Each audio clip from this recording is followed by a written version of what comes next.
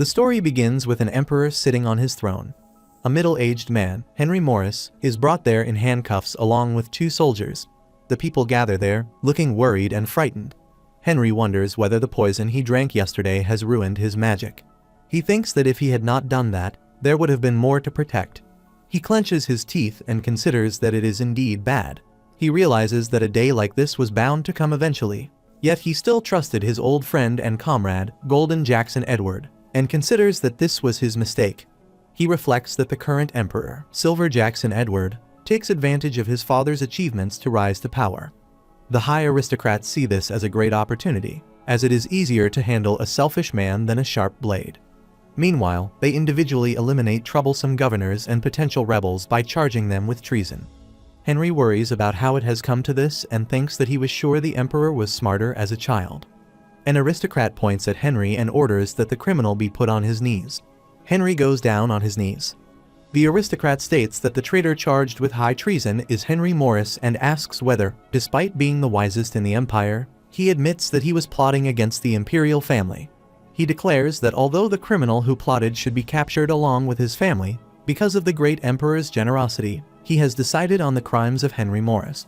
Henry looks at him in frustration, and everyone becomes frightened at that moment.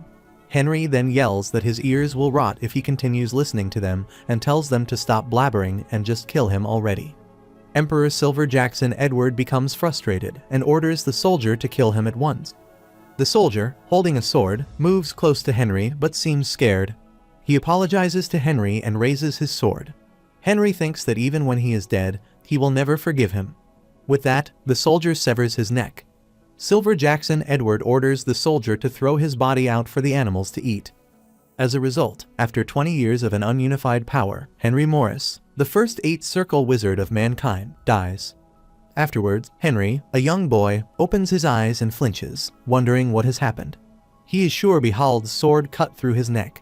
He notices a body of hen and a worn-out book in his hand and wonders what it is. Seeing the word necromancy in the book, he realizes that he was involved with necromancy. Then, seeing a mirror, he moves toward it and, looking at himself, wonders whether this is a dream. He pinches his cheek and thinks that this makes no sense, questioning what exactly the previous owner did. He reflects that necromancy is dark magic and wonders where and how the man acquired this magic and what he was doing with it. Looking around and observing the surroundings, he wonders where he is.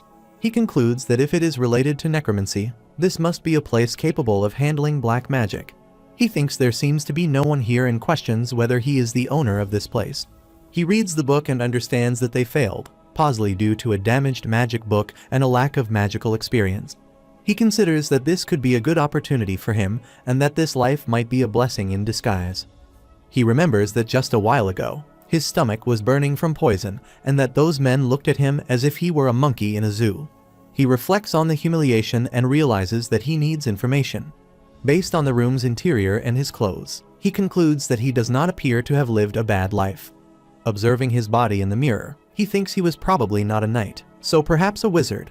He sits and begins to practice magic, reasoning that if he is a wizard, a circle should be drawn on his heart. He tries hard but feels nothing and cannot sense even the basic first circle. He notices that he has no circle and that his body is out of shape, wondering what the previous owner did. He decides that first he will create the circle, then gather information. He reasons that whatever the man did, he must have earned some money from it. He recalls that he was an 8th circle wizard and the Empire's Grandmaster, and concludes that even if this body has no magic, he should still be able to draw the first circle. He sits against Ares and works hard to draw the circle. He tries hard to form a magic circle and finally creates it within his heart. The first circle is complete. He opens his eyes and says that it is good enough, wondering how much time has passed and deciding to leave it like that for now. He thinks about Silver Jackson, noting that he is like a child. He recalls the moment he sits before Silver Jackson Edward, who blackmails him by threatening to kill innocent children if he does not drink the poison. For the sake of the children's safety, he drinks it. The locals who are captured worry about him, and afterward, he begins to vomit blood. Remembering this, he thinks that if only he were a knight, he could have stood against them even with the poison. Magic is effective and superior, but in terms of raw strength, it is not strong enough to deal with a dozen swordmasters at once. That strength, however, can be ruined by a single poison. A wizard's one and only weakness is a fragile body. If he had the body of a high-ranking swordmaster, he could drink many cups of poison and remain fine. He thinks that if he were to die, he would finally acknowledge the knight's strength. In any case, he believes the purpose of this life has now been decided. Later, he leaves the room and notices an attendant sitting on the floor outside, snoring. He mutters that since this person even has an attendant, he must be more than a commoner. The attendant wakes up, notices him, and calls him young master. He yawns, stretches, and stands in front of him. Henry thinks about the attendant's attitude toward his master and decides that something must be said. He asks what the attendant thinks he is doing. The attendant feels it is strange and asks Henry why he is suddenly acting like this, and whether he did not get enough sleep. Henry angrily kicks his leg and says that he thinks the attendant did not get enough sleep. The attendant falls to the floor and asks why Henry is doing this. Henry replies that he sees the attendant has not gotten his act together yet.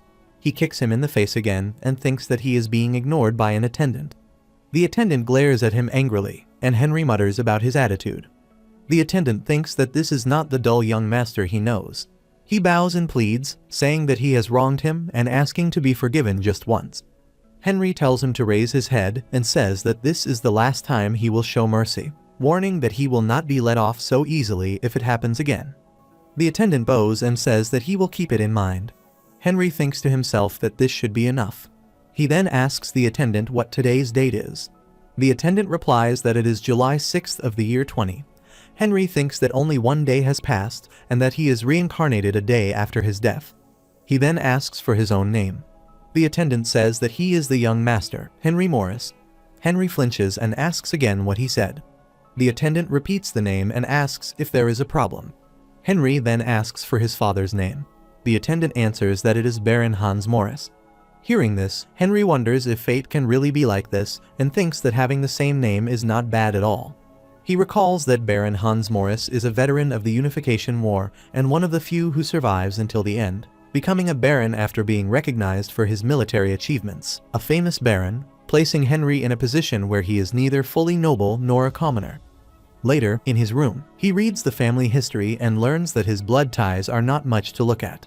His father is not greedy, his mother dies while giving birth to Henry, and the eldest son lacks talent or will and seems far from achieving anything. If there is someone close to success, it is the head of the family, Mrs. Morris, and Henry's younger half-brother, Kevin Morris. He mutters that this must be why Kevin becomes involved with dark magic. The illegitimate child is better than the heir. He thinks that he is not sure where Kevin gets all those magic tools from, but that it is a foolish decision. He concludes that he has gathered enough information. This family has no wealth, no talent, and no connections, yet it can be a fresh start. He recalls that it is the same as before, when in the small nation that later disappears, Mumbattum, he and Golden Jackson start with bare hands and create the present empire. He decides to first practice magic with this body. He has 5 hours before dawn and plans to make as many circles as he can. He is sure there will be much to do when the sun rises and thinks it would be best to get the annoying tasks out of the way first. The next morning, sun rays enter his room. He opens his eyes, drenched in sweat and completely exhausted.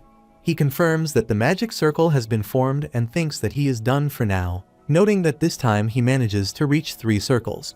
The attendant enters carrying a bucket of water. He asks whether the young master did not sleep and says that he has brought water for him to wash up, asking why he is sweating so much.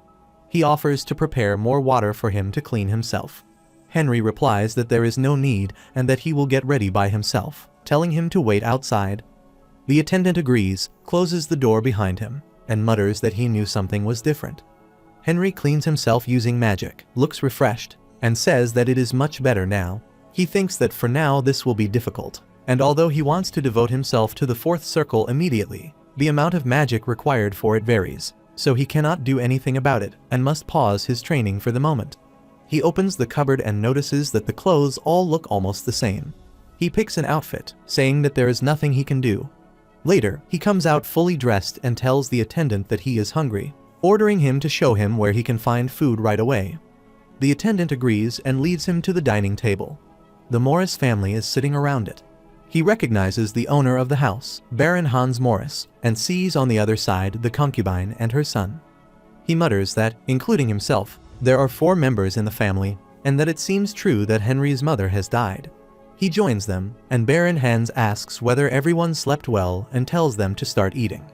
As they eat, Henry looks at the food and thinks that although they are not the richest family, they probably earn a decent amount. It is not as good as before, but it is still acceptable.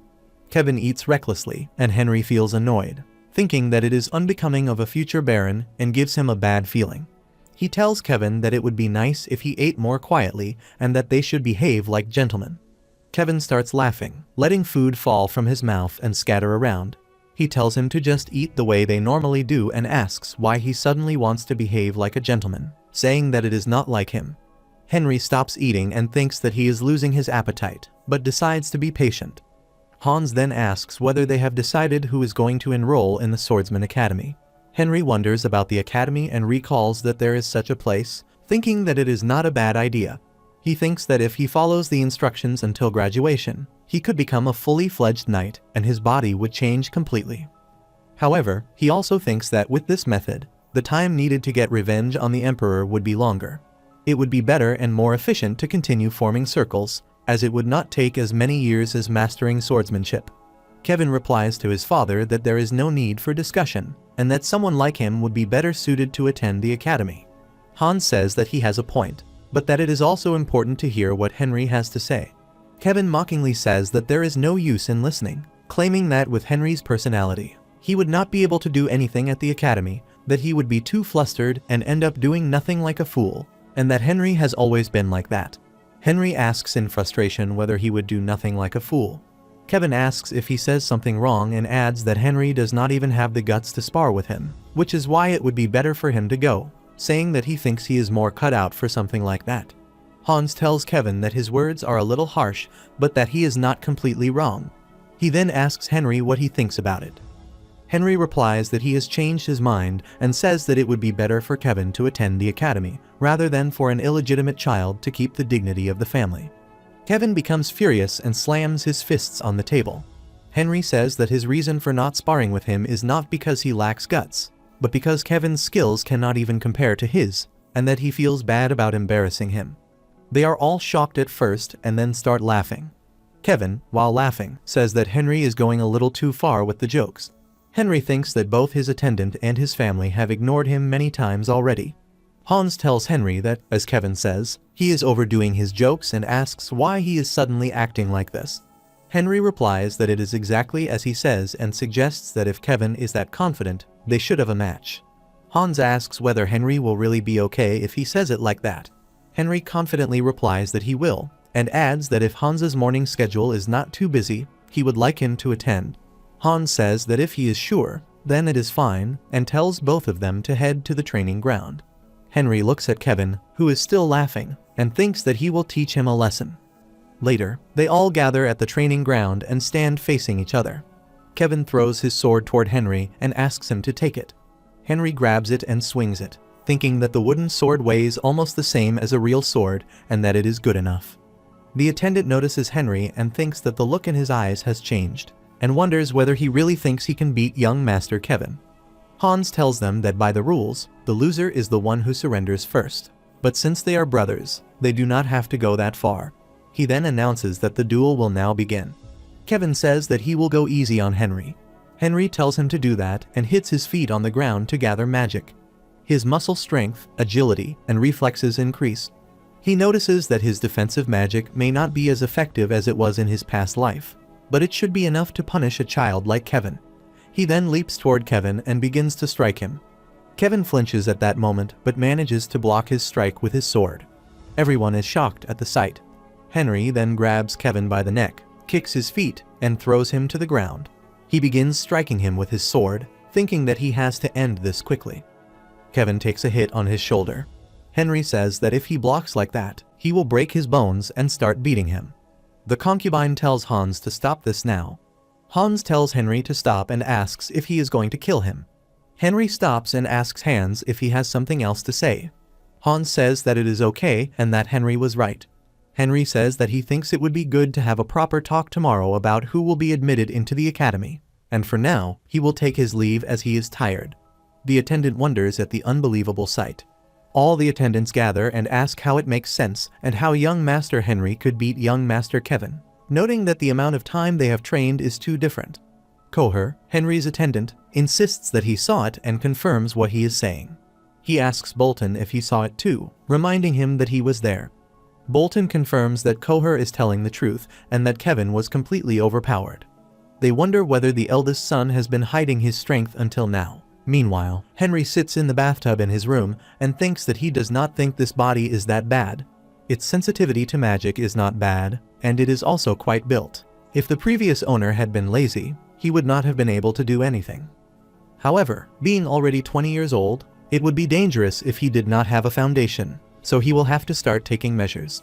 He thinks about the fourth circle and decides to try one more time, unsure whether he can restore the magic he lacks using training alone.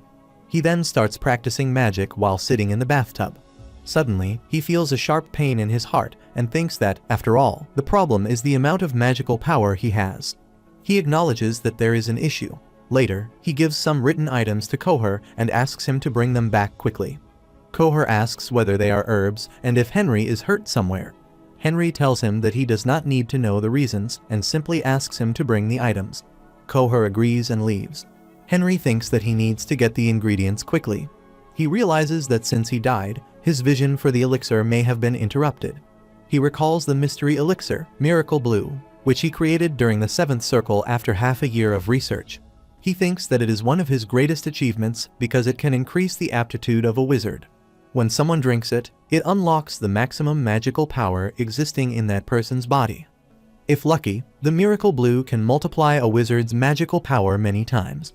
While writing down the recipe, he mutters that because he was rushed to execution, he could not even leave behind the recipe. He thinks that in case something unexpected happens, he should write down the recipe for the Miracle Blue. He recalls that no matter how miraculous the elixir is, it has shortcomings. An undiluted solution is a very strong drug and can only be used when the concentration is adjusted according to the drinker's level. He remembers that its principle is to randomly stimulate the heart to increase magical power and that it can only be used once in a lifetime. Therefore, when taken, the concentration must be adjusted as precisely as possible to match the drinker's body, because even one small mistake could cause the heart to explode, resulting in instant death. Koher comes back with the herbs and informs Henry of his return, saying that he is able to acquire most of the requested items, but that there is one he cannot obtain. Henry asks what that one item is. Koher replies that it is the last item on the list, the green crow flower. Henry asks why he cannot get it and whether it is not for sale.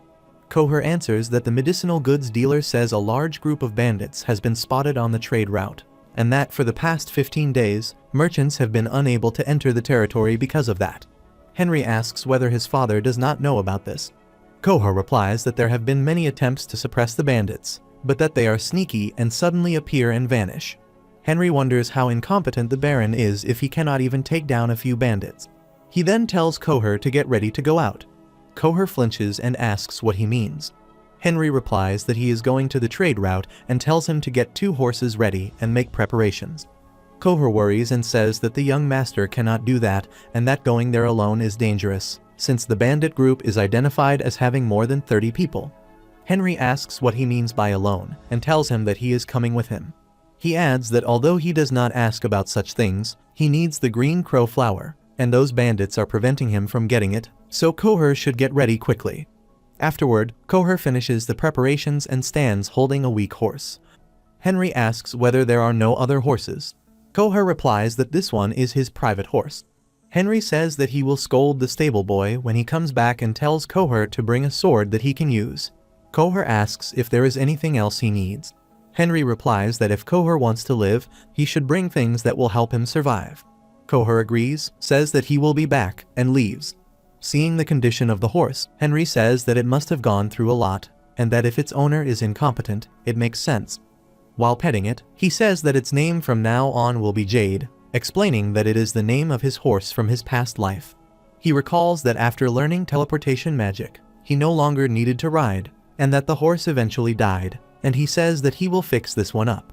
He bites his finger and recalls a perfect speed modification technique, one of the military magic techniques passed down to biologists, a secret method to modify a horse. He starts writing spells on the horse's body, thinking that to make a perfect transfer formation, one must be at least a 4th circle wizard, and that since he is not, he has no choice but to lower the level by 1 and try to make it work. He completes the spell and says that he is done. The perfect speed modification technique begins, and the horse starts to be modified and screams in pain. Henry apologizes, saying that he is lacking in many ways and cannot anesthetize it. After a moment, the modification process completes, and the horse becomes healthy and fit. Kohar returns and says that he has brought a sword. Henry says that he did a good job and tells him to lead the way. Seeing the horse, Kohar asks whether Henry switches horses while he is gone. Henry replies that it is the same one. Kohar says that he does not think so, and that it was not like this before. Henry asks whether he is saying that he is lying, and asks again whether it is a different horse from the one he saw earlier. Kohar is frightened and shocked at the same time and replies that it is the same horse. Henry then tells him to lead the way, saying that they do not have much time. Kohar still cannot believe his eyes and thinks that no matter how much he looks at it, it does not seem to be the same horse. Later, they are ready to set off, and Henry asks Kohar whether he has prepared everything he told him to. Kohar replies that he has, but adds that if the master and madam find out, they will be in big trouble. Henry says that they are just borrowing the items, so there should be no trouble. Kohar hesitates, but, frightened by Henry's glance, says that he understands. Henry tells him to take good care of the items, warning that it would not be good if even one were lost. Then they both leave. On the way, Henry tells Kohar to put on more jewelry and to wear 2 earrings as well, saying that they have to attract the bandits. Kohar hesitates, says that he has never worn earrings before, but he still puts them on. Henry says that it is good enough and tells him to go on. When they reach a certain point, Henry says that they can slow down from there, explaining that their goal is to become the bandits' target. Kohar, still afraid, says that they can still go back and that the rumors about the bandits are very bad. Henry says that he will take care of it and adds that since they are together, it will not be too shameful even if they die in this situation. Seeing Kohar's expression, he says that he is joking. Then the bandits appear and completely surround them. Henry mutters that they appear rather quickly, and that although he knows they are good at shadowing, they are more careful than he thinks, and that he cannot even feel their presence. The bandit leader steps forward and asks what they are doing, saying that it feels as if they are asking to be captured and taken away. Henry asks whether he is the leader. The man asks what if he is. Henry says that he must really want gold if the leader comes out himself. The leader replies that no thief would refuse treasure and tells them that if they hand over what they have, the clothes they are wearing, and the horses they are riding, their lives will be spared. Kohar asks the young master what they should do, saying that it looks like there are more than 20 of them. Henry tells Kohar that everything will be over by the time he wakes up from his nap. Kohar does not understand and asks what he means. Henry then strikes his neck with a hand technique, causing him to faint and fall to the ground. Henry dismounts and tells Jade to wait there patiently. The bandit leader smirks and asks what Henry is doing. Henry replies that he makes Kohar sleep because he would have been a bother. The leader asks whether he plans to take all of them by himself and orders his men to kill him. Henry counts them and asks whether there are only 25 of them. The bandit leader tells him that paying attention to such things when about to die means he is crazy. Henry replies that they will see who the crazy one really is. With a snap of his fingers, Henry places a jelly-like material over their heads, completely blocking their mouths. He says that he does not need to dirty his hands just to deal with a few bandits. With that material, they all collapse. The bandit leader struggles to free himself. Henry then gathers fire in his hand. The bandit leader is shocked when he sees it. Henry throws the fire, and it moves behind the leader, burning the forest. The bandit leader cries and admits defeat. Henry tells him that if he sees their faces around there again, they will not make it out alive. Later, Kohar wakes up in distress and asks what happened to the bandits. Henry replies that he thinks they all ran away. He mounts the horse and tells Kohar to make sure nothing is forgotten, and says that they should go back. When they return, Kohar puts all the jewelry into a bag and says that he will go and return everything. Henry tells him not to lose anything, and not to steal any of it. Kohar says that he will not. Henry then goes to return the horse and asks the stableman for permission to take a look at the stables. The stableman agrees. Meanwhile, Kevin regains consciousness and asks his mother what happened. He remembers everything and asks whether he really loses. His mother scolds him, asking what kind of training he has been doing to be so easily defeated by someone like Henry, saying that it makes her very angry. Kevin feels ashamed and murmurs that it cannot be true and that there is no way it could happen. He says that his lazy brother, who never misses a day of training, winning against him is impossible. He clenches his teeth in frustration and repeats that it is impossible. Henry goes into the horse farm and, upon seeing a horse, asks the stableman whose horse it is. The stableman tells him that it is the Lord's horse and that they watch it with particular care. Seeing another one, Henry asks about that as well. The stableman replies that it is young Master Kevin's horse. Henry mutters that the conditions of those horses are good and wonders why his is the only one in such a state, calling it shameful. He then asks where his own stall is. The stableman hesitantly shows it to him. Seeing its condition, Henry notes that it is completely broken, humid, and damp, and says that it is not being taken care of at all. He tells the stableman that from now on, the horse's name is Jade. He says that he will consider it an honest mistake this time and overlook it, but instructs him to take good care of both the horse and its stall from now on. The stableman agrees and says that he will make sure to take good care of them. As Henry turns to leave, he adds that it goes without saying that the Lord's and Kevin's horses must also be properly cared for. He warns that if next time he comes and finds the condition of any of the horses is not good, there will be consequences. At night, at the dining table, Hans Morris asks Henry if he wants to discuss the duel that occurred that morning and asks for his opinion. Henry, while sipping tea, says that he is okay and asks Mrs. Morris what she thinks. She, frustrated, clenches her teeth and says that her opinion is not important and that they should proceed with the conversation. She adds that she will leave first and exits in frustration. Hans then asks when Henry started learning swordsmanship, noting that he has never shown that side of himself before. Henry says that it was not so much swordsmanship as giving advice to a spoiled younger brother. Hans remarks that the kid now has some humility and asks whether Henry will be the one attending the Swordsman Academy. Henry says that after consideration, he thinks Kevin should be the one to attend the academy. His father, shocked, asks why he suddenly changed his mind. Henry explains that it is a decision he came to after careful consideration following the duel and adds that if the purpose of going to the academy is to learn swordsmanship, Kevin should go since he is the one lacking ability. His father comments that his reasoning has changed since the morning, noting that Henry had previously said Kevin should not go because he was not good enough. Henry replies that he was not thinking clearly at the time and that he wanted to send Kevin there, but had a condition. His father, flinching, asks what the condition is. Henry says that although he is giving up on attending the academy himself, he does not want to waste such a huge opportunity. His father asks what he is suggesting. Henry explains that he just wants to lightly test Kevin and asks that if there are any complaints against him, Kevin should be sent to him. Hans remarks that Henry sounds like a stranger now, but agrees to the plan. Henry thanks his father and adds that, based on rumors he heard, the bandits have disappeared. His father, shocked, asks if he is talking about those bandits. Henry confirms that the merchant said they have not seen the bandits anymore. Hans says that since the weather will be good tomorrow, he will send some people to confirm this. Henry says that if there is nothing else to discuss, he will take his leave. Later, someone knocks on Henry's door, and he asks who it is. Kevin comes in, and Henry asks what he wants. Kevin mumbles that his father tells him to come and talk about the academy. Henry walks closer and says irritably that he does not understand what he is saying and asks whether he really mumbles like a fool. Kevin says no. Henry then asks him to say it again and asks what their father says. Kevin feels scared and wonders whether this is really the brother he knows, and how he can change so much. He then apologizes and calls him brother. Henry asks what he is saying. Kevin replies that he is talking about the times he is rude to him and everything he has done without knowing his place. Henry thinks that Kevin has finally come to his senses and says that he does not know whether Kevin has heard, but he has decided to give up on going to the academy. He explains that although he has given it up, it does not automatically give Kevin a chance, since the reason neither of them can easily enter the academy is the high tuition.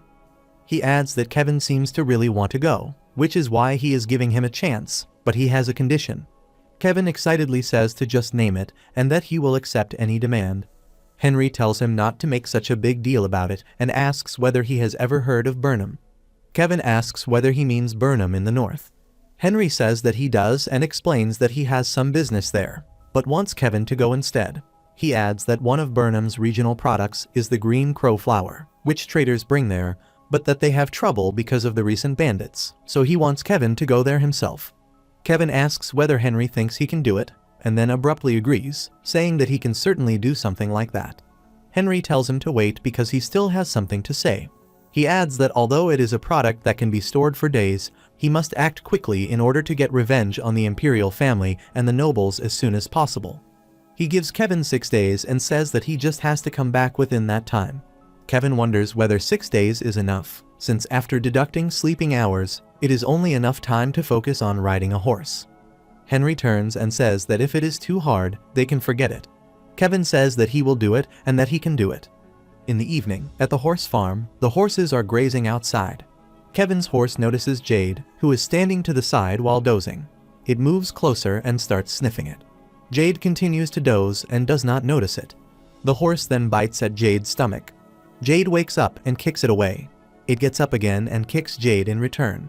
Frustrated, Jade faces it again. Kevin approaches the stableman, Vernon, and calls out to him, asking where he is. The old man, Vernon, comes out in a rush and asks what is wrong. Kevin notices his horse lying dead and asks what has happened, saying that Grand must not really be like that, and that he must be seeing it wrong. Seeing Grand lying dead, Vernon cannot believe his eyes and says that he does not understand why the horse is in that state. Kevin angrily says that if the stableman does not know, then there is no one else. Vernon bows and begins pleading, saying that this cannot be happening, asking to be spared, and saying that he truly does not know how it happened, and that he is sure the horse was fine until yesterday. Kevin shouts at him to be quiet and orders him to get another horse immediately. He mutters that everything is happening at the worst possible time and asks if there are no other good horses around. He then notices Jade and says that he will take that one. Vernon tries to explain about the horse, but Kevin orders him to be quiet. Kevin grabs the reins, but Jade starts kicking at him. Vernon pushes Kevin aside to protect him. Kevin asks what is wrong with the horse. Vernon tells him to calm down and says that the horse belongs to Master Henry. Kevin, shocked, wonders how it can be Henry's horse, thinking that Henry's horse was dull and weak. Vernon says that regardless of the situation, the horse belongs to Master Henry, and adds that if Kevin urgently needs one, he should ride the emergency horse instead. Kevin thinks of Henry and, in frustration, punches the wall. Later, Kevin sets off on his journey.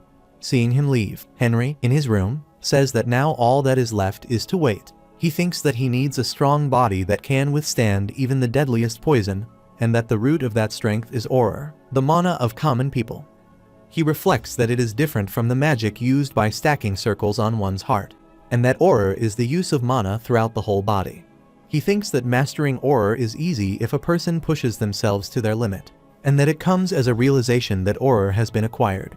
He recalls that in his past life, his father asked him about learning swordsmanship so that his weak body could become stronger, and he feels annoyed by his useless body now. Later, he goes to the guard's manor and tells Kohar to come and pick him up again when lunch is ready. He thinks that, according to his family tree, there are 2 sword masters in the Morris family. One is the lord of the mansion, his father, Hans Morris, and the other is the one in charge of the family's security and the manor, the head of the guards, Byrne. He thinks that the head of the guards is a sword expert and wonders whether he should go and see how great he is. As he enters, he notices that no one is there and says that it is quieter than he expected, and wonders if everyone is on duty at the castle wall. A girl notices him and asks if it is the young master. He tells her to forget formalities and asks if she knows where Lord Byrne is at the moment. She says that if he means Lord Byrne, he is currently in the backyard of the guard's post. He acknowledges this and moves to the backyard. Seeing him, Byrne says that if it is not the young master, he asks what brings him to that shabby place. Henry greets him and says that he has come to ask for a favor. Byrne asks what kind of favor it is. Henry says that it is about teaching him swordsmanship. Byrne is shocked on hearing this. Henry asks why he is so surprised and says that he wants to start swordsmanship training starting that day. Byrne says that the young master previously said that there is no meaning behind swordsmanship. Henry says that he has changed his mind and asks whether Byrne can train him or not. Byrne happily says that he is very glad to see the young master finally take an interest in swordsmanship and asks if he is finally preparing to be the successor of the Lord. Henry becomes puzzled and says that it is not exactly that. Byrne says that there is no reason to be embarrassed and asks if he may ask a question. Henry tells him to feel free to ask.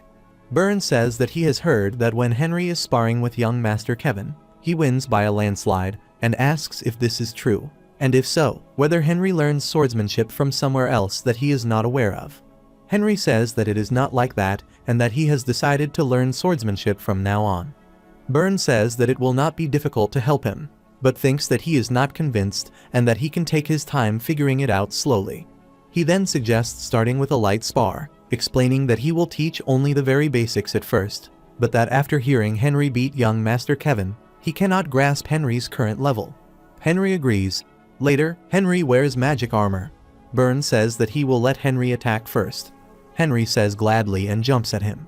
Burn stands still as Henry comes at him. Henry points his sword at Burn, but Burn dodges and begins to kick him in the stomach. Henry blocks the knee with his hand. Burn wonders about Henry's power and thinks that it has to be a coincidence. Burn then wields his sword, which Henry dodges by bending down. This shocks Burn, and Henry then lands a strike that Burn blocks with his sword.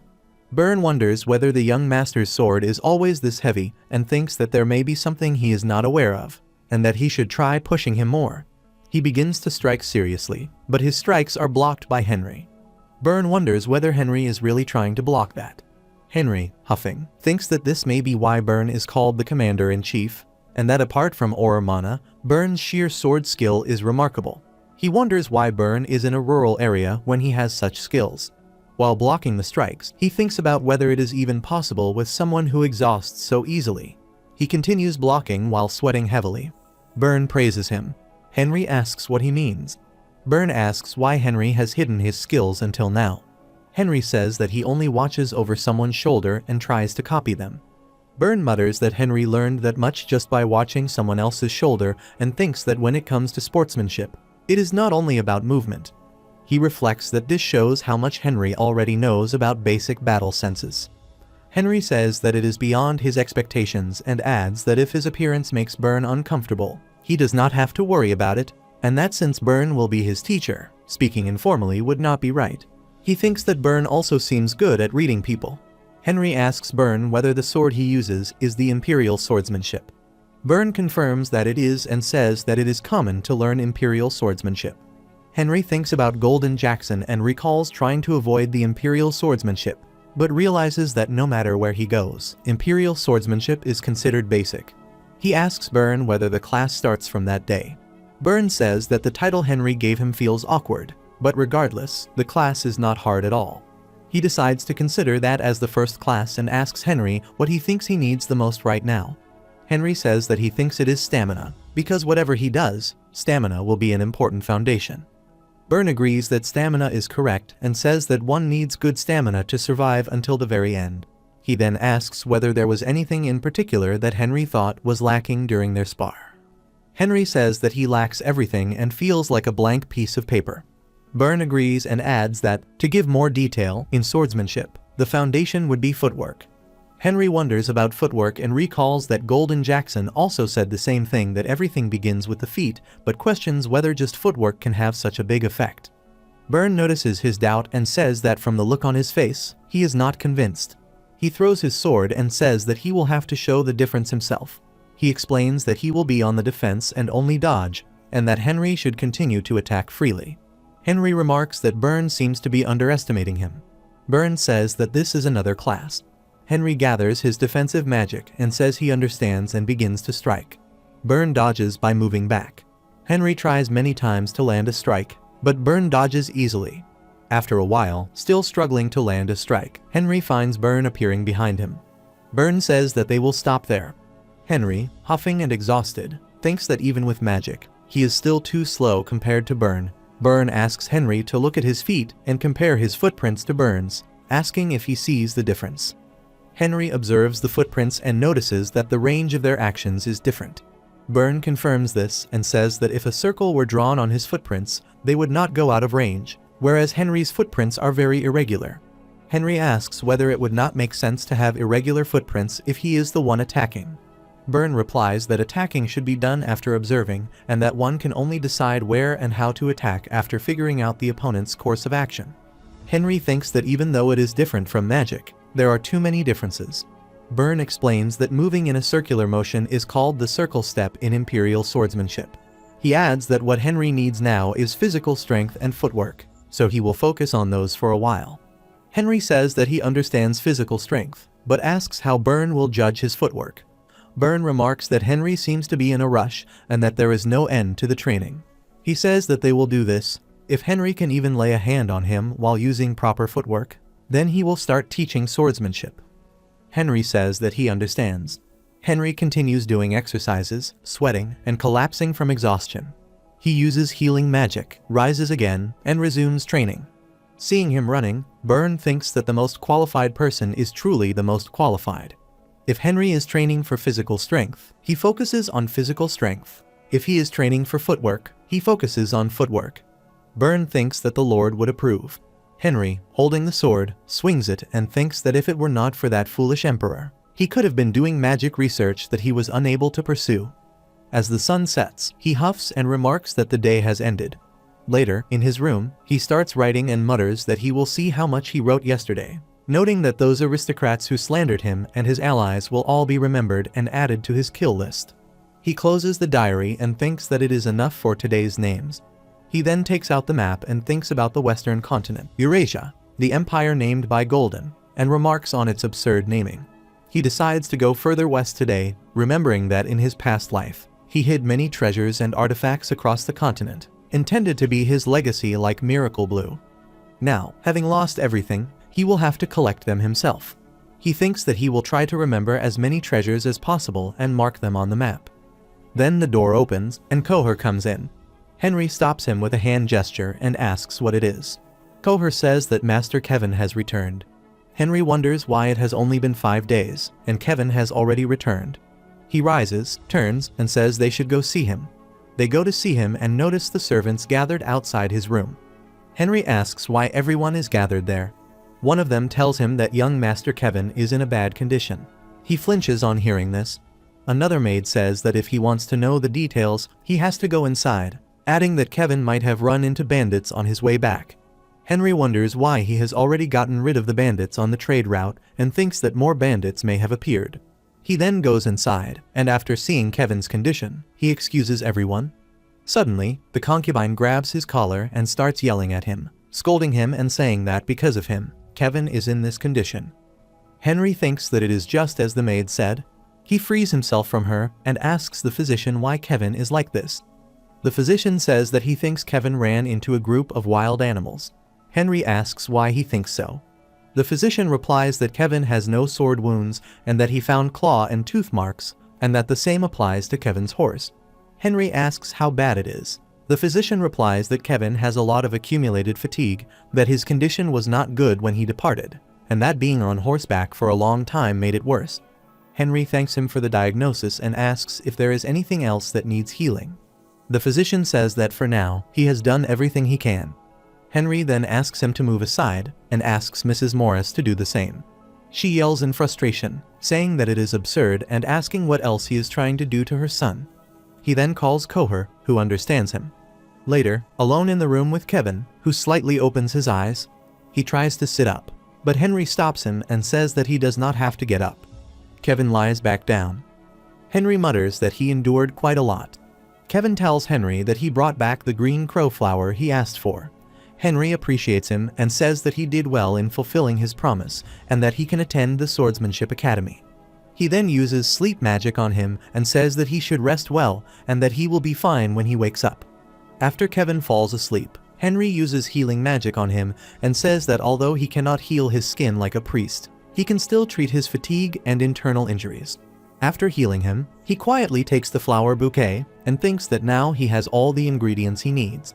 He then leaves with Coher. At night, in his room, Henry prepares the elixir, muttering that the smell brings back memories and that it has been a long time. He thinks that even though it was a medicine made for the annual ritual of the tower's young disciples, other wizards are now surely creating similar elixirs after his death, but that those would be fakes. He notes that after freezing and boiling it several times, the color has changed, and the smell has finally started to change as well. He thinks that now he only has to adjust the concentration to fit his body, and that if he does not, his magic power could explode in his heart. Although he is going to drink it as it is, He thinks that the side effect of a magic explosion is caused by the inability of the drinker to control the effects of the ingested undiluted solution, and that, in the end, it is a matter of ability. He reflects that magic control is not based on the physical body, but on mental strength and sensitivity, and that since he already has experience with 8 magic circles, he should have enough control over the effects of an undiluted miracle blue solution. Still, he cannot help but shake and thinks that theoretically it should be perfect. He then begins to drink it. After drinking it, he puts back the bowl and says that it tastes fishy. Suddenly, his whole body becomes so hot that it feels as if it will melt. Heat is released from his body, and he sweats heavily. He then sits on the floor and starts meditating to create the circle. After a while, the heat is still being generated, and the circle starts forming. He says that this is the strength he wanted and asks to be given more. While awakening, he wonders that compared to the pain he felt when awakening the 8th circle, this amount of pressure is nothing. As the circle generates, he mutters that a circle seems to be emerging and finds it unbelievable, questioning how this is happening and whether 2 gates have opened. He realizes that a 5th ring has been made from the 4th one and thinks that he did not expect the miracle blue solution to work so well. He notes that with the 5th circle, he has already become a sorcerer. He reflects that the 5th circle domain is one that some cannot achieve even after training their whole lives. He recalls that at the Magic Tower, wizards who reach the 5th circle are not called wizards but sorcerers, and that sorcerers possess power greater than 100 soldiers combined and authority equivalent to knights. He wonders whether he can form another ring, but concludes that the formation of 2 rings seems to be the end, and that starting from the 6th circle would require much more concentration. He sniffs his clothes and notices that they smell terrible, wondering what the smell is and whether it is coming from him. He changes his clothes and notices dirty patches all over them, realizing that they are not simple sweat stains. Despite the suit having been freshly laundered with clean magic, it looks as though it has not been washed for years. Looking at himself in the mirror, he notices his modified body and realizes that it has awakened. He reflects that awakening is a phenomenon that only occurs to those who deal with magic, where the magic in one's body becomes concentrated beyond its limit, and the body evolves to receive more magic. He notes that although the evolution differs for each person, the skeleton often becomes more refined and muscle growth increases, resulting in a stronger body. He realizes that the waste expelled from his body during awakening causes the filth on his clothes. He cleans himself with magic and says that he does not need to be beaten up for strength training for a while. Kohar then comes in and says that breakfast is ready. Kohar is shocked upon seeing him and mutters that the young master is now taller than him. While following him, Kohar wonders what has happened, thinking that Henry used to have a boyish image with a small body, yet now has changed into a strong young man within one night, and wonders whether it is because of the ingredients he prepared before. As he comes to the dining table, everyone wonders what has happened to him. His father asks what has happened to him and why his body has become bigger. Henry replies that he does not know himself and that he wakes up like this. Meanwhile, at the training ground, Byrne also wonders and says that all he can say is that it is shocking.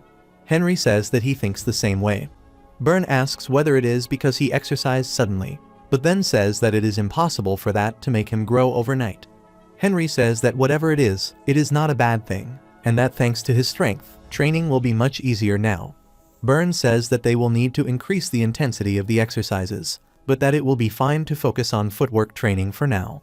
Later, he climbs onto a cliff and says that, as expected, fresh air is the best, and asks whether they should head down.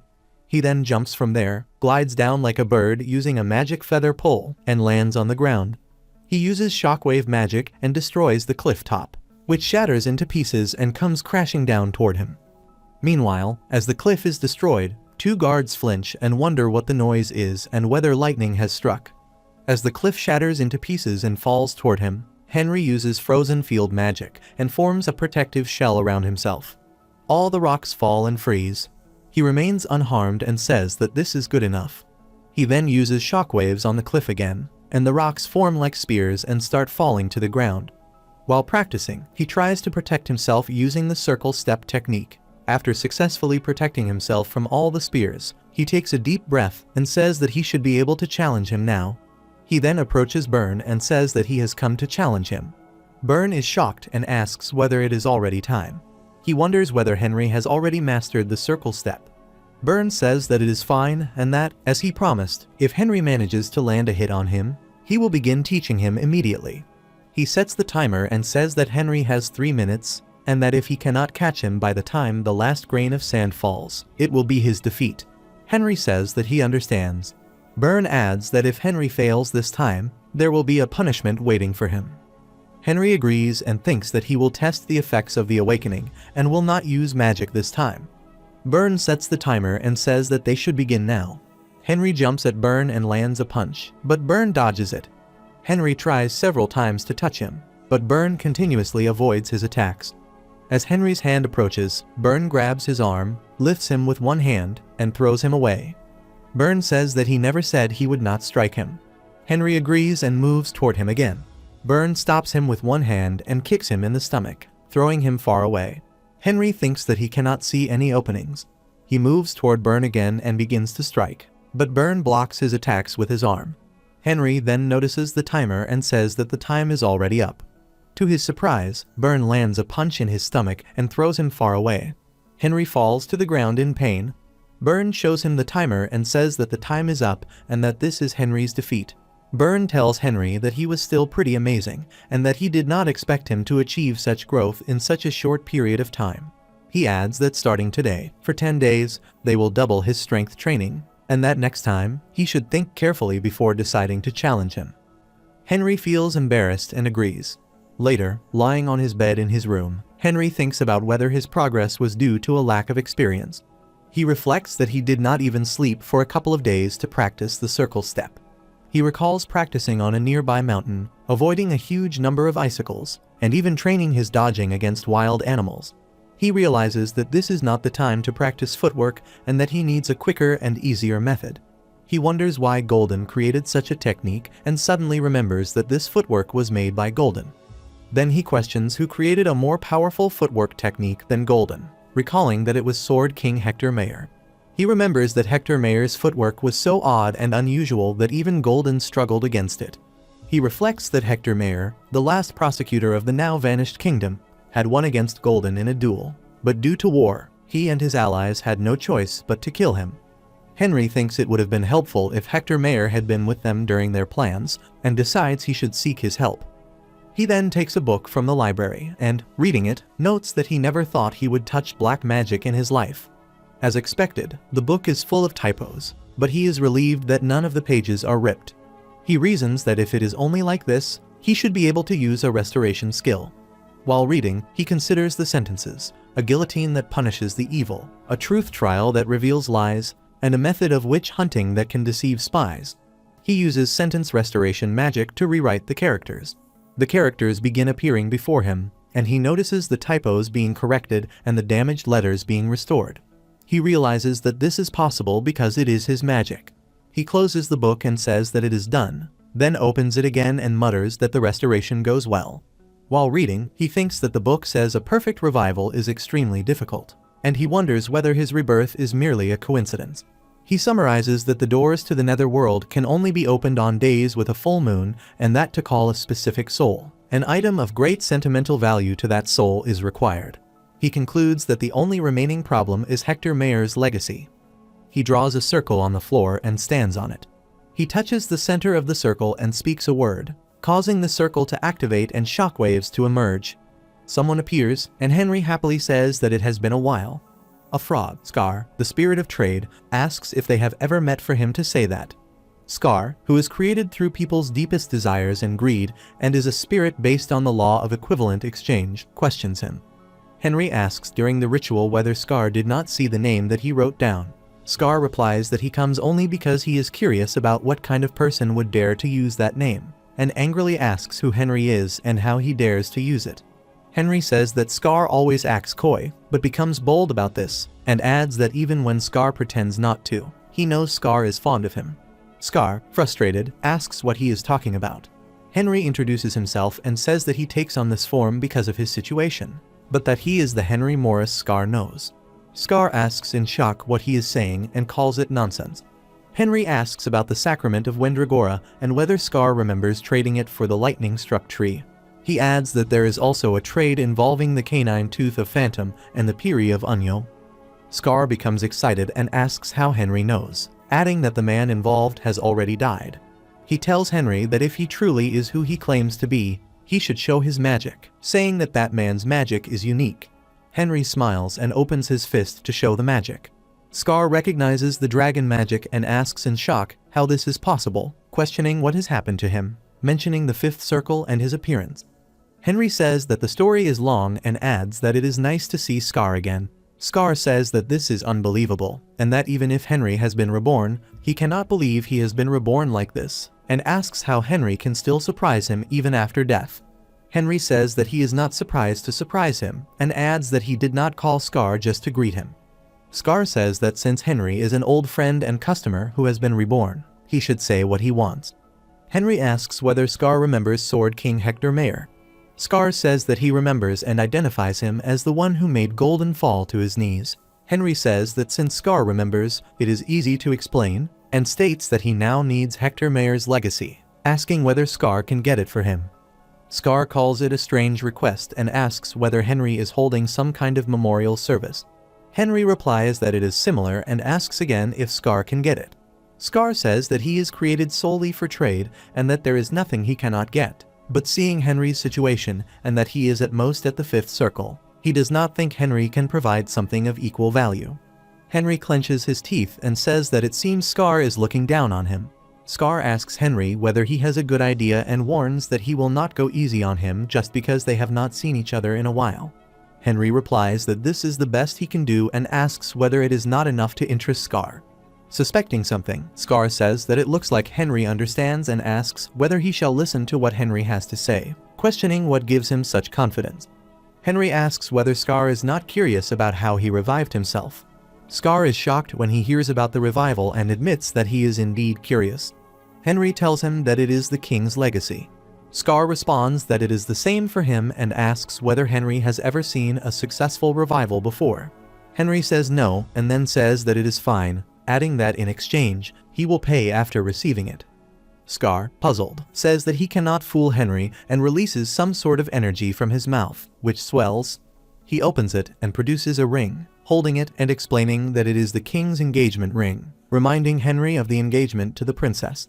Henry confirms that if it is the engagement ring, then nothing else is needed. Scar gives it to him. Henry cleans the ring with magic and grabs it. Scar mocks him for acting clean. Henry says that there is still too much saliva and then holds the ring, explaining that it relates to black magic and the secret of resurrection. He says that on the day of his execution, he regained consciousness in a random room and noticed a book of necromancy and a dirty chicken in his hand. He explains that this body was from the previous necromancy, and that although he thinks their attempt failed and the original soul was wasted, he became its replacement. Scar wonders whether that is even possible. Henry says that after completely restoring the necromancy book and reading through it, he realized it was not the same experience he had gone through, and concludes that it was just a strange coincidence. Scar asks further questions, but Henry says that is all, that a kid's mistake brought him back to life, and that is all he knows about resurrection. Scar, frustrated, angrily says that Henry is doing it again. Henry asks what his problem is, saying he was just being honest, and questions whether Scar expected something else. Scar admits that he forgot what kind of person Henry was since it has been a long time. Henry tells him that he should not make a mistake like that. Scar, frustrated, tells him to shut up and comments that even after being reborn, a person's nature cannot change. Henry, with a devilish smirk, says that he has learned something new. Scar spits close to him and disappears. Henry observes that Scar is a cute fellow and, seeing the ring, hopes there are no hard feelings. At night, he still sits in the circle, holding his injured wrist. He places the ring there and drops his blood as well, saying that this should be enough. He casts some magic spells, and the circle activates again, with a strange energy emerging from it. He struggles to hold on and notices a door, recognizing it as the door of the netherworld. It starts opening, and someone appears from it. He recognizes him as Hector Mayer, who appears before him. Hector opens his eyes and remarks that it has been a while since he has smelled this fresh air, and asks where he got that ring. Henry, holding it, says that he had it the whole time and greets him, addressing him as Lord Hector. Hector angrily asks whether they have met, claiming that he has never seen him before. Henry says that they had a pretty intense meeting and introduces himself again as Henry. Hector asks whether he means the old wizard Henry. Henry confirms, and Hector says that he cannot be fooled, insisting that he is nothing like the guy he remembers, and asks why he is impersonating him. Henry explains that it is a long story and that even with all the evidence, Hector still needs an old-fashioned explanation. He tells him that he is indeed Henry and that he experienced death and was later revived through black magic. Hector asks about black magic, noting that Henry is not an ordinary wizard and that he did not know he could handle black magic.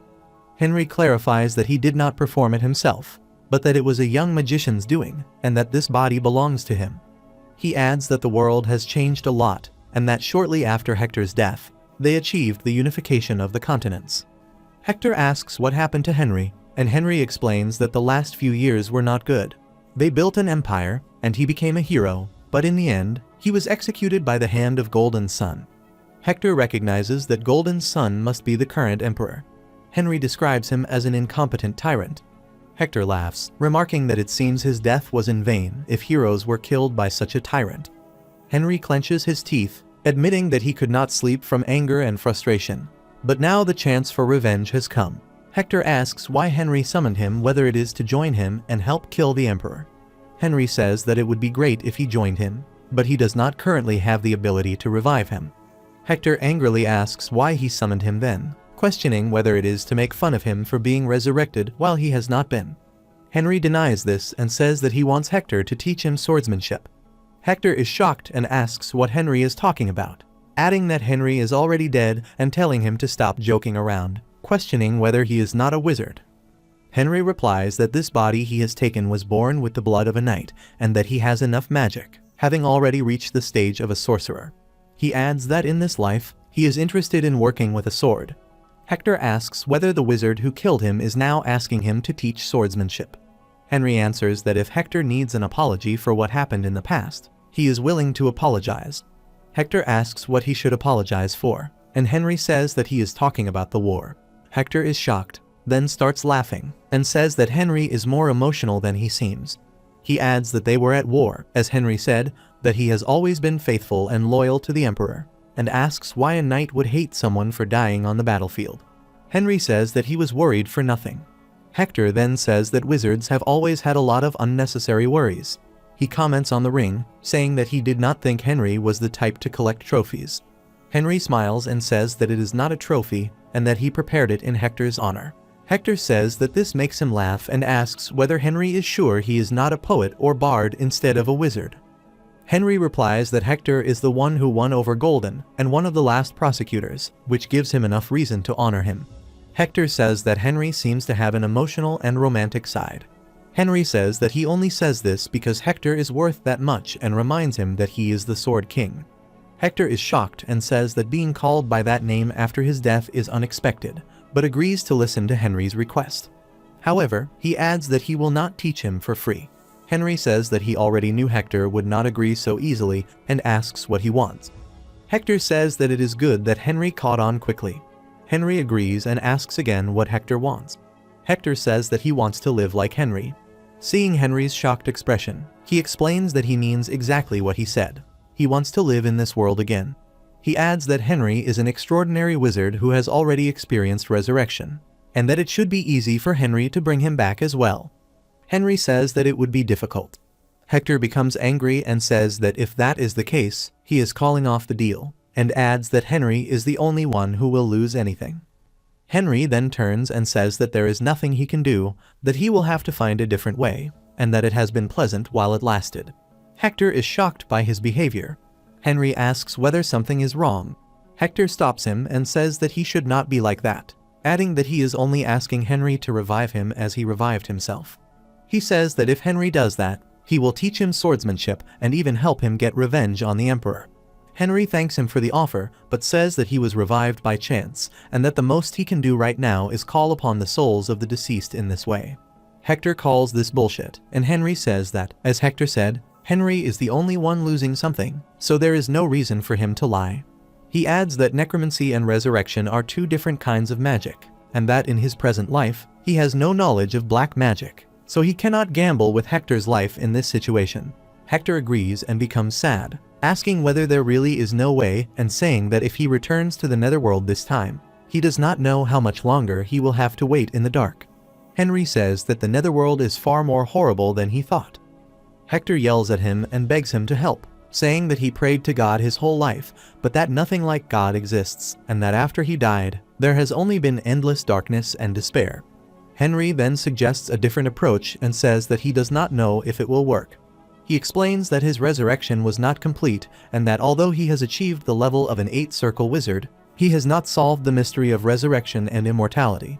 He says that black magic could be different and asks whether Hector has ever heard of necromancers. He explains that rumors say necromancers have the power to bring back the dead and make them undead. Hector asks about the undead, and Henry explains that it is the same concept as liches but supposedly different. He says that liches pursue immortality after death and live in restricted territories, and adds that while they may look like liches, they are still humans. He explains simply that they are to wizards what sorcerers are, and that they may be able to bring humans back as the undead. Hector asks whether Henry is telling him to become undead. Henry says that this is only the primary method for now, and that if they find and follow such necromancers, they may gain information about resurrection. He tells Hector to think about it and says that even crawling on the ground would be better than remaining in the dark. Hector agrees and says that being undead would certainly be better than being in the dark, but warns Henry not to forget his promise and says that if Henry breaks it, he will place a curse of death on him as severe as his own. Henry asks what he means by a curse, then says that Hector does not have to worry and that he will make sure to keep his promise. Then Hector's ring begins glowing in Henry's hand. He notices it and wonders what is happening. Hector says that he put a curse on the ring, and since he does not have anything else right now, he felt he had to do it, so Henry should not be too upset about it. Henry wonders about it and says that he will call Hector here every full moon at night and that he will be expecting him. Hector agrees and says that he is giving everything in advance and that there is no need to wait. They can start the training immediately. Henry thinks that this is why black magic is dangerous to work with. He brings Hector outside to the training ground. Hector asks whether Henry is learning imperial swordsmanship during the day and wants to learn his swordsmanship at night. Henry says that it is his only choice. Hector warns that it is going to be tough, since the more Henry learns things like swordsmanship, the more his body becomes accustomed to it. Henry says that he will just have to learn both at the same time. Hector laughs and says that rather than just talking about it, it would be better for Henry to experience it. Hector starts running and tells Henry to follow him and stand in a certain position. Seeing Henry stand, Hector says that he has a good posture, but since he is already familiar with the circle step, this will not be easy. Henry says that he will just have to try to ask what the name of the footwork is. Hector replies that footwork should just be footwork and questions whether it really needs a name. Henry then says that he will call it Hector's step, based on his name. Hector agrees and starts running. Henry, shocked at his speed and struggling to follow, thinks that this footwork is much more irregular compared to the circle step and that it feels as if he is dancing. He resolves that this time, he will make sure to take Burn down. As the sky brightens, Henry, exhausted, falls to the ground. Hector tells him that he should have rested for a bit and remarks that it looks like Henry really wants to kill the Emperor. Henry, huffing, asks what he means. Hector explains that hard work never fails. He may not know about magic, but swordsmanship makes a person stronger the more they practice it. Henry says that magic is the same. Hector then tells him to forget that and asks what he plans on doing after taking down Burn. Henry replies that he will focus on mastering Auror. Hector laughs and says Auror, noting that Henry has only just started taking baby steps, and comments that he is good at making people laugh. Henry insists that once he acquires Auror, he will probably become a magic knight. Hector says that now that he mentions it, that seems inevitable, and wonders if that means he will be the teacher of the greatest magic knight on the continent, adding that just thinking about it scares him. A sword master using sorcerer-level magic could be dangerous. Henry corrects him, saying it is not about using sorcerer-level magic, but surpassing a great wizard level.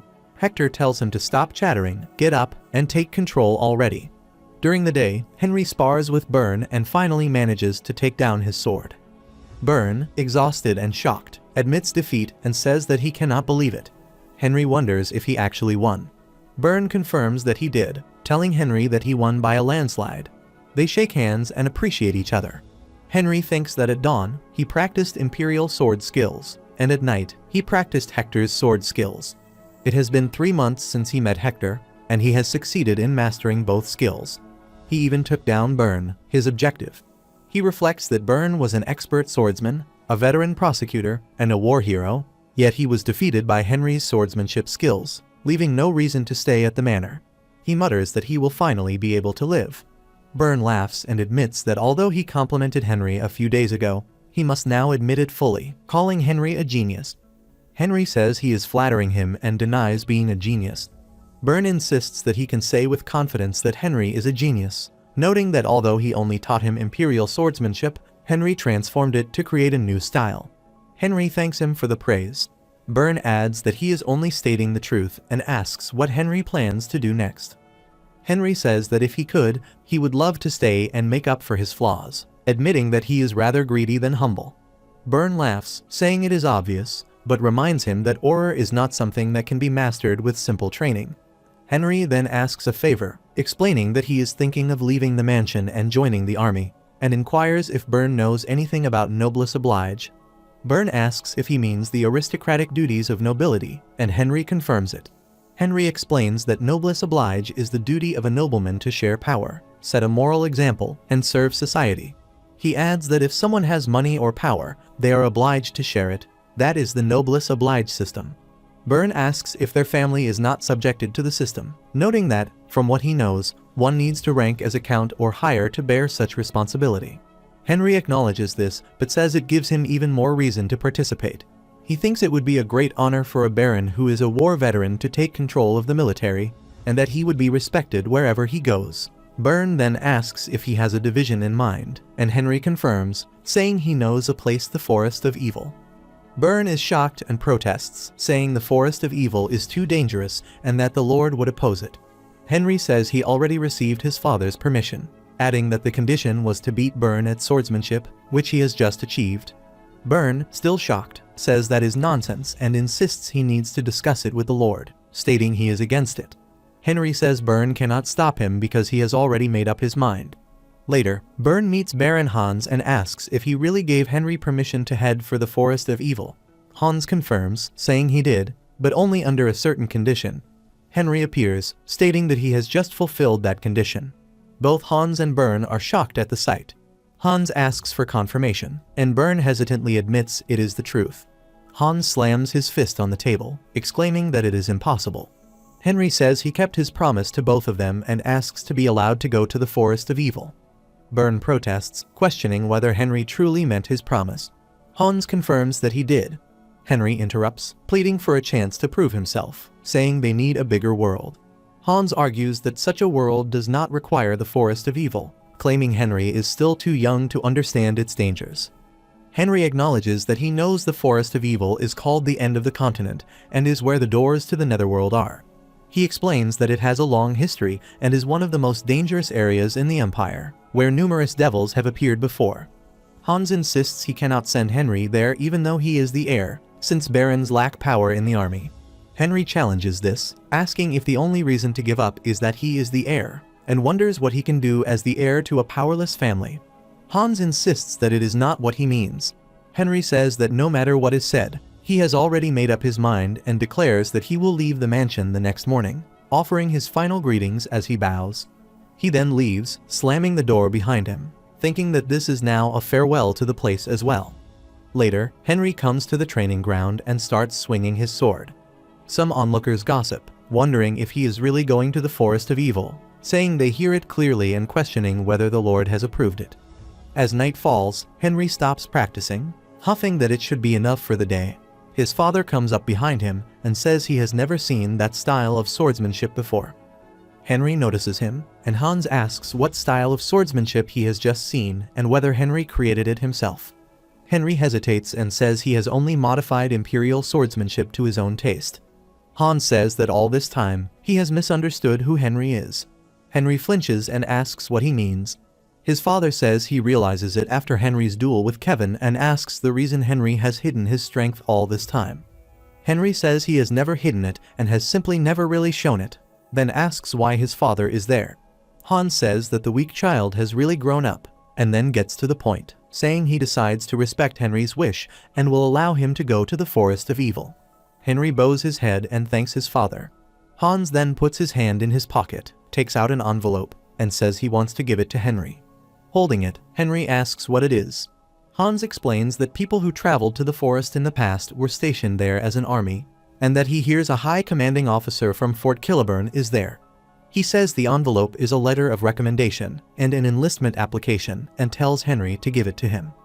Henry asks the officer's name, and Hans says he is called Esselin, who was a lieutenant when Hans was first drafted as a young soldier.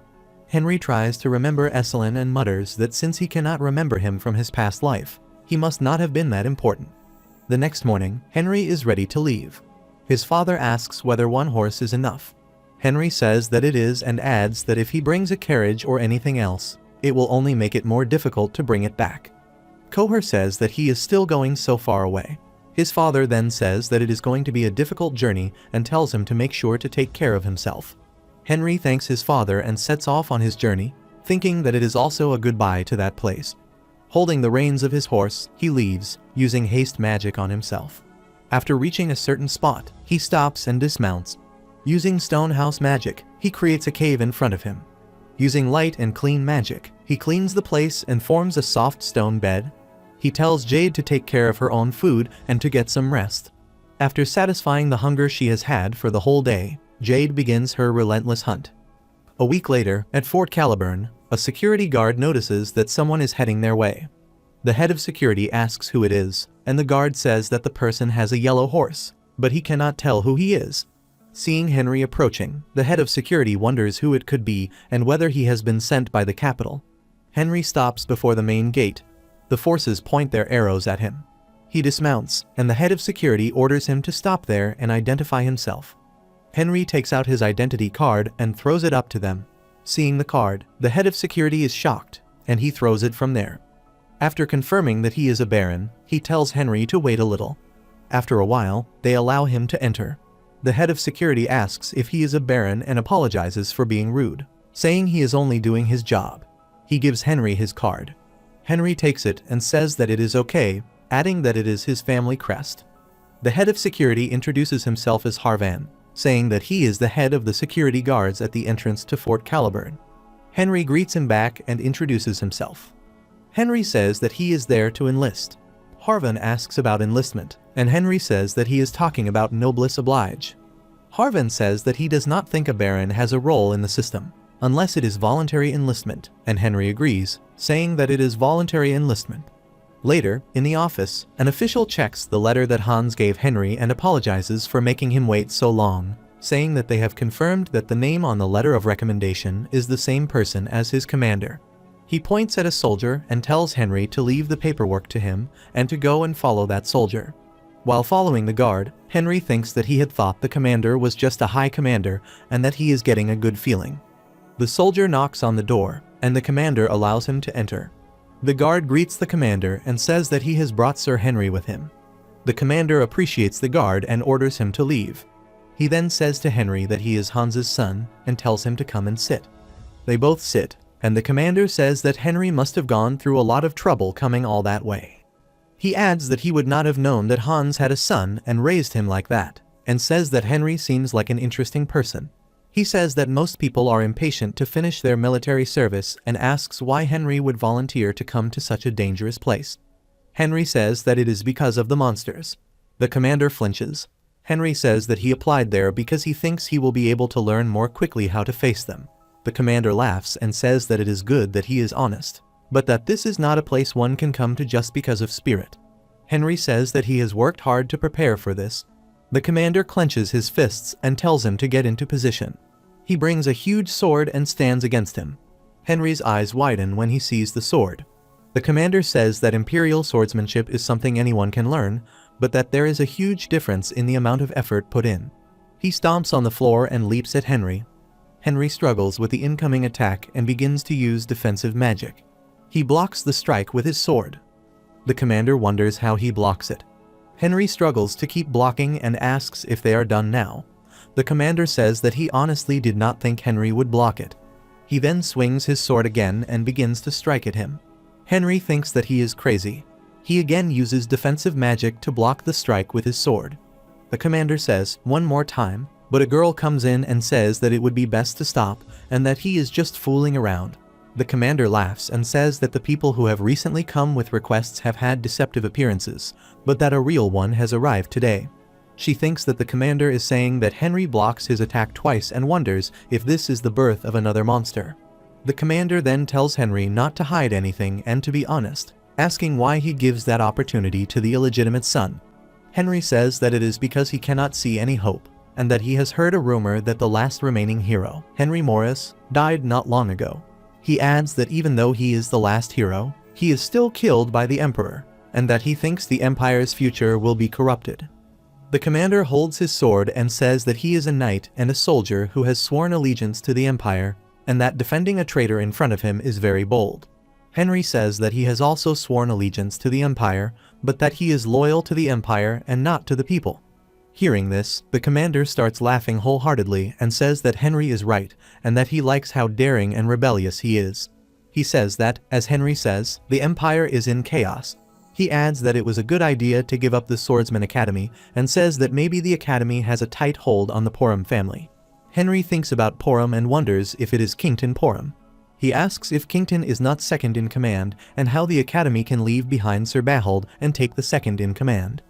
The commander says that it has been a long time since Kington became the Grandmaster and that Bahold has retired. Henry wonders and thinks that he cannot believe that he is retiring. The commander tells him that Porum has a huge hold on the academy and says that the academy, which is the key to becoming a knight, is corrupted. He then welcomes Henry to Fort Caliburn, says that he will take care of him, and makes sure that he works hard. Henry thanks him, and the commander asks if they are to take the next test. Henry asks if there is something else to test. The commander says that he has started a new hobby.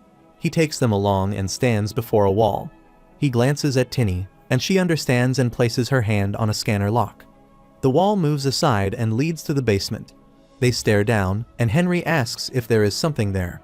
The commander says that he has recently started a fun new hobby. While taking them along, he comes before another wall and again signals Tinny. She puts her hand on a scanner, and another door opens. There is a huge ground where a monster stands alone. The commander says that it is a monster. Henry wonders if it is probably a purple Gehenna. The commander asks how Henry feels about seeing a monster for the first time. Henry asks if they capture the monster alive. The commander replies that the monster is Henry's last test and says that if Henry knocks it down, he will acknowledge him for sure. Henry thinks that it is ridiculous and wonders if it is too reckless. He says that he understands and that he just has to knock it down. The commander says to see how skillful Henry is.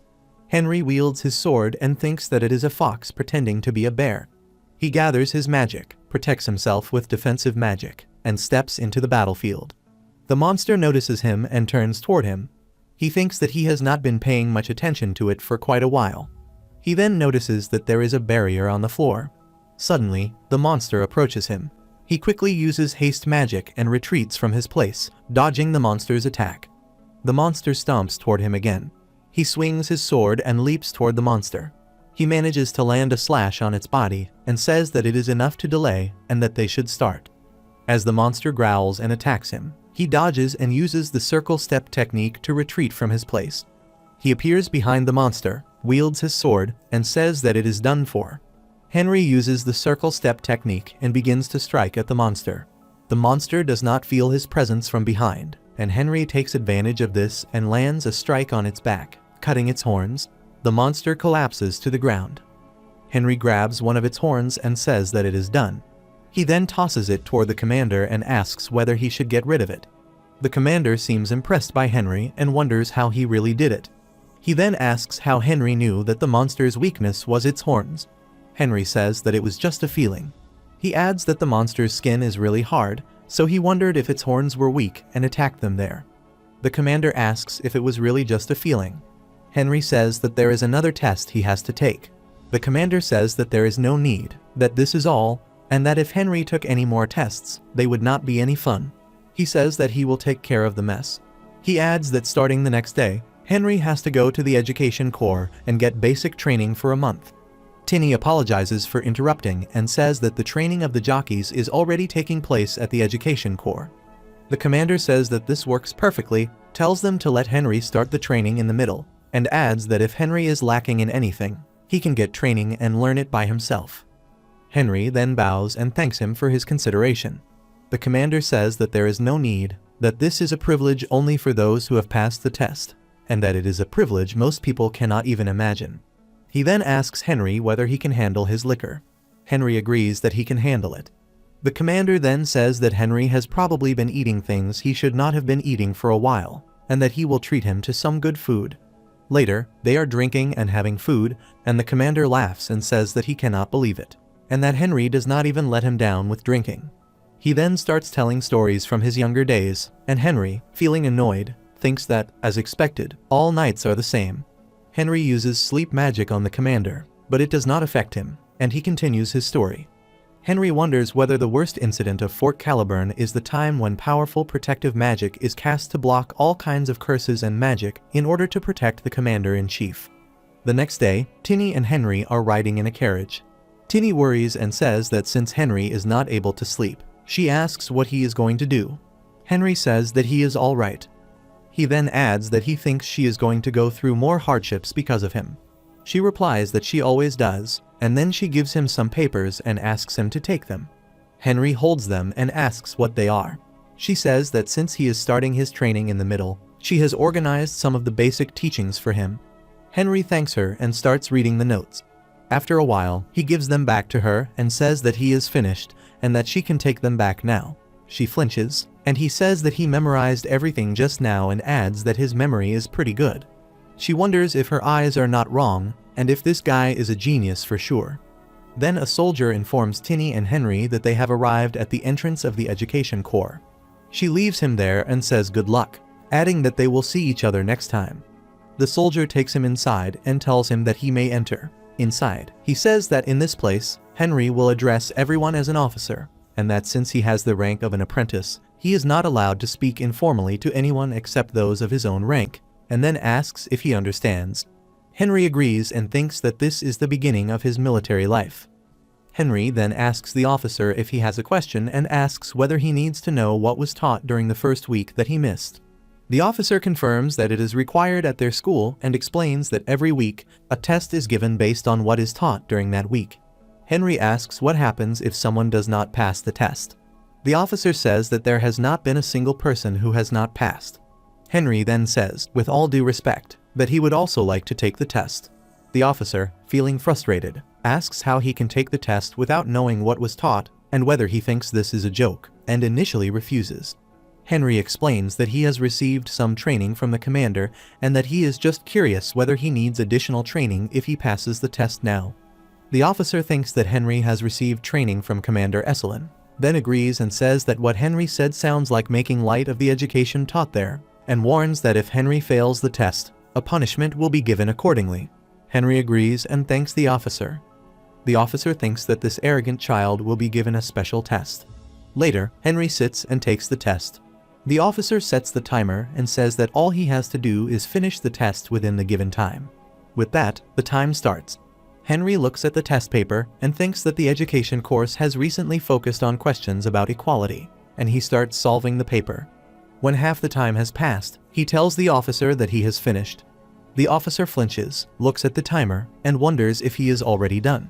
Seeing the question paper, he notices that more than half of the sand is still left and says that he will start scoring it. He checks the paper, and Henry receives a perfect score. The officer seems puzzled and then congratulates him, saying that he got a perfect score. Henry says that it is a relief and that he thought the questions were pretty easy.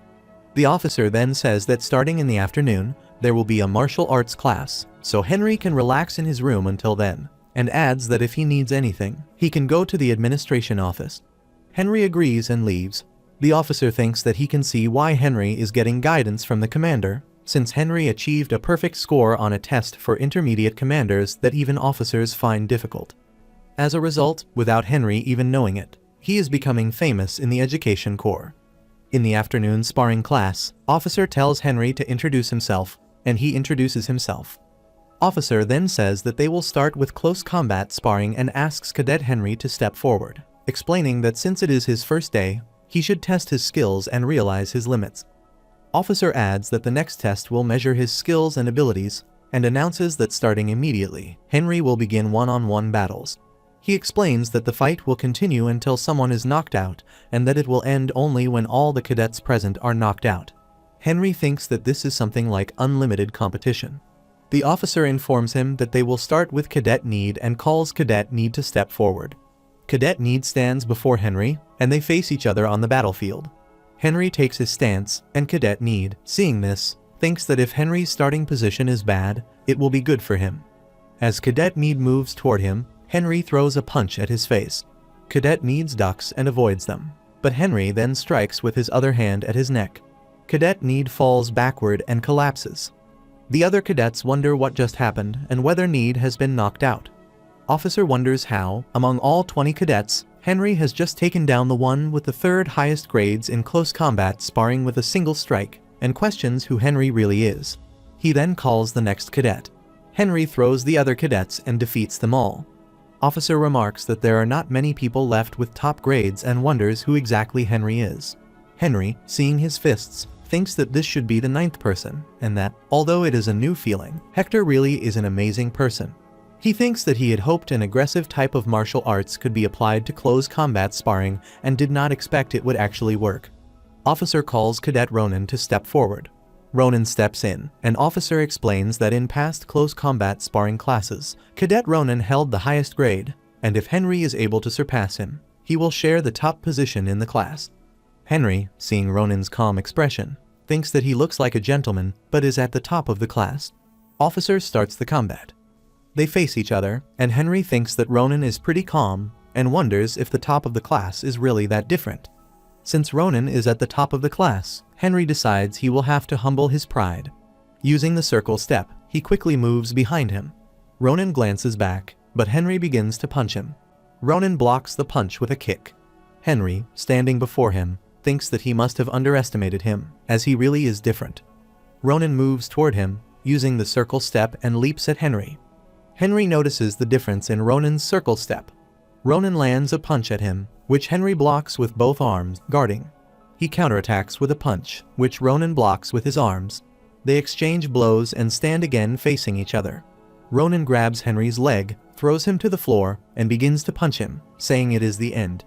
Henry wonders if he will lose like this and resolves that he will not let it happen.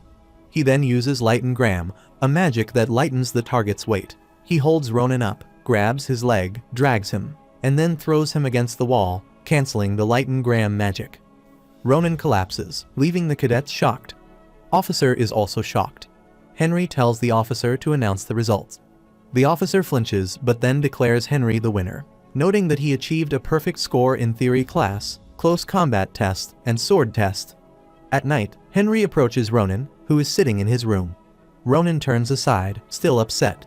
Henry asks for his name and says they should get to know each other, introducing himself as Henry Morris. Ronan shakes his hand and introduces himself as Ronan Porum. Henry flinches, realizing that he is a Porum. Henry thinks and says that if Ronan is a Porum, then Ronan interrupts and says that he is adopted into the Porum family. Ronan explains that Kington Porum defeats the retired Lord Bahold and is crowned the first sword of the Empire, taking the titles of Knight King and Grandmaster. He adds that although Kington is honorable, he cannot ignore the noblesse oblige system, and that most of the cadets there come from noble families and are gathered to serve in the military. Henry thinks that this explains everything. He sits down and says that it is no wonder Ronan is so good with his footwork, and asks if he has mastered Porum's sword. Ronan replies that it should be the same for Henry, adding that he has never seen that kind of close combat or swordsmanship before, and asks what Henry's identity is. Henry joyfully tells Ronan that they should become good friends. Ronan asks why he says that all of a sudden, and Henry replies that he just felt like saying it, and they both share a good laugh. The next day, Ronan loses to Henry again. Henry helps him up and asks whether he plans to pull out a knife when fighting a demon. Ronan remarks that Henry stands out too much, and Henry makes excuses. An officer announces that if anyone feels unfit for an assignment, it is possible to transfer, so no one should be too heartbroken.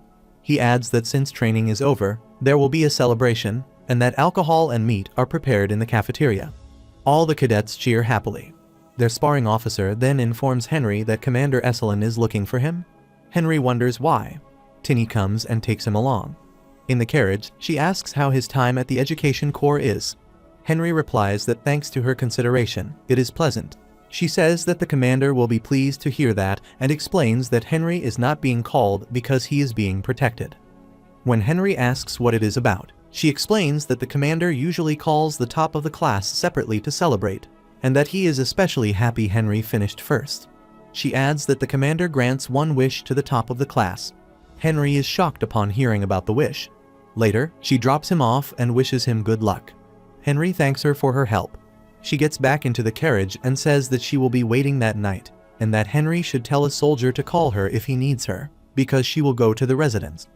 When Henry asks what she means, she says that he will find out soon enough and then leaves. Henry then approaches Commander Esselin, who happily welcomes him and says that he has heard Henry finished first. The commander explains that he has prepared drinks and a good meal, saying that since he does not know what Henry likes, he has prepared a bit of everything and invites him to sit down. He asks if there is anything Henry wants or wants to do, and adds that since he has granted the wishes of those who finished first, he will grant Henry's wish as well. Henry smiles and thanks the commander. The next day, Ronan and Henry both come to the training ground. Ronan asks Henry where he went the previous day, saying that he could not find him, no matter where he looked.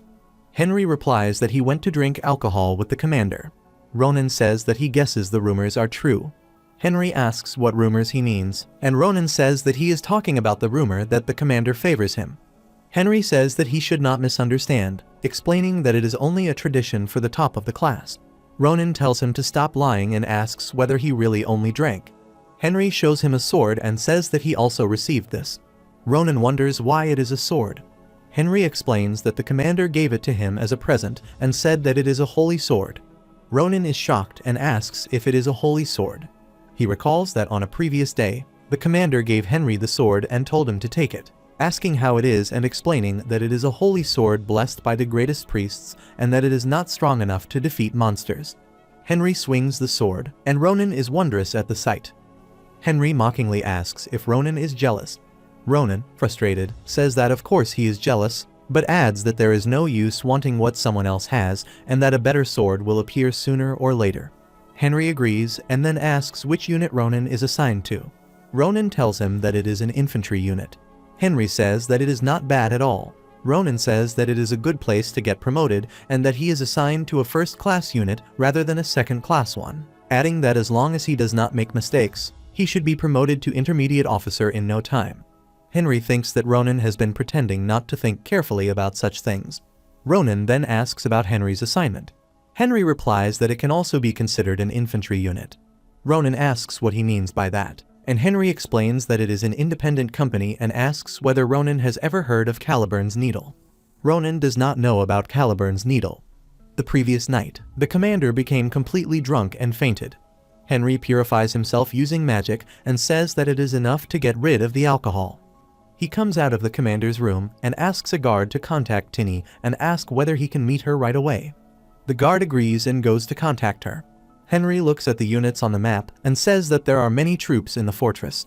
He thinks that 1 year is enough for the top of the class to drop to the bottom, and that is why he has to go somewhere that will help him the most. Tinny then arrives. Henry apologizes for calling her so late. She says that it is fine and comments that he seems smart, noting that some people do not even notice such things. Henry thinks that her kindness is merely a command given by the commander and is only simple help. Tinny asks which unit he has in mind. Henry replies that he wants to go to a place where there is not much to do and where there is no interference, adding that it would be nice if he could adapt easily when assigned there. She asks if he wants something like an independent infantry company, and he agrees. She says that the place he wants is obvious, but that he does not have anything specific in mind, and adds that she should just pretend to be humble. Henry apologizes if he makes it sound that way. She laughs and says that it is just a joke. She then marks some units and says that those places are the ones he wants, adding that most independent companies are special forces. She asks if he knows what special forces are. Henry replies that they are units that handle specific missions. She says that is correct and adds that special forces are usually dangerous, but asks if he still does not care. Henry says that he does not mind. She thinks that his goal is promotion and says that it will be hard in an independent company at first, because most troops in such companies are seniors, and it could be too much for new cadets. Henry asks if there is no solution. She points at a unit and says that they should go there, explaining that it is one of the commander's affiliated special forces units, that he will be put into action right away, and that since it is under the commander's command, he should not face any disturbance. After hearing all of this, Ronan understands. They notice that the carriage is approaching. Ronan gets into the carriage, and Henry tells Ronan not to die. Ronan laughs and tells him to be careful as well, and then leaves. An officer came and coldly asks Henry if he is the one, and Henry confirms that he is Henry Morris. The officer tells him to get into the carriage, and Henry agrees. Henry recalls that Tinny said it just so happens that the lieutenant position at Caliburn's Needle is open, but most of the time it is a place where only the elite of the elite can go. She adds that they don't usually accept any officers, and even if they do, it is going to be tough. While sitting in the carriage, Henry thinks that he did not expect the officer to be this blunt and cold. Upon reaching Caliburn's Needle military camp, Company Commander Salomon looks at Henry's documents and asks for his name, which Henry confirms. Salomon remarks that according to the documents, Henry seems to be the best cadet from his class, and Henry says that is not true. Salomon angrily asks if Henry is saying that the education officer wrote a false report. Henry, troubled, denies it and says that he is just not that talented, while thinking that, judging from the way Salomon speaks, he seems to have a lot of doubts about him. Salomon says that contrary to the commander's judgment, they are not ready to accept him yet, and asks if he understands. He adds that this place is not a playground, and that if Henry does not want to be kicked out, he has to cling on desperately. He tells Henry to follow him to his official residence. He leads him to an abandoned warehouse and says that the company has a tradition of having new officers repair the old house and reuse it. He tells Henry that he has to finish the maintenance by the end of the day and asks if he thinks he can do it. He then leaves, wishing him good luck. Henry thinks that from his first impression, Salomon seems childish. He realizes that even if he cleaned all day, he would not be able to finish on time if he were a normal human. He then uses clean magic repeatedly on each spot and operates the place. By the end of the day, all the cadets gather and inform Commander Salomon that all units of the special mission have returned safely, and they ask if everyone should go back to the barracks. Salomon says no and tells them that there is a place where everyone has to go together, explaining that a new lieutenant has arrived and should be cleaning the warehouse like barracks behind the building right now. As the cadets go there, they remark on the size of the place, saying it is so big, as expected from their company commander. Salomon says that it has been a while since he told the new lieutenant to clean it, and suggests they go see it. Upon seeing the place, Salomon's eyes widen in surprise as he notices it is completely clean and organized. Henry, sitting there having tea, greets Salomon, who wonders how it is possible and thinks that he has served in the army much longer than Henry. Henry asks what he is doing there and whether he is here to check on the cleaning. Salomon tells him to come and say hello to the members of the Special Mission Platoon in charge of practical activities. Henry comes outside and notices their cold eyes, thinking that they are not just reacting to the memory of their dead Lieutenant Carter, who was a veteran officer serving here for 5 years and was killed during a mission in the Forest of Evil. He observes that this place is full of a family-like sense of solidarity and understands why the platoon has not forgotten him yet. Henry greets them and introduces himself as Henry Morris, the new platoon lieutenant, but no one responds. He thinks that he has to correct the wrongs here with his own power, which is what Commander Esselin would have allowed him to do. Henry asks the cadet for his name, and the cadet introduces himself as Hodden. Henry tells Hodden to take him to the residence where Lieutenant Carter used to be, and Hodden leads him there. Upon entering, Henry tells Hodden that he can go out and line up again. Inside, Henry thinks that before they could even forget their former lieutenant's death, the cadets might be rebellious now that an incompetent lieutenant has arrived. He reflects that this place is still the army, a place where emotions can shake people. Henry then takes out the belongings of the former lieutenant from a wooden box outside and says that he is well informed of the situation. He addresses the cadets, saying that they behave this way because they cannot forget their former lieutenant, Carter. He remarks that they seem like great poets, and if they are going to act like that, they might as well go out and sing a song of mourning instead of playing the part of soldiers. He pours petrol on the box and begins to burn it, ordering everyone not to move even a step. The cadets start crying, and one steps forward, yelling, asking what Henry thinks he is doing, and how he could destroy the lieutenant's belongings. Henry notes that their glares are cold again and says that this could be taken as rebellion. He challenges them, saying that if they want to, they can take off their badges and fight him. The cadet asks whether Henry will keep his promise, and Henry reassures him, telling him not to worry and to just come to him. The cadet moves toward Henry. Henry uses magic armor on himself, dodges the incoming punch, and strikes the cadet's face with his elbow. The cadet holds his mouth, and Henry kicks him in the stomach and throws him away. The cadet coughs up blood, and Henry asks for his name. When there is no response, Henry asks whether he is not going to answer. The cadet then gives his name as Jibo. Henry turns to the others and says that all of them have lost their minds and need to know when to be ashamed. He yells at them, asking whether they think acting like this will make their deceased lieutenant happy. The company commander orders everyone to leave. In his office, Solomon slams the table and thinks that if nothing is done, Henry will truly take charge, and he concludes that he has no choice. Later, he calls two senior cadets and says that he has something to tell them. Henry also joins them and introduces himself as the new lieutenant of the Special Missions Platoon.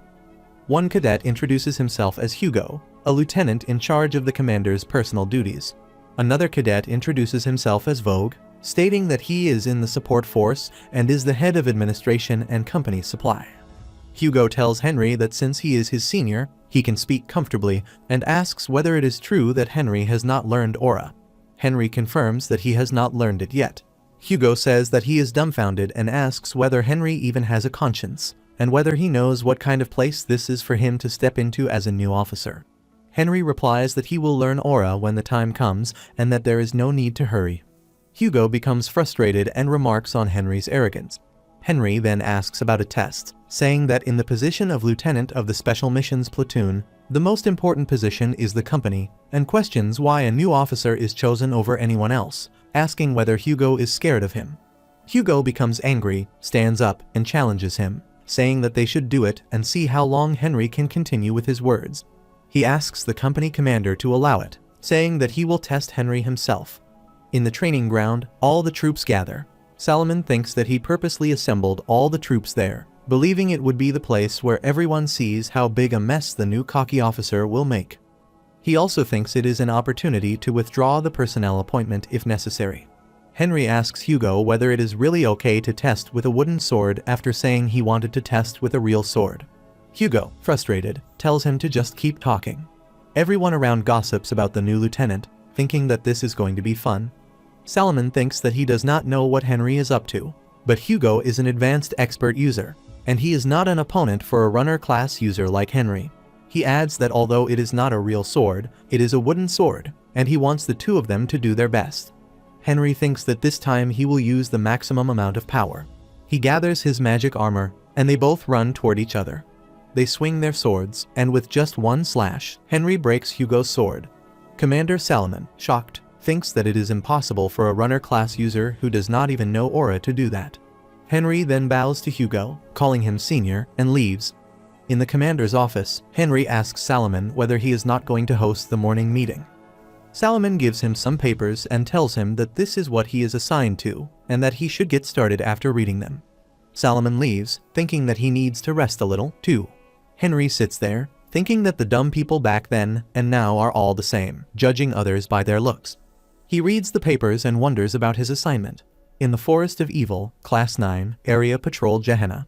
He thinks that he will have to go see Commander Esselin immediately. Later, Henry approaches Commander Esselin and greets him, introducing himself as Special Missions Lieutenant Henry. Esselin asks what he is doing there.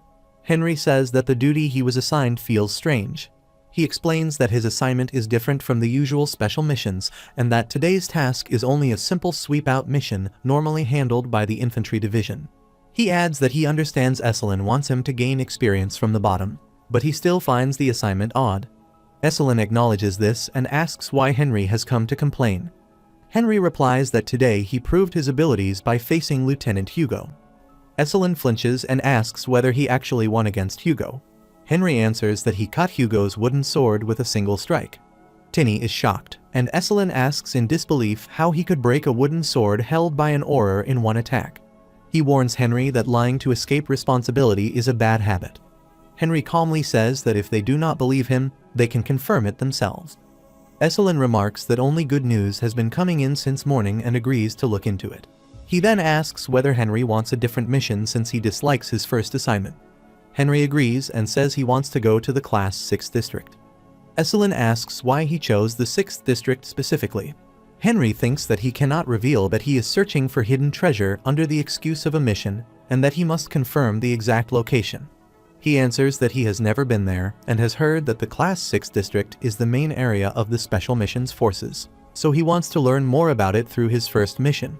Esselin agrees and explains that he originally planned to send Henry to the Class 9 district only for experience, but when Henry returns, he will assign him the mission Henry truly wants.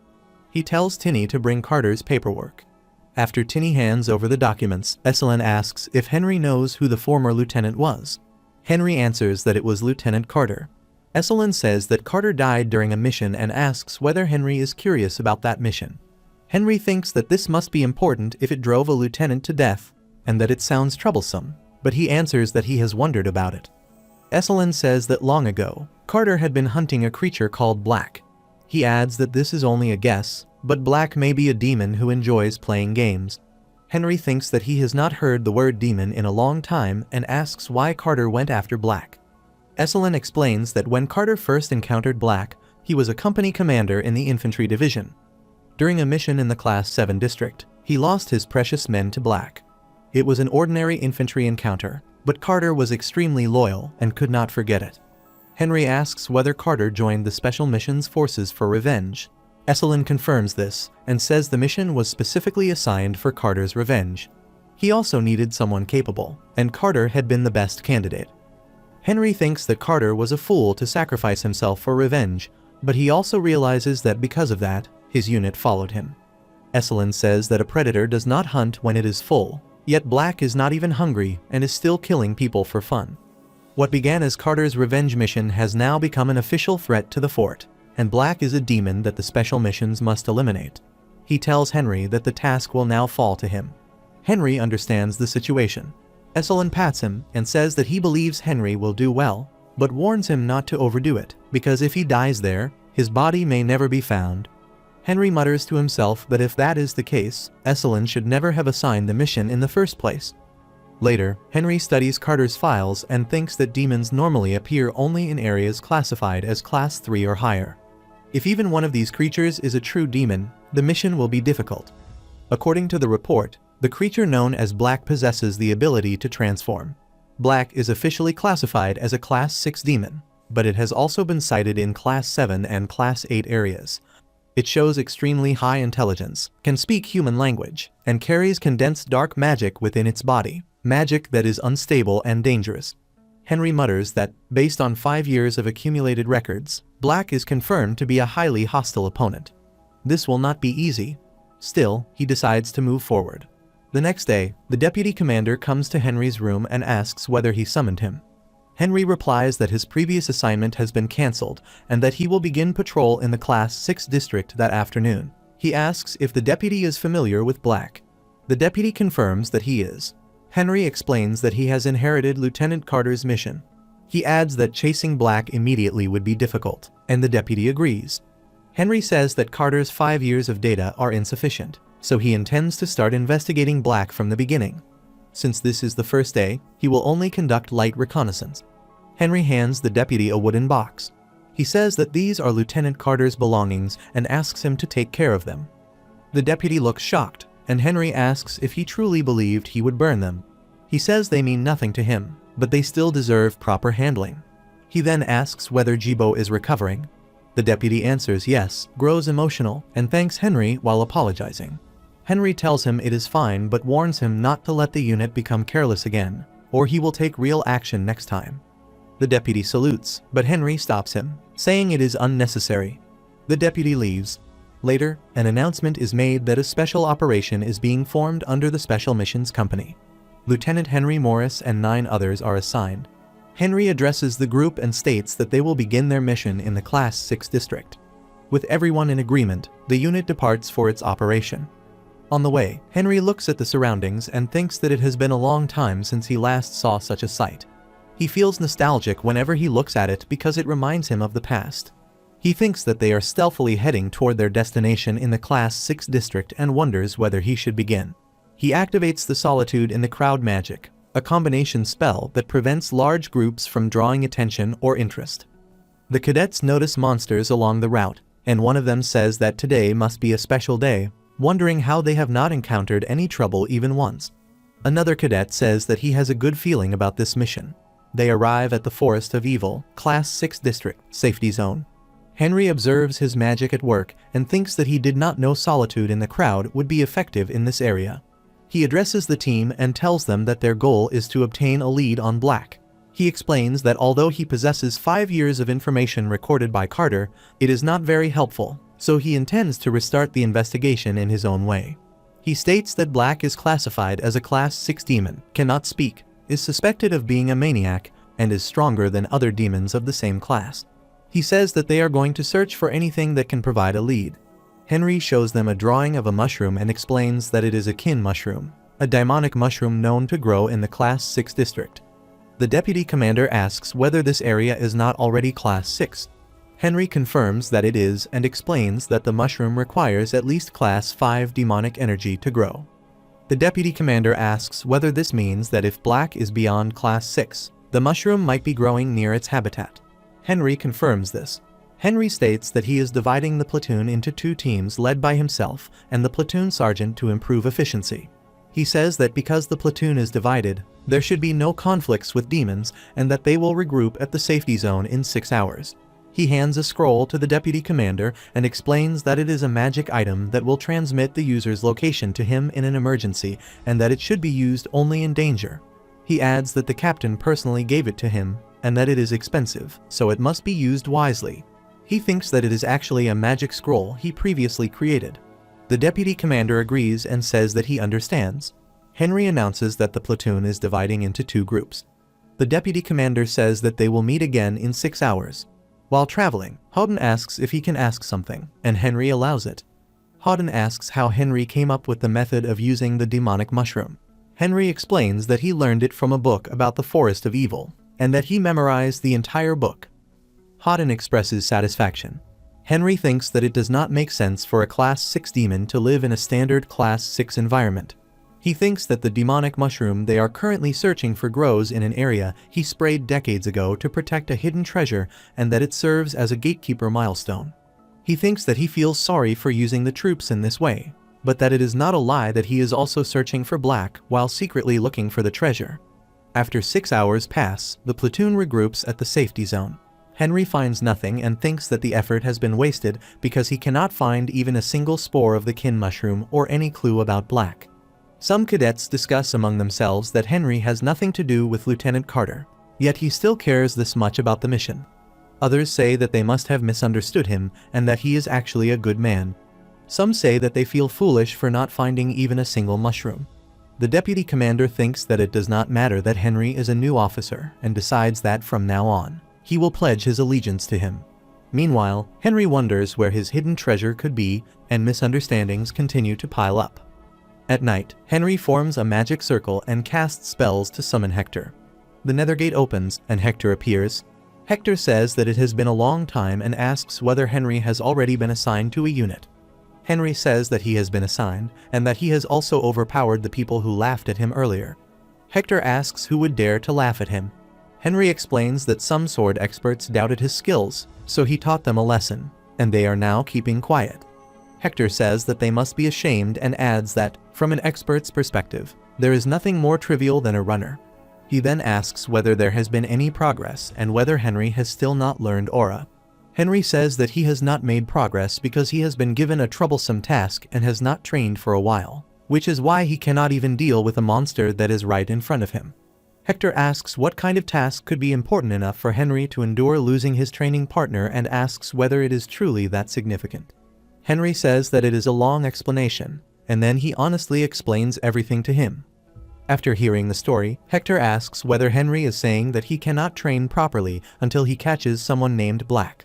Henry says that this is correct. Hector says that this cannot continue and that catching Black should be the first priority. Henry says that it is easier said than done. Hector criticizes Henry, saying that it is foolish for a wizard to choose the long and difficult path instead of the easy one. He asks why Henry is trying to chase Black directly when he could simply question a witness. He mentions that Carter was obsessed enough to chase Black for 5 years and implies that there must be lingering reasons behind it, even after Carter's death. Henry asks what this has to do with a witness, and then thinks that he cannot believe he did not think of such an easy solution. He realizes that he could simply summon Carter's soul and ask him. He says that he needs an item that is strongly imbued with Carter's spirit and shows Hector the report on Black, stating that Carter likely valued this more than anything else.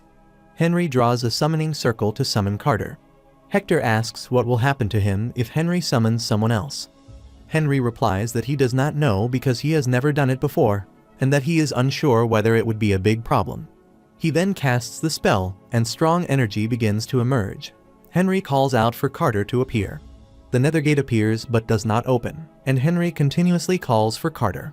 While Henry is out of breath, Hector says that it might not be his place to say this, but asks whether it is possible that Carter's soul is not in the Netherworld. Henry looks at him and asks what he is talking about and why Carter's soul would not be there. Hector says that he does not know, but he is certain that Henry's sacrifice and magic circle are perfect. Henry then asks how Hector knows that it is perfect. Hector explains that it is because Henry is able to open the gate to the Netherworld. Henry, feeling disappointed, asks what the problem is and says that it is driving him mad. Hector says that if necromancy magic cannot bring Carter's spirit, then it may be possible that Carter cannot be summoned because he is still alive. Henry is startled and suddenly gets an idea. He says that he has a different plan and that Carter is not the only victim of Black. He states that he is changing his target to Carter's former subordinates and leaves immediately. Hector asks about the former subordinates and points out that this was at least 5 years ago, asking where Henry plans to get their belongings. Henry replies that he does not know about other places, but if it is in Caliburn, he can only think of one place. Henry arrives at the Cradle of Horses and says that if the bodies of the dead cannot be found, they are enshrined in the Cradle of Heroes rather than the Tomb of Heroes. Hector asks whether Henry thinks he can find their belongings there. Henry answers that, according to one of Carter's reports, one of the names of his former subordinates is Halterbelt. He then notices the belongings and says that he has found them, and that this is where they are. He takes a necklace and says that it should be enough. Henry returns to the summoning circle, places the necklace on it, and casts the spell to summon Halterbelt. The Netherworld gate appears and begins to open. Hector tells him that he has succeeded. Henry calls Halterbelt, who appears and asks who Henry is. Henry introduces himself as Henry Morris, the lieutenant of the Special Forces under the direct control of Commander Esselin, and explains that he has summoned Halterbelt because of Lieutenant Carter.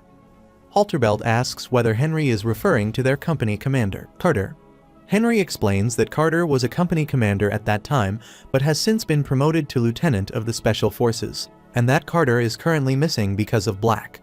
Halterbelt covers his eyes and begins crying, apologizing while saying that he is thinking about how Carter has been fighting alone for 5 years. Henry tells him that there is no need to apologize and says that he understands completely. He then asks whether Halterbelt remembers any description of Black. Halterbelt replies that there is something Henry is mistaken about. Henry asks what he means. Halterbelt explains that Black not only transforms, but steals and uses the bodies of other living beings, confirming that Black is like an evil spirit. He says that when he approached one of his colleagues, Black jumped from one body to another through their mouths. Henry wonders whether Black moves into bodies using their mouths. Halterbelt confirms this and adds that Black also revealed his plan, saying that he would become someone who is a demon. Henry mutters that becoming a demon could mean an evolutionary stage, in which an evil spirit scatters enough dark energy to become a demon. He says that if Black was preparing to become a demon 5 years ago, then in the worst case scenario, Black is already a demon, and that the situation is becoming worse. Halterbelt adds that there is one more thing he remembers.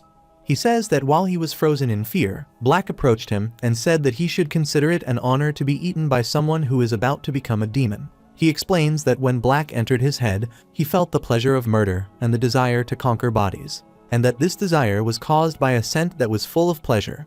He concludes that Black ambushed them because of that scent. Henry asks Halterbelt about the scent and what exactly it was. Halterbelt explains that it was the scent of a deodorant obtained from a trading partner and used among themselves, and that he thinks the scent strongly stimulated Black's desire. At least that is the feeling he got from it. Henry then asks whether Halterbelt remembers the name of the deodorant. Halterbelt says that it is probably familiar because of its fame and that it was a deodorant called Febreze.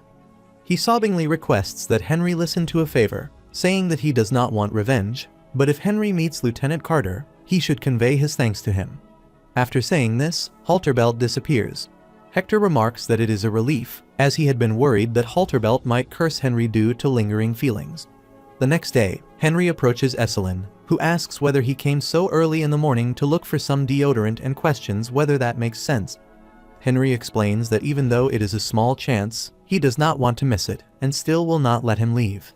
Then Tinny arrives holding a deodorizer and asks if Henry is talking about Febres, showing it to him. Tinny says that since it is something Lieutenant Henry needs, instead of lending it, she asks for something in return. Henry agrees and asks what she needs. She whispers that on the next day off, she wants to have a meal with him. Henry agrees and says that it is easy enough. The next day, in the Forest of Evil, Class 6 District, Henry calls everyone's attention and, while holding the deodorant, asks whether anyone knows if there was a deodorant like that among Lieutenant Carter's belongings. The deputy commander replies that he does not think there was. Henry feels disappointed and thinks that if Carter did not even spray the deodorant, then he wonders why Carter was attacked and whether Halterbelt's testimony is wrong. Henry says that if there were none, then there is nothing he can do, and instructs everyone to move out with the same goal as the previous day and begin the search. They prepare to leave for the day's mission. Henry thinks that he should slowly get started as well and uses the solitude in the crowd magic to protect the other cadets. He then sprays the deodorant on himself and thinks that if he does this, the troops will not get caught up in anything. He uses steam skin magic, and the fragrance of the deodorant begins to spread. He thinks that this is a magic created for women who wanted their perfume to stand out, and notes that he never expected to use it this way. The fragrance reaches the monsters and enters a cave. Inside, a white Taurus smells it and thinks that it might be the scent, but also thinks there is no reason for a smell that has not appeared in years to suddenly appear. It begins to growl and alerts the other Tauruses. Meanwhile, Henry wonders whether Halterbelt's testimony is false and thinks that he will have to summon some of the other victims and, for now, will do what he can. As they move, Henry hears growling from a direction and asks whether they are Tauruses, the half-human, half-bull monsters, and the deputy commander confirms it. Henry asks about the sound, and above him, something forms in the sky. Suddenly, a lightning bolt strikes Henry, and he collapses on the spot. Many Tauruses appear before them.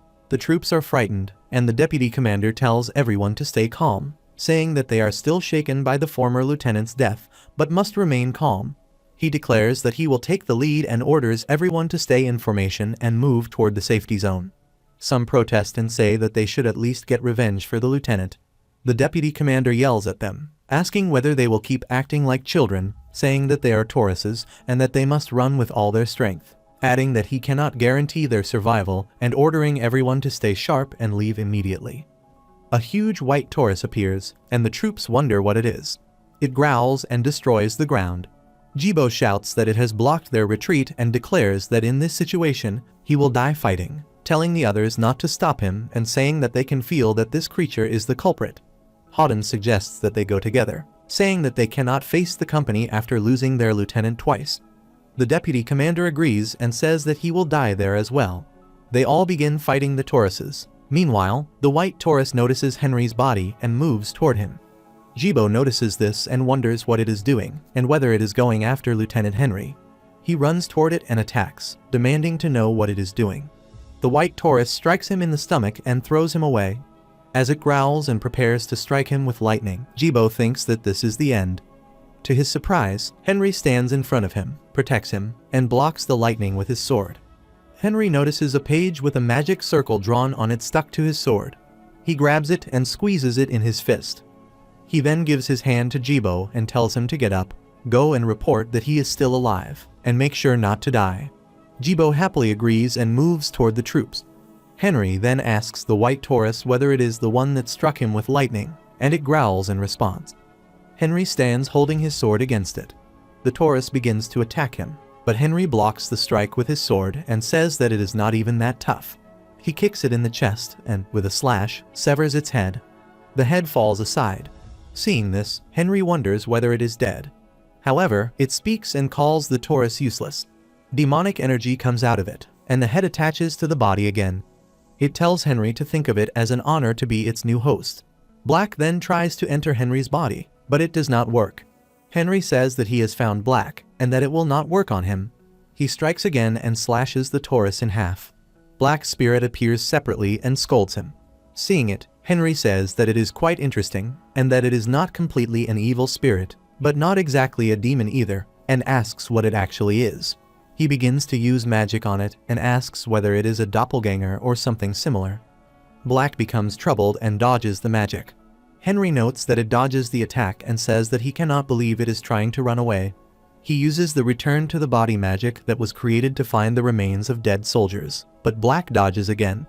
Henry observes it and thinks that it depends on its magic, and wonders whether he should follow it. Meanwhile, Black wanders and thinks that it must find a new host quickly. It notices a bear lying nearby and quickly enters its body. Henry approaches the bear. Black, inside the bear's body, tries to remain calm and thinks that it must act naturally so as not to get caught, and hopes that Henry will go away. Seeing the bear, Henry says that it looks like a normal bear and turns away, thinking that he had thought Black might be using it, and that Black is foolish. Suddenly, Henry strikes the bear and kills it. With a snap of his fingers, he activates Ignite Magic and burns the entire body. Black comes out of the bear's body and asks how Henry found it. Henry asks where Carter is. Black replies by asking whether Henry thinks it will tell him. Henry becomes annoyed and says that he will have to force it to tell him. He then uses freeze magic on it. In the Forest of Evil Class 6 district, Black brings Henry into a cave and says that Carter is there. Lieutenant Carter is sitting unconscious inside. Henry moves closer and calls his name, but Carter does not respond. Black then enters Carter's body and says that Henry must not have thought he would be that easy to capture. Henry smiles and says that he expected this and knew Black would do that. Black grabs Carter's sword and Henry laughs. Black, frustrated, asks why Henry is laughing. Henry mutters that he guesses Black can use the host's power at will. Black laughs and says that Henry will have to pay the price for making him this way, and that Henry's body will be his. Henry becomes annoyed and mutters that it sounds exactly like what a parasite would say. Carter's body moves toward Henry and begins to strike at him. Henry dodges the attack and retreats. He appears behind Carter and strikes his back. Carter collapses, and Black asks how it is possible. Henry replies that this is why Black is only an evil spirit. Black says that Henry may know how to talk and may pretend to know how to wield a sword, but that is all, and that even if he knows how to wield a sword, he cannot do anything. Black says that what matters is the polished skill of swordsmanship over many years, even hundreds of years. He then uses paralyze magic on Carter's body and says that Carter will no longer be able to move, and asks whether Henry understands the difference between them. Black comes out of Carter's body and pleads to be spared. Henry says that he will decide what he wants, but first asks what Black actually is. Black asks whether Henry will spare him if he tells him. Henry replies that it depends on what Black does. Black then says that his name is Clever, that he is an evil spirit from the underworld, and that he is the last survivor of his tribe. He says that in their language, he is from the Alalar tribe. Henry asks about mimics, which are lowly monsters that act as parasites for boxes and attack humans who open them, and asks whether that is what Alalar means in human language, saying that he did not know mimics had such abilities. Henry then begins to use Ignite Magic and says that his questions are over and that Black should die. Black pleads and says that Henry said he would spare him and is breaking his promise. Henry replies that he said it would depend and that it was never a promise. Black then tosses a coin toward Henry, tells him to wait, and shows him a huge amount of treasure, saying that if Henry spares him, he will give him all of it. Henry asks how Black got it. Black says that it is one of his abilities and that all of it is treasure he has been collecting, and asks Henry to accept it and spare his life. Henry thinks that even with the treasure, he would rather have the ability to store it, noting that it is a high-level subspace ability obtained at 7 circles. He then tells Clever that if he wants to live, he must become his subordinate, and that if he does not want to, he can die. Black agrees and says that he will do it. Henry takes a ring from the treasure and says that platinum is the perfect metal to hide energy and purify turbid energy. He puts it on his finger and asks Black whether they should make a contract. He begins to capture Black's energy and says that by borrowing the name of the God of Promise, he proposes a strong promise, and that the evil spirit Clever will take a vow of absolute obedience to him, asking whether Black will give him his heart. Black sadly agrees and says that he will. Henry captures his heart and says that the promise has been made, and that he will engrave the evidence of the oath into the ring, telling Black to endure it, because if he endures it, he will survive, but if not, he will die. Black's body shatters completely, but he manages to endure it. Henry thinks that, as expected, a creature with above-average skills is different, praises Clever for enduring it, and orders him to pack up all his treasures and not to show himself until he is called. Black agrees. Henry then asks whether they should get going. He carries Carter on his back and leaves. Meanwhile, the cadet Houghton clears the last Taurus and says that it is over, then asks where the lieutenant is. They notice Henry coming, carrying Lieutenant Carter on his back, and wonder whether that person is really the lieutenant. They realize that it is, and that it is not just one person, and that the other person could be Lieutenant Carter. They all cheer happily upon seeing this. They return, and Commander Salomon says that he must be dreaming. Hugo says that he also cannot believe that this is reality. All the cadets cheer for Lieutenant Henry. Henry says that they are heroes for this and that they had misunderstood him. Hugo apologizes to Henry, saying that he is sorry for everything and thanks him. Henry says that first, he wants them to move all the wounded men and Lieutenant Carter to the infirmary. Salomon says that, of course, they will do that. Henry mutters that he has done much more than this, but they praise him only for this. At Fort Caliburn's infirmary, Commander Salomon pleasantly says that Lieutenant Henry is trying to return right away and asks why he does not receive more treatment. Henry replies that he is not injured anywhere and can return. Salomon says that, as expected, Lieutenant Henry is very different in many ways and adds that it is good, considering that he has a visitor. Tinny approaches and tells Henry that Commander Esselin is looking for him. Henry becomes annoyed and says not again.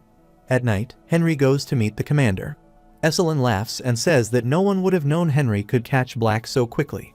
He says that although he could not prepare the best alcohol, he has prepared something similar, Jelma's exploding whiskey series.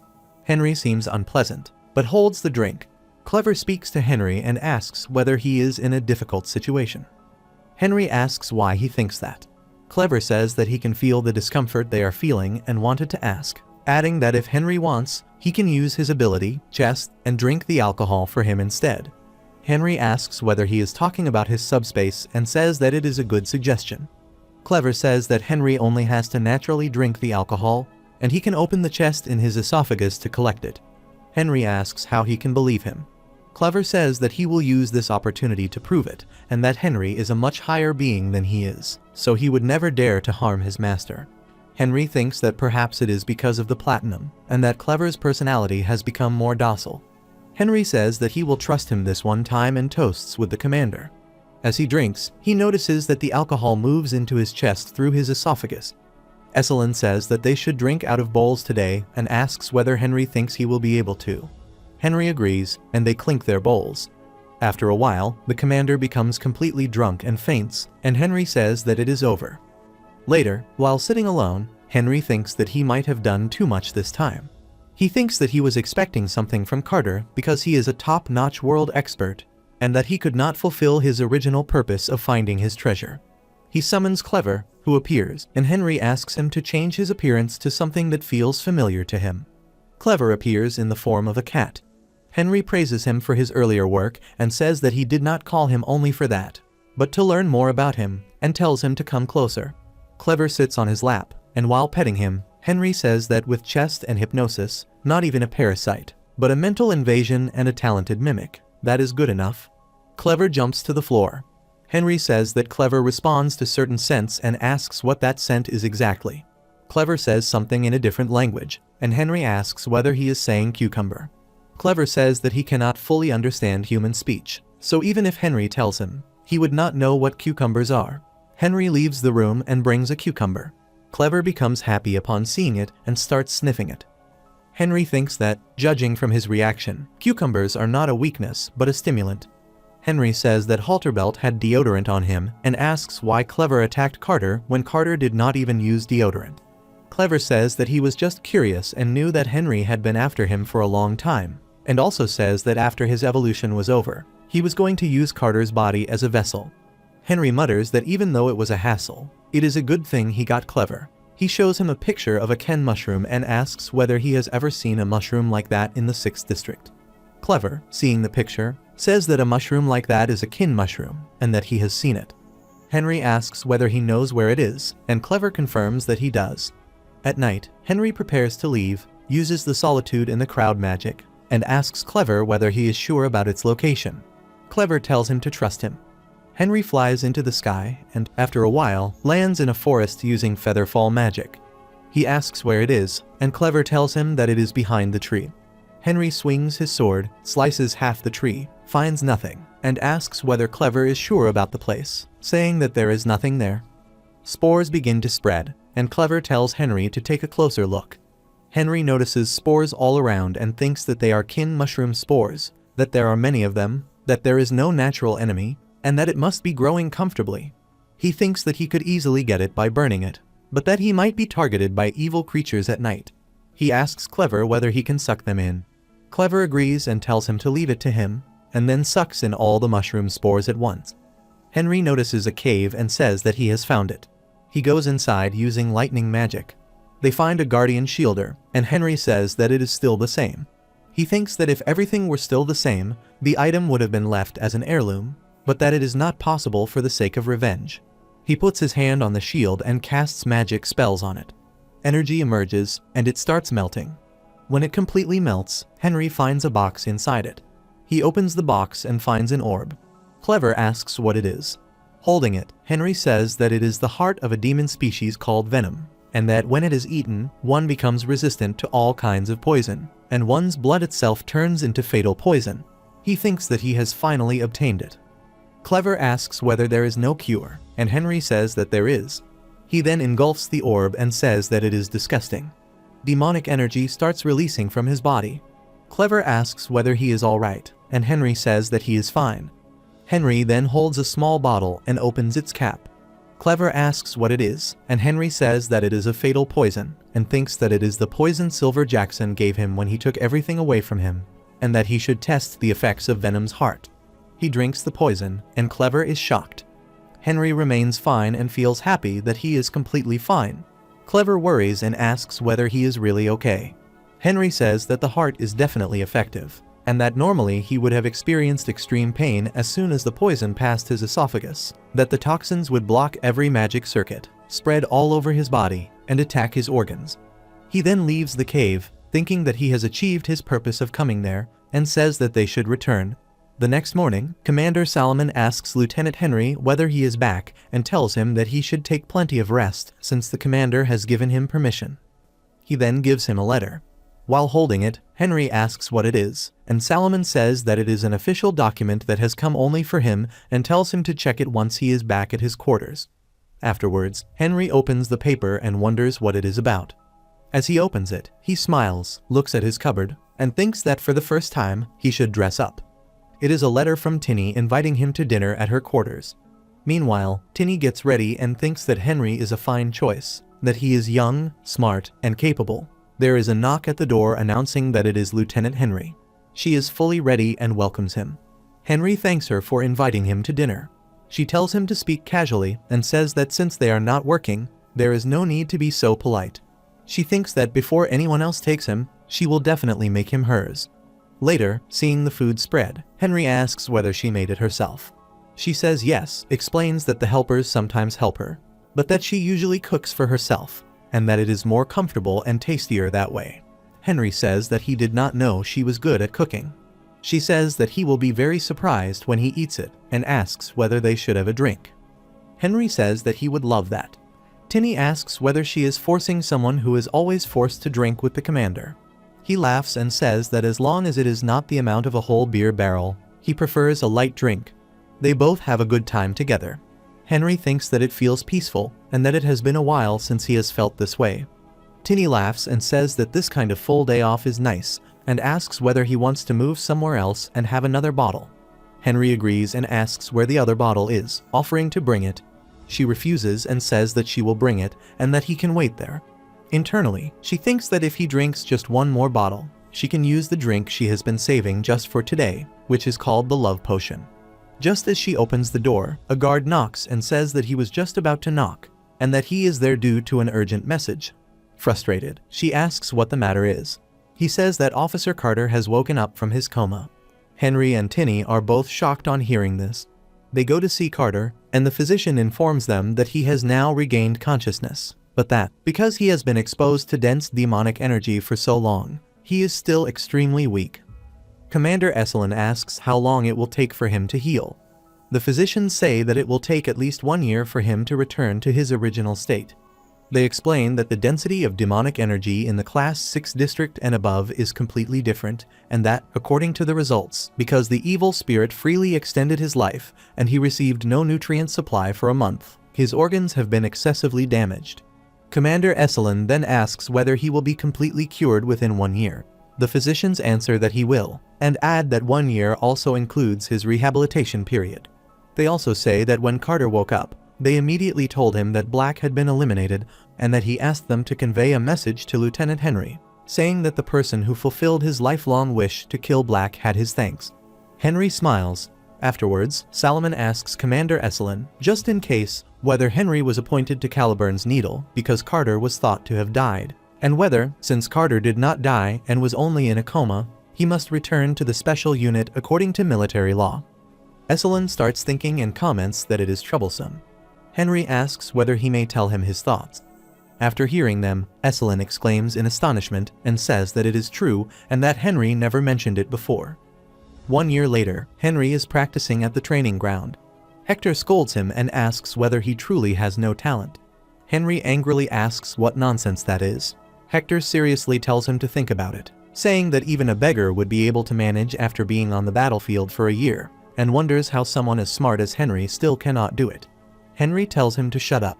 He thinks that he has been recognized for his service as an elite officer, and as the commander of the special unit during that 1 year, that he has cleared countless missions, gone into the deep forest, given himself handicaps while still facing evil spirits, trained every single day, and polished both Imperial and Hector's swordsmanship.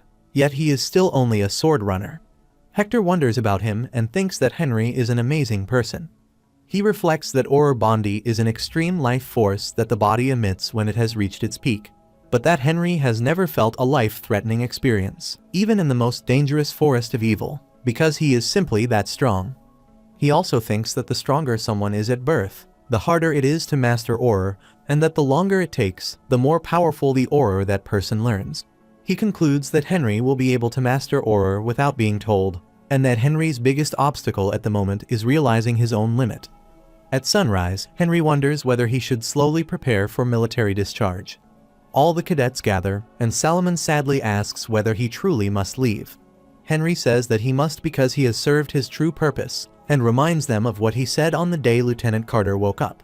He states that he is aware that the minimum service period for noblesse oblige service is only 1 year, and that exactly after 1 year, he will leave. Salomon says that since Henry has already decided, he accepts it. Henry thanks him for everything until now.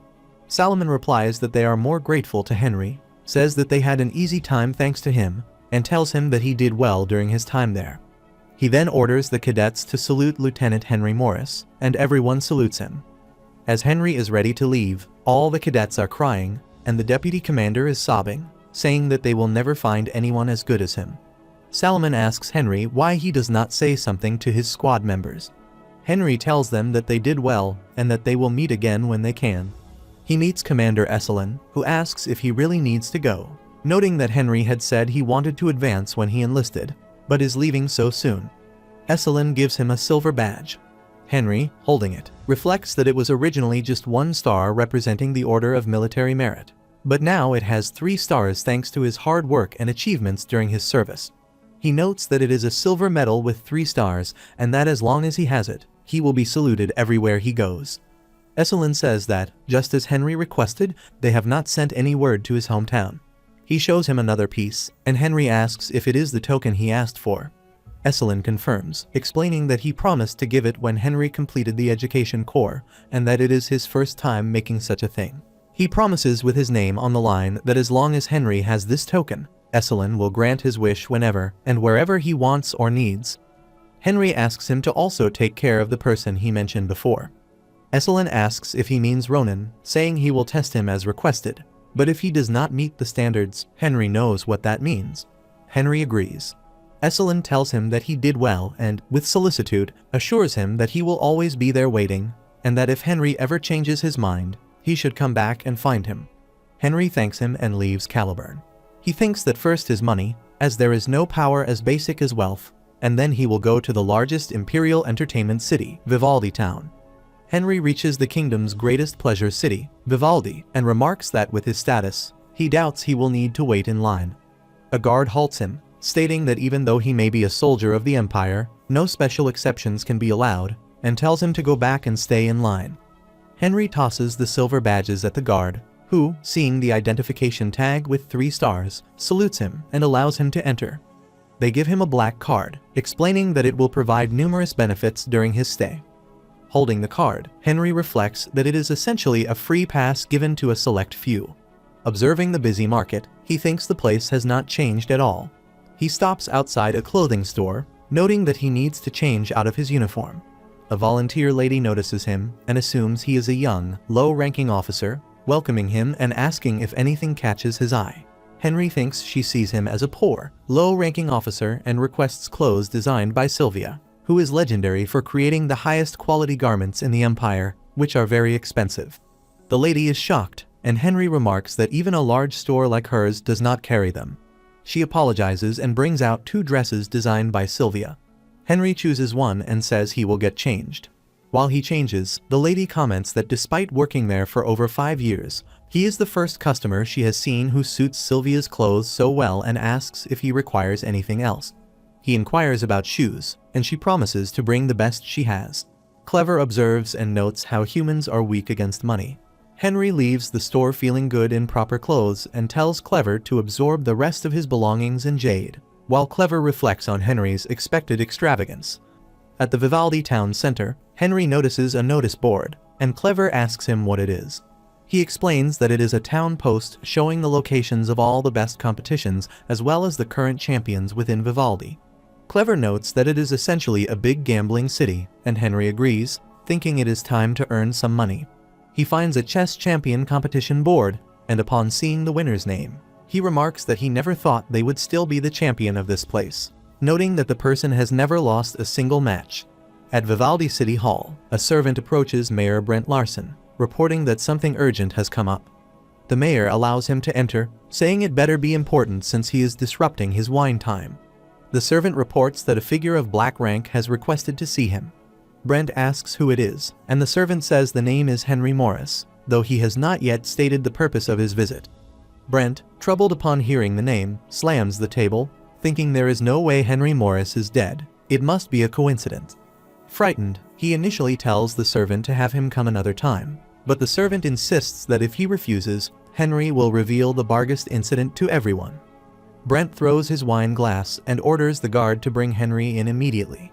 Brent Larson, who has claimed the title of chess champion for the past 10 years and risen to his administrative position in Vivaldi City through this recognition, wonders who this person is, why he has the same name, and how he knows about the Bargast incident.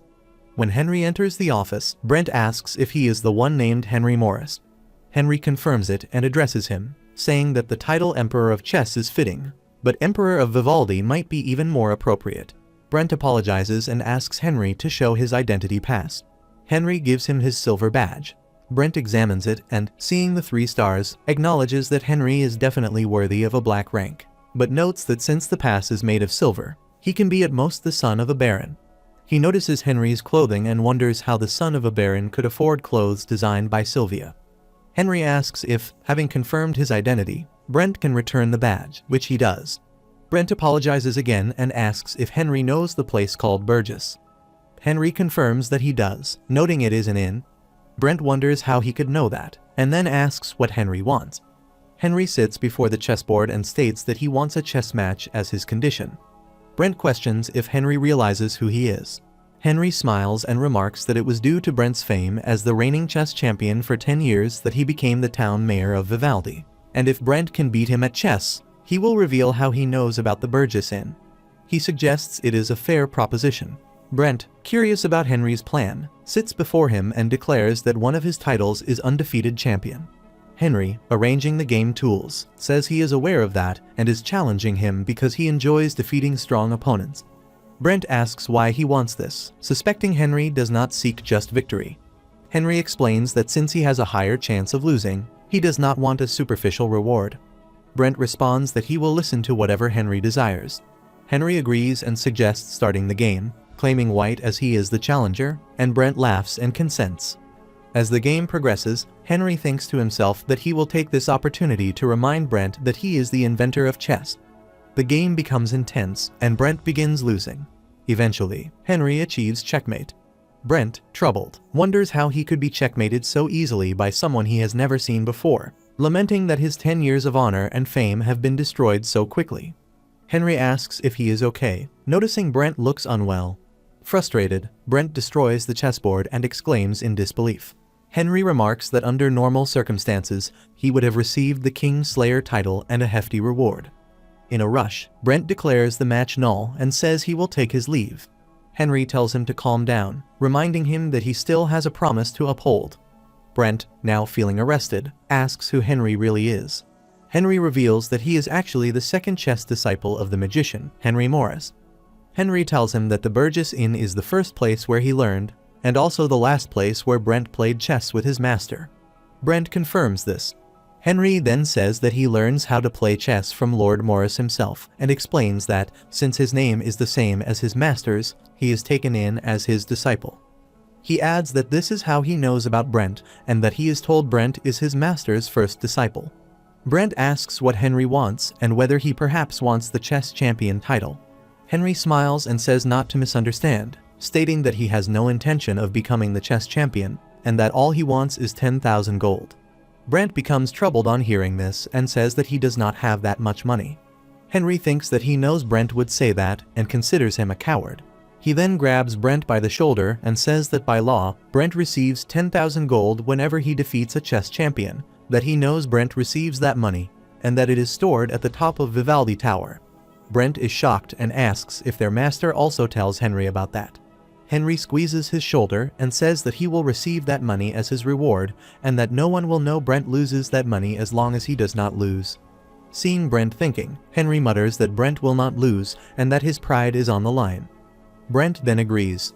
Henry says it is a good choice, that he will be leaving now, and tells Brent to take him to the place where the money is stored. Later, Brent takes him to the top of Vivaldi Tower. While looking outside, Henry admires the view.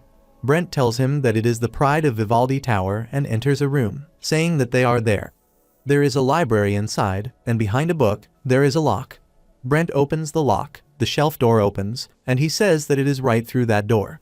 Henry goes inside and wonders at seeing the room filled with silver coins. He thinks that each of the coins is about 100 grams of platinum and asks Brent if he wants 10,000 gold coins, he will need to take 100 kilograms from there. Brent asks how he is planning to move that amount. Henry tells him not to worry about it. He tells Clever to take everything, and Clever consumes all the coins within him. Brent, in shock, asks how he does that. Henry says that Brent really thinks he comes there without some sort of preparation beforehand. Henry then gives him a scroll and says that it is a gift, a summoning scroll that can be used to call for him. Holding the scroll, Brent asks what a summoning scroll is and why Henry is giving it to him. Henry pats his shoulder and says that if another person like him wants to cause trouble, and if that person does happen to appear, Brent should tear that paper apart, and Henry will come and take care of that person for him. Brent thanks him, and Henry leaves. Henry recalls his past life when he was in jail and asks Brent whether he can leave his people in his care. Brent apologizes and says that it will be difficult for him to do so and asks for forgiveness. Standing behind him, Henry internally says that he forgives him. Seeing the outside view, he thinks that now that he gets some money, it is time for him to get down to business. The next day, he goes to the 10 million gold arena. Henry shows the registrar his black card and says that he would like to participate in the sword fight. The registrar says that it is an honor to meet an esteemed person and gives him the papers to register as a player. Henry fills out the form, thinking that it is a simple registration that only requires his name, rank, and strength. He fills the paper, gives it to the registrar along with his silver badge, and says that it is his identity pass. The registrar thanks him and asks him to wait a minute. He says that the paper states that Henry is a runner rank swordsman, but his identity pass states that he is affiliated with the Caliban Special Forces, and he asks how Henry is able to attain 2 stars within the most difficult task force with that rank. Henry shows him the black card and asks whether he suspects him of something when he has that black card. The registrar becomes troubled, says no, and explains that it is the first time he has seen something like this, apologizing for his behavior. He stamps Henry's identity and says that his player registration is approved, handing him his player license. Holding the license, Henry thinks that it is to be expected since he has never participated in this competition. The sword fight is a match that involves two players of equivalent rank fighting until one of their swords shatters, and the winner is decided by whoever destroys the other's sword first. This competition is a popular event among swordsmen. Since the match is short but fierce, it quickly becomes one of the world's most popular competitions. In the past, he already participated in a sword fight and was able to prove his worth. He then thinks that the higher the rank is, the more crowd it attracts and the more money is involved in the match. Seeing the notice board, he wonders if the stakes are much higher as well.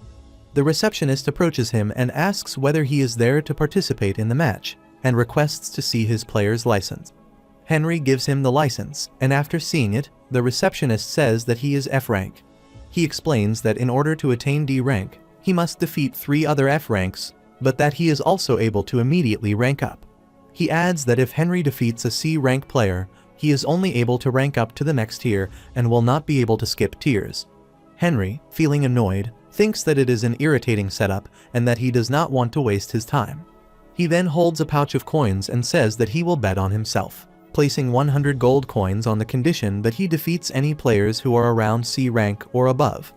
The receptionist says that he will accept his condition. In the reception room, a horde of people enters excitedly. Seeing them, Henry thinks that everyone is there to get a taste of money, because this amount is something that a B rank player will never attain, even if he wins all of his fights for a whole month.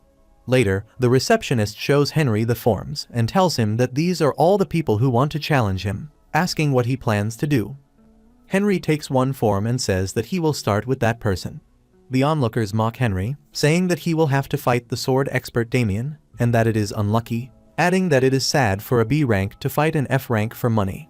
Seeing his opponent, Henry thinks that Damien does not look half bad, considering the gear he has, and that the steel sword is from Vivaldi Town. The judge announces that the moment someone injures the opponent, the match will be forfeited and declares the start of the match. Damien asks Henry whether he knows why the sword fight is a popular event. Henry asks whether that is something he should know. Damien replies that it is because the difference in skill becomes apparent, and says that this will be a lesson, wishing him luck in trying to block his attacks. Henry, holding the sword, says that Damien talks too much. They charge at each other, and their swords clash, and Damien's sword breaks. Everyone is shocked. Henry asks the still shocked judge whether he is not going to end the match. The judge announces that the winner is Henry. The onlookers wonder what just happened, saying that he is supposed to be F rank and questioning whether he is a false ranker, asking who he really is. Henry then tells the receptionist that he will raise his bet twofold and that he will now take on any B rank players. The receptionist says that it will be 200 gold. Henry thinks that with that, he should be able to quickly raise his rank. Henry continuously wins the series, thinking how easily he has become an S rank contender with this match. Every time he raises his rank by 1, he doubles the prize of his fight. 100 gold coins he started with quickly turn into an enormous amount, and the crowds chant his name.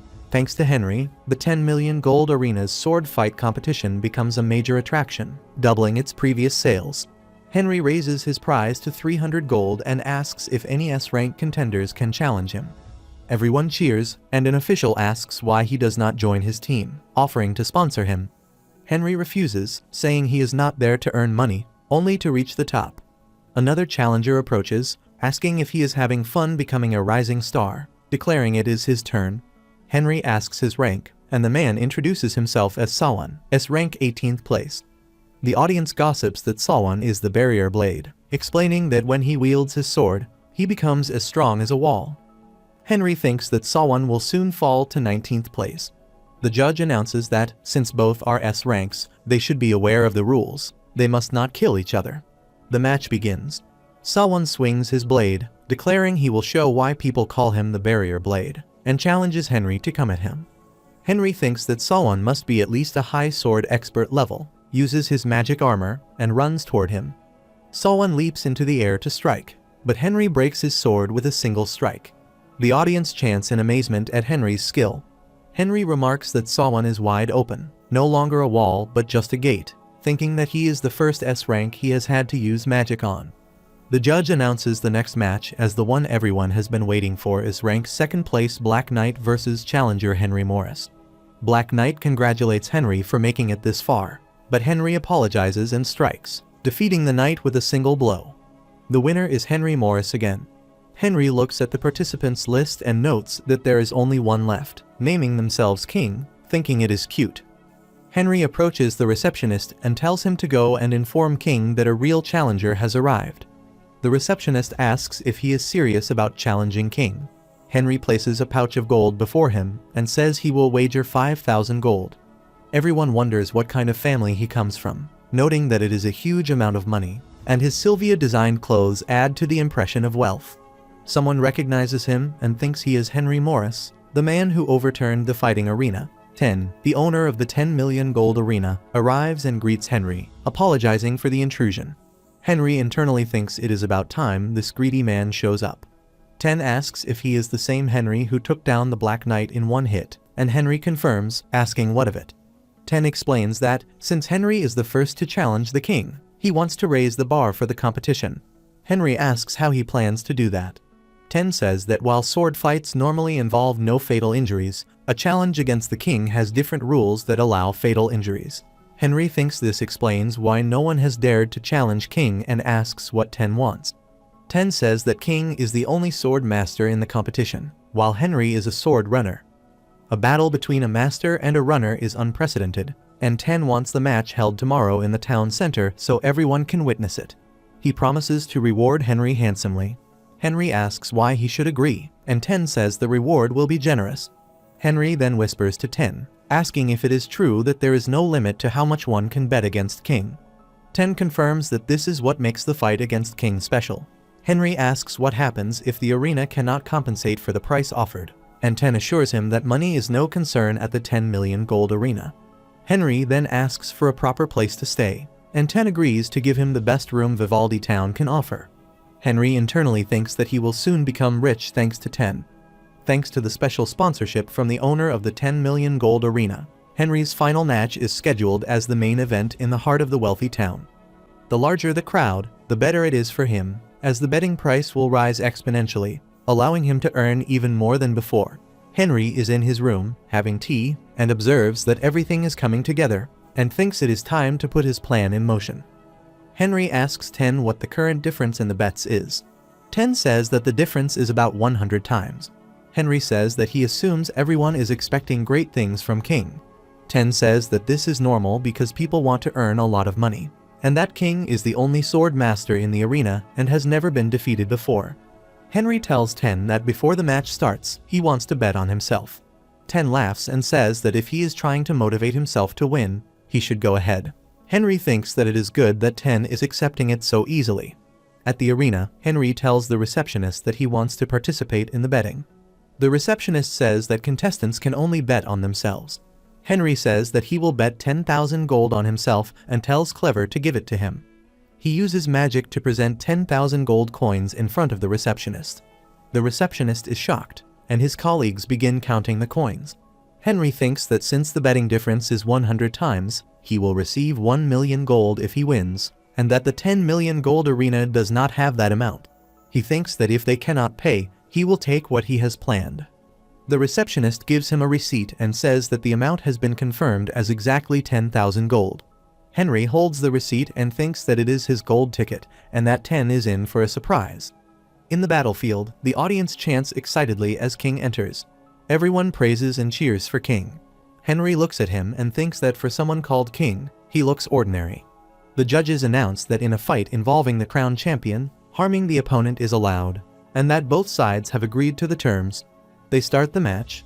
They stand facing each other, and Henry senses a strange, magical presence.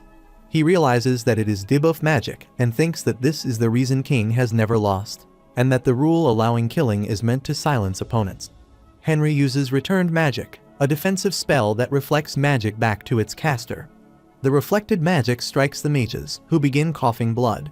Henry thinks that they are only 3 circle mages and that they will no longer interfere with the match. He tells King that he can see him clearly now and that it is time for an official match. He activates his magic armor. King releases his aura and insults him. Henry realizes that King's aura is not at sword master level and is weaker than expected.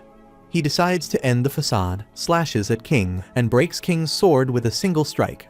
The audience reacts in shock. 10, holding his wine, is stunned. The judge announces that the winner is Henry Morris and welcomes the new champion. Later in the bar, the locals discuss that they have heard the news that Henry Morris has become the new champion of the sword arena. One of them says that he sees it with his own eyes, and that King is not even a match for him. Another says that he loses a lot of money because of him and should have bet on Henry instead.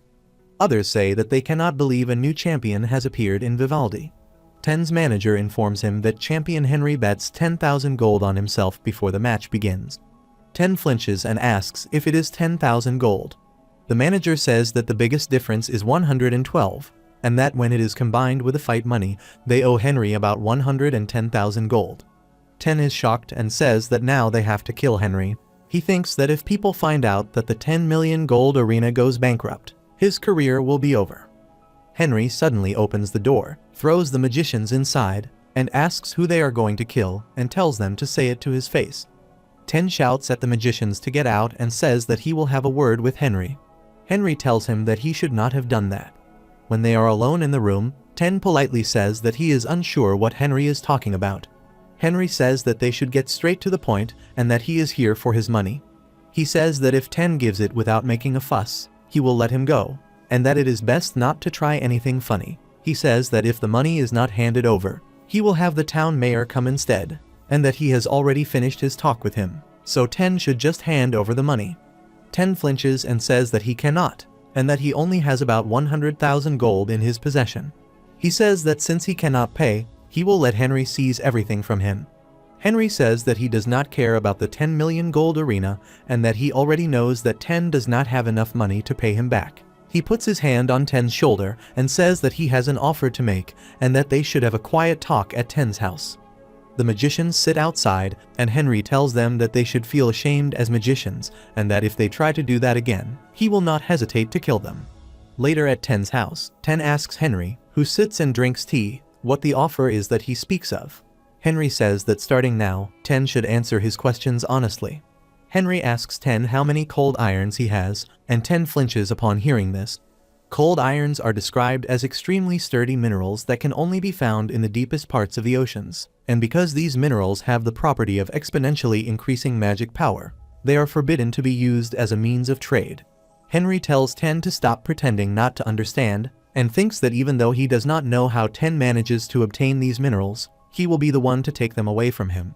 10 says that only a select few should know about that information and asks how Henry knows. Henry replies that it is not important and asks how many he has. 10 helplessly says that he has about 300 kilograms. Henry says that from the 10 million gold owed to him, he will only take about 3,000 gold for now, but he will take all of the cold iron. He thinks that since 300 kilograms of cold iron is worth about 40,000 gold, it is a good trade. Henry adds that 10 can slowly pay him back the rest of the money.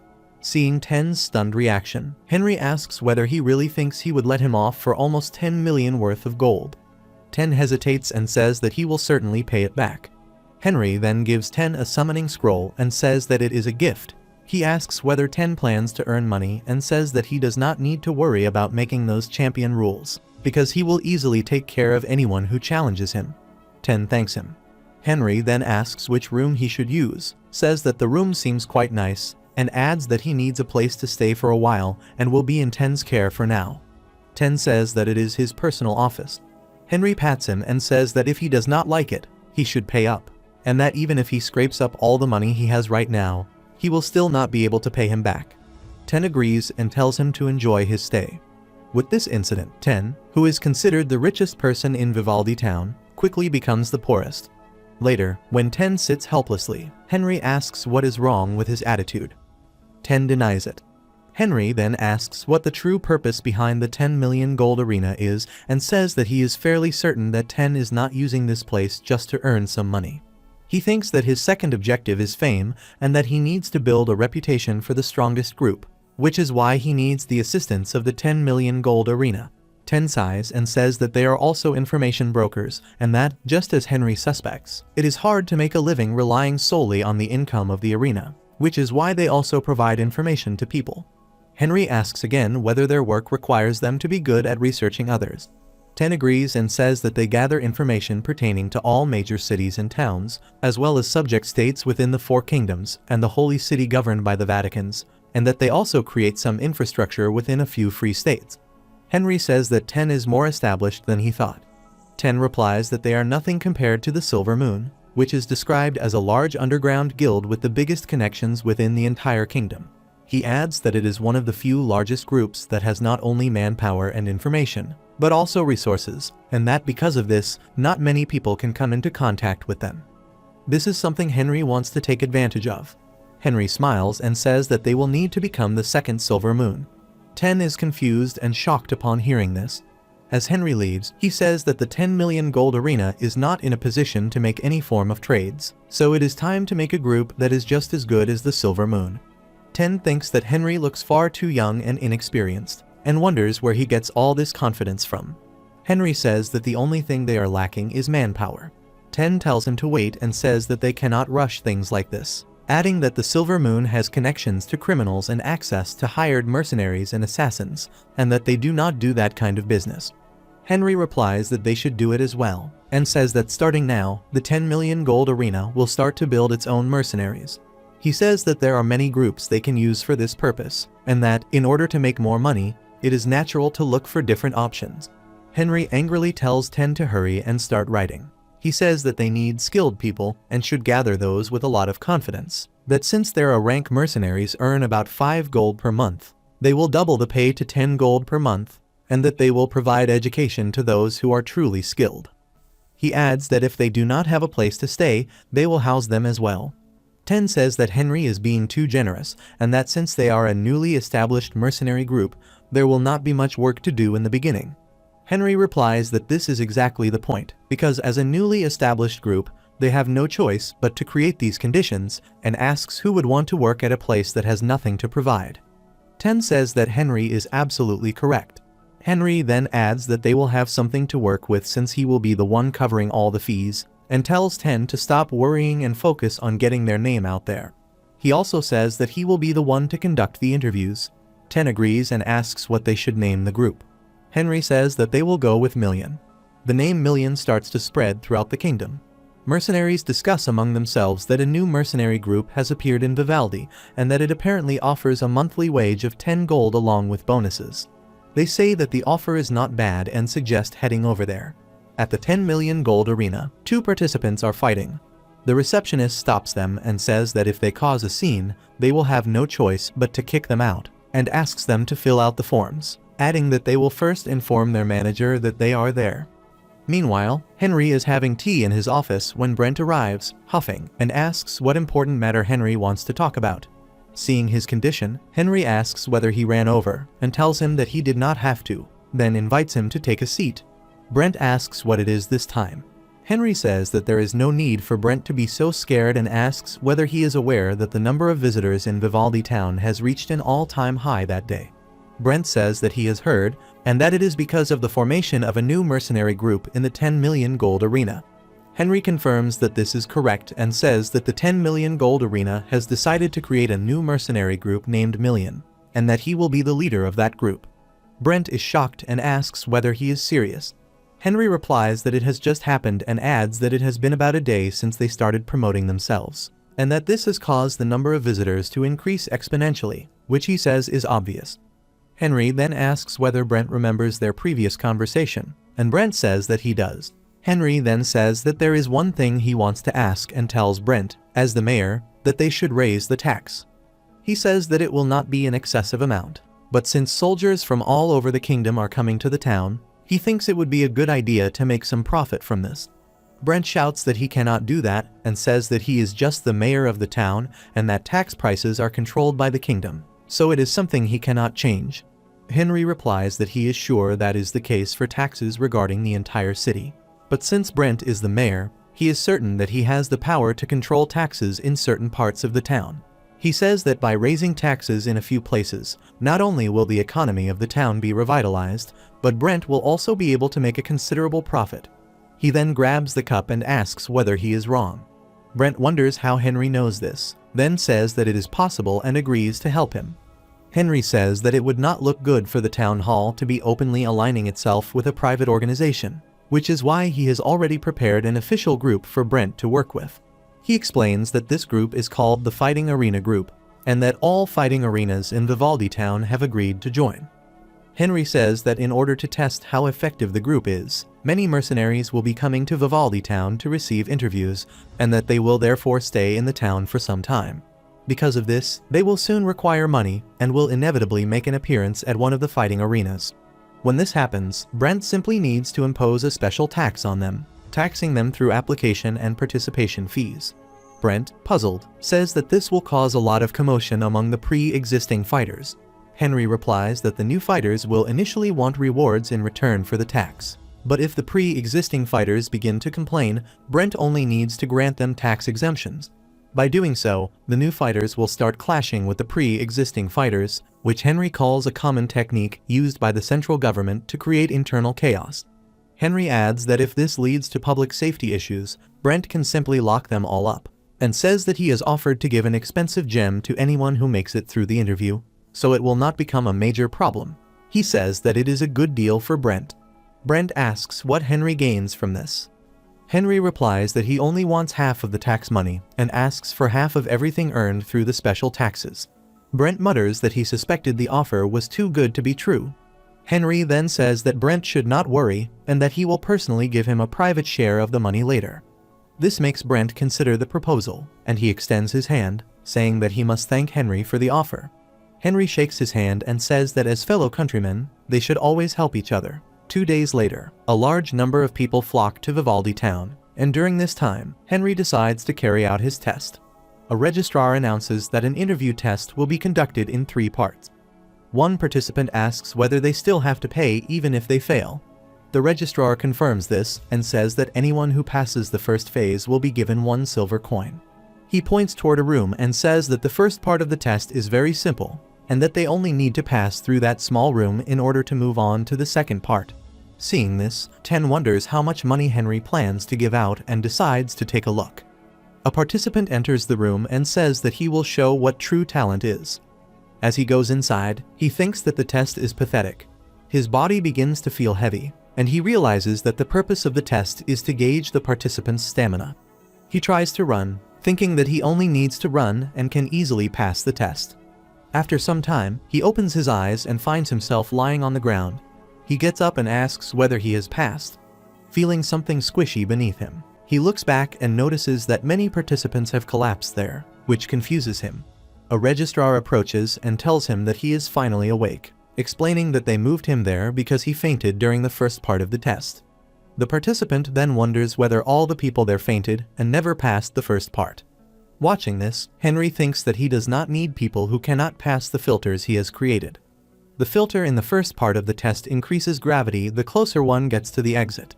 A gravity-type spell spreads throughout the room, and the gravity near the exit is increased exponentially many times over. Henry thinks that a strong barrier would have easily withstood that amount of gravity. A capable mage would have detected the trap and created a counter spell to escape. As he sits there, Brent approaches and says that he has finally found him. Brent asks whether it is really fine to continue the test in this manner, explaining that he heard not a single person passed the test that day. Henry replies that it is fine and says he will continue observing for 1 more day.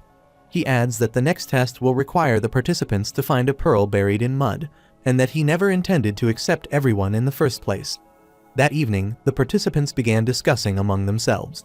Some complain that they could barely find a place to stay because the town is overflowing with applicants. Others say they have never seen a town where every tavern is completely full. Since they are in Vivaldi Town, they decide to try their luck at the fighting arena. However, when they arrive, they create a scene, questioning why the entrance fees are so high and why there are no free matches available. The receptionist explains that due to the sudden surge of fighters, the arena had no choice but to impose special taxes. The participants complain that they are suffering because of the new fighters and leave, while muttering that it would have been better if the newcomers were kicked out.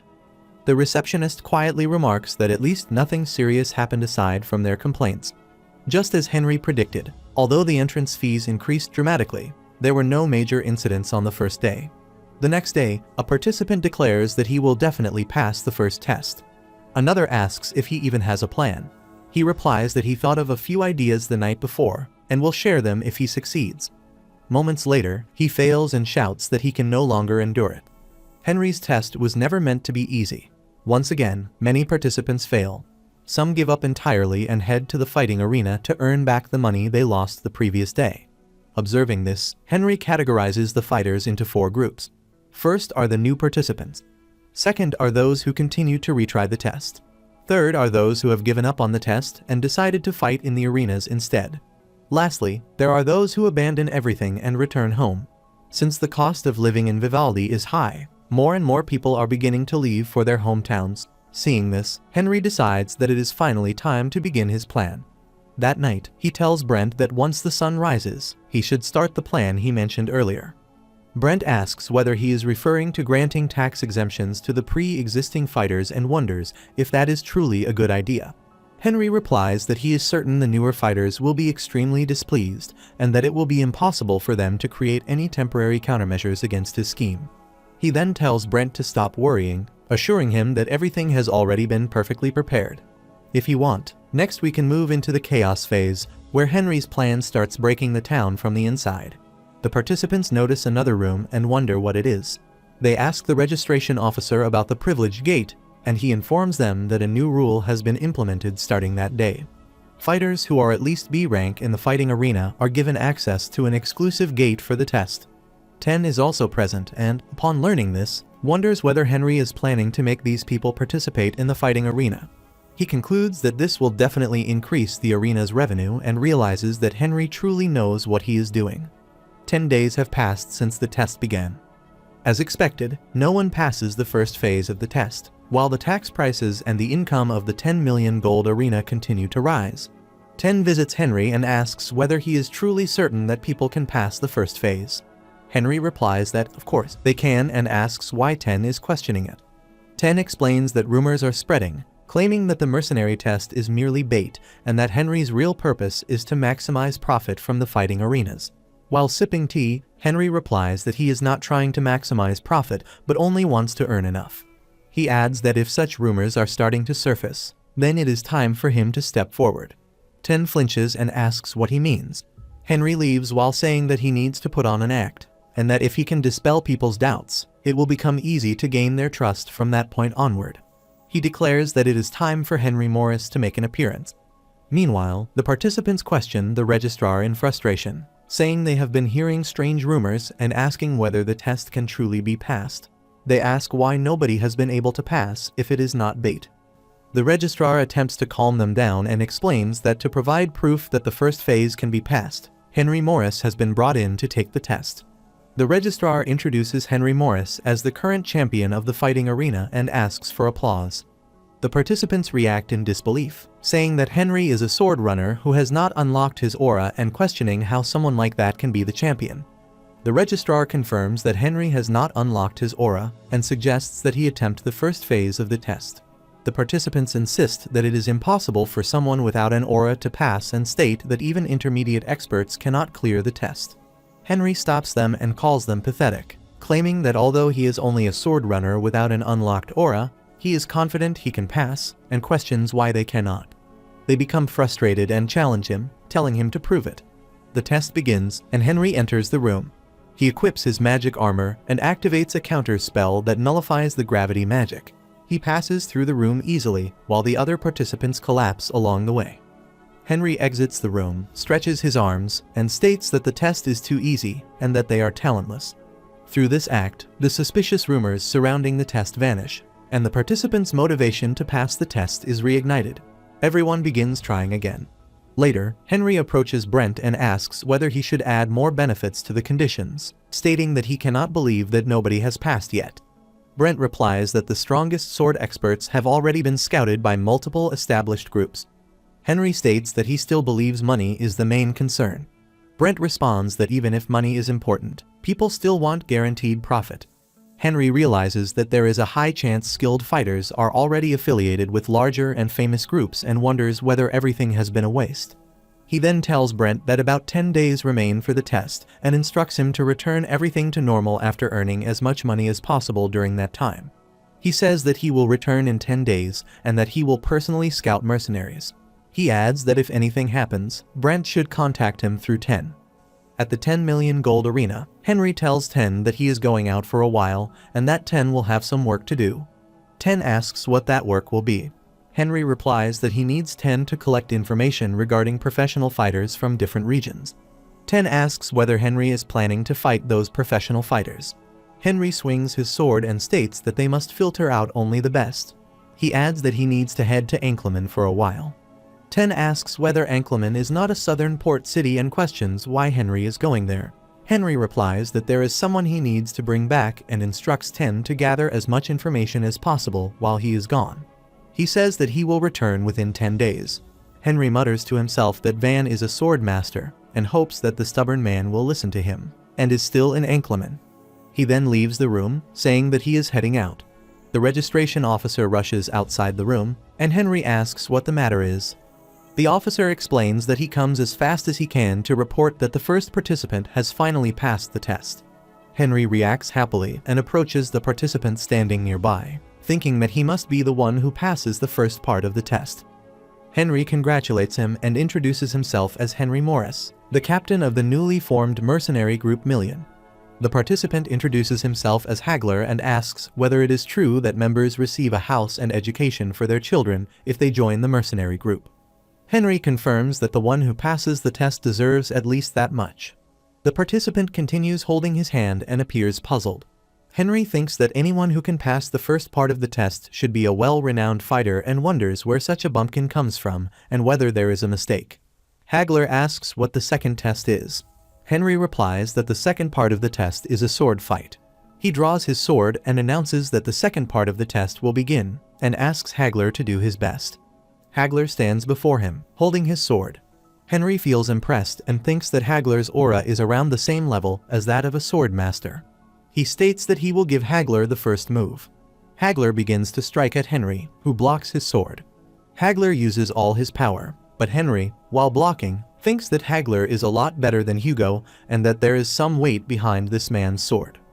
Henry then says that it is his turn to attack. He strikes at Hagler, who dodges, but his sword breaks. Hagler, disappointed, sits on the ground sobbing and says that his last hope has failed. Henry tells him that he passed and should work with him, adding that he does not need to do the third part of the test. Hagler, surprised, asks if he is being serious. Henry says that there is no need to be surprised and explains that the third part of the test is just a basic interview, but it seems Hagler does not need any of that. He asks Hagler if he has a family to provide for.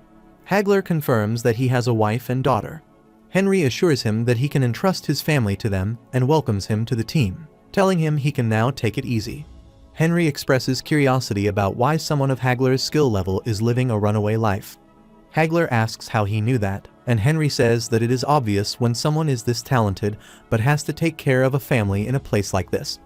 Hagler responds that they can discuss it in more detail after meeting his family and requests that Henry speak casually with him since he will be his superior. Henry agrees to talk formally just for today, as it is their first meeting. The officer announces that they finally have one person who passed the test and asks everyone to welcome Sir Hagler. Other participants wonder if someone really passed and whether that means he passed all the tests, expressing jealousy and noting that Hagler's life is practically set. Later, Hagler brings Henry to his home and calls his wife to say that he is back. A beautiful girl rushes to him, and Hagler hugs her, saying that he was able to pass the entrance test. Henry thinks that she is easily the most beautiful person in Vivaldi. His daughter comes and hugs him, asking who Henry is. Hagler tells his daughter, Nia, to show respect, explaining that Henry is the one he will be working for.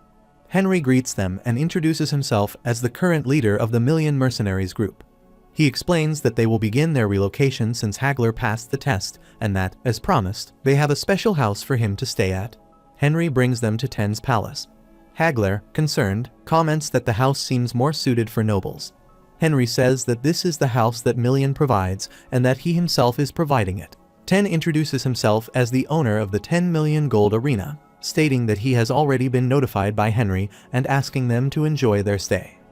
Previously, Ten had asked Henry to bring Hagler's family over, and Henry confirms that it is the least he can do since Ten is indebted to him. Henry calls the maids and tells them to let Hagler's family wash up and to prepare some clothes for them. Later, while sitting and having tea, Henry suggests listening to Hagler's story. Hagler explains that he was a common foot knight scouted by a baron because of his impressive skills. Since his wife, Sans, is a beautiful woman, the baron tried to seduce her, which caused Hagler to almost beat him to death, and that is why they are currently on the run. Hagler says that because he is on the run, not many places would take him in, and when he heard about the mercenary group, he thought it would be his last chance. Henry remarks that injuring a noble is a serious offense. Hagler acknowledges it, but explains that he could not hold himself back. Henry asks if he was not scared of the consequences. Hagler says that he himself is not scared, but he fears for his family's lives. Henry reflects that a family is a man's greatest weakness and asks why Hagler went that far. Hagler admits that it was the first time in his life he felt such rage, and without meaning to, he ended up going pretty far. Henry comments that if he were in Hagler's situation, he would probably have killed the Baron. But Hagler managed to control himself and only ended up breaking a few bones. Henry assures him that, since he promised to provide safety for Hagler and his family, he will uphold his word. He shows Hagler his identity card and says that there is no need to worry, as he is also a noble. Hagler asks if Henry is just a count and not a baron. Henry replies that he will handle the situation by himself, so Hagler does not need to get involved. Henry then tells Ten to focus on taking care of Hagler's family while he is away at Ankleman, adding that there are about 10 days left for his test and that Ten can take it easy for a bit. He gives Hagler some coins, acknowledging that he has lived a hard life, and tells him to enjoy his time with his family. Later, while on horseback and looking at a map, Henry mutters that there are about 2 small fiefs along the way to Ankleman, but he decides he does not need to visit those places and should instead search for treasures around the regions. Pointing to a spot on the map, he notes that he has hidden the whispering artifact there, an earring that can communicate with animals, and thinks that Hagler's daughter, Nia, would enjoy it. He reflects that it is natural for parents to take good care of their children and decides he should do his best for Nia as well. Henry reaches near Whispering Lake and notes from the map that it should be around here. He tells Jade to go full speed ahead and jumps off the cliff. Using Featherfall magic, he lands safely on the ground and appreciates Jade, thinking a good steed definitely makes the journey much easier. Reaching the lake, he remarks that it has become more beautiful than he expected and notices that the mana quality is significantly higher than before. He finds a spot and decides to replenish his mana there, thinking it feels as if he has returned to his hometown. In the afternoon, after completing his replenishment, he observes that the place has more mana than he anticipated.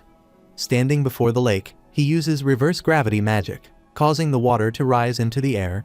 He notices a guardian and comments that Silver has hidden it deeply, hoping the Whispering Lake has protected it well. Using return magic, the guardian melts and a box appears. Henry grabs the box and undoes the gravitational magic with a snap of his fingers, allowing the water to return to the lake. He reflects that it is refreshing to use magic freely. Opening the wooden box, he finds the earrings and equips them. The earrings, known as whispers, allow communication with plants and animals. He hears the plants' voices asking why a human is causing a scene in their area. They express concern, saying they must hurry to get rid of him and hope he is not there for the wrong reason. Henry wonders if there is something worth protecting, and hears them insist that Master Elragon's egg must never be revealed. He realizes that Elragon is a rare dragon spirit, considered one of the top water spirits, whose descendants, although left behind, are not well protected. Henry thinks that although he came to retrieve a toy, he has stumbled upon something valuable. He decides to take the egg, noting that he cannot sense any Elragon nearby. The plants express concern, suspecting he plans to take the egg, and speculate that he is aiming for something at the bottom of the lake. Henry mutters that his head is starting to hurt from hearing the rocks and all the plants talking gibberish, so he decides to change his plan. He instructs Clever to take out the chest, and, as it appears, he retrieves his fire sword. He thinks that since fire is rare around this area, it will surprise them. The plants react, questioning why he is doing that suddenly and worrying that if he starts a fire, they and even Master Elragon's egg might be burned. They realize that the egg is buried under an ash tree and suggest moving the entire tree. Henry smiles, thinking he can easily identify an ash tree and uses light magic to locate it. Eventually, he finds the ash tree. The plants insist that Henry should leave and walk away. He thanks them for confirming the location and uses magic to move the water aside from the tree. Spotting the egg, he grabs it while the plants make a fuss. He removes the earring, muttering about how obnoxious they are, and restores peace to the lake, snapping his fingers to return the water to its place. Holding Elragon's egg, he notes that he has found it and acknowledges its beauty, recognizing it as the egg of a spirit. He reflects that this is the second time he has discovered a spirit's egg and considers himself lucky. He thinks that with the Elragon egg, the potential for his future is limitless, especially since encountering a high-ranking spirit is rare. Noting that it is a water spirit, he decides to provide it with a continuous supply of water magic. Using sharp magic, he sharpens his fingers to cut his arm, reasoning that his body, with its endless mana, is the best place to sustain the egg. He places the egg inside his body and uses healing magic to close the wound. Satisfied, he decides that it is enough time to head toward Ankleman and tells Jade to get going before flying off. 2 days pass, and although the journey would normally take 4 days, he halves the travel time by moving without rest. Upon reaching the harbor city of Ankleman, he shows his identity card to the guards, who salute him and express respect, welcoming him to the city. Seeing the ocean, he remarks on the salty air and recalls how he used to visit Ankleman for a change of pace, feeling that the air brings peace to his mind. Clever asks to see the ocean, mentioning that he has never seen it before. Henry allows him, and Clever steps out to enjoy the view. Henry notes that this is Clever's first time seeing the ocean, and Clever compares it to something similar in the demon realm, though the water there was pitch black. Henry understands why he is impressed. Clever then asks if Van will be in Ankleman, and Henry surmises that he is hiding, noting that Van is extremely patriotic, so much so that he would have been willing to slice off his king's head. Before the unification, Ankleman was a small kingdom with limited authority. When Henry is tasked with leading an army there, he decides to negotiate with the king in order to make Ankleman surrender peacefully, since it lacks manpower. However, the king of Ankleman, being a prideful man, declines Henry's offer and states that he will never bend his knees to protect the dignity of his royal lineage. Henry asks whether this is truly what the king wants and whether he intends to bring about the demise of Ankleman. After this, the king's head is presented by Van. When the king's official yells in protest, Van slashes at him and orders him to be silent. At that time, Van was the only sword master in Ankleman. Although young, he is recognized for his skill and holds the position of deputy commander of the army. He declares to the army that no one holds a higher position than him now and challenges anyone who is dissatisfied to draw their swords. With this incident, Van becomes the highest authority within the Ankleman kingdom. Van stands before Henry, who wonders whether he is supposed to conduct negotiations with him. Van introduces himself and states that the kingdom of Ankleman shall become a subject state to the empire. Henry expresses his thanks for what he has done. Van adds that this is under one condition: if the people of Ankleman become slaves to the empire, he will do whatever he can to revolt and fight back, and he asks Henry what he will say to that. Recalling all of this, Henry reflects that Van is indeed a crazy man. He notes that some people call Van a coward for making that decision, but he believes that Van is simply a strong-hearted patriot. He concludes that if Van listens to his words, then he must be somewhere within Ankleman right now. Henry closes his eyes and reflects on the past, thinking that it is a heavy responsibility. After being betrayed by the people he once called his comrades, he does his best to divide his power among the nobles who support him. However, this becomes another major mistake. As soon as the nobles receive even a small amount of power, they begin to crave more. Henry, feeling disappointed, states that he no longer has the power to protect them and asks them to leave and find another place to live, adding that after his death, they will surely come after their lives. Among the people who are forced to evacuate is one of Henry's closest companions, his blade, also known as Van. Because of this, they all go into hiding. Henry tells Clever that he is there because he wants to recruit one of his closest companions back to his side, and that he needs to meet Has first. He goes to a bakery and apologizes for the intrusion while asking the baker whether he knows who Mayor Has is. The baker replies that he doesn't know who the mayor is. Henry recalls that Has is the second mayor of Ankleman, specifically chosen by Henry and Van. Since the first mayor is involved in excessive corruption, Van swiftly takes care of him, which allows them to search for the perfect candidate, eventually coming across Has. Has is a competent and kind-hearted man, but is extremely afraid of Van. Because of this, he is able to restore peace and purity to Enkleman. Henry asks the baker whether he knows where Mayor Has is after retiring. The baker wonders whether the mayor had left his office that day and says that he saw the mayor going around the market and observing the merchants the day before. Henry realizes that Has is still the mayor and reflects that this should not be possible, since he is able to keep his position even though everyone Henry knows is purged.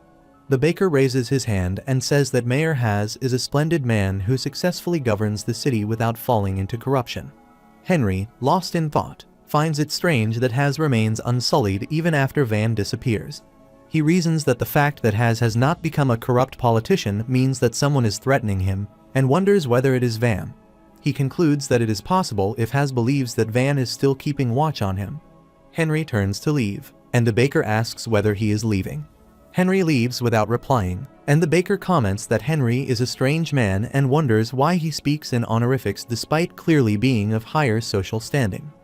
Later, Henry sits on the shore again and calls to Clever, asking whether he still has the kin mushroom spores from the malevolent forest. Clever confirms that he maintains the spores so they do not shrivel and die.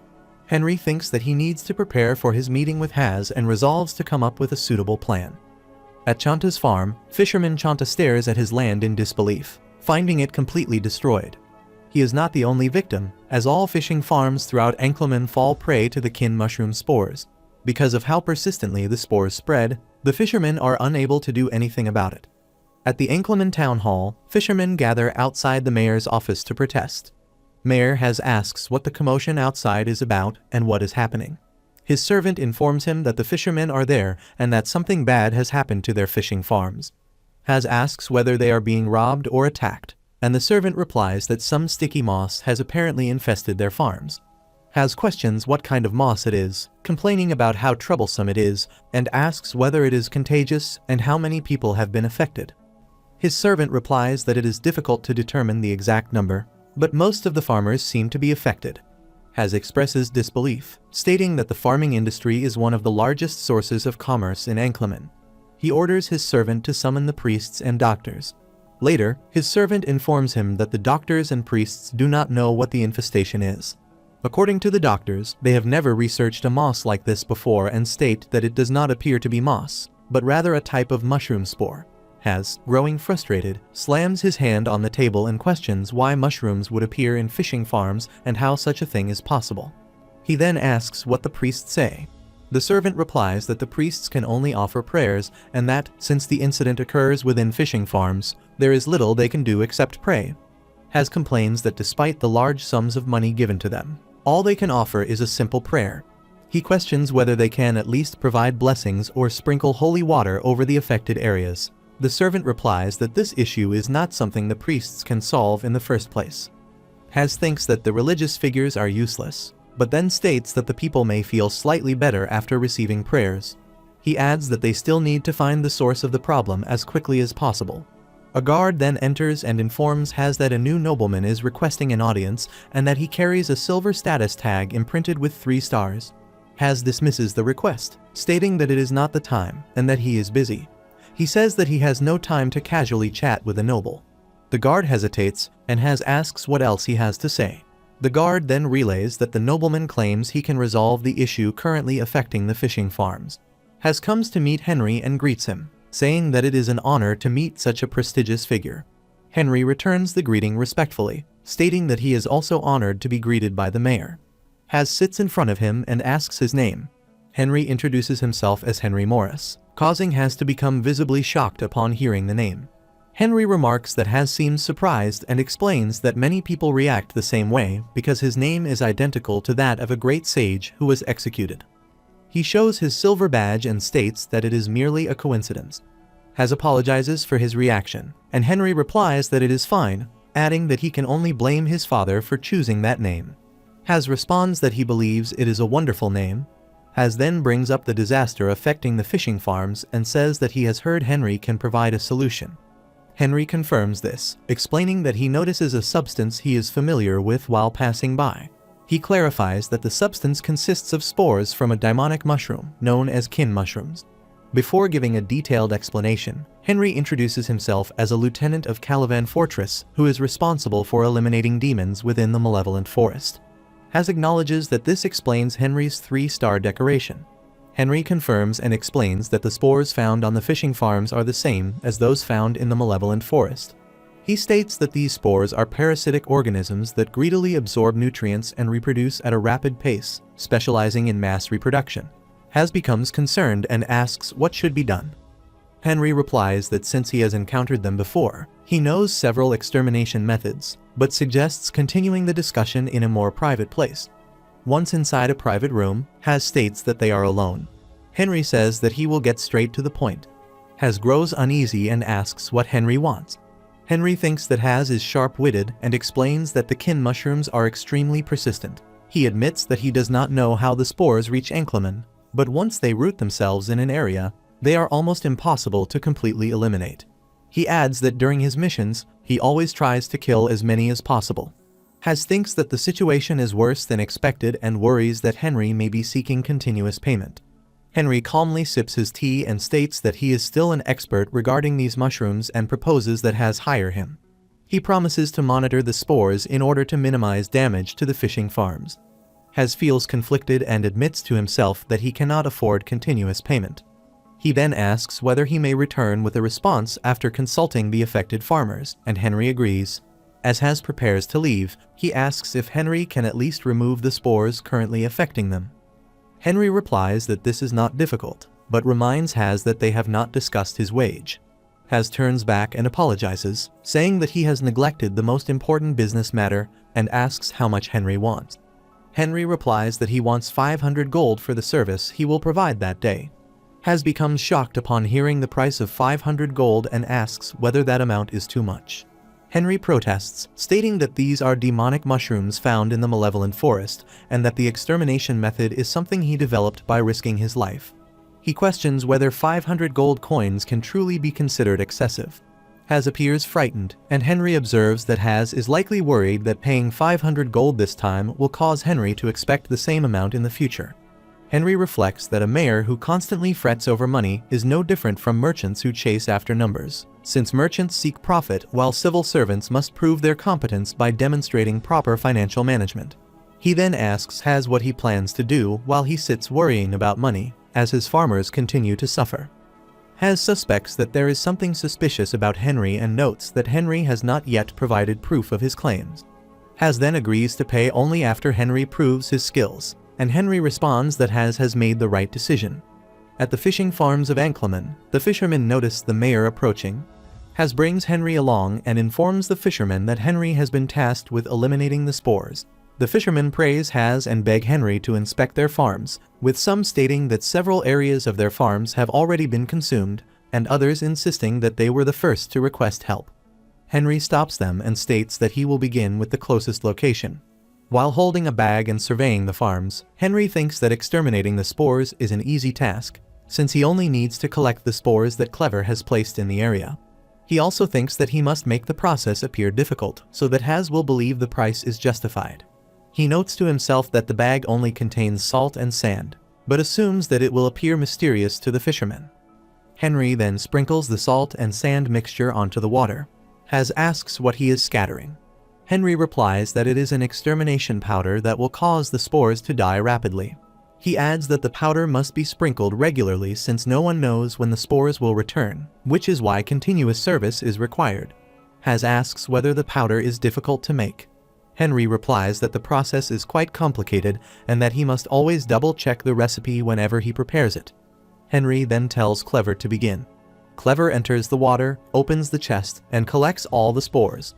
The fishermen rejoice, claiming that Henry's powder is eliminating the spores and calling it a miracle, thanking the heavens for their salvation. Henry then points to the now cleared farm and asks Has what he thinks. Has happily exclaims that the powder truly works. After the issues at the fish farms are resolved, all of the farmers express their gratitude to Henry. Henry replies that there is no need to thank him and states that it is thanks to the mayor's quick decision that their farms are saved. Has then expresses his thanks to Henry, and Henry responds that it is the least he can do since he is being paid. Has suggests returning to his house to discuss the payment, and they go back to the mayor's residence. After closing the door, Has worryingly tells Henry that he has been thinking about why Henry does not sell the recipe for the powder. Henry replies that he cannot do so, stating that he does not wish to give away a recipe that he created by risking his life. Has dismisses the topic, saying that he was only considering whether it might be more cost-effective in the long run, and then asks whether Henry has a place to stay. Henry replies that he has just arrived and does not yet have a place.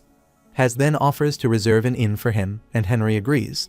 Later, Haz's servant escorts Henry to his room and hands him a pouch, explaining that the mayor apologizes for not coming in person due to urgent matters.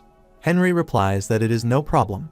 After the servant leaves, Henry opens the pouch, notices the silver coins, and thinks that everything is going according to his plan and that he only needs to wait for others to take the bait. That night, while Henry is sleeping, 3 masked individuals sneak into his room. They place a handkerchief over his mouth, but Henry grabs the wrist of the one holding it, takes the handkerchief, and squeezes his wrist. The other 2 remark that the poison should be strong enough to knock out an elephant and express disbelief. Henry states that he is not fond of petty gimmicks. The man he is holding tells the others not to kill Henry, saying that they must capture him. Henry mockingly asks whether they intend to capture him, and then beats them, knocking the 2 unconscious. He then remarks to the remaining man that it did not take much effort to defeat them, and that he was expecting stronger opponents. He squeezes the man's wrist, causing him to scream in pain. Henry thinks about how they dared to try to smother him with sleep poison. He removes the man's mask and asks who sent him. The man replies that the 3 of them planned it themselves after seeing how effective the powder was. Henry kicks his knee and warns him that this is his last chance, and that he will make sure he can never walk again if he lies. The man cries and pleads, insisting that he is telling the truth. Henry wonders whether they are truly just petty thieves and asks for his name. The man introduces himself as Reinda. Henry asks if only the 3 of them are involved. Reinda confirms this and explains that they were passing by the fish farm, saw the powder, and wanted to steal the recipe. Henry clenches his teeth in annoyance. Reinda continues to cry and insists that he is telling the truth. Henry kicks his knee again and states that Mayor Haz is the one who sent them. Reinda flinches and asks what he means. Henry grabs his collar and says that he is sure Reinda will understand after receiving more beatings. Henry then activates a silent room spell, making the room soundproof, and states that they can now get down to business. After beating Linda, he removes the soundproofing magic and asks him whether he wants more. Linda apologizes. Henry states that he and the others are assassins sent by Mayor Haz to obtain the powder, and remarks that Linda should have complied earlier. Linda confirms that they are indeed assassins sent by the mayor. He then gives him a pill, places it in his mouth, and orders him to swallow it.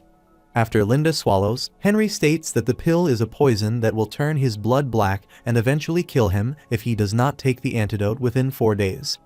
He says that he plans to take them to Mayor Haz at daybreak and that no further explanation should be necessary. He adds that he has already given the pill to the other 2 and instructs Linda to inform them, which Linda agrees to do.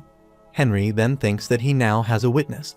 The next morning, Henry goes to the hotel manager, Ibris. Ibris is shocked upon seeing the assassins and asks what is going on. Henry says that they attacked him the previous night and claims that they are petty thieves who tried to steal his belongings. Ibris says that he will immediately call the police and have them charged.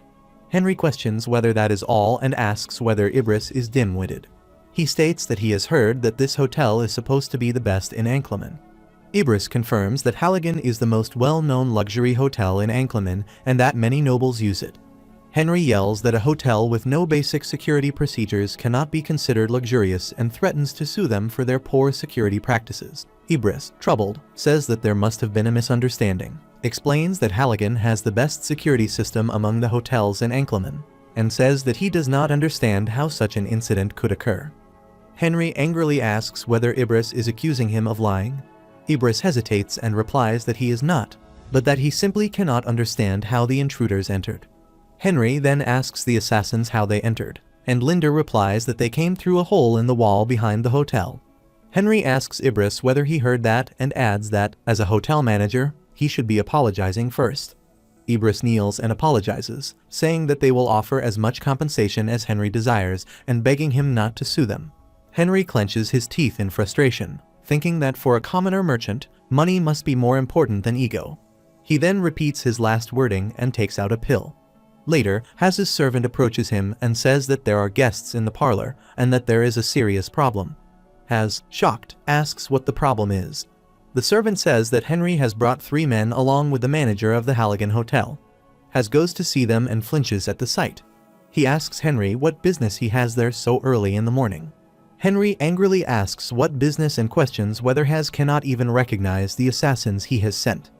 He shows him the handkerchief and says that he knows Has will pretend to be innocent, so he has brought the handkerchief with the hypno poison on it. Has appears puzzled, and Henry says that there is enough evidence and asks him to stop pretending. Has replies that he has no idea what Henry is talking about. Linda then apologizes to the mayor and says that they have failed the mission. Has yells at them, asking what nonsense they are talking about and who they even are.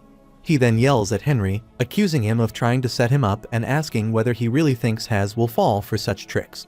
Ibris then tells the mayor that those men visited the hotel the previous night, claiming that they had business to carry out for him, and says that the testimonies of the gatekeepers and the visitors' log are all present. Upon seeing the documents, Has flinches and says that this is outrageous. Henry then says that Has must not be claiming that the manager of the best hotel in Ankleman is lying. Later, Has is alone in the room with Henry and thinks that there is no way the manager of the Halligan Hotel is fabricating such a thing, since he must know that it would damage the hotel's reputation. He feels ashamed and says that this is truly unbelievable, while sobbing. Seeing him in this state, Henry internally apologizes to him. Henry does not hold any ill feelings toward Has. However, he decides not to care about past ties in order to draw out Van, since he has already experienced a miserable end. Has, while crying, asks Henry to spare him. Henry asks whether he is admitting it. Has asks what the point of admitting it is now and, before being punished, asks for a favor. Henry tells him to go ahead and asks what favor he wants, and Has asks for 1 day. Henry asks whether he is only asking for time to flee. Has replies that he is not and asks for time to settle matters on his end. Henry asks whether he is planning to ask Van for help. Has flinches when Henry says Van's name. Seeing Has's shock, Henry thinks that his guess is correct, and that Van, being smart, stubborn, and strong, must be hiding somewhere in Ankleman. Henry then asks where Van is. Has flinches and asks how Henry knows about him. Henry says that the question is not how, but where. Has pleads for his life, and Henry tells him not to ask the question. Has then takes out a summoning card. Meanwhile, Van is asleep and, in his sleep, hears Henry Morris's name being called. He dreams of every moment related to Henry, from the time Silver is killed. He then rises in distress and wonders why he is having that dream again. Seeing Henry's sword, he thinks that Henry is the strongest man in the history of the continent, yet still only human. Grabbing the sword, he thinks that Henry is a weak-hearted man, tangled with human emotions. He asks why Henry does not take action at the beginning and why he treats malicious nobles like humans. After witnessing Henry's death, Van leaves the capital without even having time to collect himself and hides in Ankleman, his hometown, because he knows better than anyone that the swords once pointed at Henry will point at him next. Ankleman is the biggest trade city in the empire, and the region that collects the second highest tax revenue, which tempts many nobles. However, before his death, Henry made Ankleman a free city not owned by nobles. Van considers this Henry's final gift and pledges to protect the city to the end. Van then sees the summoning card burning and thinks about Has, knowing that only Has and Van use summoning cards. It is the first time since learning how to make them from Henry that one burns completely to ashes, which means it is an emergency. He leaves, saying that Has must wait for him. The next morning, he comes to meet Has. Henry is sitting there and asks how the trip is. Van, shocked, asks who Henry is. Van releases his murderous intent and demands to know who Henry is. Henry greets him and states that his name is Henry Morris. Van flinches upon hearing the name, and Henry asks whether he is Sir Van the Swordmaster. Van furiously demands to know who Henry really is. Henry thinks that Van is still as menacing as ever and notes that his own mental strength allows him to resist the murderous intent and speak freely. Henry states that he is the one who eradicates all the destructive spores the previous day. Van recalls that Has mentions a man with the same name as the great magician who resolves the spore problem. Van then asks where Has is. Henry replies that Has is in the bedroom, and that he tells him to take time to reflect on his mistakes. Van is puzzled by this statement. Henry rises and moves to prepare tea. Van thinks that destructive spores no longer matter, and that the only important issue is how this man knows about his existence and uses Has's summoning card, deciding that it will not be too late to kill him after finding that out. Henry asks whether Van likes cold green tea. Van flinches and asks whether Hez tells him that. Henry replies that he only gets that impression. Just as in the past, Henry prepares and serves cold green tea to Van himself. They sit and drink tea together. Henry asks whether Van is satisfied with his life there. Van asks what that is supposed to mean. Henry says that Van is well known and was once the sword of the great magician. Van asks whether Henry is mocking him. Henry replies that it is a fact known throughout the nation and asks him not to misunderstand. Van asks how Henry knows he is here. Henry answers that his master tells him, identifying his master as the 8th class wizard, Master Henry Morris. Van, enraged, releases his murderous intent and threatens Henry, accusing him of lying and warning that he will kill him if he lies again. Henry states that he is only telling the truth. Van slams the table, shattering it, and declares that it is a lie, saying that Henry Morris never had a disciple, and that Van himself is always by his side, so such a lie cannot deceive him. Henry replies that Van's heated reaction shows that he is still his master's guard knight. Van says that this is not a position to be spoken of lightly. Henry answers that it is also important to him, since it is the main reason he comes to see Van. Van asks what Henry is talking about. Henry says that he will explain after receiving an answer to one question and asks whether Van still has loyalty to his master. Van then wonders whether this man is truly his master's disciple and suspects that he might be a spy sent by the palace. Van asks whether Henry is aware of the seriousness of his question. Henry confirms that he is and thinks that if the nobles knew about Van's whereabouts, they would not want to beg for their lives by rejecting their loyalty to him. Van draws his sword, swings it, and points it at Henry, saying that he has never forgotten his master's favor, a man who saved his life and the lives of many others in Ankleman. Henry smiles and starts laughing. Van, frustrated, asks why he is laughing. Henry, still laughing, apologizes and says it is too difficult to hold in his laughter, then asks whether Van thought he was just a pawn of the nobles. Van says that finally, Henry is revealing himself. Henry replies that he will prove to Van that he is indeed Henry Morris's disciple. Henry then opens his fist and shows Van the blue dragon spirit magic that he uses and tells him to watch carefully. Van becomes shocked.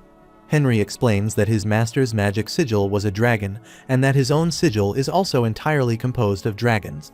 He states that the beings who are the source of all magic cannot be defeated by magic, and that those beings are dragons. Seeing Van's shocked expression, Henry adds that there is more.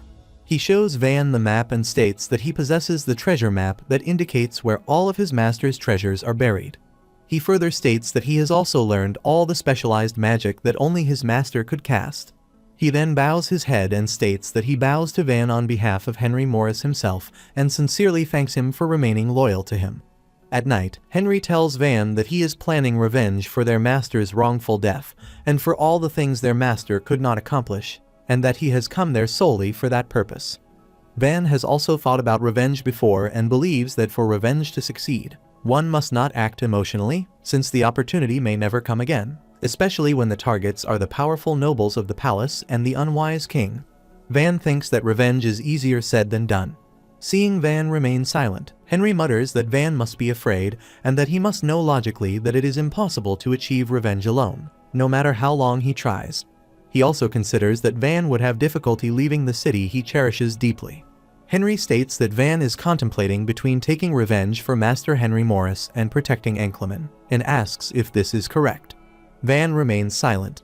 Henry then states that he understands Van's feelings, but insists that Van must realize that if the nobles are left alone for the sake of temporary peace, they will one day take over the city. He says that this is an undeniable fact because the free city of Ankleman yields great profits and nobles have always desired to control it, merely waiting for the right moment.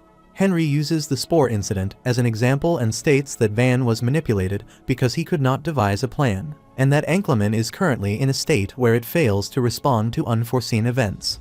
Van clenches his teeth and acknowledges inwardly that Henry's words are true, and that Ankleman is a weak city that cannot properly handle unexpected situations. Henry then offers to help Van, at least until the city grows to a point where nobles would not dare to take it over, and states that Ankleman will become the best managed city. Van asks how this will be achieved. Henry replies that he already has Vivaldi in the palm of his hand and that if Van accompanies him to Vivaldi, he can provide sufficient proof. Van responds that this is unnecessary and asks how Henry took control of Vivaldi. Henry answers that it is unofficial, but explains that he defeated Mayor Brent in a chess match. Van asks in shock if Henry defeated the undefeated champion. Henry confirms this and adds that in exchange for keeping the lost secret, Mayor Brent is under his command. He further states that he became the official world sparring champion of Vivaldi and took control of the largest arena, the 10 million gold arena, and that this proves how easy it is for him to support Enkleman from the shadows. Van thinks that if this is true, there is no reason to refuse, as Henry would become a reliable supporter, but that in order to gain that support, he would have to take part in the revenge Henry proposed earlier.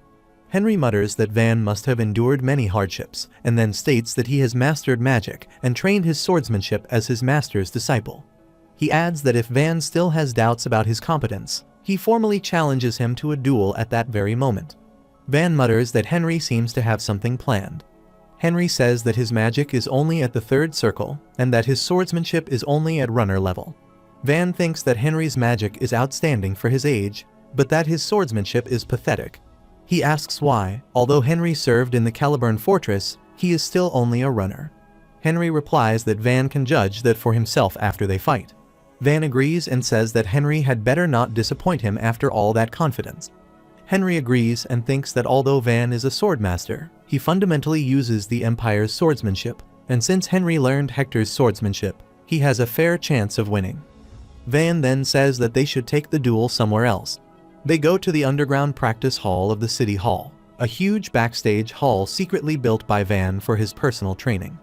After arriving, Henry says that he did say he would prove his capabilities, but compared to Van, he still lacks many things, and that it is impossible to defeat him.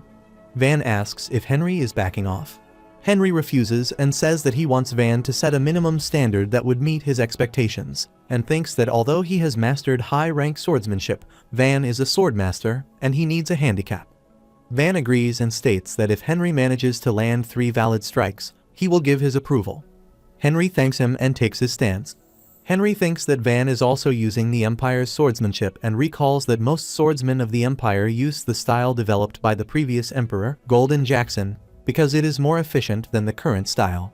Van says that he will give Henry the first move. Henry thanks him and rushes forward to strike. He lands a powerful strike that Van dodges and wonders if he has ever seen such movement. Henry rushes again and lands a strike on Van's waist. Van is shocked, and Henry smirks and says one.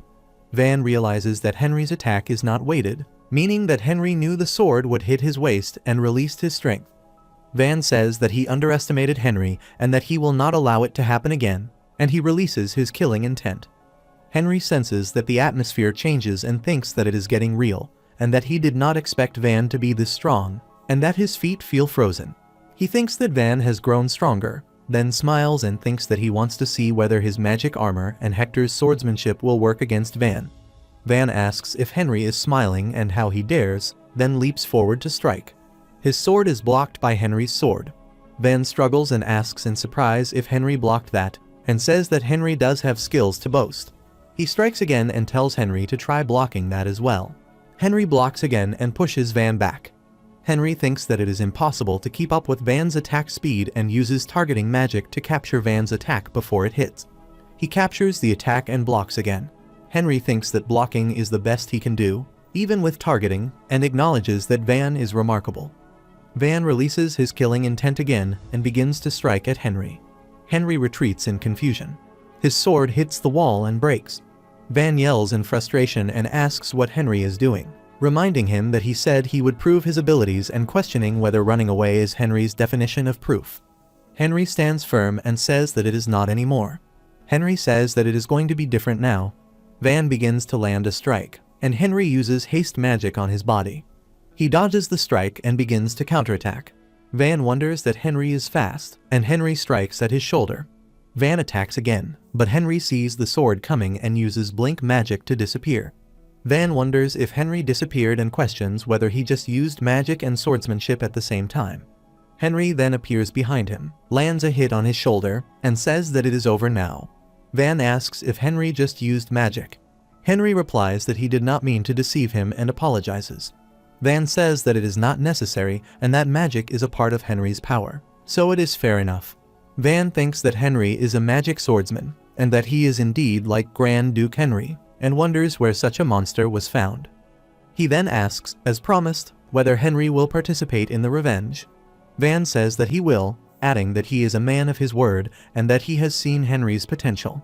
Henry thanks Sir Van and thinks that it feels strange to receive approval from one of his past life's subordinates. But if it is Van, it is another story.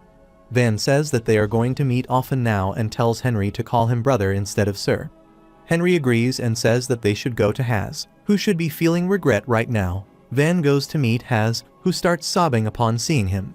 Van asks how Has's self-reflection is going. Has asks what he means, and Van says that he heard the basic story, and that Has been played by his brother. Has is confused until he sees Henry coming in and flinches, asking about his brother. Van says that he and Henry decided to be brothers starting that day, and that Has must treat Henry with as much respect as he treats Van. Has wonders what they are talking about. Henry tells the mayor not to worry too much and says that he plans to respect Has's decisions, which makes Has even more surprised. Later, Has sits holding his head, not understanding anything. Van asks whether Henry is saying that Enklemen should be managed by establishing a professional management team. Henry says that this is correct and explains that the nobles are always hunting free cities and that once Enklemen's effectiveness drops, they will try to take it over. Has says that establishing a professional management team does not guarantee good results all the time. Henry agrees and says that this is why he is thinking of forming a pact between Vivaldi and Enklemen. Has does not understand, and Henry tells him to consider it a type of exchange. He says that if the two cities are deliberately planned to rely on each other, the nobles will not easily be able to claim management rights. Has flinches and asks if Henry is saying that they should create a debt or something. Henry replies that it would look like a debt on the surface, but that debt is not the aim. He says that in order to win city management rights, the person must also assume the debt, so the debt must be made to seem like a big obstacle. Has says that no matter how he looks at it, this is a loss for Vivaldi and asks whether Mayor Brent will agree to this. Henry replies that a decision has already been made that Brent will actively support this and summarizes that his relationship with Brent is like Has's with Van, and tells Has to just sign the pact. He adds that when Enklemen is in need of help, Vivaldi will have every right to help. Van says that all of this surely makes sense. Henry thinks that things are running out nicely since two of the highest tax revenues are under his control, so he will not have to worry about funds running out. Van asks whether, if the pact is made, the professional management team is unnecessary. Henry replies that it is purely for Van, and that from then on Van will be affiliated with the Million Mercenary Group Henry established and will move with them. Van asks if there is a specific reason it has to be a mercenary group. Henry says that it is convenient because it is easy to gain fame and might, and that if Van works in the mercenary group, he will inevitably be less involved in city management. He explains that this is why he suggests setting up a professional management team. Has shouts and tells him to wait, saying that it now feels like Henry wants to make the management team because Has is unreliable. Van stops Has and tells him to hush and do as Henry says. Henry tells both of them to calm down and says that he did not mean it that way, but meant it as assistance so that Has is not burdened with all the work alone. He points out that Has is handling public affairs and city management at the same time without breaks, and suggests leaving city management to the management team so Has can focus on public affairs. Has asks if that does not mean Henry wants him there as a puppet. Henry replies that, to be precise, yes, and asks why Has does not want that and what the reason is. Has hesitates to answer, and Henry thinks that Has cannot give an answer because he has lived as a slave under the title of mayor for so long. Henry tells the mayor to listen to him and says that he is giving him, who has worked hard as Enklemen's mayor for the past decade, a chance to enjoy the rest of his life. He says that he will make Enklemen the best city that ever stood, and that Has only has to maintain the title of mayor and live as he wishes. Henry adds that he will raise Has's salary and enable him to take vacations as often as he likes. Has thinks about an enjoyable life and the best city and about being the mayor of the best city, and happily says that he feels liberated. Meanwhile, Van, seeing Henry, thinks in annoyance about how pathetic Has is and about Henry being the Grand Duke's disciple. Has grabs Henry's hand and thanks him, and Henry replies that it is no problem and that Has deserves this. Henry internally thinks that Has and Van are both people who stayed true to their initial selves and are therefore reliable. Henry tells Van that they will discuss the details of the arrangement after the professional management team has been formed. He then asks Has whether the people he brought are still in the parlor. Has replies that if he means the hotel manager and the scoundrels, they should be there. Henry moves and says that they should head to the parlor because they cannot keep them waiting there all night. As they enter the parlor, the scoundrels sit helplessly, and Ibris asks Henry when he will give them what was promised. Henry asks if he is talking about the antidote and says that they have suffered long enough and can get going. He hands Ibris a pouch, and Ibris takes it and runs from there. Linda, troubled, asks where theirs is. Henry replies that that was the last one, and that the one he gave to the manager is all he had, and that he does not have any left anymore. They shout and start crying. Henry says that one pill of the antidote is enough and asks what they are doing, telling them to go after him because there must be some pills left. They flee from there, chasing the manager. Van asks Henry why they are like that. Henry says that he poisoned them, and Van asks whether that is true. Henry replies that it is not, and Van says that it was cruel of Henry. Henry replies that they dared to intrude on his bedroom, so he thinks they deserve it. Henry plans for Van's recruitment to take at least 10 days, but it only takes 2. After Henry concludes his business, he rests for a few more days and then leaves for Vivaldi with Van. On the way, he asks Van whether he knows any information about Grand Duke Henry's other closest supporters. Van replies that, unfortunately, he does not, since everyone is busy hiding themselves after the Grand Duke orders them to scatter. He adds that thanks to Grand Duke Henry, they survive, and that if he had not ordered them to scatter, they would have remained in the palace and met a miserable end. Henry then asks about the people whom the master is protecting. Van sadly replies that they are all banished. Henry wonders when he hears about the banishment. Van says that they cannot avoid the accusation of having served a traitor. Henry wonders what he is talking about and recalls that Silver Edward tells him that if he surrenders his life, he will assure the people's lives and safety, and that he surrendered. Henry clenches his teeth in frustration and internally scolds Silver. Van says that he has heard that they are banished to the edge of the continent, to a place called Seldura in the far north. Henry asks whether by Seldura he means Seldura the snowfield, which is the only place on the continent that snows all year long, where the freezing cold and drastic climate make human habitation impossible. Henry feels sorry for them and thinks that they are sent off to die, vowing that he will save his people no matter what. Van seems to notice Henry's mood, and the two remain silent on their journey to Vivaldi. Finally, they reach the Empire's best entertainment city, Vivaldi. Seeing his stay, Van says that it is a remarkable house. As they come inside, he asks whether Henry lives in such a gorgeous house. Henry replies that it is not his, and that he only uses it as if it is. Ten welcomes them and asks whether they are back so soon. Henry replies that things turn out better than planned. Ten then says that the person beside him must be someone important, and Henry introduces Van as the one who is going to be the vice head of the mercenary group. Van extends his hand to greet Ten and introduces himself. Ten also greets him and thinks that he has heard that name before. He asks if Van could possibly be Sir Van, the palace's swordmaster. Henry confirms it, and Ten flinches upon hearing this. Van says that he now serves Henry for reasons he won't explain and tells Ten not to overreact. Ten bows his head and apologizes, saying that he did not recognize such an honorable person.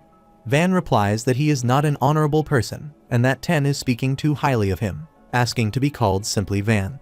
Ten hesitates, saying how could he dare call a grand knight like Van by his first name? Henry interrupts, telling them to stop making such a fuss. Henry then asks about the task he assigned. Ten reports that no one has passed the first test since Hagler, and that the rumors of hidden masters have turned out to be false. Henry asks if that is really the case, and Ten explains that there is no way for a mercenary group to form if no one can pass the entrance test. Van inquires about the entrance test and asks Henry if he can try it. Henry replies that it would be boring for Van, though Van says he will just consider it a light game. Henry instructs Ten to show Van to the first test area and to prepare a room for him to stay, and Ten agrees. Henry then says to Van that, in the meantime, he will go see Mayor Brent. On his way, Hagler meets Henry and expresses surprise at his early return. Henry explains that things turned out well, so he came back early. Nia, holding a strawberry, greets Henry but drops it and starts crying. Henry thinks she seemed to be saving it. He picks her up and asks if she was being a good girl, and she confirms while still crying for her strawberry. Henry offers her a gift better than the strawberry, giving her a silver chain necklace. She wears it happily and thanks Henry, saying it is a pretty necklace. Hagler thanks him as well, saying it was unnecessary, but Henry explains that he is looking after her because she is his subordinate's daughter and tells Hagler not to feel pressured. Henry then whispers to Nia that if she holds the necklace with both hands before sleeping, she will hear the fairies, but that they are shy and she must eavesdrop. She laughs and agrees. Henry pats her and tells them that if they go to the mansion, someone he brought along, the vice leader, will be there, and they should get to know him. Hagler agrees, and Henry leaves, waving at them. In the Vivaldi City Hall, Henry comes to Brent's office, and Brent asks what brings him there so soon, remarking that he thought Henry said it would take at least 10 days. Henry says it is the third time someone has asked him that and explains that things turned out well, so he came back early. He sits on the couch and asks how the tax collection is going. Brent replies that there is a little fluctuation, but they are still making a steady profit, with profits so far just over 100,000 gold. Henry comments that it is not bad and notes that since the recruitment ends in a few days, they just have to work a little harder. Brent then asks if there is another reason for his visit and whether Henry wants to tell him something. Henry explains that he came to discuss a contract, describing it as a simple agreement between cities meant to enable trade and strengthen their bond. Brent questions whether it is necessary, saying the city has already flourished without such a contract. Henry responds that there might not be an immediate benefit, but Brent is not losing anything either. Brent expresses concern, noting that the concept of joint responsibility might still entail risk. Henry reassures him that even if a situation requiring responsibility arises, as long as he is alive, it will not be a problem, and asks if Brent does not trust him. Brent clarifies that it is not a matter of trust. Henry then stands, saying he will visit again to discuss the terms of the agreement and that Brent should be aware of it. As Henry leaves, Brent mutters helplessly that he has no choice and wonders how he ended up in this situation. Standing outside, Henry thinks that he should visit the testing area while he is out. Reaching the test area, Henry notices the participants and thinks that although the number has decreased, those remaining must be the ones truly determined to join the group. The registrar announces the first test passer, and Henry realizes it is Van. He thinks they plan to motivate those who have been trying from the start. Later, during lunch, Henry considers that it is time to genuinely make Ten one of his people. He invites Ten to have a drink with him, and Ten asks if it is just the two of them. Henry pours the drink and asks Ten if he hates him. Ten admits that he does, explaining that he went from being the owner of the 10 million gold arena to a mere creditor in a day. Henry says he is thinking of expanding the business. Ten questions whether Henry intends to have him manage those businesses, noting that their relationship is currently only that of debtor and creditor, and asks why Henry trusts him. Henry responds that this is precisely why he wants to take their relationship beyond that.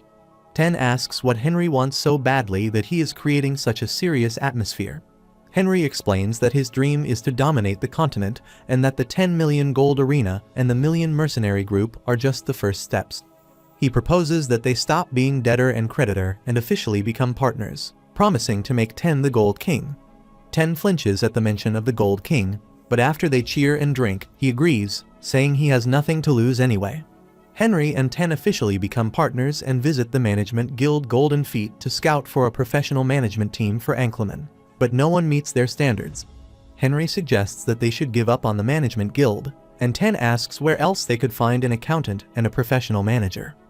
Ten explains that regardless of circumstances, they need an accountant and manager, noting that every economy circulates through back alleys, with Vanish Road, also known as Lone Road, being a common source. Henry asks about the need for licensed accountants, and Ten reassures him that there are people who were once accountants or managers before ending up there. Henry insists that they cannot just hire anyone, and Ten mentions Angel's Embrace, owned by a man named Heisha, as the biggest group around. Henry goes to Angel's Embrace, and one of the members asks Ten what brings them all the way there. Ten says he came to meet their boss, Heisha, and asks if he is upstairs. The member replies that Heisha ordered them not to let anyone inside. Ten asks if they do not know who he is, and the member mockingly acknowledges him, recalling that Ten went from being the richest man in town to a penniless old man. Other members laugh, joking that 10 million gold is not eternal, and asking if he is there to borrow some cigar money.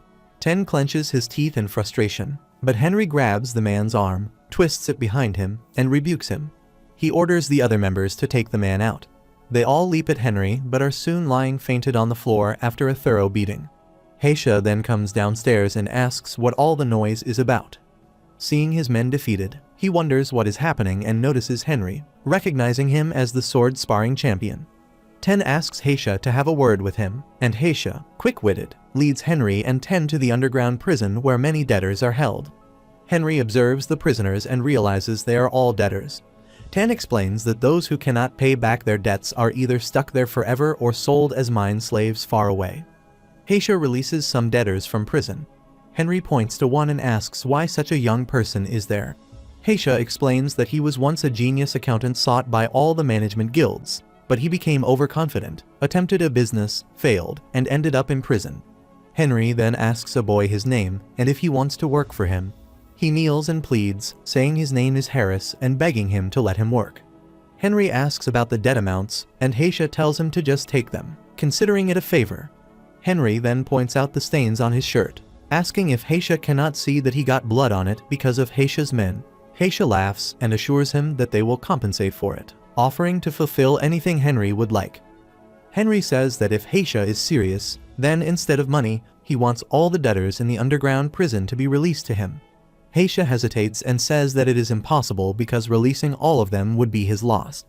Henry angrily says that, in that case, he should receive compensation for Heisha's men almost killing him.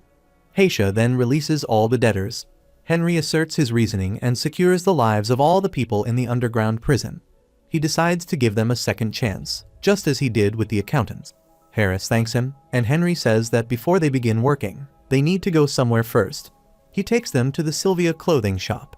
The shop manager welcomes him and asks if he is the officer who visited before. Henry greets her and says that he plans to make a bulk purchase of designer Sylvia's clothes. She asks who the clothes are for. He brings the debtors forward, and she flinches, saying that she cannot tolerate the filth and that they must bathe first. Later, after they wear proper clothes, Henry thanks her for her excellent service.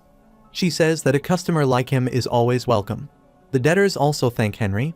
Henry says that they should now get to work, and that first they will proceed with the agreement between Ankleman and Vivaldi. Harris firmly says that they will make a perfect contract even if they have to stay up all night. At the Vivaldi City Hall, Henry gives Brent the contract book and tells him to go through it. He also says that soon after the agreement is made, there will be a business proposal. Brent reads it and says that he trusts Henry not to do them any harm. Henry tells him not to worry and asks about the accountants he sent.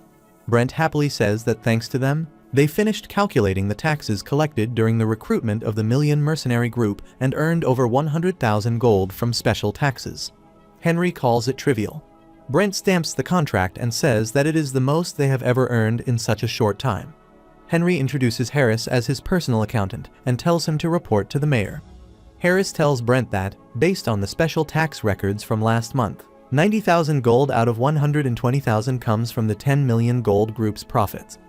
Brent flinches and asks why those records are kept separately. Henry asks if Brent was thinking of handing all the tax money to the Empire. Brent asks what he means. Henry explains that if the company name is not specified in the special tax records, there will be no indication of how the money was collected. He burns the paper and says that since the largest arena belongs to them, burning the special tax records will leave the money without a trace. He says that they now have about 90,000 gold in a secret fund as promised, and that 10,000 gold is Brent's share. Brent is shocked and asks if Henry is really giving him 10,000 gold. Henry asks if his word is not enough. Brent gratefully accepts it. Later, Henry sees Van off and says that he hopes everything turns out well. Van says that he will be back soon. Henry assists Has in forming a professional management team that will manage Ankleman from now on. Van and the management team are left with a contract. Henry thinks that he can finally move on to his next plan. Ten asks what the next plan is. Henry says that he is not in a hurry. Ten says that if Henry wants to dominate the continent, every second counts. Henry thinks that calling Ten the future Gold King has motivated him. Henry then says that he will go to Seldra for a while. Ten is shocked and asks if he means Seldra of the North. Henry says that he has people to find there.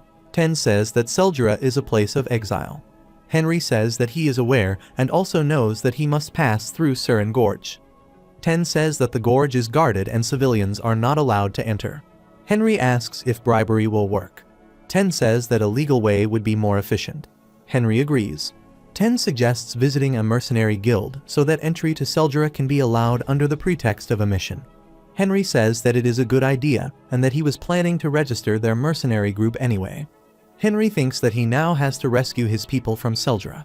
Henry now has Vivaldi and Ankleman under his control. In order to leave for Seldra in the north, where his people are imprisoned, he seeks out a mercenary guild to find a legal route. He hands over the papers to the checker, who tells him to wait for a moment.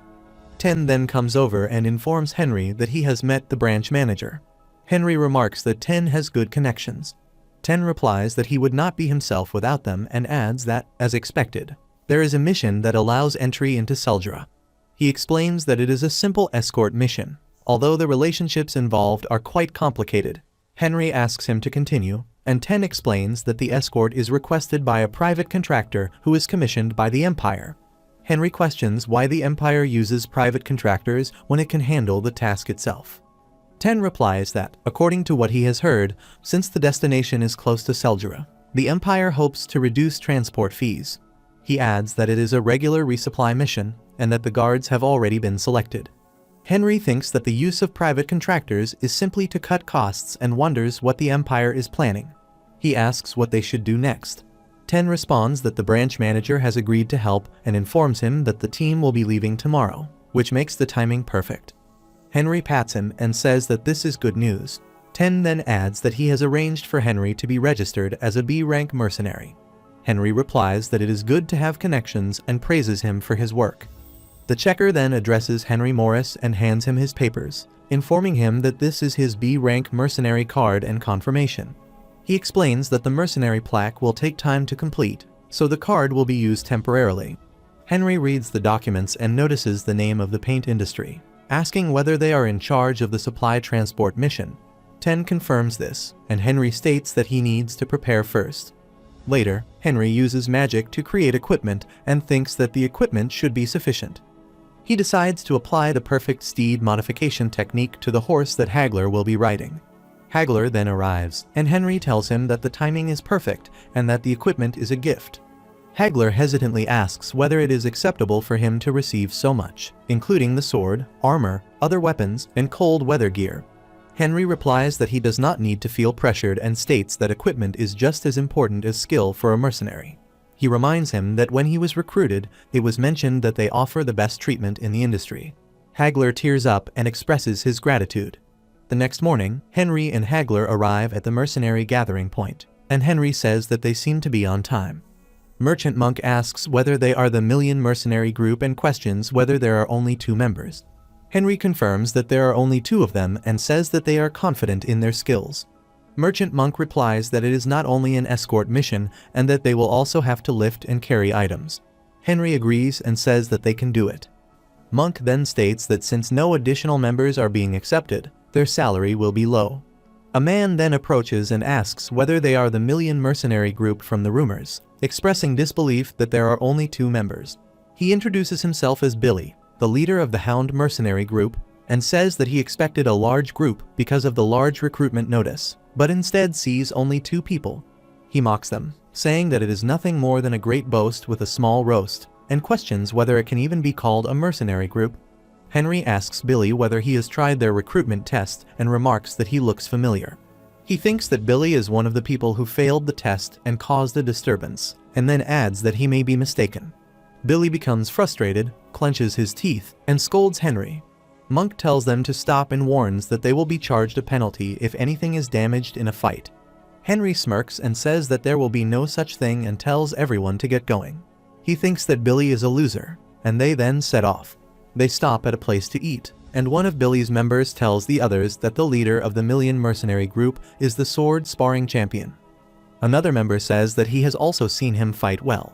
Billy angrily responds that sword sparring is not real fighting and says that it is just swinging a sword. His members reply that the championship title fight is fierce from the beginning. Hagler hears their gossip and asks Henry whether he is going to let them continue talking like that. Henry replies that empty vessels make the most sound and says that there will be an opportunity. Later, Hagler becomes frustrated and throws away his food, saying that he cannot take it anymore, and that he will not forgive anyone who insults Henry.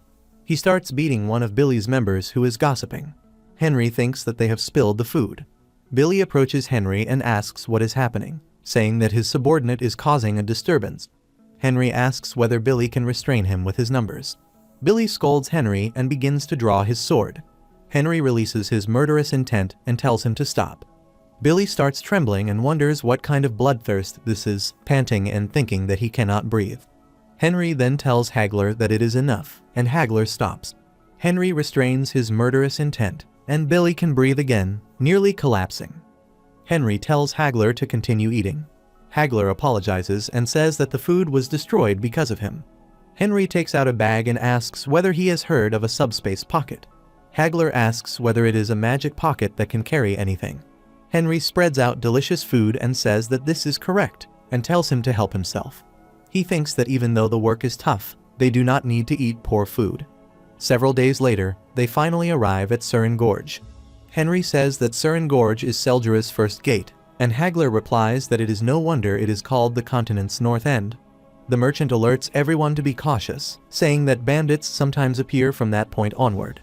As they continue forward, someone suddenly appears behind them in a fairy explosion and orders them to stop moving. Bandits approach them with their faces covered. Henry notices their clothes and swords and thinks that the bandits look as if they are wearing military outfits when they should be trying not to stand out, and he feels that something is suspicious.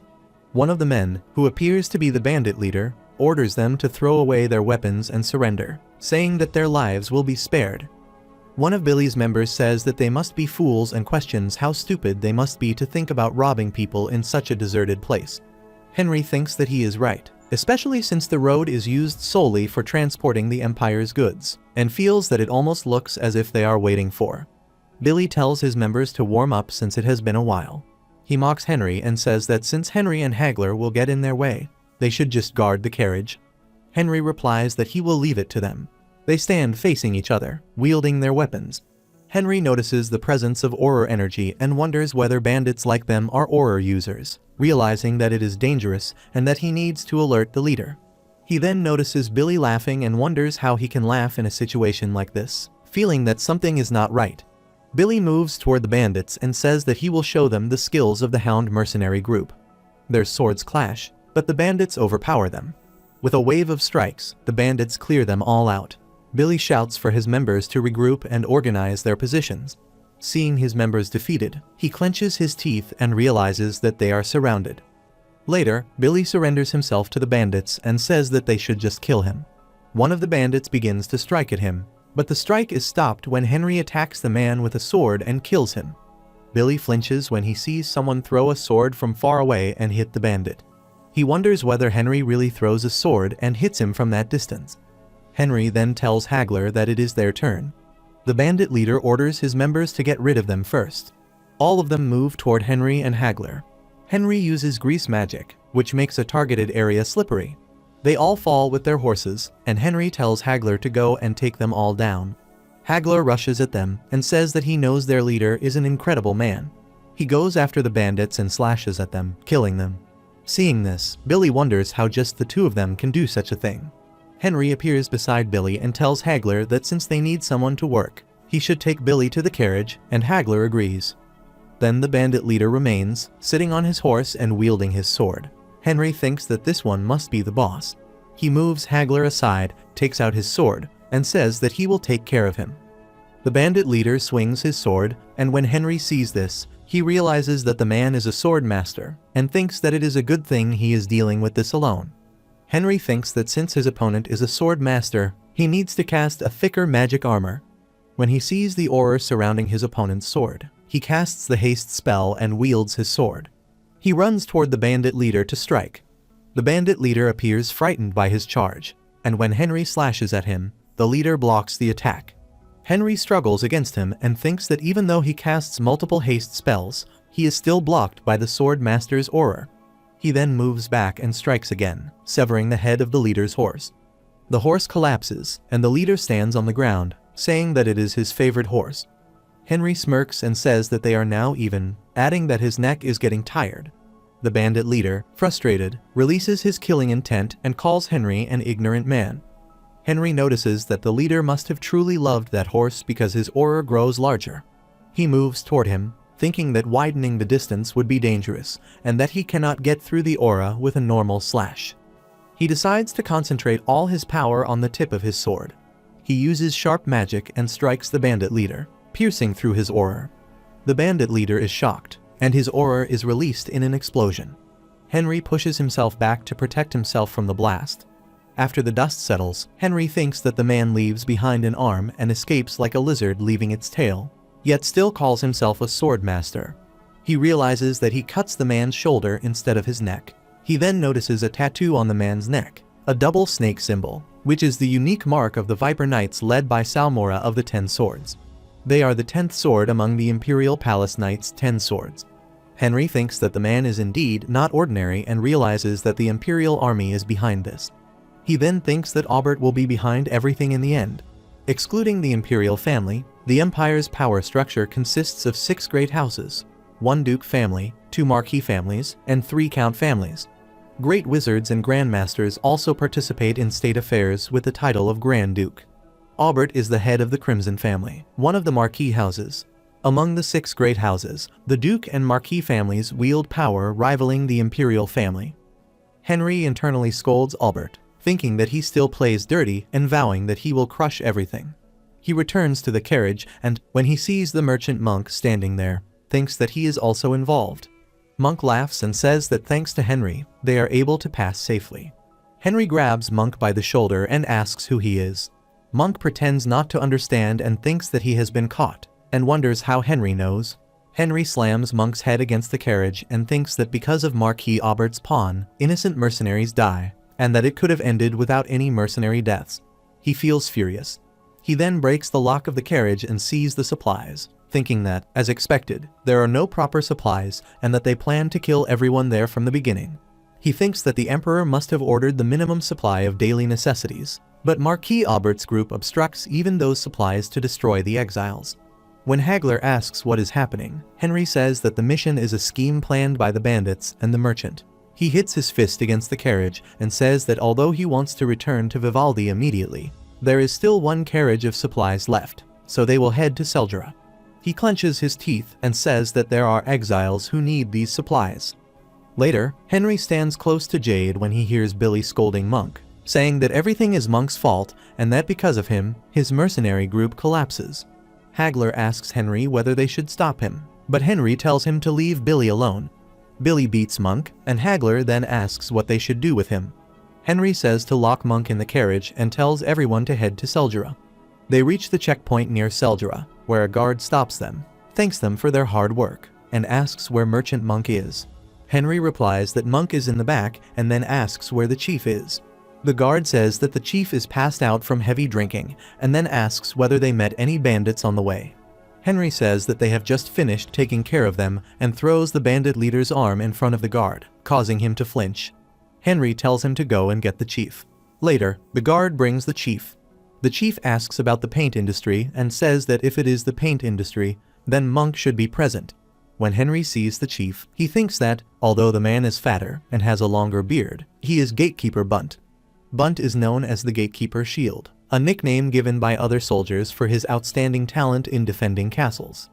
With his excellent swordsmanship, solid work handling, and clean public life, Henry himself once gave him a medal. Henry thinks that because of him, Bunt is demoted and has become like this, and that he is now drinking his pain away. Henry casts a simple magic spell that removes alcohol from Bunt's system. After the spell, Bunt comes to his senses and says that he suddenly feels sober. Henry greets him, introduces himself as the leader of the Million mercenary group assigned to escort the paint industry, and says that his name is Henry Morris. Bunt flinches at the name and sadly says that it is a name he yearns for.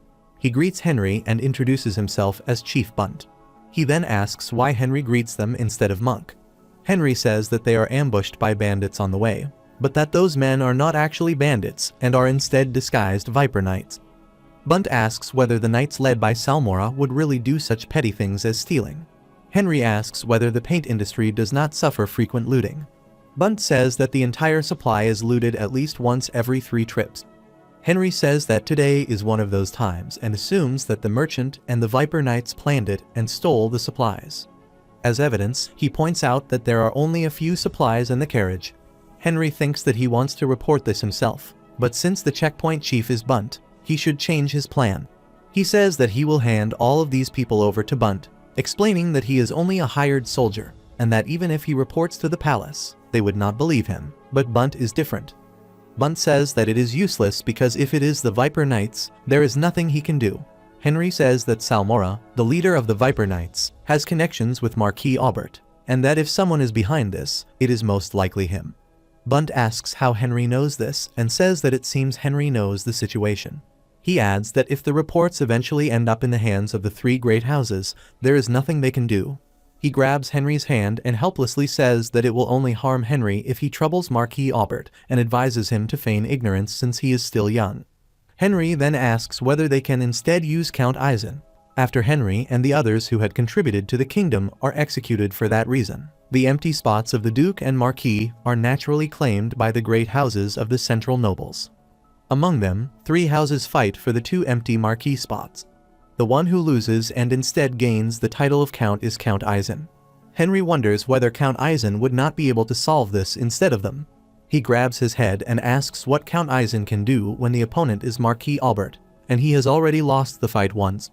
Henry says that this is not something they should worry about, and that the important thing is to find a safe and certain way to report to the palace, and that whatever goes on there, they should do what they can. Bunt says that Henry is incredible, and that he had not thought of that before, adding that since Henry is an upright person, he would not have thought of such a dirty plan. Henry, getting into the carriage, says that he has heard from the rumors that Bunt is a great knight to be looked up to. He adds that he will take the merchants and asks Bunt to give them permission to enter Seldra, which Bunt allows. Later, they reach the exile village in Seldra. Standing before a silver pillar, Henry instructs a guard to use the hammer to alert them that they have arrived. The guards strike the pillar, and Henry wonders about his people, thinking about how their lives have been all these years. A board appears on the ground, and the guard removes it. From inside the hole, people start coming out. They all seem frightened, weak, and malnourished. Seeing their condition, Henry wonders if these are all that are left, and that he can't believe that out of 50 people, only 15 remain. Hagler asks why everyone is so disciplined like that. Henry thinks it is all because of Monk and how much he abused his power over the supplies to instill such fear in their eyes. Henry tells the guard that he will speak with Chief Bunt later, so the guard may return to the checkpoint and leave this to them. Seeing the supplies, Henry wonders if these are all they have and realizes they will no longer need Monk's employees. He instructs Hagler to take away Monk's employees' coats, tie their hands, cover their eyes, and throw them in the snow, and Hagler follows his orders. Henry then addresses the people, introducing himself as Henry Morris and saying that the person they are thinking of was his magic teacher. They are shocked by this. He explains that he has come to Saldra to continue his teacher's will, which was to meet them, and apologizes for not coming sooner, saying he did not have enough authority to act before. An old man asks if he is really the Grand Duke's disciple. Henry grabs his hand and apologizes again for arriving late. The old man says they are more than grateful that he has come for them. Henry sits on the ground and casts some magic spells. The snow stops, and he thinks that now that he has created an invisible barrier around the magic circle, it is time to move to the real part. He closes his eyes and casts another spell, invoking the blessings of the greater architect to bless the land. A grand dimension rises around them. One of the highest level survival spells. Henry created an architectural magic that forms a suitable mansion using the surrounding environment. Henry says that this will do and asks if there is a lake or river nearby. An old man says there is a legendary frozen lake to the north where it is said an ice spirit lives and asks why. Henry says that now that the house is built, they will need water to drink and asks where it is. Henry arrives at the lake, which is completely frozen, and observes the fish inside, thinking the water must be okay since fish live there. He stomps on the ice, but it doesn't break or crack, and he wonders if the ice spirit's magic is keeping it strong. He gathers fire in his hand, forming a huge fire using a firestone and applying a haste spell to accelerate it. He throws the stone onto the ice, destroying a portion of it.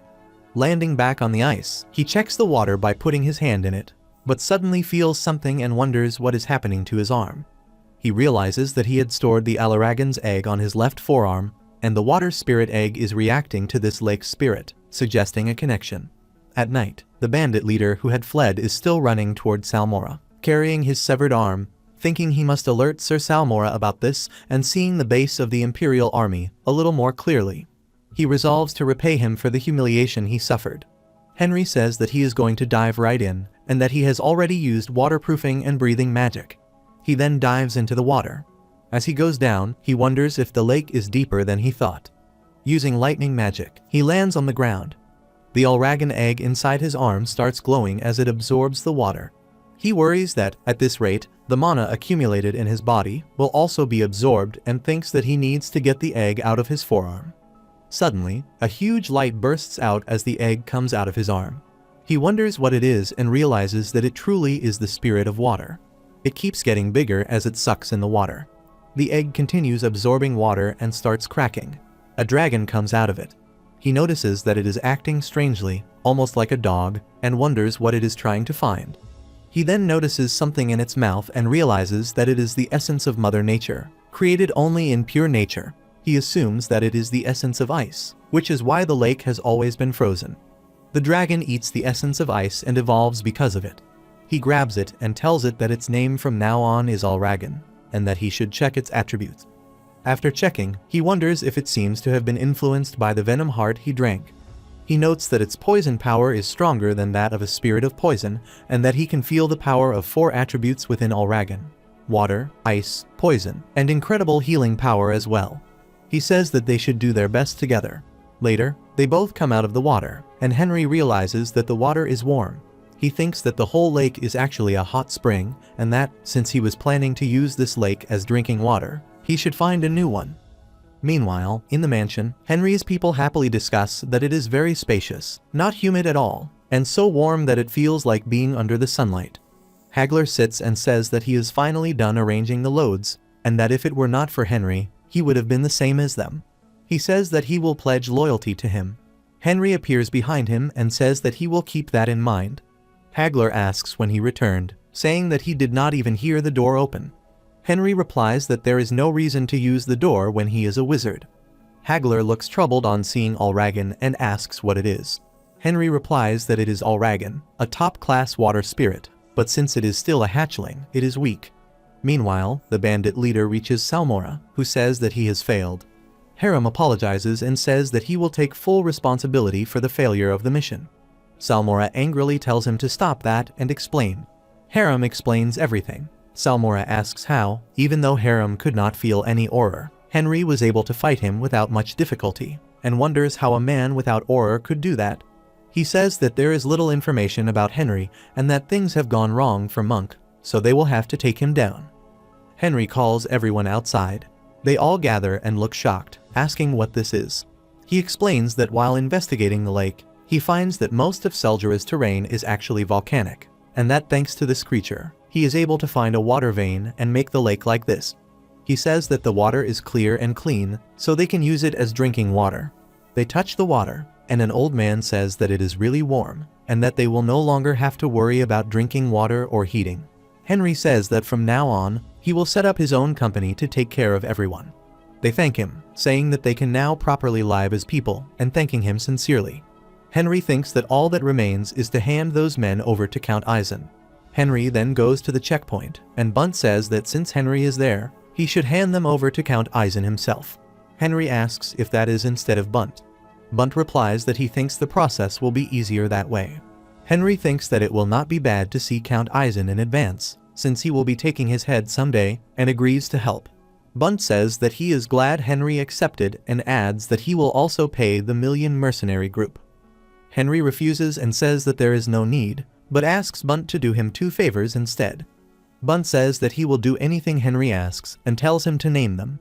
Henry says that first, he would like to save a favor for later when he needs Bunt's power and would like Bunt to help him then. Bunt laughs and agrees. Henry then says that second, whatever Bunt sees when he visits the exile village should be kept secret. Bunt flinches and asks about the exile village. Henry says that he knows the people there and helps them with food, clothing, and shelter. Bunt says that he understands and that there will be no word about anything they see there. Bunt hands Henry a scroll and says that it is a prisoner transfer document, which can be considered a letter of recommendation. Henry takes it and thanks him. He then tells Hagler to shove all the thieves and scammers into a single carriage because they are leaving soon. Henry thinks about Eisen Snowman, a man from a traditional military family that has produced skilled combatants for generations. Compared to the power he wields, Henry considers him foolish and recalls how he has been constantly compared to the two past counts, who are now marquises. Henry reflects that, in the end, even though Eisen contributed a lot during the war, he was not able to receive the rank of marquis. He hopes Eisen is still as foolish as he was before. At the Snowman Palace, they arrive, and the guard asks about their identities. Henry shows his credentials, and the guard clears the way abruptly, telling them to enter. Henry notes to himself that dogs resemble their owners. These guards don't even salute. At Count Eisen's house entrance, Hagler seems nervous, and Henry tells him not to be. The guard checks Henry's identity and comments on the unusual combination of ranks and roles, asking what kind of hybrid he is: a baron, a mercenary, an officer. Henry, frustrated, tells him to watch his tongue, saying that just because he protects the Count's gate, it doesn't make him a count. The guard points his spear at Henry, who reacts by grabbing his sword and breaking the spear and the guard's armor with a single strike. The guard sits in fear, wetting his pants. Henry remarks to himself how pathetic it is to let a guy like this stand guard. He glances at the other guards behind, who stand in frustration, and they all leap at him, shouting to grab him. Henry reassures himself that he won't kill them and simply cuts their armor. He slashes and collapses them, leaving two men carrying boxes to wonder aloud what they just saw. Another asks if this is the S-class mercenary they've heard of. Hagler happily clarifies that their million mercenary group is only ranked B and suggests they visit if they have any requests. Suddenly, a spear flies past Hagler and hits close to Henry. A man standing on the roof announces that he is Batican, the security chief, and demands to know who Henry is. Henry asks whether Batican is the one in charge. Batican steps closer and asks what if he is. Henry raises his hand and says that he has come to meet the Count. Batican leans toward him and says that the Count is not someone a man like him can meet freely. Henry takes out the recommendation letter and says that he has a letter bearing the seal of the Imperial Army. Seeing the letter, Batican is shocked. Henry teasingly tells him to look closely. Batican flinches, turns aside rudely, and agrees. Henry remarks that it is what is expected of someone in charge who can understand quickly. Batican then leads them toward the Count. While walking, Henry observes the beautiful surroundings and thinks that Eisen still likes to show off, whether in the past or present. They reach the residence, and Batican tells them to wait outside. Hagler whispers that although the castle is large, the mansion seems small for a great house. Henry thinks for a moment and says that it is probably only a drawing room. Hagler asks whether he means the whole building. Henry shows his arm to Hagler and says that if he is looking for Allragen, it is saving its energy there. Henry then turns toward a stopped carriage. Eisen steps out with his subordinate and says that, for a mercenary youth, Henry is quite full of himself just because he has a letter with the Imperial Army's seal. Henry thinks that Count Eisen has arrived and that he is less intimidating than Van. He replies that if he had known the soldiers were important to Eisen, he would have tried to reason with them, but they were so aggressive that he had no choice but to use force. Eisen's subordinate scolds Henry, but Eisen stops him with a light strike to the back and begins laughing. Henry thinks that Eisen is someone who values strength and sees disrespect as bravery. Eisen says that it has been a while since he met someone he likes and suggests discussing the details inside. They go inside and have tea. Henry notices the teacup and thinks that Eisen is still wasting taxes on expensive tea without knowing how to appreciate it. He decides to please him and says that Eisen has a refined palate, as rumored, and that he did not expect to taste such rare tea there. Eisen laughs and says that he knew from their first meeting that Henry is someone like him. Henry sips the tea and says that the reason he came is to present a good sword, and that the recommendation letter is for that sword. While reading it, Eisen says that it means the Viper Knights were defeated by Henry alone. Henry confirms this. Eisen says that it makes sense given Henry's courage in looking him in the eyes. Henry responds that Eisen is too kind. Eisen asks why Bunt did not simply report to the Imperial Palace, and instead came to him. Henry thinks that sugarcoating poorly would backfire. He says that everyone in the Empire knows that Count Eisen does not have a good relationship with Marquis Aubert, who owns the Viper Knights, and that he also knows Bunt has a bad relationship with the heads of the three great houses. Seeing Eisen lost in thought, Henry adds that this is why he suggested it first, stating that yesterday's enemy can be today's ally, and that he learned at Fort Caliburn that there is no eternal enemy. Eisen excitedly says that Henry is saying wise words and that he is interesting and worth listening to. Henry mutters that he is on Eisen's good side. Eisen laughs and asks for his name. Henry introduces himself as Henry Morris. Upon hearing this, Eisen's killing intent activates, and he becomes shocked and pale. Henry asks whether he is alright. Eisen tries to calm himself and says that it is nothing. Henry thinks that this is enough, since he has now declared war on an enemy from his previous life. Eisen becomes alert and repeats Henry Morris's name, saying that it feels like a creepy coincidence. Henry apologizes for surprising him and says that it was not his intention, adding that he often faces troublesome situations because of his name. Eisen asks why Henry is offering this. Henry thinks that Eisen's attitude suddenly becomes sharp because of the name and says that he is a baron who served at Fort Caliburn, but is still a man who has a long way to go in the world. Eisen asks whether he made the offer to Bunt first to attract his interest.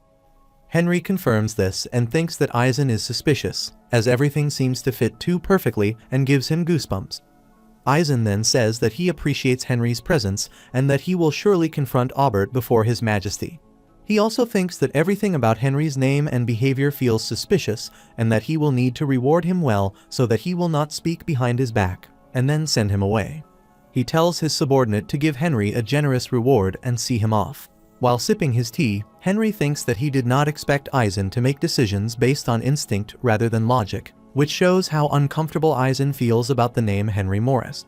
He also thinks that he did not expect such a reaction and that he will have to wrap things up for today. Back in Vivaldi, after Van arrives in Enkleman, he does as Henry orders and hands over the management team to Has. Has immediately signs the agreement, and the management team completes Enkleman's financial audit properly. Recognized for his abilities, Has also proudly receives the incentives Henry mentions. After finishing everything Henry requests, Van immediately returns to Vivaldi. Ten informs him that Henry has gone on a mission to Salgura in the meantime. Van says that he will head to Salgura as well, but Ten tells him to wait and says that he will make the preparations. Before setting out on his journey, Van drinks a potion and says that it is easy to relieve travel fatigue thanks to the special recovery medicine made by the temple, and then says that they are going to Salgura. Meanwhile, Henry prepares to leave, and Batacan came along with him outside. Henry stops and says to Batacan that there is no need to see them off any farther. He also puts a gold coin into Batacan's pocket and says that it is a tip. Batacan thinks in frustration that Henry takes only a small amount of gold as a reward from Count Eisen's treasury, and then gives it back to him as a tip, calling him an arrogant man. Henry leaves, leaving him frustrated. At the Imperial Palace, it is stated that the heads of the 6 great houses have the authority to convene a meeting. It is explained that if the meeting is an emergency one, the heads of the 6 great houses must respond to the summons, while the Emperor and the Grand Dukes have the right not to respond. However, it is also stated that there is one form of summons that will surely make the Emperor participate, which is when someone is accused of plotting treason or of showing disrespect toward the Emperor, and when others formally accuse that person. At the meeting, one of the heads, Eisen, states to His Highness Silver Jackson, Edward, that he will explain the reason for the summoning, and he orders the guards to bring in the merchant and his employees as proof. The guards bring them, and Eisen further requests permission to bring in the bodies of the Viper Knights as the most important evidence in the accusation. Silver allows this. The bodies of the knights are brought in, and everyone becomes furious upon seeing them. Eisen states to His Highness that the reason for calling the accusation is that one of the 6 great houses has not only violated His Majesty's orders, but has also wasted national power by using the Imperial Knights as he wishes. Silver, in anger, demands to know who dares to disobey him and cause Imperial Knights to be killed. It is described that Eurasia's Emperor, Silver Jackson Edward, is an incompetent and foolish ruler, yet he is the only emperor in the world. It is further stated that when a simple-minded person holds power, no one knows who will fall beneath his sword, and therefore, a blind sword is considered the most frightening. Eisen then points to Marquis Aubert of the Crimson family and states that he is the one responsible. It is explained that the Crimson family is famous for producing many people with resourceful minds, such as tacticians or soldiers. Moreover, Marquis Aubert is described as a skillful man who presented the most policies next to Henry in his previous life. Silver, frustrated, asks Aubert if this is true, and internally thinks that it explains why Salmora's and Monk's reports were delayed. Eisen orders the guards to remove the clothes from the bodies and shows the tattoos on their arms. He internally considers that there is no way out with this evidence and thinks that if he provokes the Emperor just a little more, he can get rid of Albert. Silver becomes even more furious upon seeing the tattoos. Aizen states to His Highness that Albert has been continuously embezzling the minimum survival supplies given by the Emperor to the outcasts in Seldra for more than a year. Albert deliberately hires commoners, pretends to send the supplies, and, after scheming with the leader of the Viper Knights, allows the Viper Knights, disguised as common thieves, to loot the supplies. He deceived His Majesty. Aizen, frustrated, slams his hand on the table and declares that Albert not only disobeyed the Emperor's orders but also killed innocent subjects and took money from the national treasury for himself. Silver, enraged, grabs the weapon of the guard standing close to him and prepares to charge at Albert. Silver stabs the sword into Albert's shoulder, but Albert holds it with his bare hand and stops it from going deeper. Silver, frustrated, asks how Albert dares to disobey him. Aizen smirks, convinced this is the end for Albert. Albert, while holding the sword, says that he could not help it and kneels, explaining that all the outcasts in Saldra come from rebellious families. Silver takes out the sword, throws it aside, and demands what he said. Albert explains that the Emperor has shown generosity to these traitors, but he cannot forgive them because he still remembers Henry Morris bargaining with the Emperor for his life and the lives of the outcasts. That is why he acted, for the Emperor's honor, and bowed, offering himself to be punished for violating the imperial order. Aizen is shocked at Albert's turning point and thinks that his actions never cease to amaze him. Albert, who almost became a lawbreaker by violating the imperial order and wasting national power, is now, without anyone realizing it, a loyal servant who only considers what is best for the empire. Silver realizes his mistake, grabs Albert, and calls for a priest. He hugs Albert and admits his error, saying that he was a fool and did not know, which is why he attacked him. Albert smirks. At night, Henry, sitting close to the fire, thinks that he cannot help this unpleasant feeling and wonders how he can make Aizen pay. He calls Clever and orders him to go to the treasury they stopped by earlier and take everything. Clever agrees and disappears. While lying on the ground, Henry thinks about Aizen and expects that he will be quite furious to see his treasury, which was like an impregnable fortress, emptied of gold. Clever soon returns and reports that the work is done.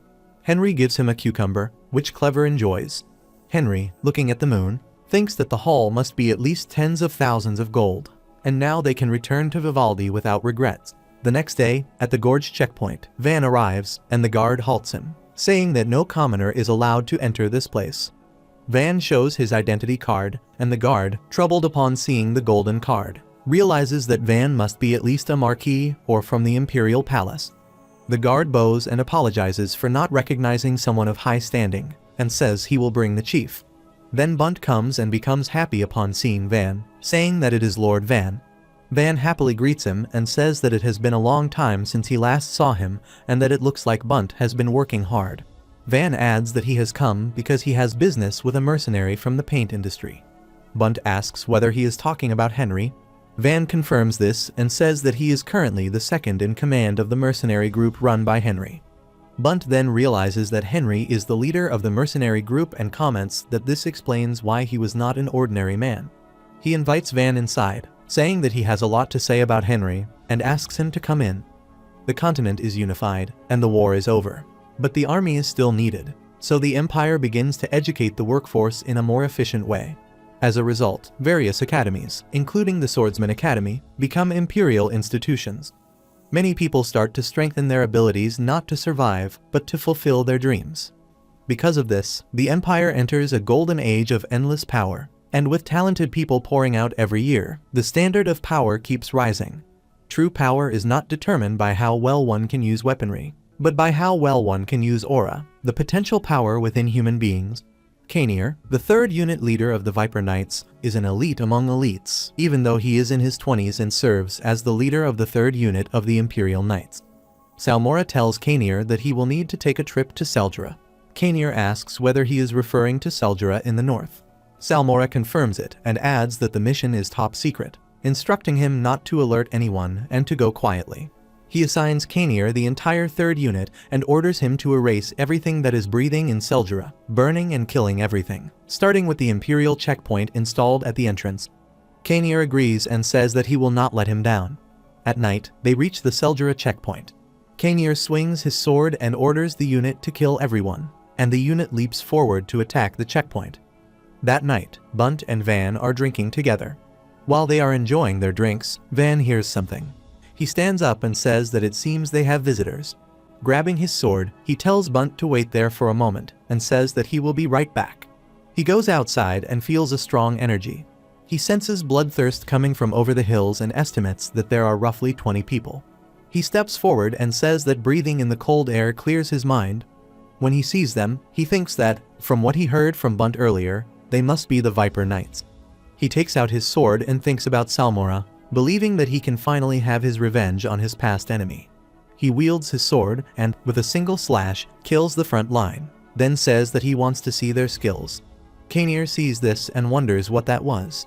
He questions whether it is an aura blade, but realizes that there is definitely no aura. He clenches his teeth in frustration and thinks that Van is ridiculously strong. Kainir gives a signal to his knights, deciding that they will overpower him with techniques. Some knights surround Van closely, and Van realizes that they have changed their strategy to siege him, considering it not a bad choice. He thinks that if they realize the difference in power, then of course they should approach him with skill, but that skills are only skills. Van puts his sword back and closes his eyes for a moment. He then quickly draws his sword again and, with a single strike, slashes them all down. Seeing them collapse, Kainir wonders about the quick draw technique, which he has only heard of. He recalls that the quick draw technique is a sword technique in which the sword is quickly drawn to surprise and attack the opponent. He believes that the range of the technique is limited to the person in front, and wonders whether it is aura, but realizes that it is neither aura nor bloodthirst. With just one strike, half of his men are sent flying. The remaining knights surround Van again. Kainir stands against Van and thinks that he has been called a genius swordsman his whole life and that he has to fight. Van tells Kainir that he did not run away and calls it impressive. Kainir clenches his teeth and tells him to shut up. Van says that if Kainir is one of the Vipers, then the one who taught him must be that snakehead, Salmora. Van draws his sword and says that a snake, after all, cannot become a dragon. Kainir, frustrated, tells him not to mess with him. Kainir wields his sword and begins to strike at Van. Van dodges his strikes and, with a single slash, defeats Kainir. The next morning, Bunt says that Henry stated the stone rat got away, so it seems that these people are probably there to tidy things up. He adds that now that the situation has come to this, the one who would be anxious is Marquis Aubert.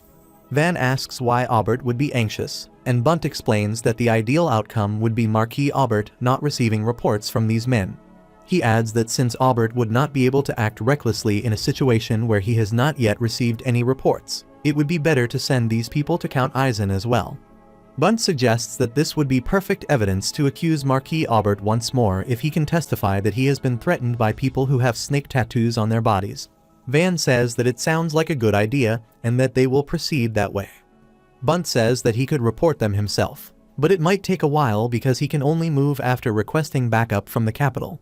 He then suggests taking them to Henry instead and asks whether it would not be better to have Henry do it since he has already met Count Eisen, as that would take less time. Van agrees and says that he will prepare the carriage. Van then thinks about whether he should head back to Vivaldi. Feeling sorry, the Emperor orders the best healers in the Imperial Palace to treat Aubert. As a result, the wound that is torn up to his armpit is completely healed. Aubert, feeling frustrated at Eisen, mutters that Eisen is an annoying man, and that he cannot believe he is fooled by a fool like him. Salmora stands beside him and apologizes. Aubert pours a drink into a dog bowl and tells Salmora that that is that, and this is this, and then tells him to have a toast, adding that he probably does not expect a toast. Salmora stands while holding the bowl, and Aubert asks whether he dislikes it because it is a dog bowl. Salmora then unwillingly drinks from it. Aubert then asks whether there is still no news from the 3rd unit. Salmora replies that the 5th unit is destroyed and that the 3rd unit, which is sent to tidy things up, is also destroyed. Aubert clenches his teeth and thinks that this means the enemy cuts off Harem's arm and destroys the entire unit, and he wonders whether Eisen does this. He believes that Eisen must have been preparing this for more than a year. He then tells Salmora that, for the time being, they should not do anything about the Seldura supply problem, and that instead they will begin attacking Count Eisen, and he orders him to gather all forces except the knights. At Vivaldi, Ten asks Henry why he does not return with Van. Henry asks what he means, and Ten explains that Van goes to Seldura to meet him and asks whether they have met. Henry mutters that it seems they miss each other and thinks that Van must have heard the whole story from Bunt, so it is better to wait there. He then tells Ten that from now on, 10 million gold will be in charge of delivering supplies to Seldra. Ten, shocked, asks what he means all of a sudden. Henry explains that the paint industry is feeding itself from it. Ten then asks what he is going to do with the paint industry. Henry replies that they meet bandits on the way, and that the bandits kill all the other mercenaries and even the merchant. Ten asks whether it is acceptable to change things as they wish, even though the Empire entrusts the matter to the mercenary guild. Henry replies that it is not, and explains that that is why he is going to set up a company first and become qualified for it. He adds that they are thinking of making at least one company someday anyway. He also says that they will not need a carriage or employees, since the Seldra mission will be handled by Hagler alone. Hagler, confused, asks whether he is sure. Henry replies that he will get him a subspace pocket, so he can use it to take things there, and tells him to think of it as practicing horseback riding, adding that there is no one else to entrust it to except him. Hagler confidently replies that he should leave it to him. Henry then tells Ten that he is going to the Mercenary Guild and instructs him to go to the Merchant Association and register the million company belonging to 10 million gold. At the Mercenary Guild, Henry goes to meet the guild leader. The leader asks who he is. Henry angrily asks whether he already knows. The leader, confused, asks what he means and also asks who he is. Henry states that he knows about the paint industry that delivers supplies to Seldra. The leader, troubled, asks about the paint industry and whether Henry is related to it. Henry takes out a knife and stabs it into the table where the leader's hand is, forcing him to move his hand away quickly. The leader says that he will explain everything and asks Henry to spare him.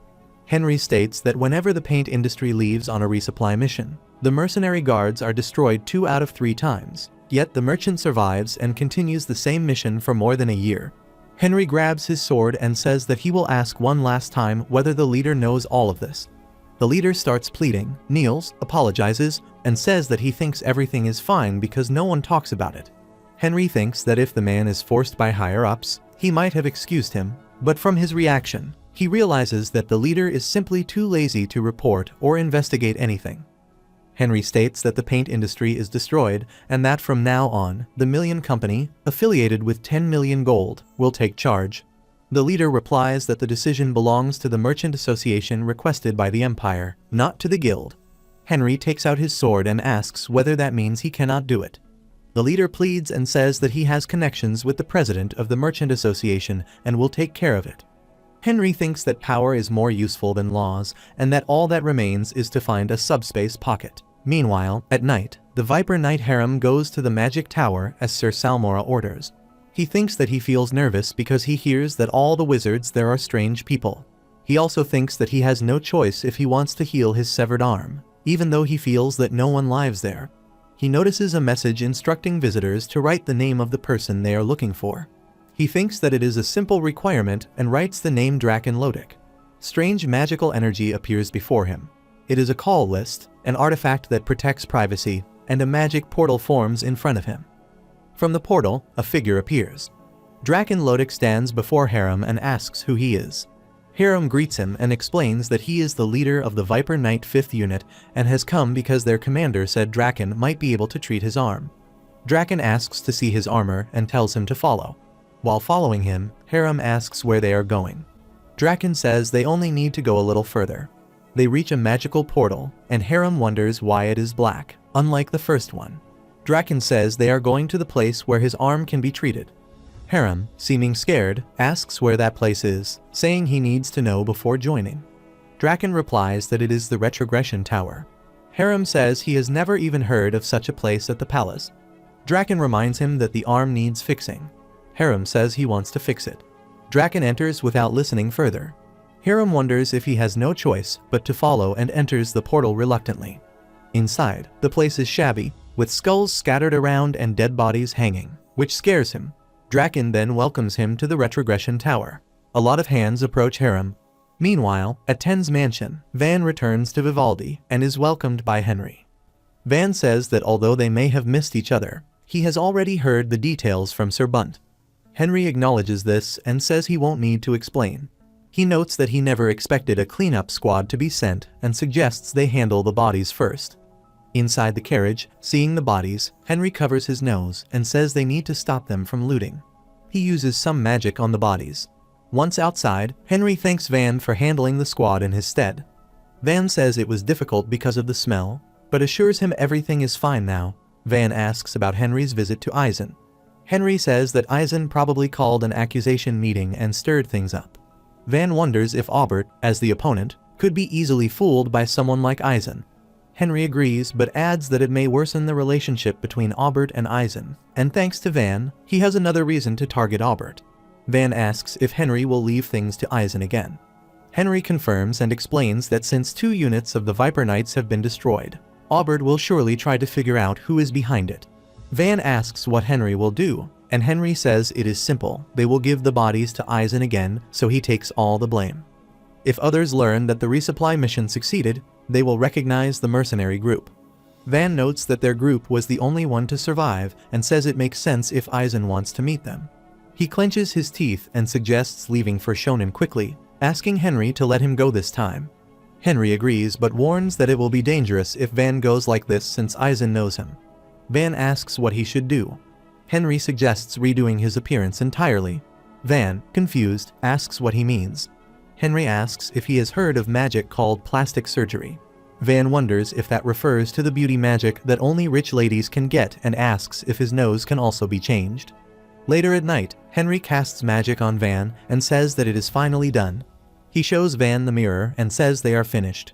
Van looks at himself in wonder and shouts, astonished at the result. Henry and Van head back to Count Eisen with the corpses of the Viper Knights. For transportation, they use Clever's chest. When they reach the palace entrance, the guards become visibly frightened upon seeing Henry. Van, now strikingly handsome after the plastic surgery, asks calmly if there is a problem and says they are there to meet the Count. Watching his confident behavior, Henry mutters that he seems to be in high spirits after his change in appearance.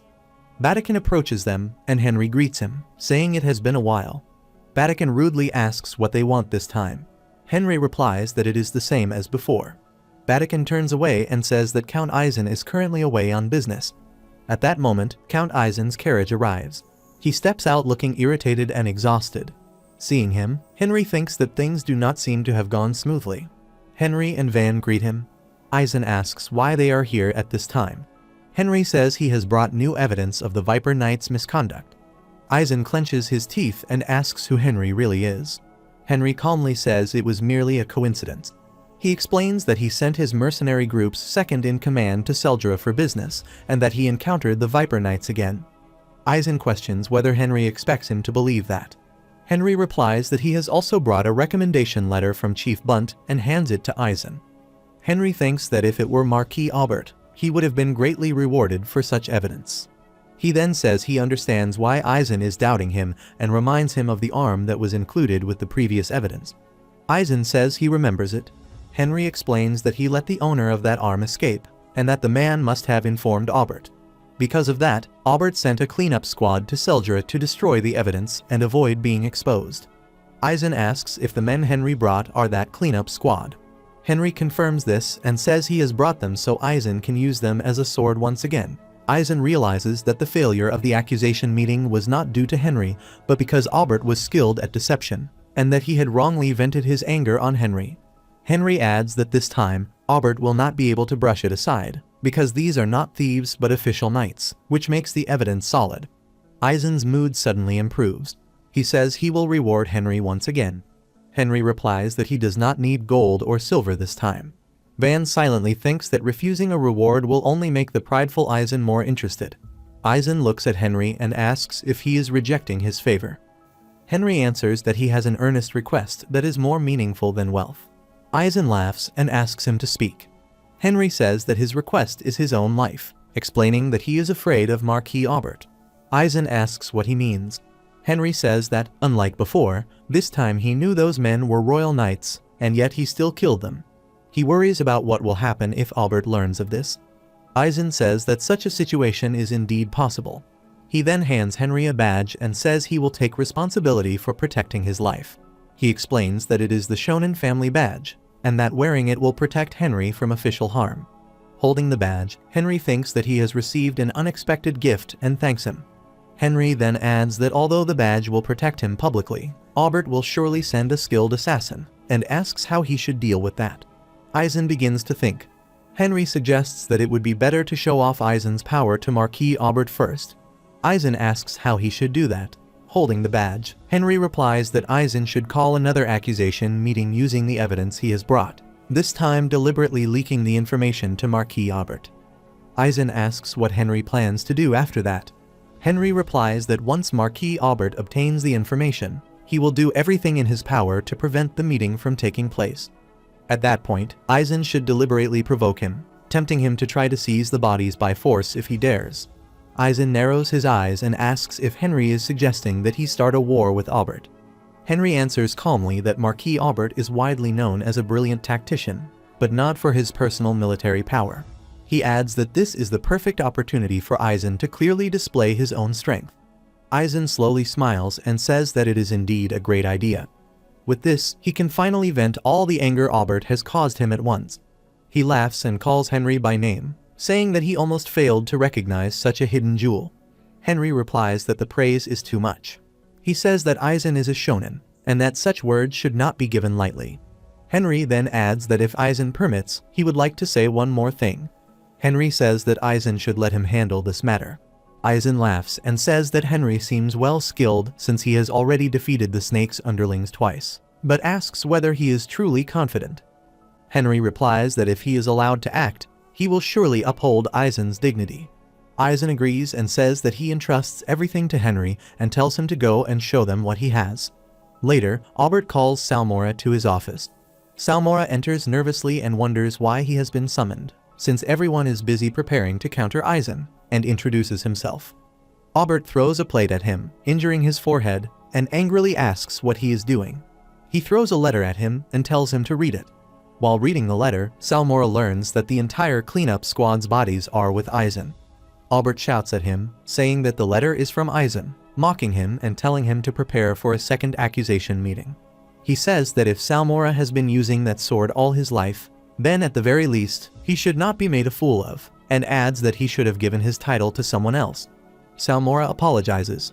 Aubert then says that he did not call him just to hear that, and orders him to go to Eisen at once and collect the bodies of his men. He warns that if Salmora fails again, he must be prepared, because this is his last chance. Salmora comes outside, and a servant hands him a letter, saying that someone has left it for him. He reads the letter, grits his teeth, and scolds Eisen. Van sits with Henry and asks whether he has sent the letters. Henry confirms that he has and says that now all they have to do is wait. Van asks what he has written. Henry replies that he has provoked them so that they will come out at the time and place he has written. Van asks whether they will really show up. Henry says that he has provoked Aubert decently and Salmora in a vulgar way, and since both of them are prideful men, there will definitely be a reaction. Van then asks what they have to do. Henry squeezes the paper in his hand and says that first they will handle Salmora. Van says that Salmora is not someone to be underestimated and asks whether Henry thinks he can deal with him. Henry replies that Van should be the one to deal with him, and that is why he has even gotten plastic surgery. Van laughs and says that Henry is implying that this is how he pays for the plastic surgery, and agrees that he will handle Salmora. Henry says that if they get rid of Salmora, the others are just pests. Van warns Henry not to get cocky, because at best, there are only Van, Henry, and Hagler who can fight. Henry says that this time he is going to use magic, and that he is planning to kill them all. He adds that if everyone dies, there will be no witnesses, and he will not need to hold back. Van asks about the location. Henry says that it is the Gowan Mountains next to the Shonen region, and that it is a deserted place where they will be able to do things however they want. Meanwhile, at night, Salmora reads the letter and thinks that he has only one day left and that he has no choice but to use teleportation. Then a wizard named Kyle approaches him and says that he has heard that his hometown friend is looking for him. Kyle, also known as Lightning Kyle, is Salmora's hometown friend and the only wizard he trusts. He is an elite lightning-type wizard. Salmora happily says that Kyle has arrived and that he needs his help. He says that a serious matter has come up and tells him everything in detail. Kyle asks whether failing to retrieve the men's bodies will put both Salmora and the Marquis in trouble. Salmora confirms this and says that this is why he wants Kyle to use teleportation and support them with various spells. They shake hands, and Kyle says that he will accompany him with his students. Salmora thanks him and thinks that he has gained a very reliable ally and that he will pay Aizen back this time. The next morning, Salmora gathers all his subordinates. Seeing them, Kyle asks whether they are the top soldiers and top students he mentioned. Salmora confirms that they are all at the level of Sword Master. He explains that Biff, leader of the first unit, is the best student among Salmora's 3 official disciples. The first unit consists of 10 men, each holding the title of top soldier, and they are considered candidates next in line for commander. In other words, they are the most powerful men among the Viper Knights. Salmora asks Biff whether the preparations are complete, and Biff replies that all members of the unit have erased any traces that could give them away. Kyle then brings his people and introduces them, saying that they are all 4th Circle Masters and the top wizards in the Magic Tower. He explains that all 3 are pure elemental wizards, yet they are talented students who have mastered the 4th basic elements. Salmora comments that Kyle previously said they were geniuses. Kyle laughs and says that there are too many geniuses in the Magic Tower, so he, as their teacher, is the only genius and calls the others talented. Salmora notes how reliable they seem. Kyle then instructs everyone to stand on the teleport magic circle. They all comply, and he takes out his sword, telling the men that they will teleport. With that, they all teleport to the Gowan Mountains. Salmora remarks that it is fascinating and thanks Kyle for ensuring they arrive right on time without breaking a sweat. He adds that they will now proceed on foot to their destination. As they reach their destination, Henry confronts them and comments that they have arrived just in time. Salmora asks who he is. Henry identifies himself as the person who sent the letter.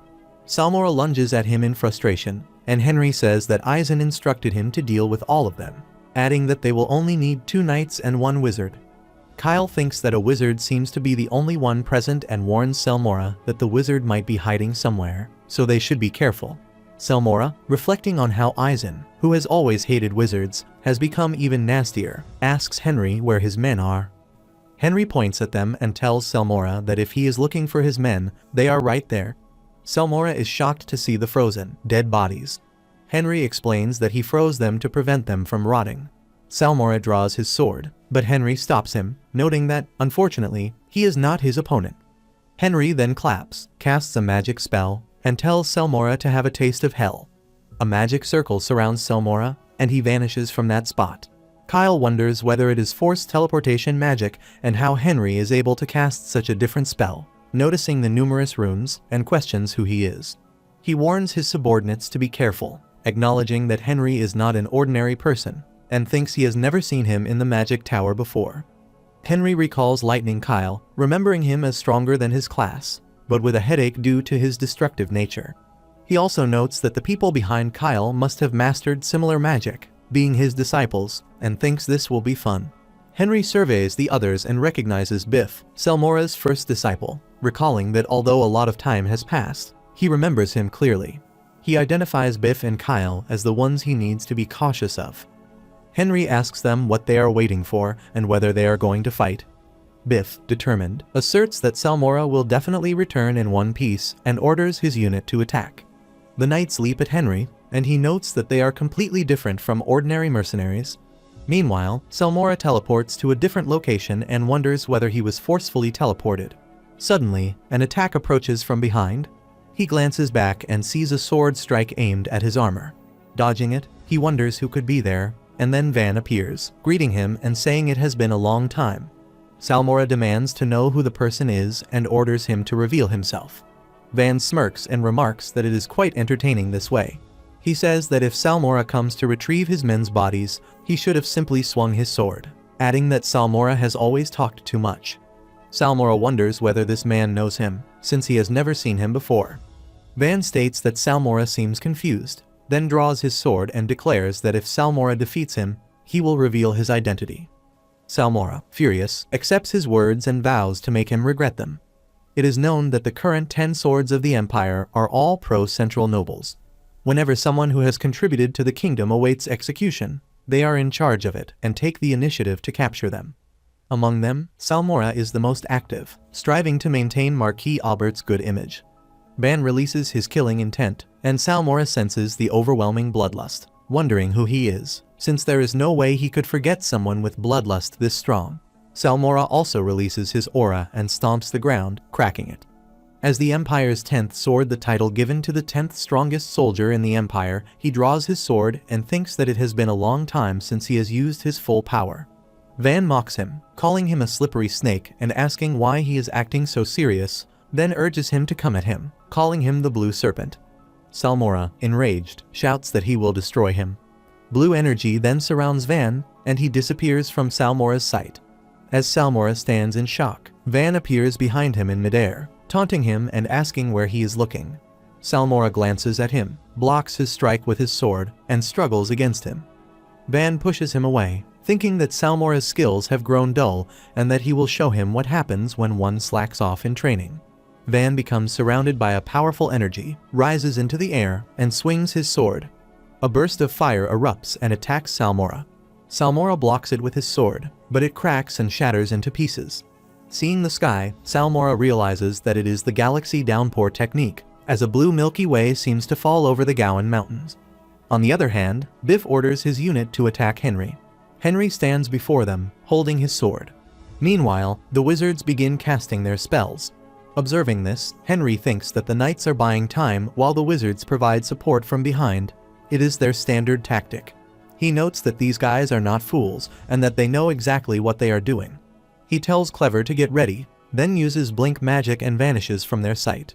Suddenly, he appears near Kyle and activates the magic armor. Henry begins to strike, but Biff steps in to block him, dodging his attack. Biff thinks that it is audacious for a wizard to try imitating a swordsman. He comments that Henry does not even have aura, then kicks him away and starts striking, asserting that this is it. Suddenly, someone attacks Biff from behind and stabs him. Biff glances back, bewildered, asking why, since they are supposed to be allies. It is Kyle's subordinate wizard, Biff yells, questioning his action. Dizziness overwhelms Biff, and he collapses. Henry smirks, thinking that this is what poison can do.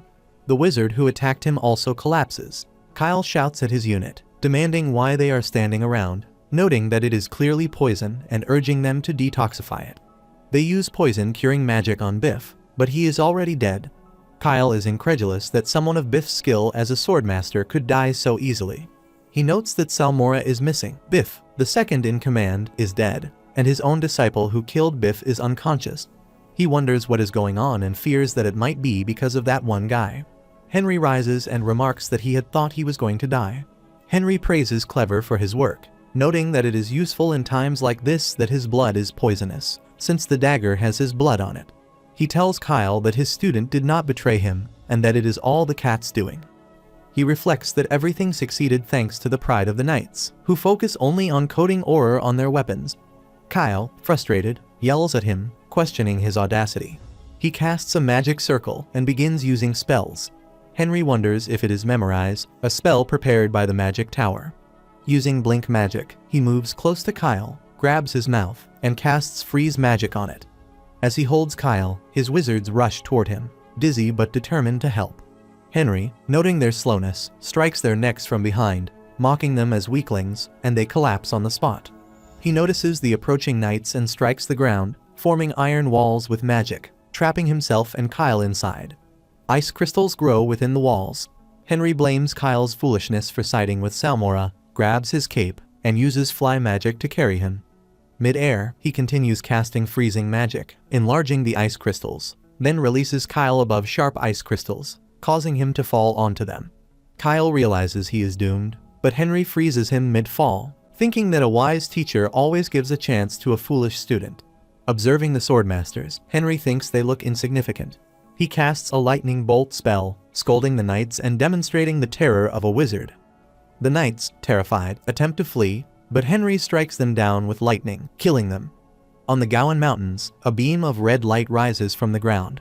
Salmora, crushed beneath it, realizes that he barely held on with aura, but his body is destroyed. Van sees him and remarks that he is still alive, acknowledging that Salmora is indeed the Empire's 10th squad. Salmora, recognizing him, questions if it is really Van. Van sits nearby, noting that Salmora has finally realized, and stabs his sword into the ground near Salmora's face, stating that ever since the Grand Duke passed, He has been waiting for this day. He scolds Salmora, saying he does not even deserve to blame others for the deaths caused by him, and begins stabbing, mocking his skills as the 10th squad. Salmora shouts for Van to wait, but Van tells him to shut up, questioning his right to use his name.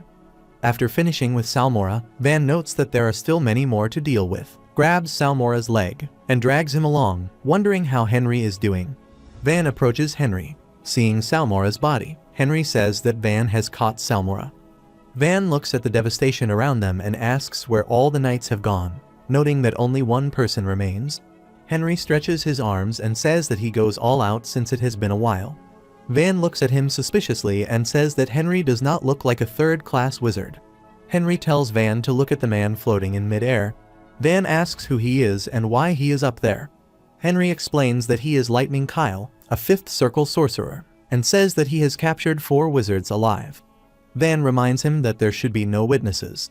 Henry snaps his fingers and throws Kyle to the ground, then releases the freezing magic. As Kyle rises and sees Salmora's dead body, he realizes that everything is over. He kneels before Henry. Henry thinks that Kyle reads the situation quickly and says that he has not taught him in vain. He asks if he is Lightning Kyle, and Kyle bows and confirms it. Henry tells him that Salmora, Biff, and the remaining knights are all dead. Kyle begs for his life and says that he will do anything Henry commands. Henry asks if he truly means that and places a dagger near him, ordering him to kill his own students in exchange for his life. Kyle hesitates. Henry shouts that he must prove his words. Kyle rises, approaches his students, apologizes to them, and tries to stab them. But Henry blocks the strike and tells him that he is pretending to be weak and that he can see his true nature. Henry says that Kyle will be useful and that he will spare his life, but he never says he will spare the students. Kyle realizes that wizards belong to the Empire, and that if his students die without being reported to the Magic Tower, he will be branded a traitor and lose everything. He pleads for their lives, saying that they are only following orders. Henry observes that Kyle finishes his calculations and notes his selfishness. He agrees to spare the students, saying that Kyle must instead pay for their lives with all his power. Kyle agrees and says that he will give everything, and even degrade himself if needed. Henry then shows him a narworm, explaining that it feeds on mana, nests in the heart, and will cause the heart to explode if it is not supplied with mana regularly. He says that if Kyle accepts this risk, he will acknowledge him. Kyle hesitates, then agrees. The worm enters his skin and moves through his wrist. He screams as his hand turns blue. Henry explains that the worm has already fed on his mana, and that only he can remove it or supply mana. He says that he will supply mana once a week at Vivaldi City Hall and warns that Kyle's heart will explode if he does not appear. He introduces himself as Henry Morris and states that he is backing Count Eisen. Kyle repeats the name in shock. Henry replies that he merely shares the same name as Kyle's former teacher, and then says that it is time to get down to business. Later, at the Eisen mansion, Van asks Henry whether Kyle might leak information. Henry replies that Kyle will be fine because he is someone who will do anything to survive, even kill his own students, and that the narworm will keep him silent. Vatican and the guards respectfully open the way. Henry notices their changed behavior and tells Van that they should go inside. Eisen welcomes them with a laugh, and Henry and Van greet him. Eisen asks if they really killed Salmora. Henry confirms that they have brought him in the wagon and says that Eisen may check with his own eyes. Seeing the bodies of Salmora and his subordinates, Eisen acknowledges that it is true and notes that Henry really brought Salmora's head. Henry tells him that the man next to Salmora is Biff, the first unit leader of the Viper Knights. Eisen laughs and says that he is proud and commends Henry for a job well done. That night, Eisen, who has failed to become a marquis, lives under stress. Henry and Van have accompanied him for some time. Most of the people who participated in the banquet are asleep from drinking, leaving only Eisen awake. He raises his mug and comments that he never expected such a talented man. Henry signals Van to leave. Van rises, acting dizzy, and says that he has had too much and will return after relieving himself, then leaves. Henry holds the badge on his coat and offers more drink to Eisen. Eisen accepts, saying that he gladly takes it since it is Henry, their hard worker, serving him. As Henry pours the drink, Eisen notices the badge and remarks that it looks good on him.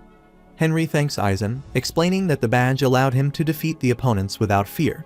He hesitantly asks if he may offer a word. Eisen slams the glass on the table and says that since Henry is someone he approves of, he may speak freely. Henry tells him that he deserves a higher position and asks if he would like to hear more. Eisen laughs and says that Henry always had big ambitions and asks how he intends to elevate him. Henry replies that they must first succeed in the second accusation meeting before discussing the issue. Eisen asks if Henry doubts him. Henry denies doubting him, but reflects that if Eisen had a capable helper like him during the first meeting, it would not have failed, and Eisen would have been a marquis already. Eisen points at him and says that he will give him another chance to become his vassal. Henry rises, bows, and pledges to carry out any order without failure, adding that he will create a plan for the second meeting and report it immediately. Meanwhile, at Marquis Aubert's residence, he worries that 4 days have passed without any contact from Salmora. He looks in the mirror, wondering if Eisen has captured him, and thinks it cannot be. A servant rushes in and tells him that Count Eisen has called another accusation meeting. At the meeting, everyone is present. Aubert looks at Eisen anxiously, wondering what he is planning this time, and sits under stress. Silver Jackson Edward asks if this is another accusation meeting. Another head confirms that Eisen has called yet another meeting. Silver asks Eisen what this time is about. Eisen explains that he has called the meeting because a shameless fellow acted behind the Majesty's back. Silver remarks that the country is full of shameless idiots and asks who it is this time. Eisen says it is none other than Marquis Aubert. Silver asks Eisen what proof he holds to make this claim. Eisen replies that he has prepared enough evidence and asks permission to present it. Silver allows him to bring the evidence in. Eisen presents the dead bodies of the Viper Knights, including the 3rd Unit leader Kanier and his men. He explains that before the first accusation meeting, Aubert tried to kill all the outcasts of Seldra and the witnesses, including the chief and soldiers, to erase any trace of evidence. Silver notes that Aubert even pointed a sword at another Imperial soldier to destroy evidence using the Imperial Knights. Eisen shows a paper and says it contains the testimony of Bunt, the chief of the Seldra checkpoint. Silver becomes furious but remains silent. Eisen wonders if the evidence is still not enough, just as Henry said it might be. Silver then asks Aubert if he has any excuses to offer. Seeing the document, Aubert replies that half of it is true and the other half is not. Silver asks what he means. Aubert places the paper on the table and explains that he already acknowledged his mistake during the first accusation meeting and expressed his sincere remorse. He states that the other knights were sent only to correct that mistake. He insists that he never intended nor planned to destroy any evidence. Eisen shouts that Aubert is lying and asks how he dares to spill lies so shamelessly. Aubert counters that Eisen is the one acting strangely, questioning how Eisen is able to frame him twice in only a few days, using dead knights and Bunt's testimony. Aubert says that, to be honest, Count Eisen himself should be viewed with suspicion. Silver asks whether Aubert is claiming that Eisen is deliberately telling lies to harm him. Aubert replies that since only Alfred and he became Marquis, Eisen grew jealous and harbored hatred toward them. Eisen shouts that Aubert is straying from the topic. Aubert continues that the Seldra checkpoint security chief, Bunt, is one of the founding contributors, along with Henry. With a heavy heart, Aubert says that he believes this is a scheme to pull him down from his Marquis position so that Eisen can take it for himself. Silver grits his teeth and thinks about the founding members, feeling that it always becomes a rising headache whenever he hears about them. He recalls Henry Morris telling him to stop talking and to just kill him already. Noticing Silver's frustration, Aubert says that this is a very serious matter and that it would only be fair to hear the opinions of the other archdukes. Eisen shouts and scolds him. Aubert then tells Count Eisen that he is being disrespectful in front of His Majesty. Eisen is about to speak when Silver stops him and says that Aubert has a point, stating that it is necessary to clearly distinguish between what is right and what is wrong. Eisen calmly replies that he agrees, saying that since this is an important issue, His Majesty should judge it wisely and punish accordingly. Aubert grows suspicious of Eisen's unusually calm tone and wonders what he is planning. Eisen then gives an order to the soldiers, telling them to bring before the throne what he has prepared. He turns to Silver and says that he never claimed to have only one piece of evidence. The soldiers then bring forward the sorcerer Lightning Kyle and the bodies of Salmora and Biff. Eisen announces that the sorcerer of the magic tower, Lightning Kyle, and Salmora of the 10th sword are his second piece of evidence. Aubert becomes shocked upon seeing Salmora's corpse. Eisen then adds that the remaining body belongs to Biff, the 1st unit leader of the Viper Knights. Seeing this, Silver shouts in anger and asks what the meaning of this is, questioning why the Empire's 10th sword lies dead. Aizen recalls Henry's words and thinks that this is exactly as predicted, and that it is now time to use Kyle to his advantage. Aizen kneels and confesses that he has committed an unforgivable crime. He admits that he killed Salmora, Biff, and the entire first unit with his own hands, saying that he had no choice and that he would have died if he had not done so. Silver shouts in disbelief and asks if he is claiming that Salmora led the knights and attempted to kill him. Aizen raises his head and confirms it. Aubert cries out that Aizen is lying, but Silver immediately silences him, warning that if he utters another word, he will be punished. Silver releases his killing intent and asks if Kyle is the wizard Aizen had spoken of. Aizen answers that he is indeed the sorcerer who came together with Salmora to assassinate him. Silver steps closer to Kyle and demands to know whether Aizen's words are true. Kyle bows deeply and confirms it, stating that Marquis Aubert ordered Salmora to assassinate Aizen, and that Salmora requested his assistance. He admits that he helped him. Silver asks why Salmora sought his help specifically. Kyle explains that Aizen was staying far from the capital in Shonen, making teleportation magic necessary. He adds that they were from the same hometown and had known each other for a long time. The Imperial officials continue questioning him, and Kyle answers each question exactly as Henry had instructed him beforehand. Aubert grows pale, thinking that there is no way out. Silver raises his voice and tells Kyle that this is enough, then turns to Aubert and asks if he has any rebuttal. Looking at the other counts, Aubert realizes that the so-called 3 great houses are useless. He thinks bitterly that he was a fool to believe there would be any solidarity simply because he was one of them. Silver places his sword on Aubert's shoulder and asks whether he no longer intends to make excuses. Aubert remains silent. Silver says that he trusted him deeply, then prepares to strike him down. At that moment, Aizen stops him, saying that it would be a rash decision to execute Aubert in a fit of anger. Silver asks for Aizen's opinion. Aizen replies that, considering Aubert's past achievements, it would be wiser to let him repent for his crimes rather than killing him immediately. Silver asks if that means imprisonment. Aizen suggests that banishment to Seldra would be more fitting. Silver throws his sword aside and declares that banishment to Seldra is acceptable. He orders that Marquis Aubert's forehead be branded with the mark of a traitor, and that he be exiled to Seldra, announcing that this is the imperial decree. Silver then places a hand on Aizen's shoulder and apologizes for failing to recognize such a loyal subject. Aizen answers that there is no need for apologies and states that he will personally take charge of Seldra's management and ensure that nothing falls into disorder. Silver tells him that he has moved his soul and that he may do as he wishes. As he leaves, Aizen turns to Marquis Alfred and warns him to worry more about his own neck instead of spending time on idle thoughts, so that he does not fall as suddenly as Aubert did. The next day, Aubert's forehead is branded with the mark of a traitor, and he and his family banished to Seldra. As he is dragged away, he wonders how he ended up like this, ruined by someone like Aizen. When they reach the Seldra checkpoint, Bund asks Bataken whether the people brought this time are really those individuals. Bataken replies that they are, identifying them as the former head of the Great House, Marquis Aubert Crimson, and his family. Bunt approaches Aubert and remarks that he has a feisty look for someone in his current position. He kicks Aubert in the face and says that it feels as though 10 years of stress are released at once. He adds that he would have liked to enjoy this more, but someone is waiting for Aubert even more than he is. He orders the guards to take Aubert away. The soldiers leave him near a silver pillar and state that the road ends there. Aubert wonders where he is and whether this is the banished village. He yells at the soldiers and orders them to wait, but they do not stop and leave. He sits helplessly, thinking that this might be the end for him. As he collapses, someone asks mockingly whether this is the end for him and calls him a moron. Later, Aubert is bound to a chair, and warm water is thrown on him. He regains consciousness and wonders where he is. A voice asks whether he is awake, and Aubert asks who the person is. The person enters and introduces himself as Torian, stating that Aubert would not know him. Aubert yells and demands whether Torian even knows who he is.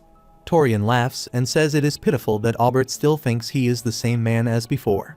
Torian sits in front of him and says that this is what everyone thought when they were banished, and that they are the people Aubert expelled. Others surround Aubert, and one of them strikes his head, injuring him.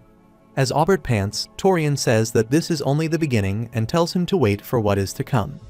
Aubert thinks that he never imagined he would end up like this. Later, Aubert finds himself in jail. He thinks that the people beat him to the brink of death and then use healing potions to keep him alive. Someone comes and says that Aubert is awake. Aubert notices the keys in the person's hand and asks who he is. The person replies that he is a warden sent by the Empire to keep an eye on him. Aubert thinks that this could be his chance. He asks the warden to send 1 letter, then 2 letters, and offers all his hidden wealth in return, asking whether it is tempting. The warden agrees and says that he will do it, but first wants to check the money. Aubert replies that this is a wise decision and asks the warden to give him paper and a pen first. The warden hands them to him and tells him to write quickly before someone comes. Aubert writes the letters and hands them over to the warden, asking him to send 1 to Duke Arthur and 1 to Marquis Alfred. He puts the letters in his pocket and silently observes Aubert.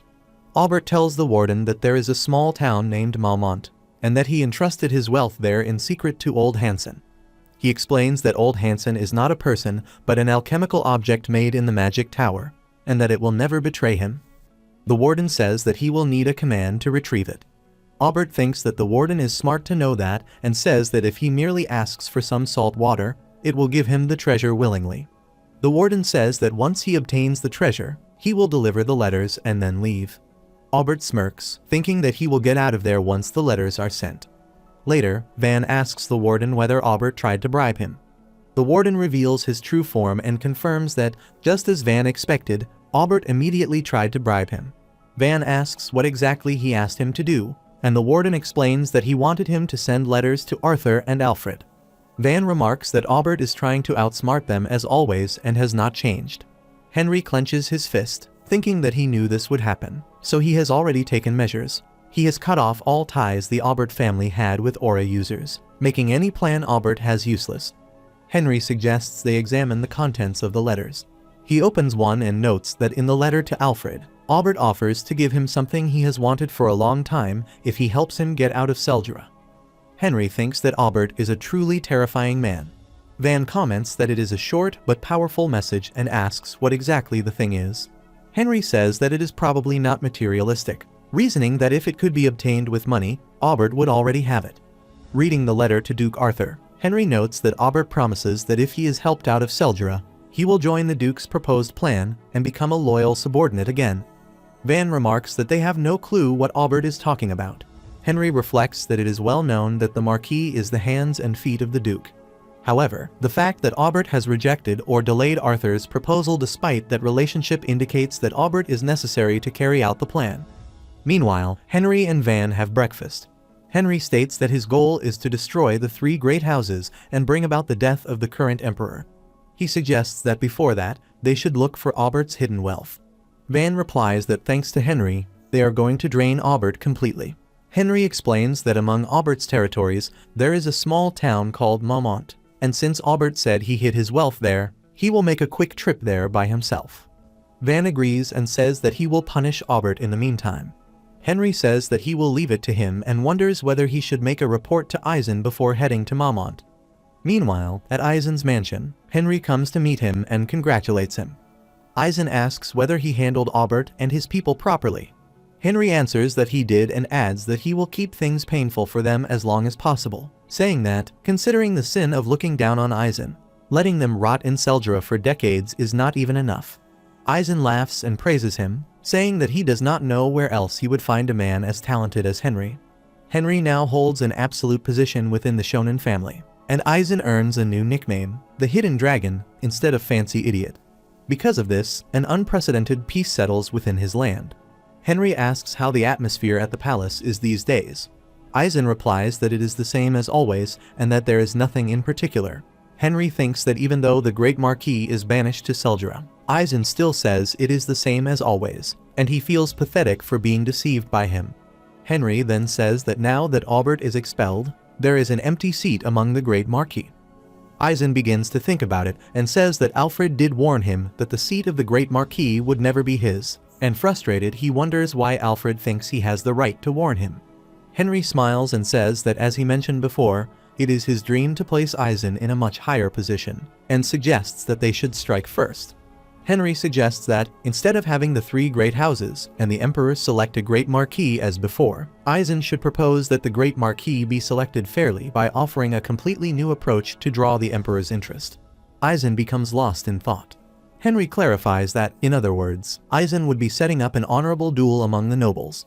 Eisen considers it and remarks that it is not a bad idea, since all 3 houses are military houses. Henry then adds that he should be allowed to participate in the duel. Eisen asks if he really wants to participate. Henry explains that at a time like this, victory shines even brighter when a vassal like him participates instead of a direct member of the family. Eisen laughs and says that he can always rely on Henry and that the marquis seat is as good as his. Henry rises and says that he will take his leave since he has something else to do. Eisen tells him to use his name proudly if any quarrel or other issue occurs, since he is his reliable vassal. Henry leaves, thinking that enemies have now become strong allies.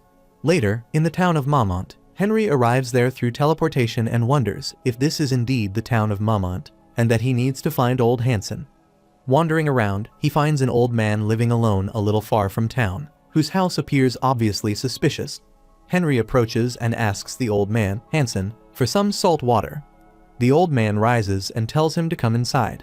Henry thinks that it is a pretty well-made alchemical object. As he enters the house, the old man throws his stick aside and proceeds to carry out the command. He sits on the floor, hits his fist on it, destroying the flooring and scattering dust around. The old man removes the floor, and Henry notices a stairway leading to the basement. Using light magic, he goes down and finds a huge treasure. He notes that it is nothing as special as he had thought. He tells Clever to take everything and leave nothing behind. Clever agrees and absorbs all the wealth. Suddenly, Elragon emerges, flinching at the sight, and Henry wonders why it is acting so suddenly. Elragon starts wandering around, suspecting something, and begins digging the floor. Henry recalls that it had done the same thing before and wonders if it has found something again. As it digs and reaches inside, it pulls out a spirit egg, and Henry wonders what it is and whether it is a spirit with a high level of communion. He acknowledges the rarity of the find and remarks that it could be a dangerous spirit, and that he will need to ask it. Observing the underground space, he calls out to see if anyone is there and uses summoning magic to summon Scar. Henry greets Scar, who asks why Henry has not called for him for such a long time, remarking that he was bored. Henry tells him to get straight to the point and asks if he knows what the object is. Scar becomes lost in thought. Scar says that it is a spirit's egg, but that he does not know anything else about it. Seeing the egg, he adds that it is not from the human world or the natural world, and that it smells like it is from the other world like him, and that, in Henry's words, it is a special spirit from a special world. Henry says that even a spirit does not know about it. Scar asks why Henry does not ask the spiritualists. Henry says that he cannot, because the spirit department and the spiritualists are all under Alfred's care. It is stated that Marquis Alfred Etherweather is a talented spiritualist, but was not on good terms with Henry in the past, and that they were enemies. Scar says that there is nothing he can do and that this is all he can do to help. Henry thinks that he has no other choice, cuts his arm, puts the egg inside his body, and thinks that he will have to keep it with him. A few days later, a meeting is convened at the Imperial Palace to fill the vacant Great Marquis position. Henry strictly teaches Eisen enough to lead the conversation. Silver says that the Marquis's seat is empty and asks whether there is a need to discuss it, since Count Eisen has done a great deed, and whether it would not be right for him to take the seat. Alfred stands and says that this is not the proper way to handle it. Silver asks why it is not. Alfred replies that if an important position is honored simply by a meritorious deed and not by ability, it will definitely have a negative influence on state affairs, and that he is merely suggesting that the other counts be given equal opportunities. Silver thinks about equal opportunities, considers that it will look wise, likes it, and says that Alfred has a point, asking what he has in mind. Eisen says that he also agrees with Marquis Alfred. Silver, pleased, says that Eisen truly is the loyalist of this era. Eisen says that he is honored and thinks that it is exactly as Henry told him, and that it was worth practicing. Alfred wonders why Count Eisen is agreeing with him, thinking that normally he would have made a fuss, questioning what is happening, and whether the rumor that he is a hidden dragon is true, and that he is not just the flashy idiot he appeared to be. Later, Silver raises his glass and says that they should discuss how they are going to select the Great Marquis, and tells them not to be conscious of others and to share any good ideas. Aizen asks whether he may say something, and Silver allows him and asks whether he has a good idea. Aizen smiles and says that if they are all equal in ability, they should have an official duel to assess their abilities. Silver asks whether he is suggesting assessing abilities through a duel. Aizen thinks that he is trying to stop the heads of the great houses from intervening under the title of a fair duel and wonders whether Alfred is going to take action. Alfred, frustrated, clenches his fists and says angrily what he means by a duel, and whether he is suggesting that the heads of the great houses point their swords at each other. Aizen thinks that it is just as Henry told him, steps forward, and asks whether there is a problem with that, saying that it is not pointing swords at one another when they are the ones participating, and that he is only suggesting dividing the events and having a gentleman's match. Hearing this, Silver starts laughing, praises the idea, calls it interesting, and says that, as Count Aizen suggested, the next Marquis will be selected that way. A soldier then rushes in and says that there is something he must tell them. He reports that a rebellion has broken out in the desert kingdom of Shahatra, and that the capital has been overthrown, and that only the royal family and a few courtiers have been hurriedly evacuated. Silver, frustrated, throws his glass away, scolds them, says that they dare to stab him in the back when he helped them make a living, becomes exhausted, and asks what should be done. Aizen tries to say something when Duke Arthur stands and says that he has a good idea. Arthur says that the counts should be sent to suppress the rebellion in Shahadra and adds that since they are planning to have a duel anyway, their abilities should be judged through a subjugation. Silver says that it would not be bad if the counts take action themselves. Arthur says that they can also use their soldiers to form a punitive force. Silver laughs and says that, as expected from Arthur, he is right. Alfred and the other counts are stated to be unhappy with the idea. Aizen thinks that Henry said that if an unexpected proposal comes up, Aizen must say that he will do it no matter what, and that he must say yes. Aizen then says that he will do his best to subdue the rebellion. Silver orders them to head to Shahadra as soon as possible, and they reply that his wish is their command and leave. Afterwards, as Aizen tells everything to Henry, Henry asks whether there is a rebellion. Aizen says that because of that, the plan, which nearly succeeds, is completely ruined. Henry wonders about the rebellion and thinks that the kingdom may be taking a path toward its fall, but that it is too early to jump to conclusions. He says that there is no need to worry too much, that although the situation is messed up, he will solve it again. Aizen asks whether he will, and Henry confirms that it is only natural to do so. Henry then asks Aizen to tell him about the military forces of the other counts. Aizen says that he can and explains that Count Ag is the commander of the spear unit and Count Falcon is the commander of the archer troop, and that, including himself, the three counts are in charge of the Imperial Army. After hearing the explanation, Henry emphasizes the special environment of Shahadra's desert area and says that he needs to know all about the shonen military forces to come up with a differentiated strategy. Henry grasps all the information about the shonen military forces, such as rations and armaments. Aizen entrusts Henry with all the military forces. Henry says that since Shahadra is a desert zone, he will oversee all the preparations. Aizen appreciates him and says that he is counting on him. Henry clenches his fist and thinks that the time has finally come to use it. He uses teleportation magic and teleports from there. That evening, after returning to Vivaldi, Henry takes Van and Hagler to Mushu, the city of craftsmen. They prepare to leave, he casts a magic spell, and they teleport. After arriving in Mushu, Henry says that the equipment they are going to get this time is not ordinary and that they will also need a small detached force that will move separately from the shonen army. And that is why the equipment is important. Van asks what the small force has to do with the equipment. Henry smiles and says that he is planning to use cold iron to make all the equipment. Hagler and Van ask why a rare item like that is needed. Henry says that he has secured a large amount of cold iron material that is banned from circulation due to its mana amplifying nature, and asks whether it would not be perfect to wrap himself in cold iron and support them with magic. He adds that the people of Mushu are especially tight-lipped, that if he is going to make equipment out of cold iron, this is the perfect place, and that there is also Gorba Balkanis, who has won the Craftsman Festival 5 times in a row and will be able to handle the tricky metal. When they came to the mayor's palace, Van says that Henry is really going to leave it to the cranky Mayor Balkanus to handle, and adds that he is a human who might have dwarven blood, judging by his skills and personality, and asks whether Henry is okay with that. Henry says that since they are already there, it is better to leave it to the best. Hagler shockingly asks if it is Balkanus. They are talking about the city's mayor. Henry then asks a guard whether Mayor Balkanus is present. The guard, seeing the badge, salutes and says that it is an honor to greet the great House Shonen, and adds that due to certain health reasons, the mayor is currently not there. Henry wonders whether Balkanus, the man who is as tough as steel, is sick. Henry asks the guard whether he knows what is wrong with the mayor. The guard says that he does not know the details and apologizes. Henry thinks that he has to meet him no matter what and wonders what to do next. He asks the guard who the current vice mayor is, and the guard says that it is Mr. Behum. Henry then tells him to inform Behum that Shonen's vassal is present. At Mushu City Hall, they meet the vice mayor, who says that it is an honor to greet the great house. Henry introduces himself and asks about the mayor's condition.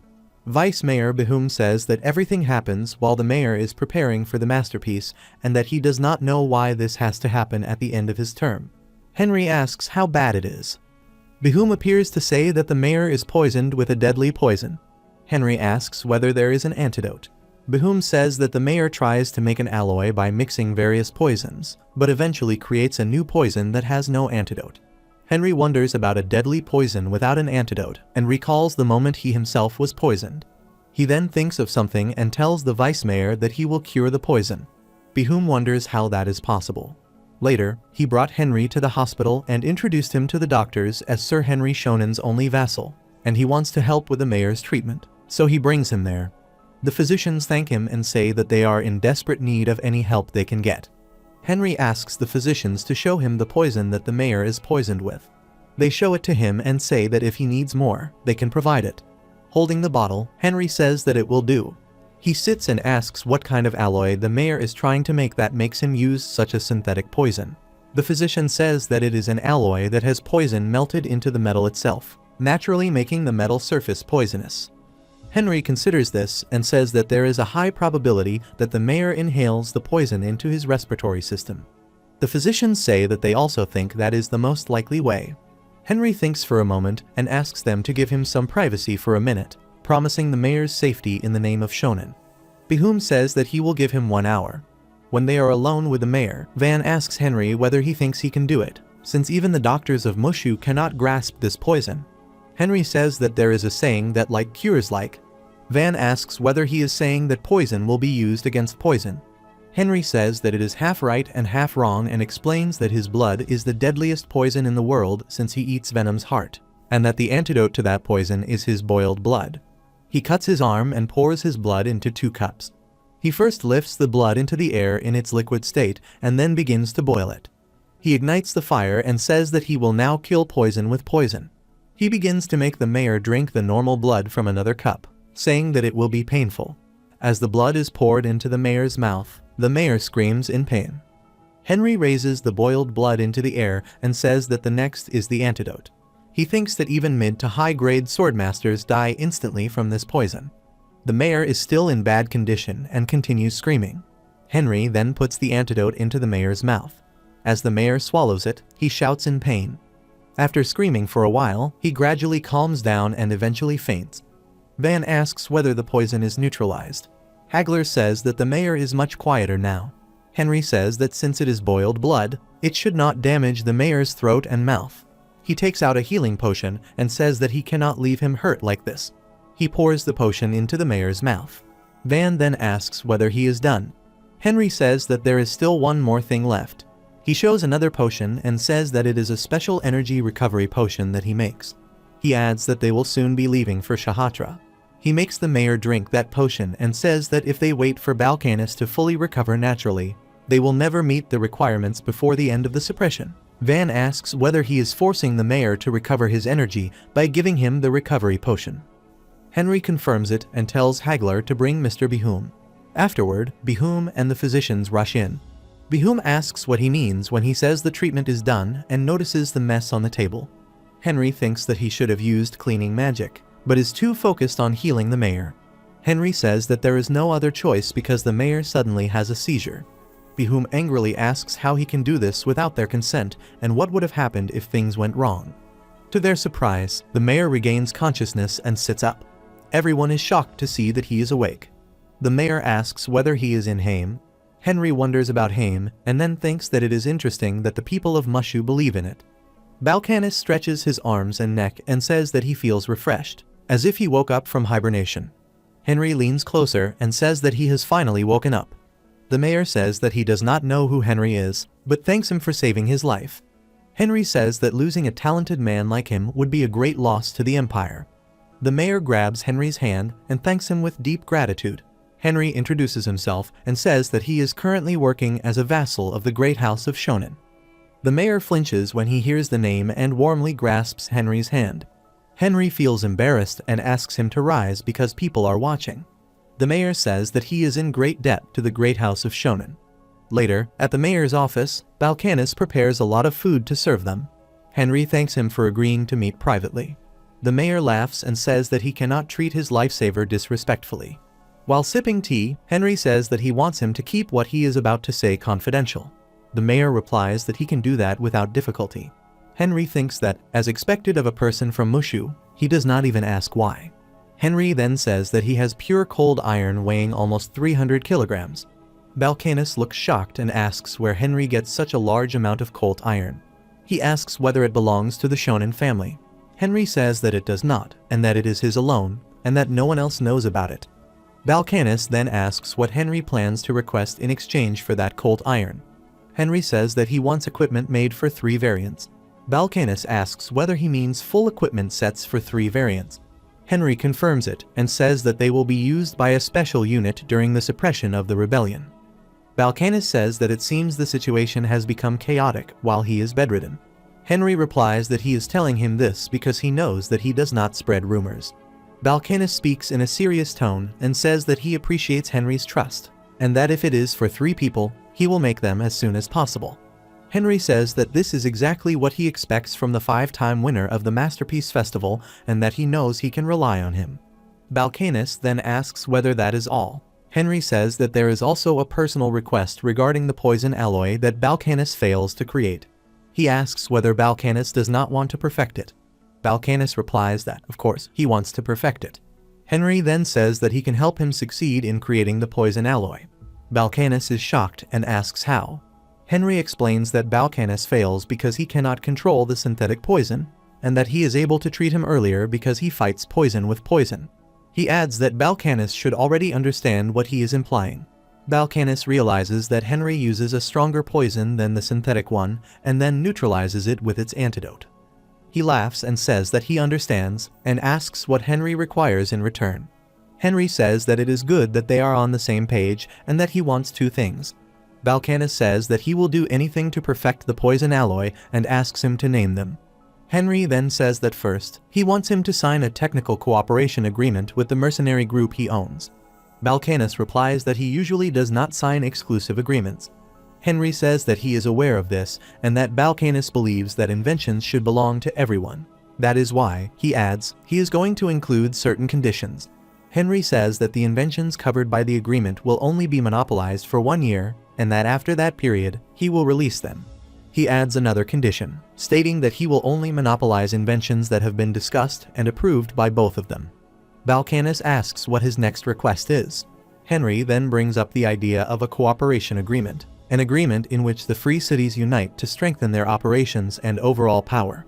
He explains that Vivaldi and Enkelman have already signed such a joint agreement, since free cities may lose their autonomy to the empire at any moment. Balkanis looks puzzled and asks what he means. Henry asks whether he has heard the news about the Crimson Great House being banished to Seldra. Balkanis replies that he is referring to Marquis Aubert. Henry confirms this and says that during the few days Balkanis is bedridden, the Great House has fallen, and a rebellion has broken out in Shahatra. He adds that there are also rumors within the palace that certain nobles are seeking to absorb the free cities into their territories. Balkanis is shocked and asks whether that is true. Henry thinks that there may be some exaggeration in the rumors, but that they are mostly true and confirms it. That is why, he says, the mayors of Vivaldi and Enkelman have already signed a cooperation agreement. Balcanus replies that he appreciates the warning, but says that he will need to discuss the matter with the other mayors. Henry tells him that he can speak with him instead, explaining that he is already authorized by the 2 mayors. He adds that before becoming a count's vassal, he had been secretly working on mercenary groups and cooperation pacts. Balcanus wonders who Henry truly is. Everything about him feels complicated.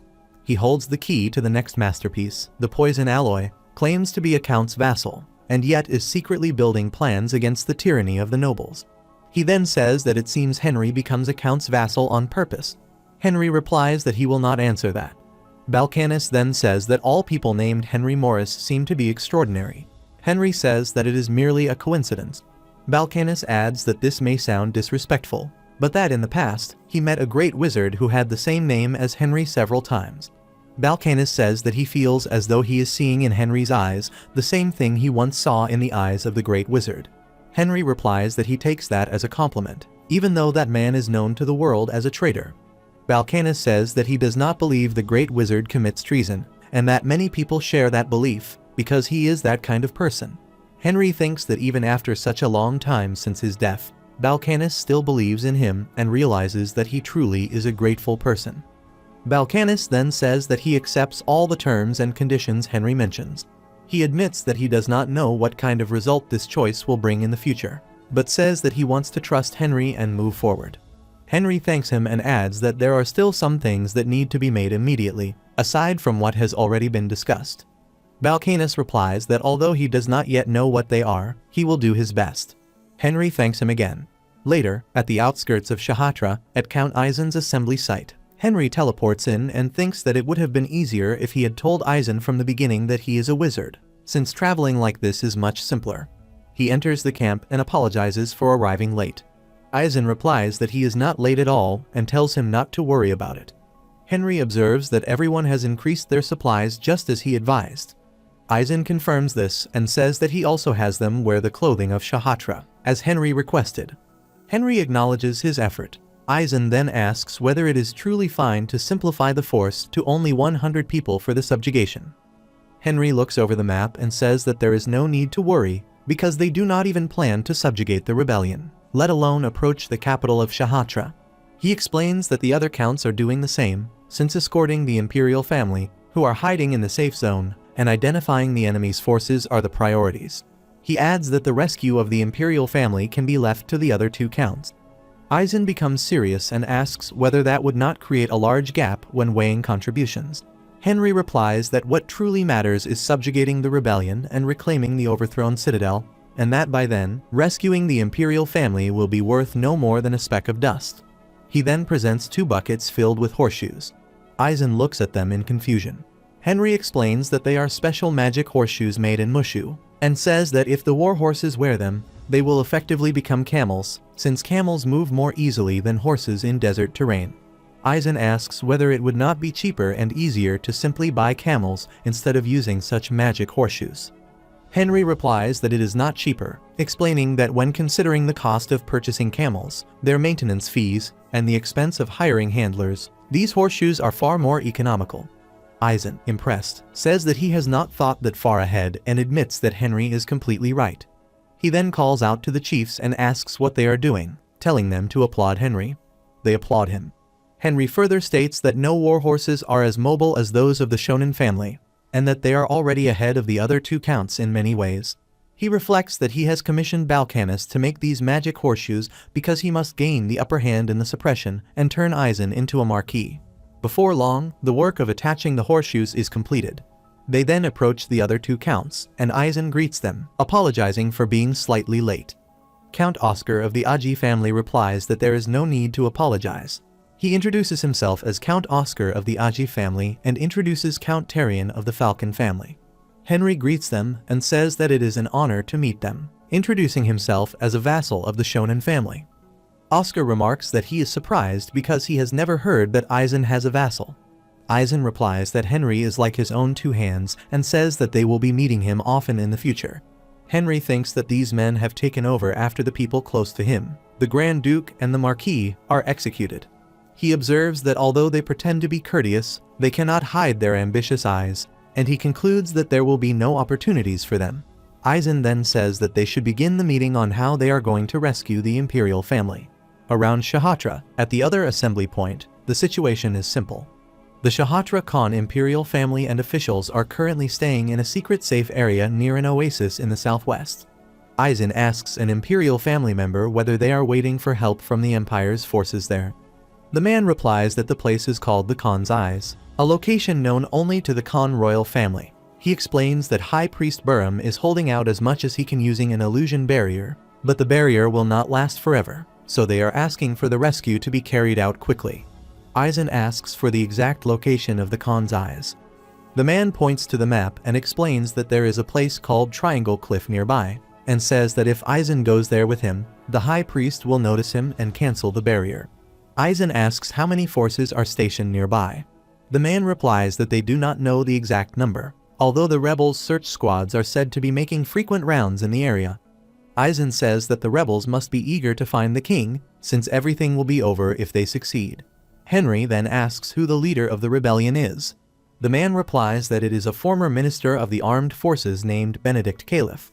Henry flinches and wonders why it has to be one of their own people, and thinks that it reminds him of the Civil War. He reflects that Benedict Caliph, nicknamed the Desert General and also called the Sword of Ra, is the greatest warrior of the desert. He recalls that Ra is the sun god worshipped by the people of Shahatra, and that Benedict is considered the god's avatar. He judges that the suppression may be harder than expected, since an avatar can borrow a portion of a god's power like the Pope. He remembers that Benedict possesses the Eye of the Desert, the Sun's Sword, and the power to control sand. He considers that although their forces are great, they may not have the same power in the desert, making the situation one where soldiers and counts with no desert experience are facing the Desert General. Eisen says that, now that they look at it closely, it is not a rebellion but a civil war. He asks the man whether they really need to interfere if this is an internal problem of the kingdom. When the man asks what he means, Eisen explains that from the Empire's point of view, it does not really matter who becomes king as long as they keep in line. Henry disagrees and tells the man that this is a dog that has bitten its master, and there is no guarantee that it will not bite the Empire in the future. Eisen agrees with him. Henry states that, in his opinion, it is not a bad idea to help the Khan royal family and increase the amount of tribute. Eisen remarks that it would be a favor for a favor. Henry adds that they should also take care of the disobedient dog, and says that the Emperor will be pleased if they bring many gifts in the end. Eisen smirks and says that it looks like they will have to start planning how to deal with Benedict instead of debating whether to suppress the rebellion or not. Henry thinks that he is already busy planning the deaths of these men and their timing, and that he does not need someone like Benedict getting in his way, so he believes it is best to nip the problem in the bud while he is able to. Count Oscar suggests that they should meet the leader of the rebellion, Benedict Caliph, and talk to him before doing anything else. Henry says that there is no need for all of them to go, and states that Sinan will go to meet Benedict. Oscar angrily asks what Henry means by that. Henry bows and says that he hopes he is not misunderstood. He explains that before arriving, he looked over the Count's military forces, but they do not seem to be prepared for the desert at all. Tarion angrily asks what he means by being unprepared for the desert. Henry explains that the soldiers are wearing heavy armor that is unsuitable for the desert, that there are not even suits to block the desert rays, and that if they camp in the open at night, they will need firewood, which does not appear to be ready either. He adds that if he has spoken beyond his knowledge and overstepped, he apologizes. Tarion yells at Imperial Man and asks if this is true, and he confirms that it is true, stating that he is fully aware of the situation and the lack of preparations for the desert. Henry says that this is why the Shonen forces will be the ones to go and meet Benedict. He asks the other counts to save the royal family and the messengers in the meantime. He wonders what is wrong with them and thinks that saving the royal family is a much better option, and that they might be suspicious because the rescue of the royal family, which is the best way to stand out, is being handed over to them. Henry says that he hopes there is no misunderstanding and explains that although he is Shonen's vassal, his highest priority is the well-being of the Empire and the safety of His Majesty. Both counts agree with him and say that they will accept that part of the duty. Henry then notices that Eisen says nothing, since Henry is the one making the decisions. He states that they will begin to carry out their duties after each force is set and ready to go. Later, Henry sits alone with Eisen, who starts laughing and says that Henry truly is the top advisor and that there is no one as talented as him. Henry thanks him. Eisen then asks how Henry understands everything so well and even prepares everything in advance. Soon, the shonen army begins to march into the Shatra desert. As they ride, Henry thinks that, as expected, thanks to the magic horseshoes, the desert is not a problem at all. Eisen says that it has been a while since he has ridden this fast and that the magic horseshoes truly are something else, and adds that he will reward Henry nicely once the suppression is over. Henry thanks him and says that in 2 days they will be able to see the capital city, Khan, which is located in the South Oasis. At the capital of Shatra, Khan, Henry observes the surroundings and says that it has been a long time since he visited Khan. Standing before the long stairway to the palace, he thinks that all that remains is to pass the stairway of the sun, and that although it has been a while since he has seen it, it is still as magnificent as ever and truly deserves to be called the staircase to heaven. Benedict's soldiers block their way, and Henry declares that they are the imperial army and demands that Benedict Caliph reveal himself and show respect toward the empire. Benedict Caliph appears at the top of the stairs, gathers his power, flies through the air, and lands before them. Henry wonders if this is the power of Ra and whether Benedict is trying to overwhelm them by showing his strength. Benedict greets Eisen and welcomes Count Eisen of the Great House. Eisen slaps him and scolds him. Henry inwardly appreciates Eisen and thinks that he is not doing badly at all. Benedict releases his furious intent but bows and apologizes, saying that his behavior may have seemed rude, but that he had no such intention. Henry thinks that the atmosphere is tense even though Benedict is apologizing. Eisen warns that if Benedict disrespects him one more time, he will make him pay dearly. Benedict then says that he will guide them to the palace. Henry smiles and thinks that the useless staring contest is now over. They go inside the palace. Henry observes that everyone is tiptoeing around General Benedict and thinks that Benedict is already showing signs of becoming a tyrant. They arrive at a side of the palace that is still cracked and destroyed, and Henry thinks that Benedict has not yet been able to erase all traces of the Civil War. At the Shatra Palace, they sit around a table, and Eisen asks whether this is a rebellion. Benedict replies that it is simply a conflict within the family. Eisen says that he will not ask why Benedict has started the Civil War, since it would not be much different from the usual reasons, and states that Benedict's goal is to seize the throne. He smirks and adds that Benedict would not mind if the Empire took the royals who ruled over the kingdom with them. Benedict responds that it would be difficult to do so. Eisen asks what makes it difficult, and Benedict explains that the Shatra throne is not obtained simply by taking the palace, and that it is not a simple matter that can be resolved easily.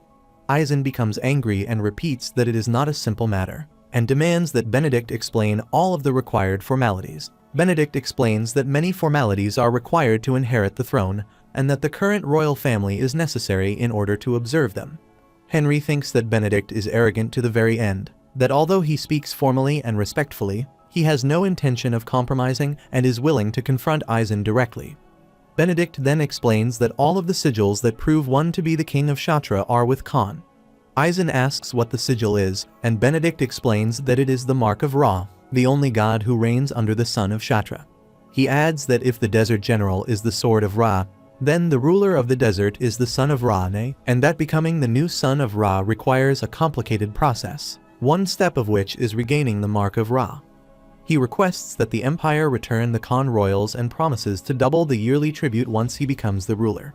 Eisen's eyes widen at this offer. Henry thinks that it is strange for Benedict to ask for the entire royal family when he needs only the mark of Ra. Henry whispers to Eisen that it seems Benedict is planning something, and suggests that instead of deciding immediately, Eisen should decide after meeting Hararian Khan and discussing the matter, adding that he is certain the mark of Ra is not the only thing Benedict is after. Eisen tells Benedict that he will try to consider the suggestion in a positive light, but states that Benedict is not in a position to make requests as the leader of a rebellion. He adds that he will take Khan, the king of Shatra, and have a long discussion with him, and that afterward he will send a messenger to convey the will of the empire. Benedict agrees. Henry then adds that it has been a long and difficult journey across the desert, and that it would be good for the shonen soldiers to receive necessary supplies, and Benedict agrees to provide them. At night, Benedict punches the wall in frustration, cracking it. At that moment, someone approaches and remarks that Eisen's personal appearance was unexpected and quite a surprise. Benedict asks whether he has been watching. Mordred replies that although he has never seen the man standing behind Eisen, he asks Benedict if he knows who that man is. Benedict answers that the man is a vassal and adds that they will speak with Hararian about the king's sigils, which would reveal a secret. Mordred responds that they needed a reasonable excuse to oppose Eisen anyway, and that if the Empire brings the conflict to them willingly, they have no reason to avoid it. He then asks whether Benedict is afraid. Benedict replies that he is not afraid in the slightest and says that once they set foot in the desert, they will become nothing but prey to him. Mordred states that this resolve is something Duke Arthur would have greatly approved of. He adds that the Highlander family will fully support Benedict and asks him to hand over the items he promised them. Benedict agrees and expresses his gratitude to Mordred. Meanwhile, Clever, who has been spying on them, hears everything and returns to Henry. Henry praises him for his good work and thinks that the foundation of war is control of information. He notes that they have also been supplied with goods for their return journey while passing through the capital. He then decides to examine what Benedict is truly planning. Henry places his hand on Clever's head and listens to everything that was said.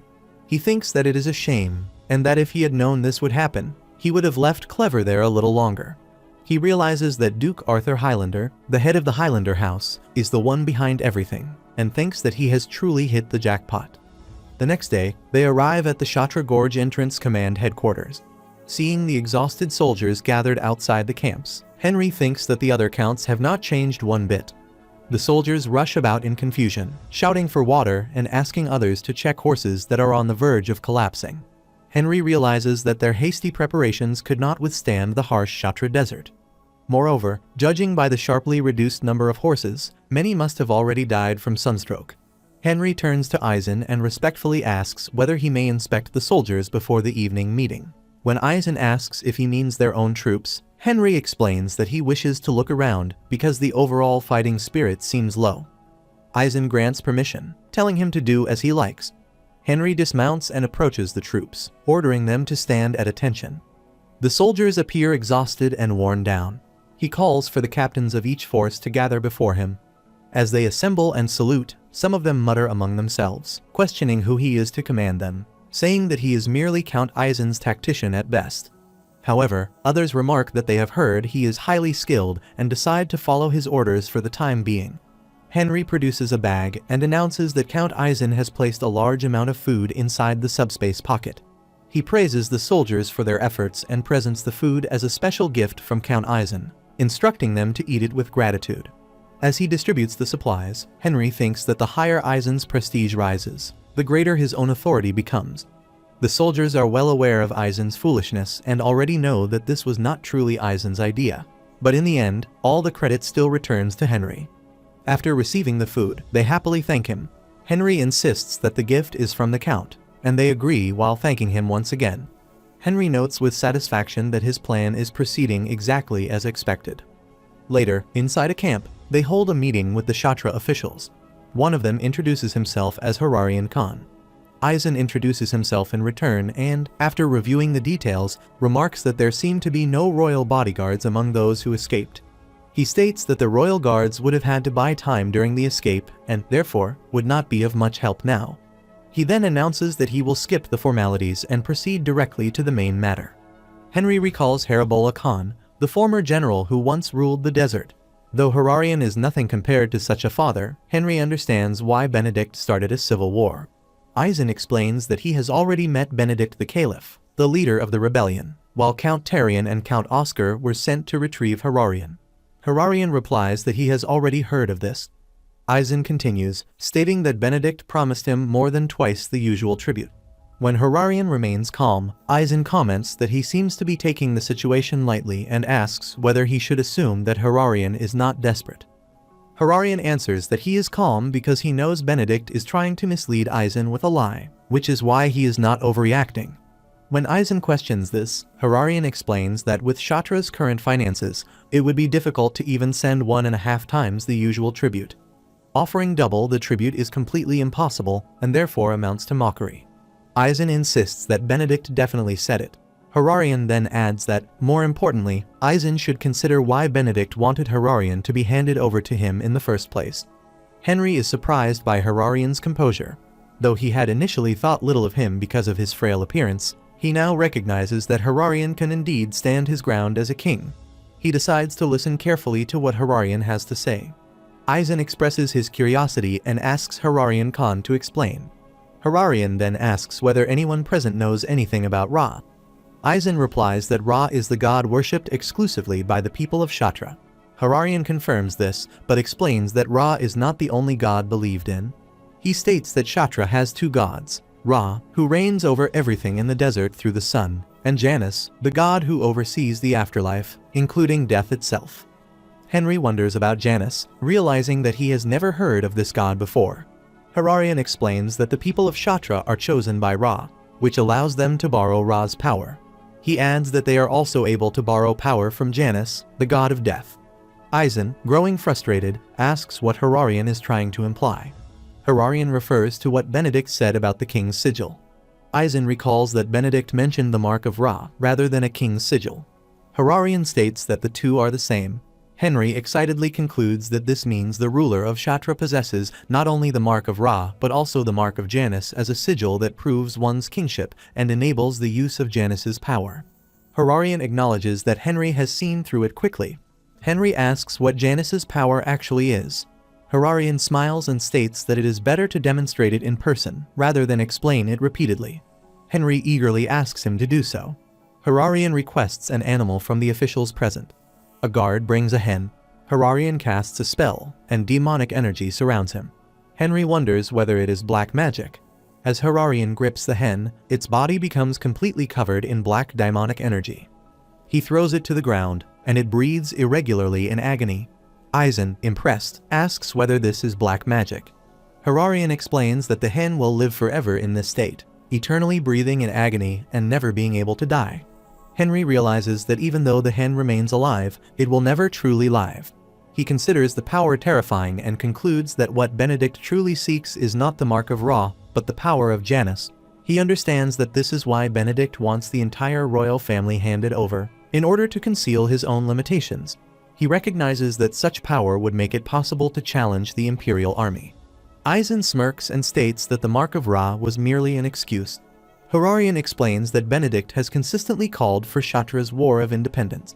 Henry observes that Benedict caused the civil war after being repeatedly ignored and notes that, unlike Benedict's ridiculous promise to increase the tribute, Hararian confidently justifies the suppression without any bribery. Henry realizes that Hararian has not been wasting time and reflects that he had not expected the involvement of black magic. He acknowledges that many matters are emerging at once and that he will be busy for some time. Later, alone in the camp, Henry states that they must protect the royal family. Aizen asks why they should take on such a tiresome task. Henry explains that they do not know how Khan's influence will function after the suppression. Aizen replies that it is not his usual style, but agrees to do so if Henry insists. Henry adds that they will need to reorganize their forces after the meeting and that he will prepare other matters in the meantime. Aizen asks whether more preparations are necessary. Henry explains that additional magic horseshoes must be secured for the other forces. Aizen questions whether there is a need to prepare for the other men, since they are rivals. Henry replies that if the suppression fails, nothing else will matter and asks him to overlook this once with generosity, reminding him that he will eventually rule over the other two counts as Marquis. Aizen agrees and then asks whether Henry has the funds for the horseshoes. Henry admits that the fee for the current horseshoes has been placed on the shonen account and bows to apologize for not informing him in advance. Henry reflects that the magic horseshoes were actually a gift from Balcanus and that he has already created an alibi with him. He plans to use this opportunity to promote the horseshoes to the other soldiers and save money, intending to refill the coffers by collecting items of equal value. Aizen praises him, stating that this is to be expected of him and calling him the only vassal of the shonen house, instructing him to take whatever he wants under the name of shonen. When he comes out of the camp, a strange wind surrounds him. His vision begins to blur, and he wonders whether it is an illusion. He thinks that, by the looks of it, the high priest of Kshatriya, Buram, must be responsible. He recalls that in his previous life, he had struggled with Buram's illusions, though he had eventually learned how to dispel them. He considers whether he should respond to this invitation. He then drifts along the illusion, which carries him to a shabby place. The illusion disappears. He notices someone approaching it is Hararian, who apologizes for suddenly bringing him here without consent. Henry says there is no need to apologize, as this allowed him the valuable experience of witnessing the high priest's illusion. Hararian asks whether he had been aware that it was the High Priest's illusion. Henry says that the landscape changed before his eyes, even though there are no mages present, so he is sure it can only be an illusion. Hararian remarks that Henry is much more composed and wise than he expected, and asks if Burham would agree. Burham, the old High Priest of Shatra, appears. Henry bows and greets him, introducing himself as the vassal of House Shonen. Hararian tells Henry that he knows how senseless it might sound, considering they already brought him here, but asks if he could spare a moment. Henry responds that he is not sure what a lowly vassal like him could do. Hararian smirks and asks if he is ready. A strong light appears, and an eye manifests behind Hararian, the all-seeing power called the Eye of Ra. Henry wonders if it might see into his very soul. Hararian says he invited Henry to extend a personal proposal. Henry asks to be enlightened about the proposal. Hararian says that first, he must verify something, asking if Count Aizen is currently in conflict with the three great houses. Henry confirms it. Hararian nods and says that is all he needs to know, and even if Henry declines the proposal, he hopes to rely on his discretion. Henry assures him that he has his word. Hararian reveals his belief that Duke Arthur is behind the rebellion. Henry thinks that he had assumed he was the only one who knew, finding this unexpected. Henry says that Count Aizen may be at odds with the three great houses over past events, but if he becomes a Grand Marquis after suppressing Benedict's rebellion, he too will become a member of the three great houses, and asks if Hararian will regret sharing this with him when that happens. Hararian says that does not necessarily mean Henry will become their ally, and adds that he believes the recent exile of Marquis Aubert was Henry's doing. He calls Aizen a fool who only looks imposing on the outside, but still managed to outplay a well-known tactician like Aubert, which Henry finds impossible. Henry responds that Count Aizen has been silently waiting for an opportunity. Hararian grabs Henry and says that Aizen has never taken a vassal before him, and that House Shonen is a distinguished family with no need for a young, inexperienced retainer, noting that people do not change overnight. Henry wonders if Hararian has seen through everything and finds him remarkably perceptive. He admits that he will be flattered to death if he denies it further, and asks Hararian to tell him about the proposal. Hararian says that instead of being a subject of the state, they would like to join hands with House Shonen directly. Henry asks whether this means acting without the Emperor knowing, and Hararian confirms that it does. Henry thinks that Hararian is planning to join forces with him to bring down Arthur, and that he has found an ally where he never expected. He also thinks that Hararian has not seen through his real plans and has made the offer only to take advantage of Aizen, noting that Hararian has grown and now shows insight similar to his father. Henry agrees and says that they should proceed as Hararian suggests, asking in return that this relationship be kept secret. Hararian takes his hand and says that it is already enough that he has won Henry's favor. Henry replies that it seems Hararian understands that this is a deal, not a request. Hararian agrees and says that since Henry has accepted the offer, he will repay him with anything he wants. Henry asks if he is sure and says that he is not certain Hararian will be able to grant what he will ask. Hararian swears in the name of Ra that he will do whatever he can to fulfill the request and asks Henry to speak freely. Henry moves closer and whispers what he wants into Hararian's ear. The next day, in the meeting, Henry says that the suppression will begin soon and advises that the two counts quickly make up for what was lacking as previously mentioned, asking if there are any objections. No one speaks, and Aizen says that it seems no one objects to his talented vassal. Aizen again advises that the two counts quickly make up for what was lacking, and adds that since the other counts will be busy preparing for the suppression, his side will take care of the Khan royal family because they are not in a rush, asking if anyone is against this. No one speaks, and Henry says that he thinks it is a splendid idea. Aizen rises, declares the meeting over, and leaves the camp. Henry remains inside and wonders if he should take his leave as well. Count Oscar hesitantly calls him and asks if something is the matter. Aizen wonders why Henry is still inside and shouts at him, asking what he is still doing there. Henry replies that he will come out after getting the meeting notes. Oscar asks Henry why he did it. Henry asks what he means, and Oscar says that he has heard Henry supplied expensive ice water and food for their soldiers the previous night on their behalf, and asks if this is true. Henry says that it was only to soothe soldiers who encountered the desert environment for the first time. Oscar replies that the amount supplied is too much to be simple goodwill and asks what Henry is planning. Henry thinks that Oscar has no trust in Aizen, similar to Hararian. Oscar angrily demands to know why Henry cares about his soldiers' morale and what he is scheming. Henry says that he is actually a mercenary and that before becoming Eisen's vassal, he ran a small mercenary group, which is why he understands soldiers' feelings well. Oscar asks if that means it was really done out of goodwill, and Henry confirms it. Oscar then asks where Henry got the money to do this if he ran only a small mercenary group. Henry replies that he is now a vassal of House Shonen, so he used his own money because he no longer has to worry about making a living. He also adds that he is planning to prepare magic horseshoes for each army's horses. Oscar flinches and asks if Henry means the expensive magic horseshoes used by the Shonen horses, and Henry confirms it. Oscar shouts that there is no need and says that no matter how much Henry cares for the soldiers, he cannot accept such expensive horseshoes. Henry replies that it is really all right, and that he only wishes the suppression to succeed and bring peace for the emperor and the people. Oscar refuses again, saying that it is his own fault for not considering his soldiers' morale, and adds that he can now see Henry as a younger man who knows how to reach out to soldiers and others. He says that he will pay for the ice, food, and magic horseshoes Henry supplied. Henry replies that if Oscar has decided, he cannot stop him, and says that it will be his pleasure. He asks Oscar to tell him the number of horseshoes so he can prepare them before the next meeting. Oscar says he will send someone after quickly figuring out how many horses they have, and tells Henry to wait in the quarters. Henry agrees and thinks that he is killing two birds with one stone by making profits while measuring each army's power. He then notices Hararian silently observing him with the eye of Ra and thinks that Henry Morris is truly an incredible man. Later, while soldiers sit outside drinking, one of them asks whether they have seen the large recruitment announcements from Count Oscar and Count Tarian, and asks Jameson what he is going to do.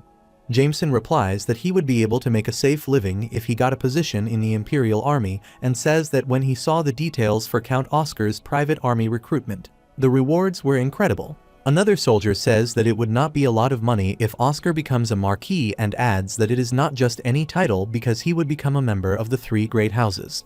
Jameson asks if that would mean they become the armed forces of the three great houses. Another replies that Oscar has not been recruiting soldiers, and someone else says that there must be a reason for that.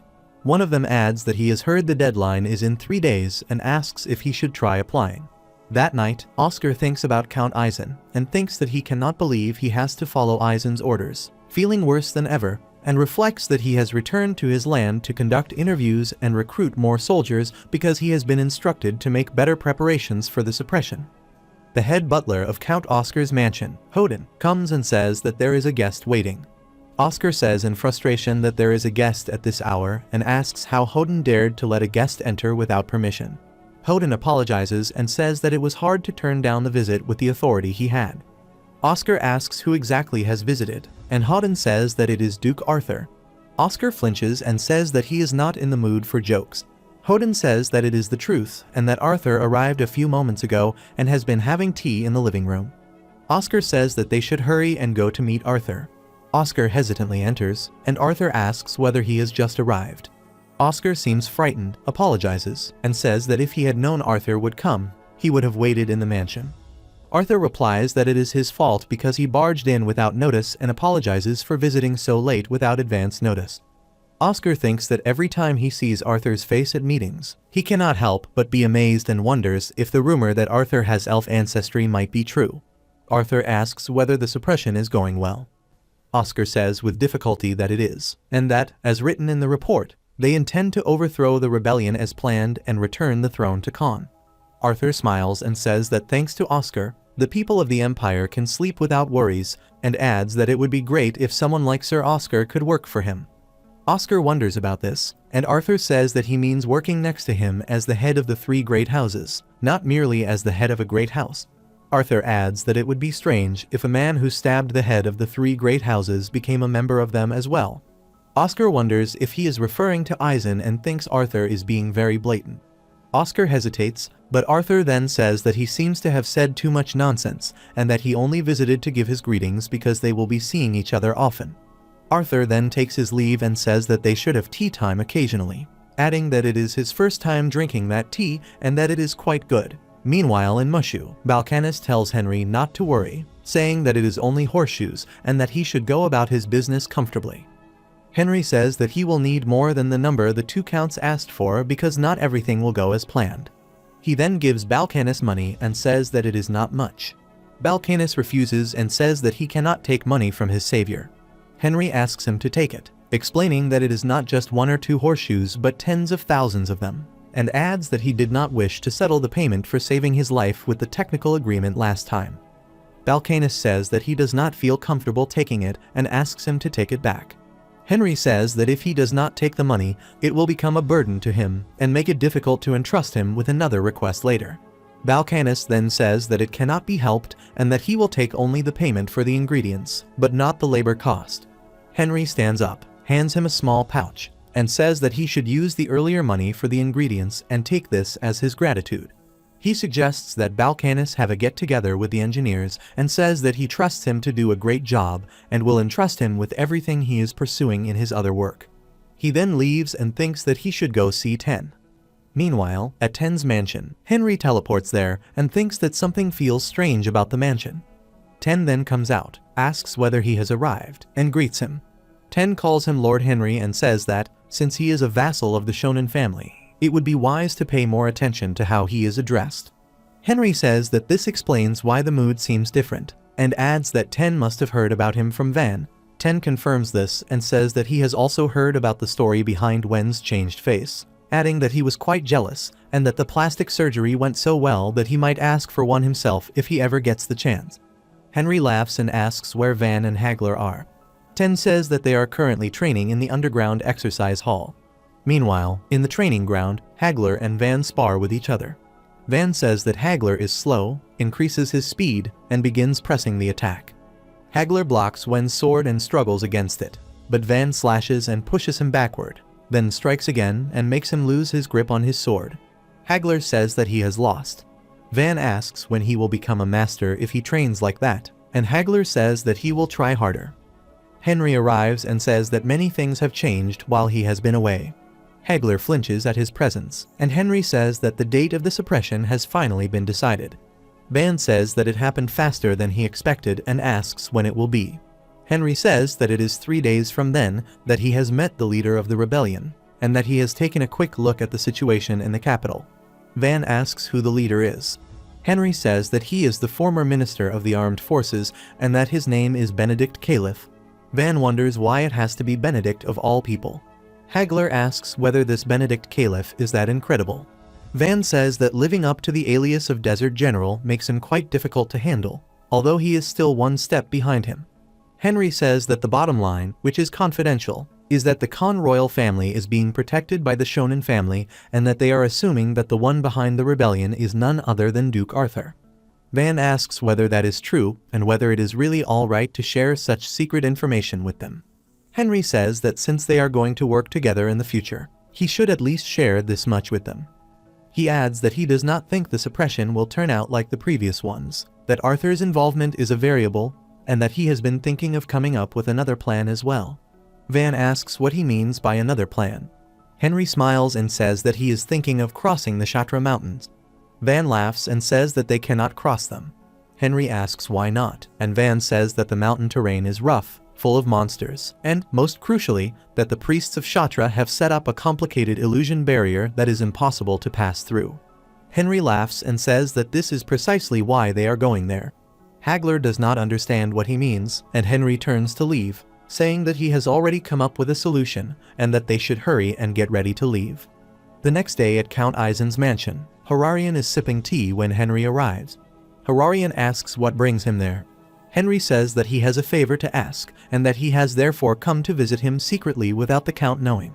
Hararian says that he does not know what kind of favor it may be, but that if it is Henry's request, he is more than willing to do it. Henry says that, if it is all right, he would like High Priest Burham to go hiking with them for a bit. Hararian looks confused, and Henry says that he will understand when they get there. At night, as they set out to hike, Hararian says that he sees no mountain there. Henry tells him not to worry and says that the mountains they are going to climb are the Shatra Mountains. Burham is shocked and asks what he has just said. Henry says that what he is about to show them is something they should not speak of, as they promised before. Hararian asks what kind of secret he is going to show him. Henry casts magic spells and forms a circle beneath them. Hararian is shocked at the sight of the circle and asks what in the world he is doing. Henry says that he will give a detailed answer after they move, and then teleports them from there. At the entrance of the Shatra Mountains, they teleport there, and Hararian feels nauseous and asks Henry what has just happened. Henry tells him to sit down first and says he will explain the rest afterward. Hagler offers him water and says that a cold drink will help with the nausea.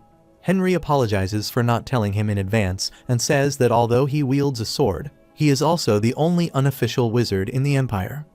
Hararian replies that it is all right and says that he simply did not expect Henry to use magic. He adds that he never thought Henry would consider crossing the mountains using Burham and calls him incredible, as always. Henry says that he is sure Hararian is worried about his people left in Shaha, and says that saving them as soon as possible is a priority. He says that they will take care of the monsters in the mountain range, and that the barrier can be handled by High Priest Burham, adding that there is nothing easier than climbing the mountains. Hararian asks Burham if he will be fine by himself, and Burham replies that it is their duty to reinforce the mountain barrier every year, so he will be fine, but says that the real problem is the monsters. Henry says that their mercenary group members will surely take care of them. Hararian tells Burham not to worry and says that these people are not as weak as he thinks. Hararian then checks them using the Eye of Ra. He glances at Van and thinks that he never expected to see that person there again. Van also feels something strange about Hararian. Henry then says that they should be on their way and explains that if they go straight in that direction, they will be able to see the eastern oasis city of Shaha. Hararian tells Henry that everything seems fine, but says that Burham is getting old and does not have enough stamina to climb the mountains. Henry thinks that he is right and realizes that he has not considered that. Hagler asks what they should do. Henry smirks and says that he is counting on Hagler. Later, Hagler carries Burham on his back and tells him to count on him. Henry then says that now that Burham's problem is solved, he is going to cast a spell on everyone and asks them to gather in front of him. Henry then uses magic armor on them. Hararian feels light and says that his body suddenly feels very light and full of energy. Henry says that everything is set and asks if they should get going. As they run toward the mountains, Hararian says that he has never run like this before, and Hagler says that neither has he. Suddenly, Hararian senses something and tells everyone to stop, saying that a Cretaceous maw is coming. He explains that its eyes have degenerated and that it hunts using vibrations made by its prey, so it is best not to move. Hagler, concerned, asks how they are going to catch the monster without moving. Van takes out his sword and says that there is nothing to be confused about and that it is a simple problem that will be solved if only one person takes action. He tells everyone to stay put and says that he will handle it.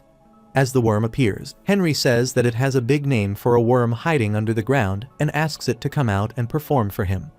Hararian tells him that it is dangerous to face it head-on like that. As the worm approaches, Van smirks and leaps toward it while holding his aura sword. He strikes at its mouth and cuts it in half. Hararian, shocked, asks how that is possible.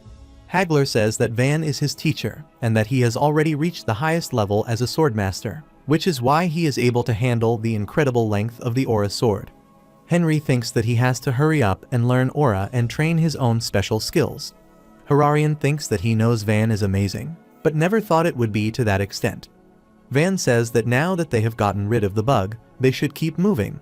After some time, Hararian says that there seems to be no end to these monsters, and Henry says that they just need to go a little further. He adds that after reaching the top, it will be downhill, which will be a little easier. Meanwhile, Clever asks his master if he can eat the carcass.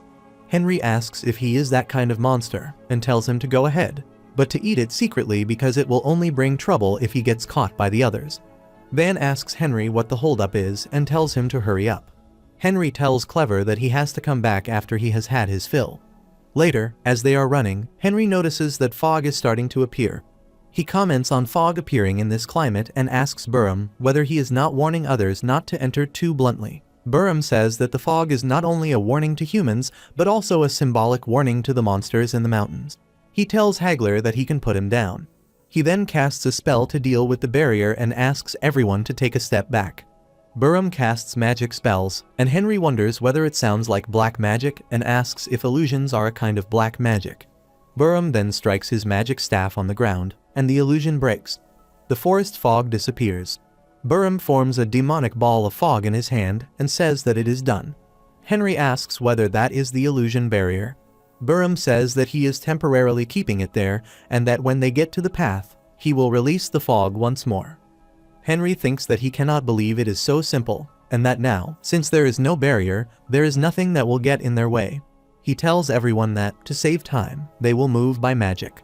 The next day, in the eastern oasis city of Shaha, the locals appear drained and exhausted. Inside the palace, they pray to the Father of the Sun, asking to be saved from hardships and trials and to be guided to walk the right path. Suddenly, a strange light comes out of the circle before them. Hirarian appears before them and says that he has returned and that they have all done well hanging on for a long time. They become happy on seeing him and gather around him. Later, after hearing Henry's plan, they ask whether it is really a feasible plan. Henry says that it is not entirely possible to plan and asks whether they would like to proceed with his plan. Hirarian says that they will go with his plan. He adds that he does not think Lord Henry would have suggested it if it were a losing battle and asks the officials what they think. They say that they will follow His Majesty's opinion. Henry thinks that even when situations are unforeseeable, they still believe in their king, and he wishes he had more people like them beside him.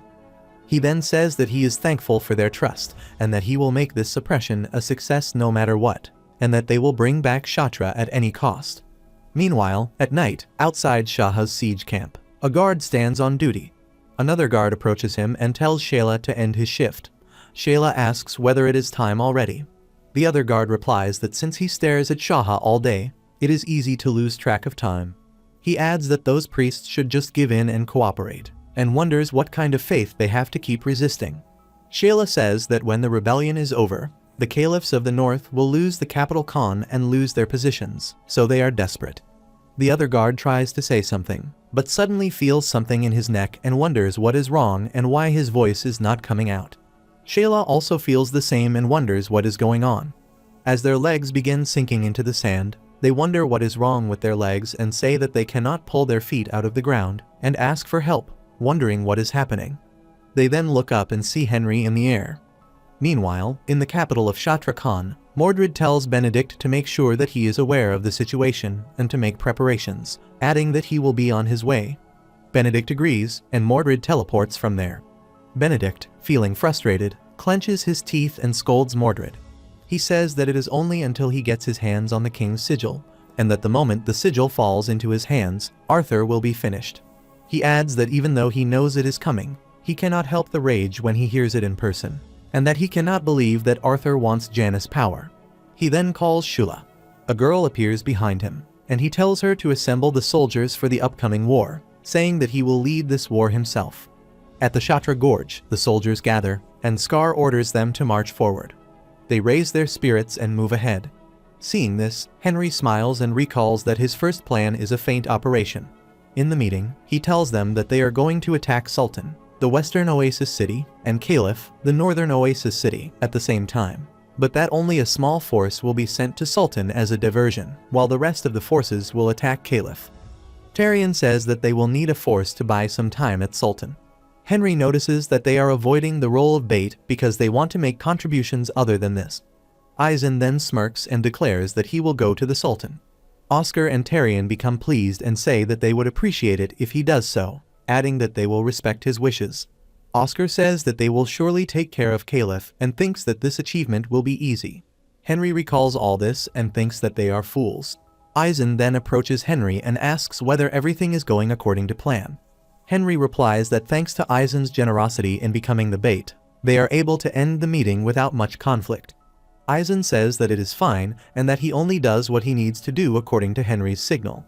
Henry says that it is also a virtue of a nobleman to listen to his subjects and adds that someone like Eisen should become a marquis and cut Benedict's throat. Eisen laughs and says that Henry is right in every word, and then suggests that they start their real meeting for the Shonen forces. Meanwhile, in the middle of the Shatra desert at the Tower of Ra, Benedict gathers his forces and uses the Eye of Ra, through which he learns that the enemy is present. He recalls that the Eye of the Desert is a power that can only be used by the Sword of Ra, and that it allows one to monitor everything standing on sand. He thinks that as long as he is at the Tower of Ra, no one can escape the Eye of Ra. He observes that about 10,000 troops are present.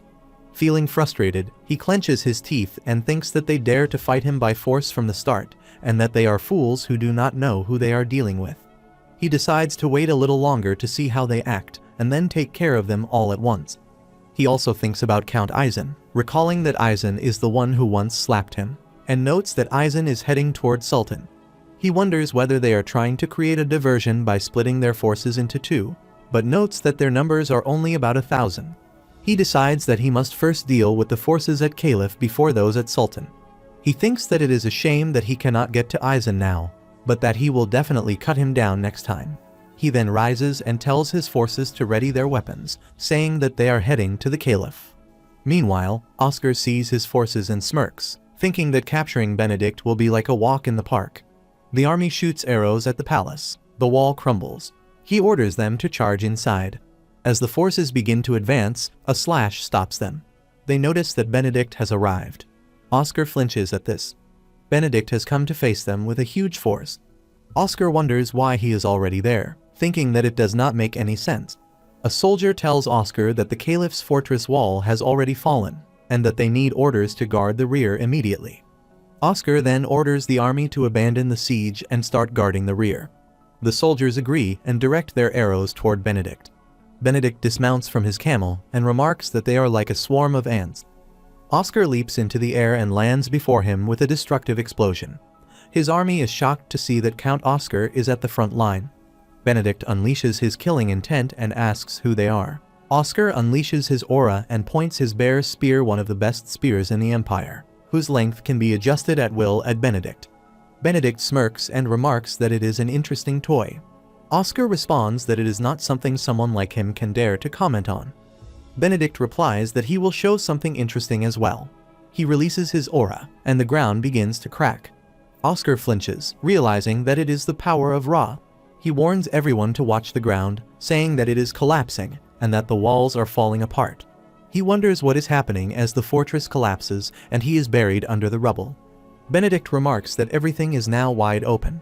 An arrow then shoots toward Benedict, slightly cutting his face and stabbing the soldier behind him. Benedict says that the attacker is quite good and asks for his name. Tyrion supports Oscar and introduces himself. Benedict observes them with the eye of Ra and states that they are the supreme commanders.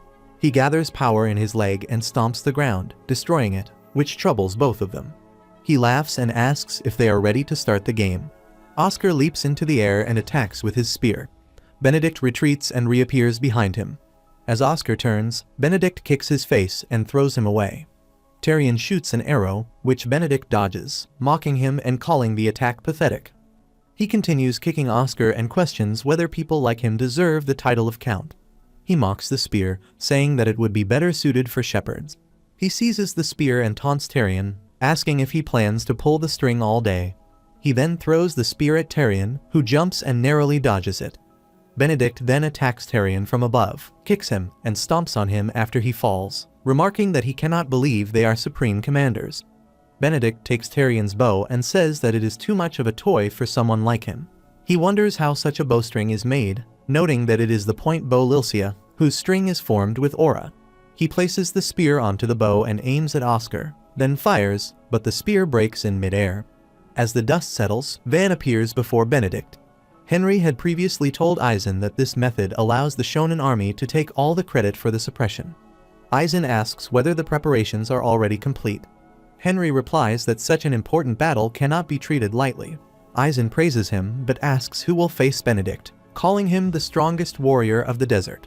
Henry answers that everything for that has already been prepared.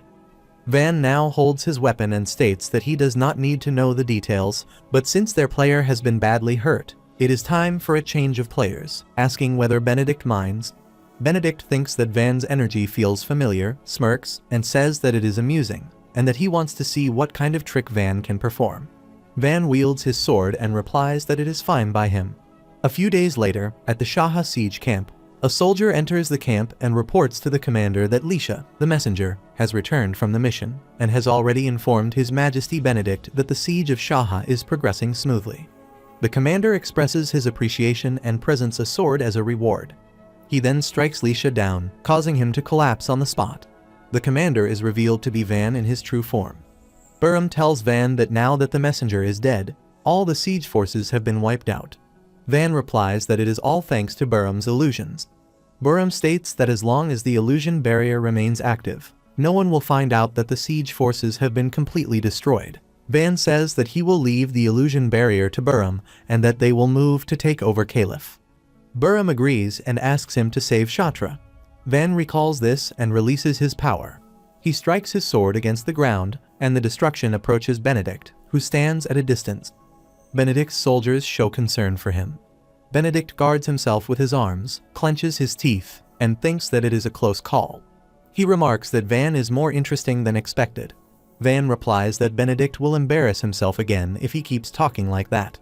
Benedict, frustrated, says that he should treat Van the same way. He releases his power, completely destroying the ground and sending the soldiers flying. Van remains firm and says that Benedict's murderous intent is nothing but an empty shell. Van also reveals his intent, and their murderous intents clash, pushing both of them backward. Benedict scolds him and leaps forward, declaring that he will see how long Van can keep it up. Van stands firm and blocks both sword strikes. Benedict pushes forward, unleashing his killing intent and continuously destroying the surroundings. Van slashes back, pushes him away, and then jumps forward to attack again. Benedict dodges and notes that Van is faster. As Van lightly cuts his face, Benedict angrily demands how he dares. Benedict then kicks him, telling him not to get cocky. Van blocks the kick with his leg. Their clash creates an explosion that pushes both of them backward as they struggle against each other. Benedict manages to hold his ground and says that Van is not bad. Van replies that he is flattered. Benedict declares that the fun ends here, activates the Eye of Ra, and swings his sword. The Shaha forces arrive at that moment. Benedict wonders how the Shaha forces are present. Van replies that Benedict still has not noticed that Shaha has already fallen into their hands. Benedict is shocked, and Van remarks that Benedict was too full of himself to realize what was happening and adds that it is disappointing that the Desert General was unaware of such an event. Benedict grips his sword tightly, admits that he was too complacent, and draws the Sun Sword. Van thinks that the real battle begins at that moment. Benedict advances, and Van blocks his sword, struggling against it. Benedict mocks him and spreads fire all around with a strike. Van clenches his teeth and remarks that this is why Benedict is annoying to fight. As the dust settles, Van thinks that although he can endure it, he cannot go against Ra's power. He takes out a scroll and recalls Henry telling him to use it if the fight with Benedict gets out of hand. Benedict asks what kind of trick Van is trying. Van tears the paper and throws it away. Magic spreads, and a magic circle forms between them. A jewel falls from it, which Van catches. Benedict becomes troubled and curses, asking why Van has that and stating that he cannot believe it. Benedict then sits down, releases his power to teleport, and vanishes with his forces in a cloud of dust. Van wonders what just happened and realizes that Benedict is gone. He questions what Henry gave him. The soldiers chant happily that they have succeeded and that Benedict has run away. Van thinks that they are almost finished there and wonders how things are going in Sultan. Before Van and Benedict meet, Henry and Eisen arrive at Sultan. Henry observes that, as expected, Benedict has gone to the Caliph and asks whether they should begin their plan. Meanwhile, Henry brings Kyle along and tells him that he should help as previously requested. Henry implies that if Kyle wishes to stay alive, he knows what he must do. Kyle and his wizards raise their arms, and black clouds spread across the sky above Sultan. The soldiers of Sultan are shocked and remark on the sudden black clouds. Lightning bolts strike from the clouds, hitting the soldiers. They attempt to flee, but each becomes a target of the lightning. Within seconds, the palace cracks, and the soldiers are completely wiped out. Henry states that this should be enough. Hararian then hands a letter to a soldier and instructs him to deliver it to the Sultan's castle. The leader of Sultan, Badala Sultana, comes out of the castle and sits before Hararian. Hararian states that all of Benedict's men have been captured and that he has come to take Badala in. Badala apologizes and asks for mercy. Hararian tells him to stop apologizing and says that even if his actions are disgraceful, he must have had his reasons. Henry thinks that Shaha and Sultan have recovered 2 oasis cities and that Eisen's contribution places him far ahead. A magic circle then appears above Henry, and he thinks about Van, assuming that Van has surely torn the scroll. Badala approaches Henry, and Henry asks whether he has brought it. Badala confirms this and hands over a jewel, stating that he was about to give it to His Majesty.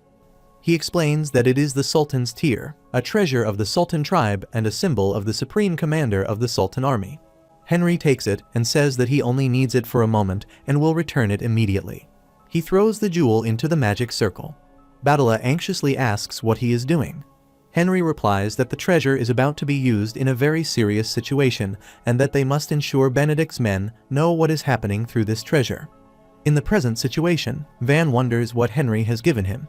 Afterwards, at the mention of Duke Arthur, a magic circle forms and Benedict teleports there. Arthur states that he has said he would help however he can and informs Benedict that he will send Mordred and the others the next day. Arthur asks whether Benedict has obtained Janice's sigil. Benedict bows and apologizes, saying that he has not been able to retrieve it.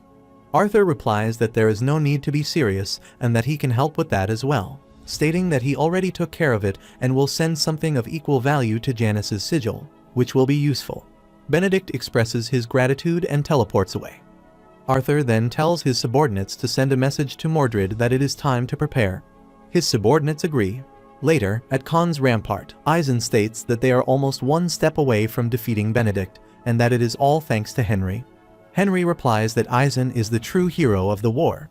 Henry thinks that it is strange because Benedict would have sought Arthur's help, yet no trace of Arthur has appeared.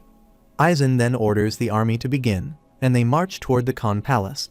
Meanwhile, Benedict stands on the rooftop, holding Hararian's wife and mother hostage. Hararian is shocked and asks why his wife and mother are there. As he nearly loses consciousness, Henry grabs him. Hararian cries and shouts at Henry, stating that Henry said his family was being protected by the Shonen family, and asks how this could have happened. Henry tells Benedict to give them a day to think about it and says that they will give him an answer the next day. Benedict replies that he wants the answer that very day and states that if the sigils are not handed over by night, he will kill the hostages. That night, inside Hararian's tent, Henry enters and finds Hararian sitting silently. Henry states that the advisors all agree that the sigils should not be handed over. Hararian does not respond, and Henry calls him again.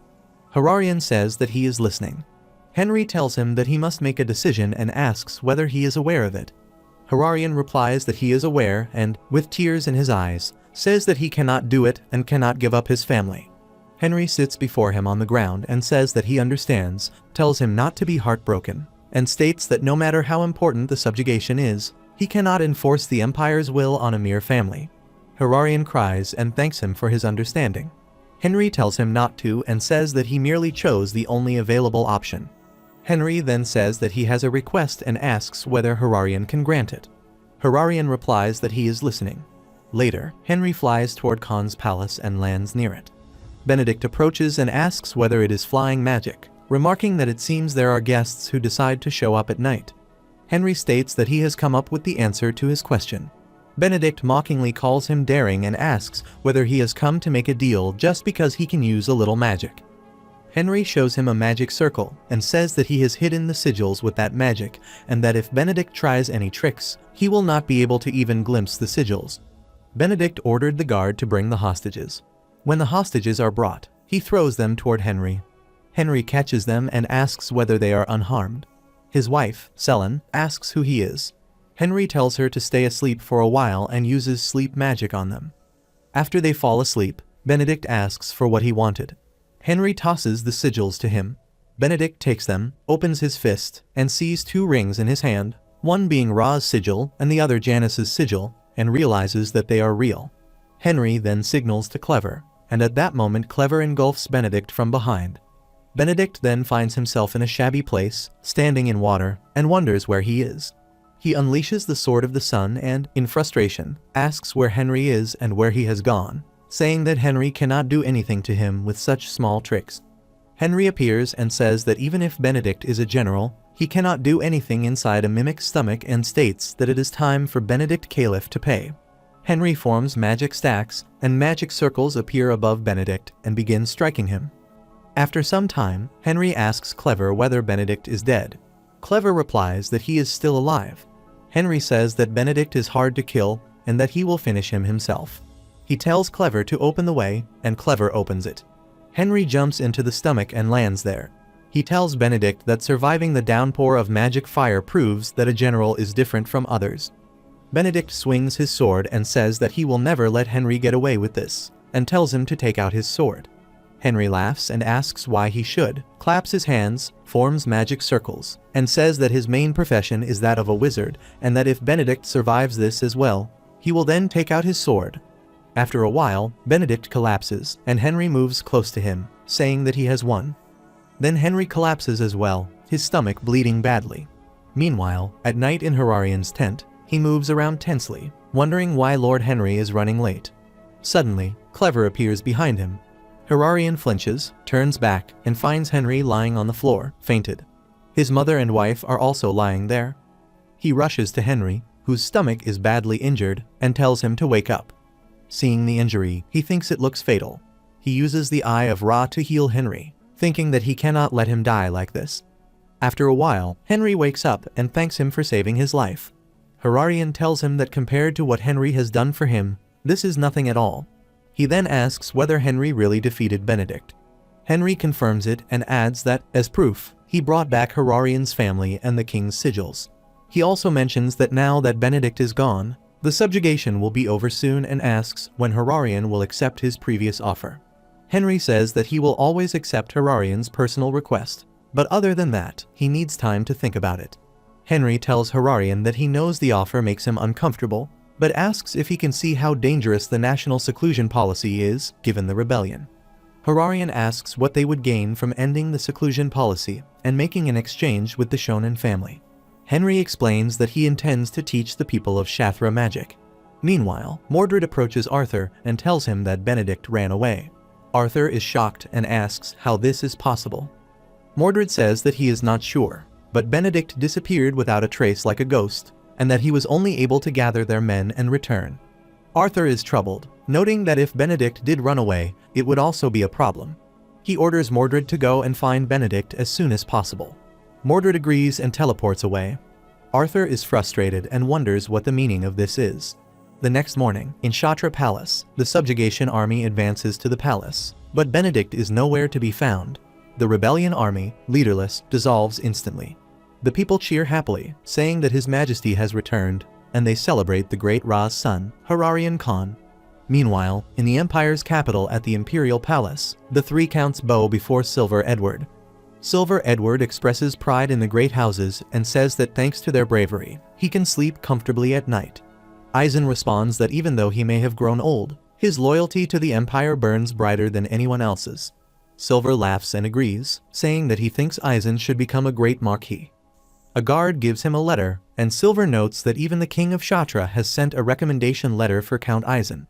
He announces that in honor of their hard work, he will personally hold a grand banquet that day. Eisen clenches his teeth and happily thanks him. In the banquet hall of the Imperial Palace, everyone enjoys drinks and shares laughter. Henry and Van are also present, having drinks. Seeing Eisen, Henry reflects that after his master passed away, he has heard that many nobles were replaced, and he can imagine some laughing in victory while others cry in despair.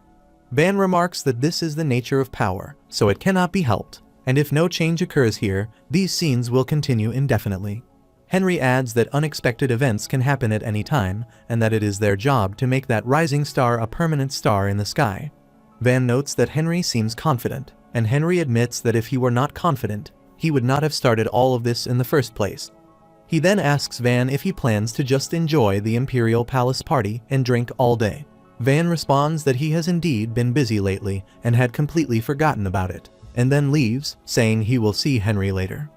Meanwhile, Henry observes Eisen and the other counts, thinking that this place is filled with the likes of them. It has been years since he last entered the Imperial Palace, and he resolves not to waste his time fooling around with them. He sets his glass down and smirks, wondering if he should get on with his work. In the back garden of the Imperial Palace, the officer in charge of the guards spends time with his girlfriend, enjoying a moment alone with no one around.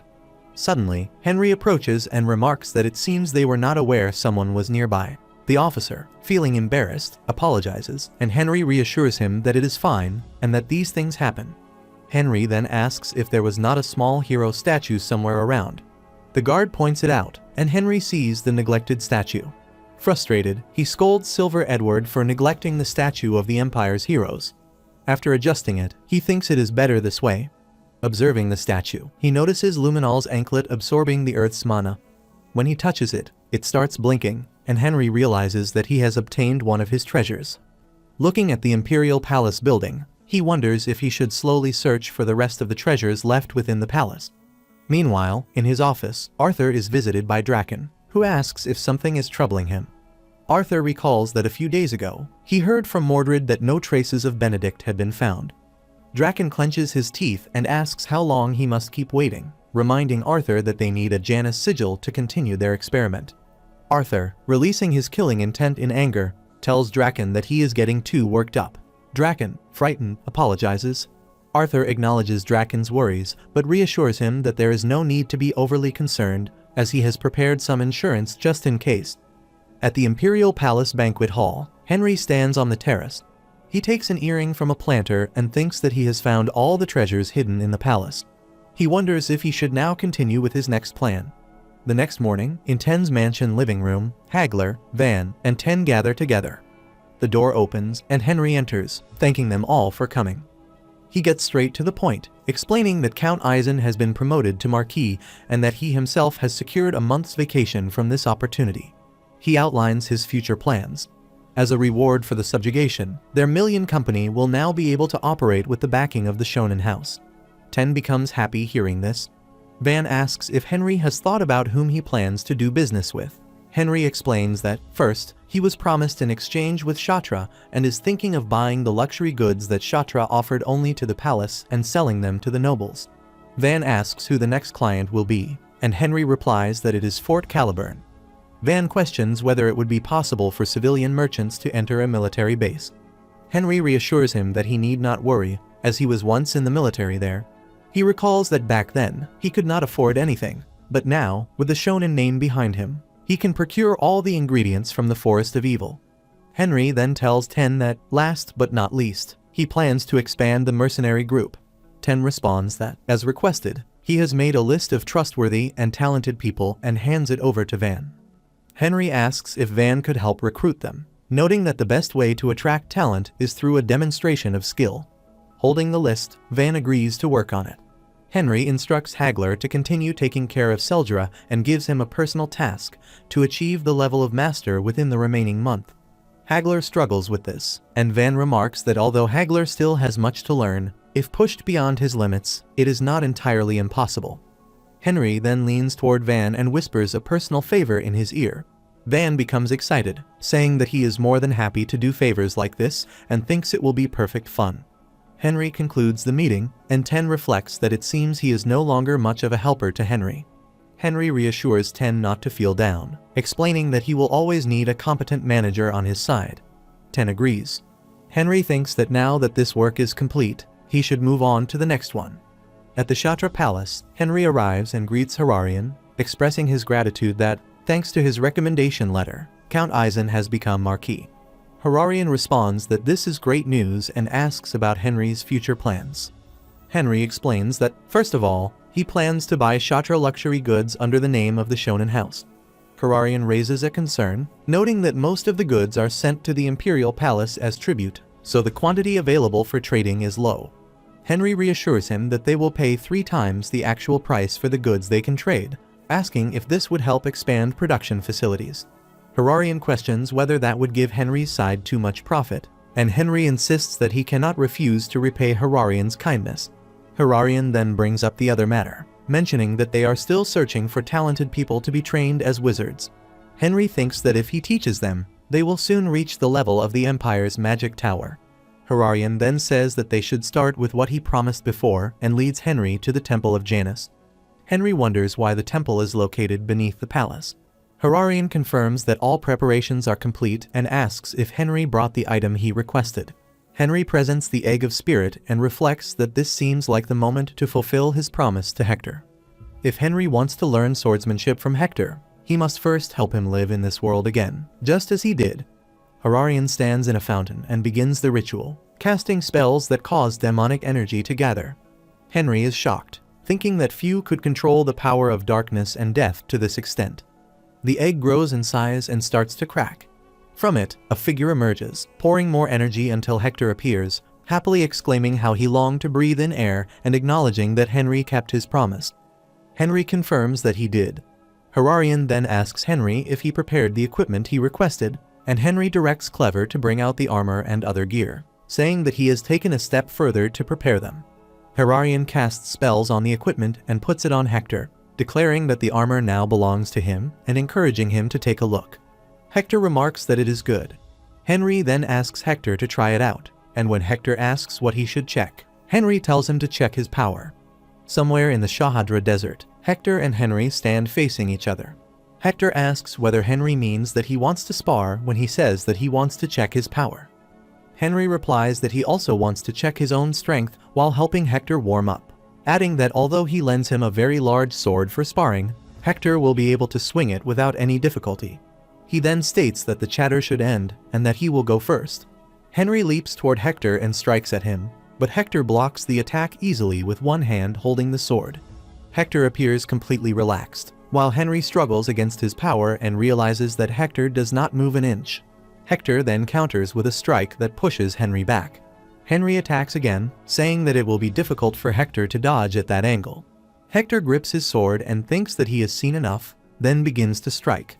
Henry sees the incoming attack and thinks that he will die unless he changes his stance. When the sword comes close to his head, Hector stops it and announces that the spar ends there, remarking that Henry has been slacking off. Henry realizes that Hector is far beyond his reach. Hector then comments that his metal body is better than the one he had before he died and adds that if he had known earlier, he would have died and been reborn sooner.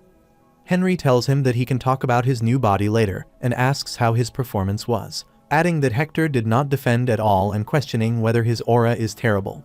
Hector replies that it is the opposite, explaining that Henry's aura feels foreign and fresh, which is why he does not defend against it, and now he can see it clearly. He says that Henry's aura emanates from his core, passes through his heart once, and is then released. Henry confirms this and says that if his prediction is correct, his aura is affected by the heart circle. Hector replies that this is a structure he has never heard of and suggests that this method might be normal for a magic swordsman. Hector then says that he will go and hunt monsters because his body still feels stiff. Henry tells Clever to go with Hector in case he gets lost. Henry thinks that he should collect mana while Hector is away. Half a day later, Henry is still collecting mana and thinks about managing both aura and mana at the same time. He observes that when the aura output increases, the rotation of the circle also becomes faster and concludes that there is a link between aura and the circle, deciding that he must train both mana and aura from now on. Suddenly, Hector rushes toward him, and Henry asks what is wrong. Hector explains that he has been slaughtering monsters, but stops mid-sentence while huffing. Henry tells him to calm down and speak more slowly. Hector then shows him an egg and says that Clever has turned into an egg. Henry wonders about this, and Hector explains that it happens while he is hunting, when Clever follows him and eats the dead monsters, then suddenly glows brightly and turns into an egg. Henry says that this explains it and asks how many monsters Hector has hunted. Hector replies that he does not count them but estimates about 500. Henry smirks and tells him not to worry, explaining that Clever has simply started to evolve and must have eaten a large amount. He adds that since Clever has become an egg, he will not be able to use the chest, and concludes that since everything is done, they should return to the palace. In the evening at Shahatra Palace, Henry and Hector arrive.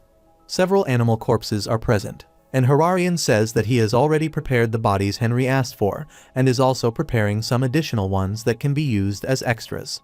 He explains that one of them is a desert monster known as a Karun, and that they had trouble finding one that looks as close to a human as possible, but they were eventually able to capture it. He then asks them to take a look. Hector says that anyone would believe it is a human if it had eyes, a nose, and a mouth. He sits near it and channels his power into it. The Karun rises, and Hector, now inside its body, says that it feels strange.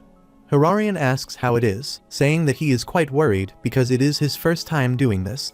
The Karun replies that the body feels a little short, but is still the best, and that he is very satisfied with how he manages to experience the sensation. Suddenly, its head starts cracking, a mouth opens, and it says that now it can eat food and enjoy alcohol. Henry thinks that he should use plastic surgery on himself later. Hararian asks whether he would like to test the other bodies. The Karun agrees and then sniffs a strange aroma, saying that it is the famous Shahatra incense. Hararian confirms this and explains that he burns the incense in case Hector feels uncomfortable because of the animal stench. Henry says that the scent is really nice and asks whether it is also listed as a trade item. Hararian replies that it would have been nice if it were, but the incense is complicated to make, so there is a limit to how much can be produced. Henry says that it is a pity and adds that if it could be listed as a trade item, it would definitely become a sensation. He then thinks of something, smirks, and says that maybe they can use this incense to bring down Arthur, asking Hararian to listen to him. Hagler and Van are on their way to the training ground. Van asks Hagler how old his daughter is this year. Hagler replies that she is 4 years old and says that his family is everything to him and the reason he lives, adding that his daughter is more precious than his own life. He then tells Van never to forget that mindset. Hagler clenches his fist and says that he is definitely going to become someone his family can be proud of. Van then says that they have finally arrived at the training grounds. To Hagler's surprise, several soldiers are blocking their way. A noble greets him and says that it has been a while, addressing him by name. Hagler, shocked, asks Van what the meaning of this is. Hagler is a knight of common birth who is scouted by a count's house because of his excellent skills. However, the lord falls in love with Hagler's beautiful wife, Sona, and is caught trying to do something improper toward her. It is said that Hagler nearly beats the lord to death, and as a result, he is now on the run and hiding from the nobles. Van smirks and says that the man is Count Dialo, the one whose legs Hagler broke. Hagler shouts at Van, asking how he can do this even though he knows the truth. Van replies that they do not need someone who will hold them back and tells Hagler to resolve his dirty past with his own hands. Hagler thinks that this is a test and realizes that the captain and vice captain are trying to test him. Dialo yells at Hagler, saying that he will never let him die easily and that he is going to throw him into the pits. Hagler runs toward him with his sword drawn. Dialo orders his subordinates to kill him. Hagler strikes them down with successive slashes, killing them one by one. Hagler thinks that they are slow compared to his master's movements and that they are far too slow. The leader of the knights tries to flee, saying that the situation is troubling and that he has to run. However, Dialo's personal knight kills the leader and scolds him for trying to run, calling him useless. Hagler, frightened, recognizes him as Waper. Waper rushes toward Hagler to strike and says that Hagler dares to call his lord by name and that he is quite cocky for a criminal. Hagler falls to the ground, badly injured. Dialo laughs and praises Waper, saying that as a reward, he will give Hagler's family to him as slaves. Van watches and wonders whether it ends here. However, Hagler grabs his sword and, in frustration, says that he will kill him. He rushes forward to strike, but Waper blocks his attack. Their swords clash, and Waper becomes troubled, wondering what kind of power this is and realizing that he is being overwhelmed. With another strike, Hagler breaks Waper's sword and slashes him. Dialo, alarmed, shouts Waper's name. Van thinks that it is ridiculous and wonders how Hagler reaches mastery like this. Dialo becomes frightened when Hagler turns his gaze toward him and begs to talk it out. However, Hagler then collapses.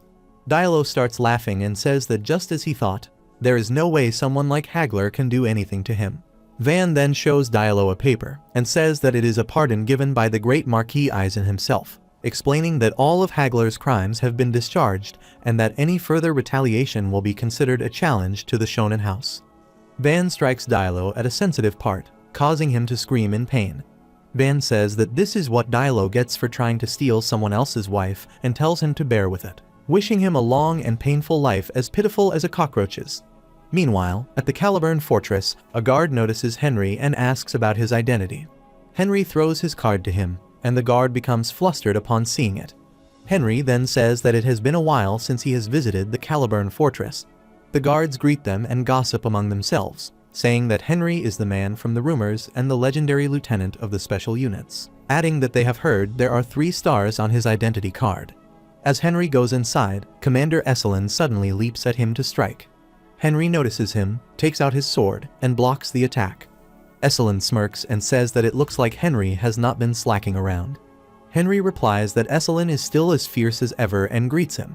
Esselin turns and tells him that there is no need for greetings and suggests that they go have a cup of tea in Esselin's office. Henry drinks tea and says that Esselin has become the deputy commander-in-chief and that he is glad Esselin is doing well without him. Esselin asks what brings him here. Henry explains that he has started a small merchant business and would like Esselin to accept them as a regular trading partner. Esselin asks why he should choose Henry and whether Henry thinks he will be given a spot immediately just because he asks for it. Henry replies honestly that he does. Esselin laughs and agrees to open a spot especially for him, adding that Henry will have to make a personal trade with him in return. Henry says that he understands and will obtain any item Esselin needs. Esselin laughs and says that since they have brought in some good alcohol, they should get rid of the boring day and get wasted that night. That night, in the Forest of Evil, Henry arrives and says that he finally puts Esselin to sleep and that he almost cannot come out that day. He remarks that it has been a long time since he was there and that the real work starts in that place. He casts a magic spell and thinks that he has 1 month and must become an archmage no matter what. He then starts running while using magic, saying that he will finish within half a day. He encounters monsters along the way and slashes them down. A demonic gorilla leaps at him, and Henry draws his sword and slashes it. Seeing more monsters gathering, he remarks that they are all starting to gather around and recalls that there is a tough monster that can even survive fire. He notices a lizard among them and identifies it as Paragon. The monsters growl at him. Henry wields his sword and says that no matter how many of them come at him, they are not even close to warming him up. He uses the Sonic Cutter spell and begins slicing them.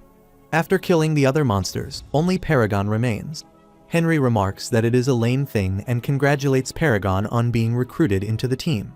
Holding a bag, he says that he is almost done collecting all the ingredients. The next day, Esselin complains of a headache. Henry gives him some documents and says that he has prepared all the papers needed for their trade. Esselin asks when Henry prepares all this, since they drank together the previous night, and comments that young bloods must function differently. Someone knocks on the door and says that he has come because the deputy commander-in-chief called for him. Esselin says that the person has arrived and tells Henry that someone has come to meet him. Ronan enters and greets Henry, saying that it has been a long time. Esselin leaves, saying that he has places to go, and that they should stay and take a breather, adding that the place will be empty all day. Afterward, Ronan tells Henry that he cannot believe Henry became Eisen's vassal, adding that it makes sense since Henry is the best among them. Henry asks what rank Ronan achieves. Ronan replies that he has become an intermediate master. Henry asks how he reaches mastery. Ronan explains that it happens while he is fighting dangerous monsters in a level 5 area and that when he feels he can defeat them, his aura organizes. Henry wonders whether Ronan becomes a master because his mind calms down, and considers that it might depend on how the user feels. He decides that he needs to check this. He tells Ronan to keep whatever he is about to see a secret. Henry closes his eyes and gathers his aura. He asks Ronan how it looks and whether it seems like he awakens as a master. Ronan replies that he is not sure, but from the looks of it, it does seem like Henry succeeds. Henry then suggests that they give it a test. Inside Fort Caliburn's training ground, Ronan and Henry are sparring with each other. Henry feels impressed by Ronan and thinks that he has real skill. Ronan thinks that he underestimated Henry when Henry said he only wanted to test his skills through sparring. He recalls that Henry claimed to be a sword expert and realizes that Henry is almost a match for him, even though he himself is a sword master. Ronan says that he will show his true attack and that he has not been holding back either. He grips his sword and tells Henry to block it with all his strength because he will strike with full power. He leaps at Henry and begins attacking. Henry blocks his sword as their blades clash. Henry struggles and thinks that the attack is heavy. Ronan's sword begins cutting into Henry's sword and a huge flash bursts out. Henry notices that his sword breaks. Henry thinks that his aura is clearly different from that of a normal swordsman and that comparing himself to existing experts or masters' ranks is meaningless. Seeing Henry's broken sword, Ronan smirks and thinks that his own skills are still superior. Ronan suggests ending the match and going to get a drink. A few days later, Henry notes that the incense he created is highly addictive. He states that his first test subject is Aubert. Aubert sits in the prison, smells the aroma, lies on the floor, and thinks that he feels extremely high and wonders what kind of smell it is. Henry approaches him and states that the pink swamp scent effect seems to be improving and that it may be because its density has been increased. He remarks that both of them are terrible people. Aubert flinches and quickly sits up. Henry states that he thought he would at least feel some sympathy at this point. Aubert asks who Henry is. Henry holds the incense and pours it into Aubert's toilet. Aubert stops him and tells him not to do that.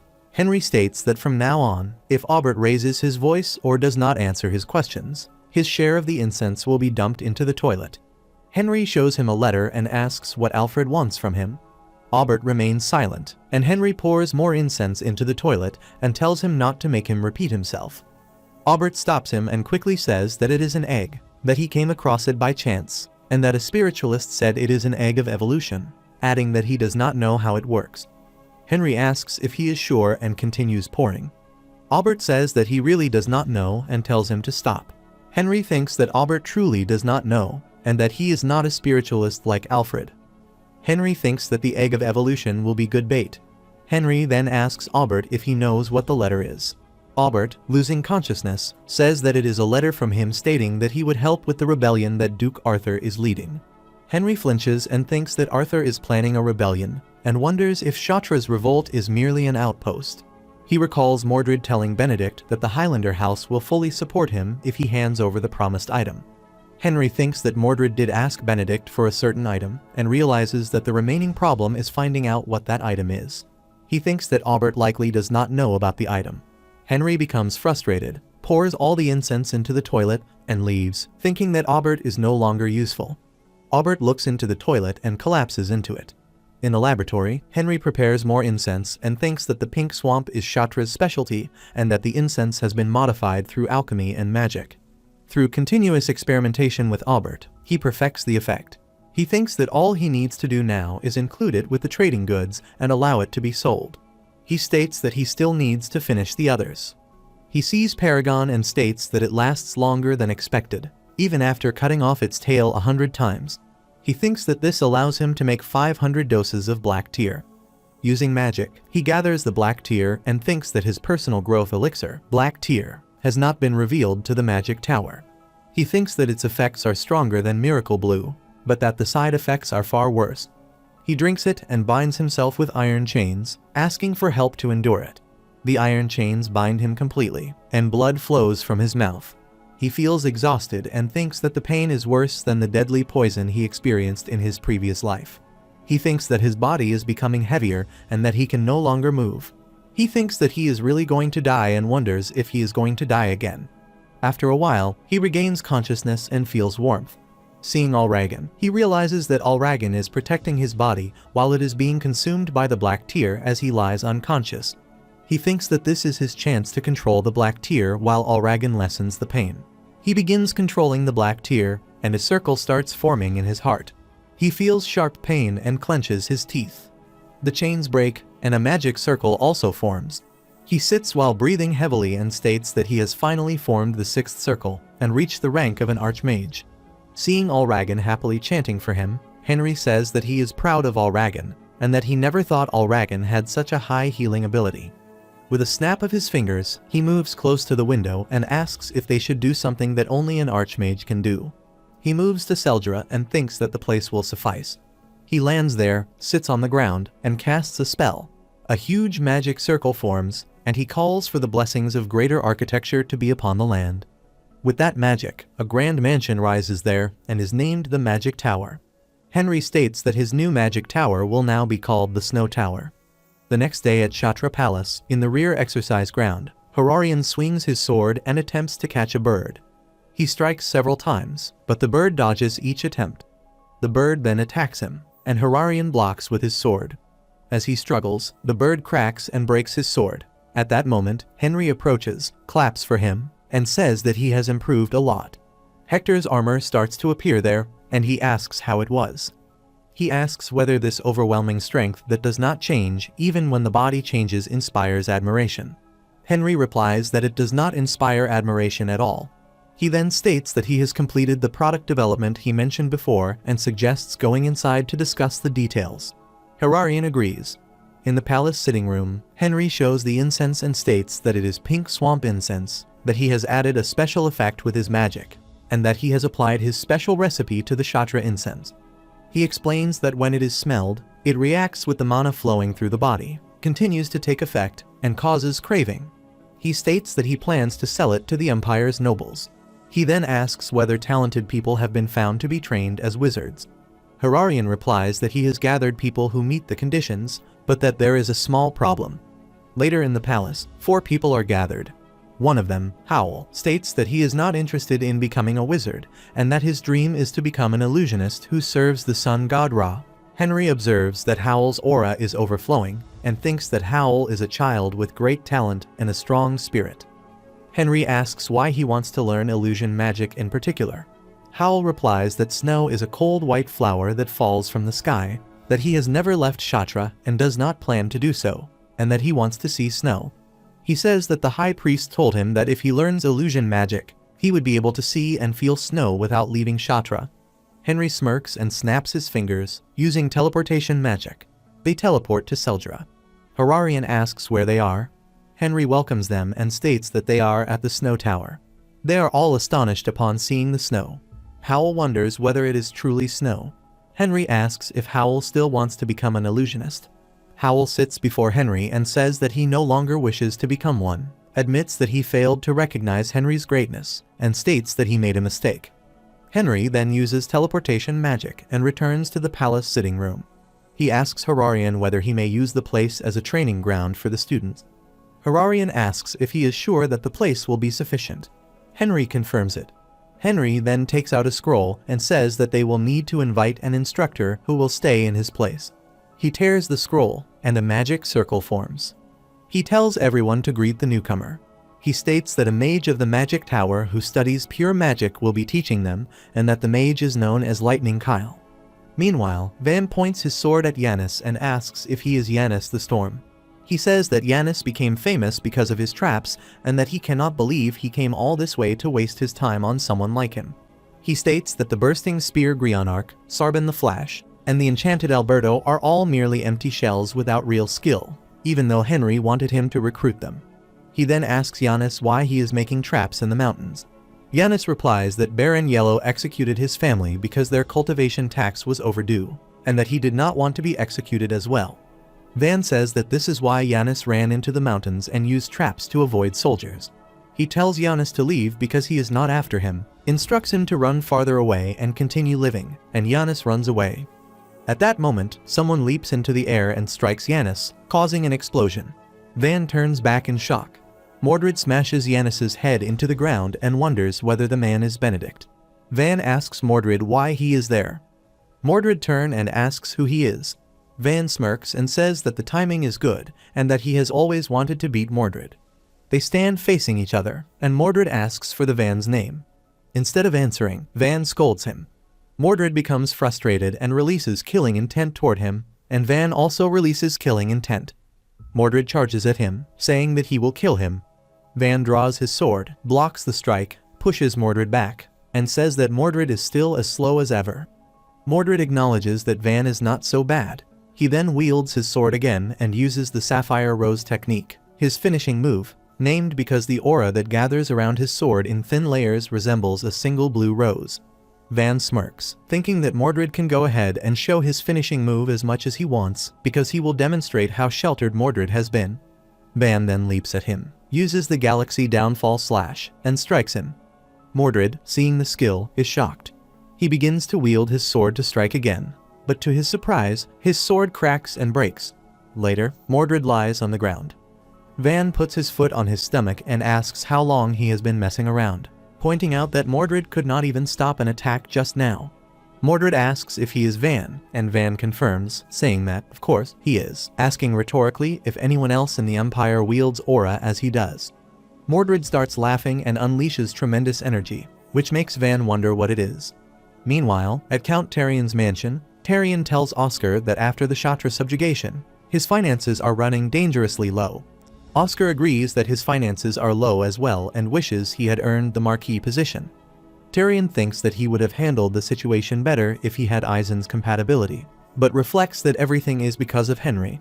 A subordinate then informs Tarian that a guest has arrived. Tarian asks whether there was an appointment, and the subordinate says there was not, but that Marquis Eisen's vassal, Henry Morris, wishes to meet him. Oscar remarks that it is speak of the devil and tells the subordinate to let him in. Henry enters and greets them, noting that it has been a while. Tarian asks what brings him there and whether the Shonen house sent him. Henry says it is something personal, and that he is not representing the shonen family. He explains that his merchant group plans to distribute the Kshatriya kingdom's specialties. Oscar asks if he means the Kshatriya silk and spices sent to the imperial palace as tribute. Tyrion congratulates him on his first trade and internally marvels that there is barely enough money to buy such rare items, thinking that Henry is incredible. Henry thanks him and mentions that he brought a small gift.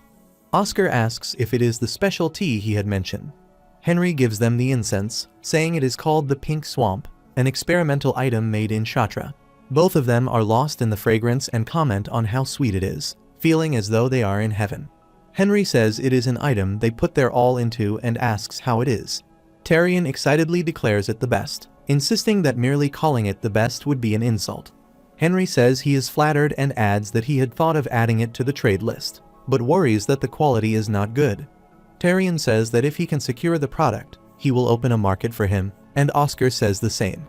Henry thanks them and gives them each a gift of incense, smirking to himself that they can enjoy it and boast about the pink swamp to their snobby noble peers. Meanwhile, at Balkanus's workshop in Mushu Blacksmith's town, Henry remarks that it has been a while. Balkanus says he has come at the right time and that he was able to finish the item Henry requested that morning. He gives Henry a box and explains that there is no substitute for seeing it in person, inviting him to check it out. Henry opens the box and finds a ring and a necklace, asking about the sudden addition of the necklace. Balkanus explains that it has meaning and tells him to try it on first. Henry wears the necklace and ring and asks what he is supposed to do. Balkanus says it is perfect and instructs him to repeat after him. As Henry says sword out, a strange effect occurs. Henry's body becomes fully armored as he grasps a sword, and he wonders what it is.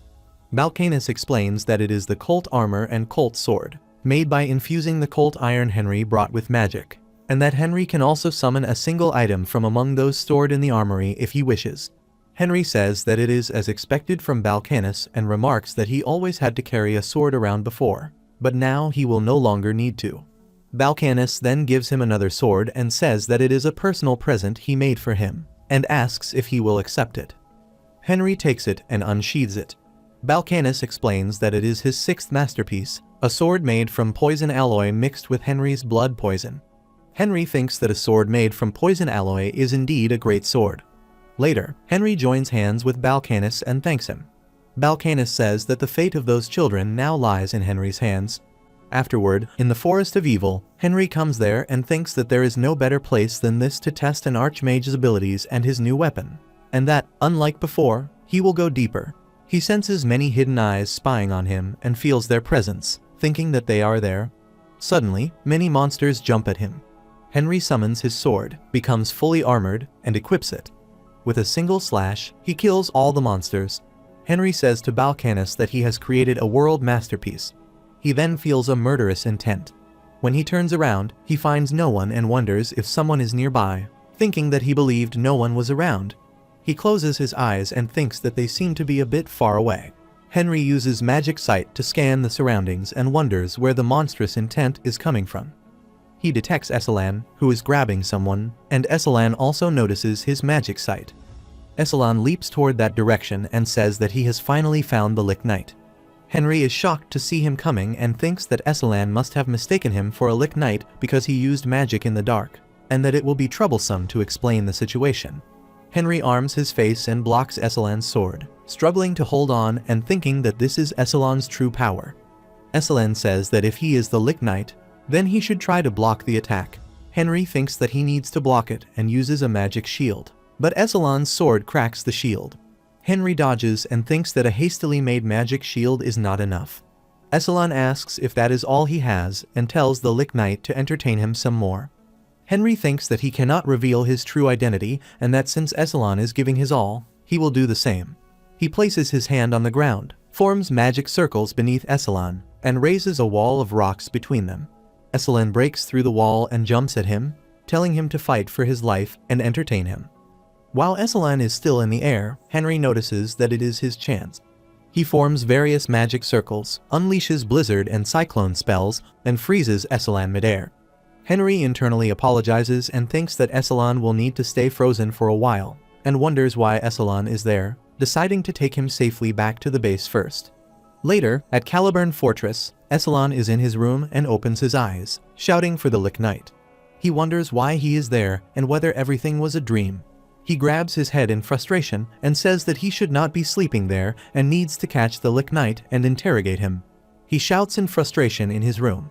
Later, at Ten's mansion, Henry is in the laboratory and thinks that he has taken Esalon back safely and has also collected ingredients for the Black Tear in the Forest of Evil. He wonders whether he should start what he has postponed. Henry blesses Clever's egg with his magic power and thinks that it will live up to his expectations. The egg then begins to grow rapidly with magic. He thinks that if he pours more magic into it, he will be able to hatch Clever with his own power. A strong light starts emerging from the egg. Clever comes out in a jelly-like form and calls him his master. Henry happily greets him. Clever apologizes and says that he has not yet absorbed all of Henry's magic power and thinks that he needs to rest more. Henry says that he will give him plenty of time and tells him to talk to him when he is finished. He then absorbs Clever back into his ring. Henry says that he is now done with Clever's problem. Ten then rushes in and tells Henry that there is an emergency concerning Van. As they hurry, a soldier brings Van in terrible condition, completely unconscious. Henry rushes forward and asks what happened. Van, badly injured, begins to tell him about Mordred's terrible, monstrous form. Previously, Mordred's tentacles tried to strike Van, but Van retreated. Van asks whether Mordred has been reborn as a monster.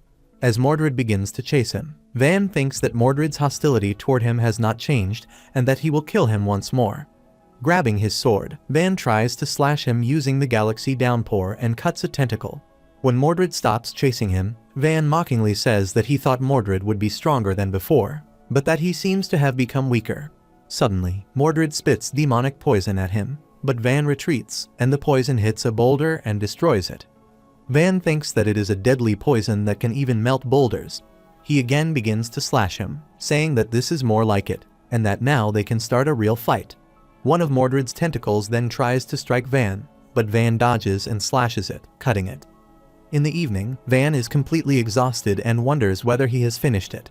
He thinks that he has to alert Henry about the monster, and that his injury is too deep to move a single muscle, and that he cannot die like that. He then collapses. Later, a soldier finds him unconscious and says that he is in serious condition and that they have to take him back to the mansion. Meanwhile, Allragan heals Van, and Van opens his eyes. He tells everything to Henry. Henry says that if he understands correctly, Arthur has made a chimera, a creature prohibited by the magic tower. Van asks why Arthur would make Mordred of all people into a chimera and says that he heard Mordred was his only relative. Henry says that Arthur is currently preparing a rebellion and that he was also behind the Shatra rebellion. Van asks what they should do. Henry says that first they need to destroy Arthur's tools, the empires and nobles, and that he has already planted his traps. At night, in Duke Arthur's mansion, Arthur asks Draken whether it is a beautiful night, and Draken confirms it. Arthur says that Mordred is dead. Draken apologizes for the loss. Suddenly, Draken spits out blood as Arthur's energy lifts him up, and he screams in pain. Arthur, in frustration, asks whether Draken did not change Mordred's body into a chimera and says that Mordred should not have died like that. Draken shouts an apology. Arthur then slams him into the ground and says that, to be honest, he knew from the beginning that without the power of Janus, it is impossible to make a true chimera. He looks outside and thinks that he has to take matters into his own hands. Meanwhile, in Shatra, Hararian and his wife are sleeping in their room when someone tells his wife to open her eyes. At Ten's mansion, Henry is sitting while reading a book. A servant tells him that Shired from the Etherweather house has arrived. Henry closes the book and thinks that it seems to be time to start his business. Shired later meets Henry, and Henry greets him and introduces himself as a vassal of the Shonen family. Shired introduces himself as Sherad Etherweather, the second son of Marquis Alfred Etherweather. He says that he has heard that Henry has formed a trading relationship with Shatra and that there is an item called the Pink Swamp among the trade goods. He wonders that since Oscar brought the incense to him, he cannot get the sweet smell out of his mind. Henry says that they do have the Pink Swamp on their list, but that they are all reserved and that he cannot sell them. Shired begins to request, asking whether there are really none left, not even a small amount. Henry says that he should not be doing this, and Shired says that he only wants a little and will not ask for more. Henry gives him some samples and says that he does have some left for giveaways. He thinks that he never expected to use these in Shonen. He thinks that this pink swamp is lighter in weight, thanks to his magic, and that it is a smaller dose but more addictive than the first one. Shired takes them and thanks him. Henry thinks that it will only be a matter of time before all the Empire's nobles fall into his hands. A few days later, at Ten's mansion, many nobles come there and make a fuss, saying that they know Henry is selling pink swamp there and telling him to come out. Henry comes out of his room and says that he is the person in charge and asks them to follow him if they are looking for pink swamp. He takes them to a sitting place and thanks them for coming. They ask why he has brought them to a stage and where the pink swamp is, saying that they did not come to see a play. Henry claps, and servants bring the pink swamp along with refreshments and place them on each table.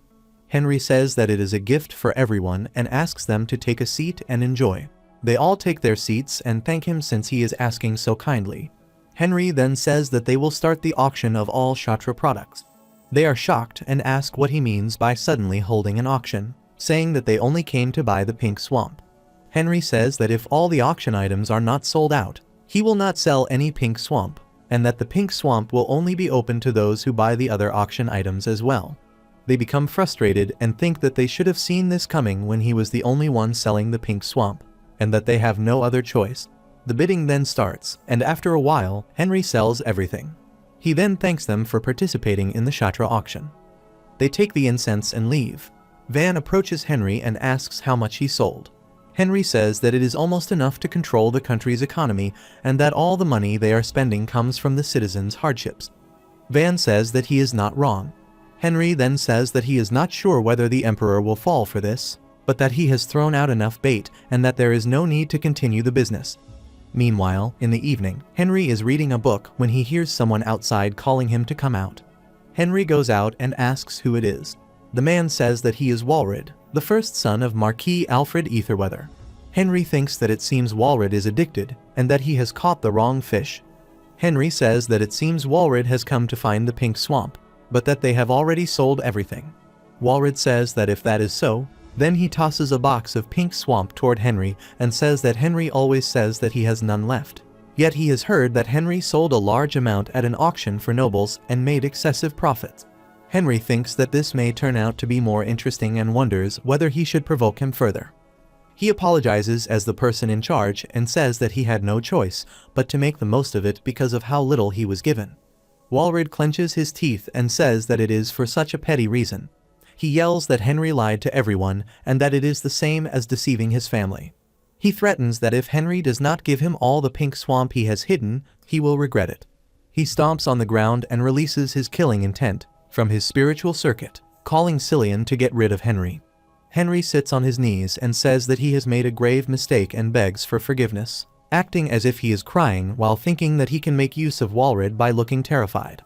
After that, a bird attacks Walred's spiritual circuit, and Walred collapses. Henry wonders where the bird comes from and whether Walred faints because his spiritual circuit is ruined when his high-grade spirit is destroyed. He thinks that the bird looks normal and wonders why it has the power to destroy a high-grade spirit. He then realizes that it is Hector. Hector appears, and Henry says that he was planning to use Walred for something important and asks what the meaning of this is. Hector apologizes and says that he thought Henry was in danger. He then asks whether it is okay to just leave Walred there. Henry says that he will take him to see Eisen. Hector asks whether he means Eisen and not Alfred. Henry confirms that it is Eisen and says that now that there is solid proof that they have decided to point their swords toward him, he is going to provoke Alfred with this strategy. Meanwhile, Henry goes to Eisen with Walred, who is rattling weakly. Eisen says that if he understands correctly, this little boy has tried to attack Henry but could not control his spirit and collapsed on his own. Henry, crying, says that he is barely able to get out alive. Eisen becomes furious and says that they dare to try to attack his vassal. He asks Henry what he thinks they should do about this. Henry answers with a devilish smile that they should show them what the Shonen family can do. They then go to Alfred's place, dragging Walred's with them. Eisen shouts for Alfred to come out. Alfred quickly comes out and asks Eisen whether he has truly gone mad. Then, seeing Walred, he rushes to him, asking what happened. Alfred angrily tells Eisen that he is not sure what happened exactly, but that Eisen will tell him every last detail of what he has done. Eisen says that Alfred has the wrong idea and that he has come to get an apology. He calls Alfred foolish and says that Alfred's first son threatened his vassal. Alfred asks Walred whether that is true. Walfred hesitantly says that the truth is that Shired is tricked by that man, Henry, so he thinks he will take revenge. Alfred becomes furious and slaps Walred, asking whether he is out of his mind and saying that he has made this mess just because of that, adding that he should have at least fought properly if he wanted to fight that badly. Eisen calls them an apathetic father and son and says that if anyone dares to threaten his vassal one more time, he will erase that person from the surface of this world, even if it is their bloodline. After saying this, they leave. Alfred, left behind in frustration, thinks that he will get back at Eisen no matter what. Eisen then says to Henry that this is enough to show them who they are trying to mess with. Henry answers that it is, and says that they definitely realize that the Shonen family is nothing like fools like them. Internally, Henry thinks that they are fools. Later, at Ten's mansion, Van laughs after hearing everything and says that it is funny to imagine it, adding that Henry has made Eisen and Alfred mutual enemies. Henry corrects him and says that, considering what they have done to his teacher, this is nothing at all. Van then asks what Henry is going to do now. Henry answers that Alfred will want revenge, and that there is only one way it can happen. When Van asks whether he is talking about a territory battle, Henry closes his book and says yes, adding that he has already acted according to his plan so that it will happen. Van says that the three of them will be able to overpower them all. Henry replies that they will not just overpower them, and that he is also thinking of taking Alfred's head with this opportunity. He then adds that it is also time for them to settle down there and become independent from Eisen. Van points out that aside from money, they still do not have enough talented people. Henry hands him a piece of paper and says that this is why he has a favor to ask, and tells him to find the person written on it. Van complains that he has already had his fair share of troublesome people, but after seeing the name, he flinches. Henry says that this man will become their strength. Van answers that if they are choosing this person, then he is more than happy to comply, and then leaves. Henry thinks that a lot of time has passed and many events have occurred since he was unjustly killed by the Emperor and his underlings in his past life.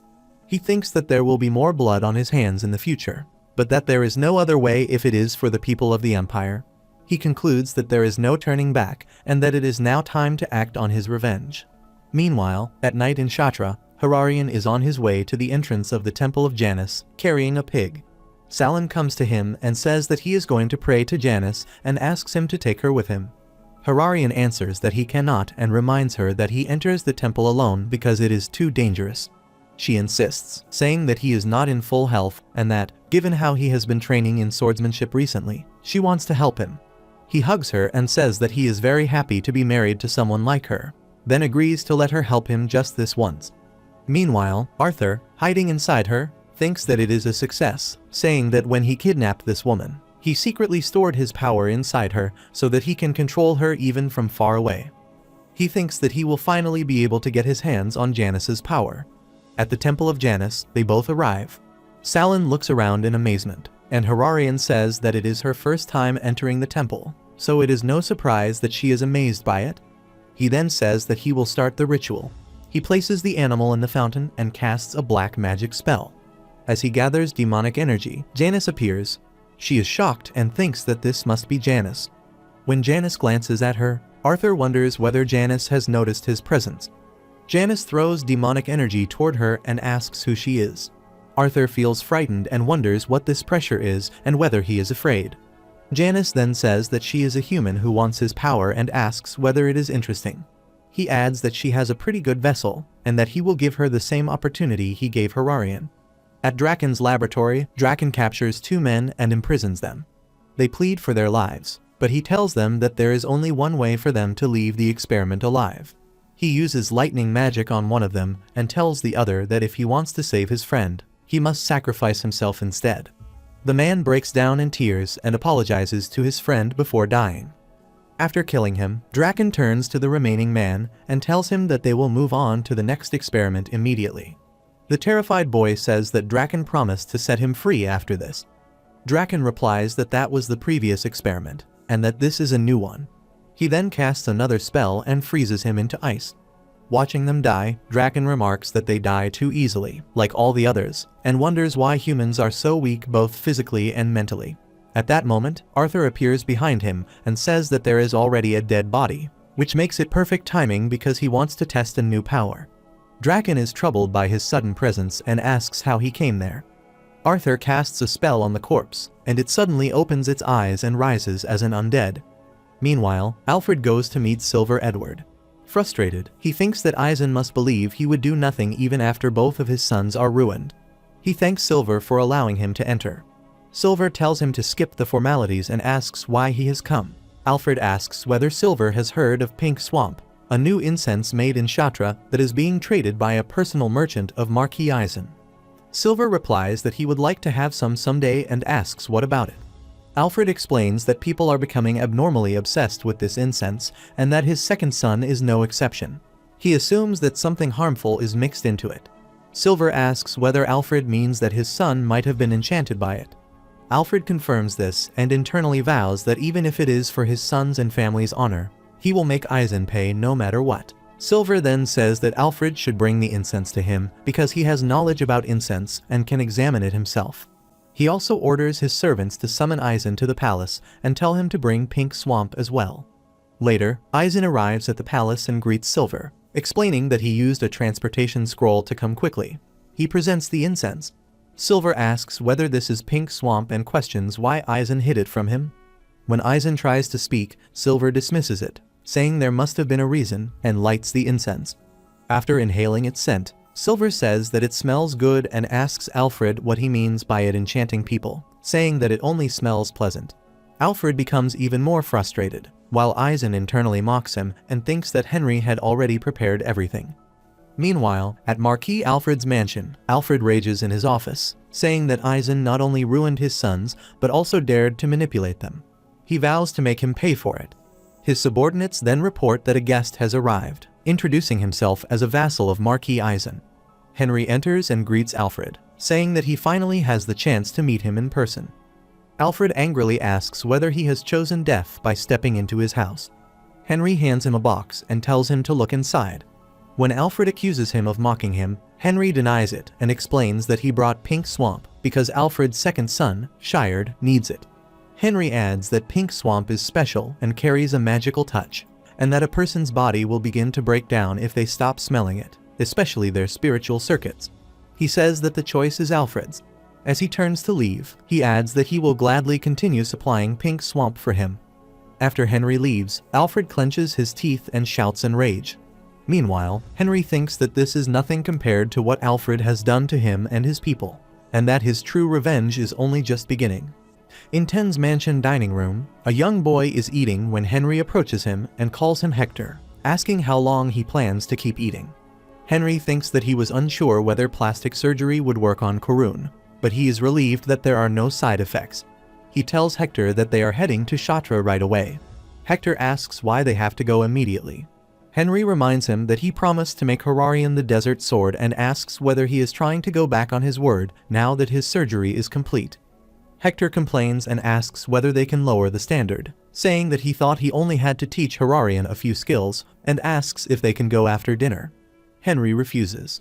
At that moment, Henry's ring begins to glow. He realizes that it is Clever. Clever comes out of the ring and sticks to Hector's face. As Hector becomes troubled, Henry calms him and says that Clever is under his control. Clever jumps to the ground and then absorbs into Hector's body. He greets Henry and says that it has been a while. Henry asks whether he has rested well. Clever replies that thanks to Henry, he has evolved into the final form of his species and has become a prime mimic. Henry asks what a prime mimic is and whether he just absorbed Hector's aura. Clever confirms and explains that one of his abilities is Devour, which allows him to imitate anything he devours, and that he was able to imitate Hector's form because he absorbed his aura. Henry asks whether he can also turn into things he devoured before evolving. Clever confirms this. Henry then says that if that is the case, they will head to Shatra. A teleportation gate appears in front of them, and they teleport to Shatra. At Shatra, a guard greets Henry and asks whether he is there because of the incident. Henry asks what incident he means. The guard replies that Her Majesty fainted after her visit to the Temple of Janus. Henry is shocked. Later, in Hararian's room, Henry asks whether there are any symptoms other than her being unconscious. Hararian replies that they have tried everything over the past few days, but she has not woken up. Henry asks whether it is all right if he tries to heal her. Hararian says that if Henry can cure her, then he should be the one asking for help. Henry asks Allragan to assist him. Allragan uses healing magic on her, and she opens her eyes. She sits up and asks where she is. Hararian is shocked to see her awake and hugs her, saying that he was very worried. In the drawing room, Henry tells Hararian that Hector is guarding Her Majesty, so there is nothing to worry about. He then says that, more importantly, he wants to know what happened in detail and asks whether it is true that she suddenly fainted in the Temple of Janus. Hararian confirms it and says that after she fell unconscious, Janus descended before them and said something before disappearing.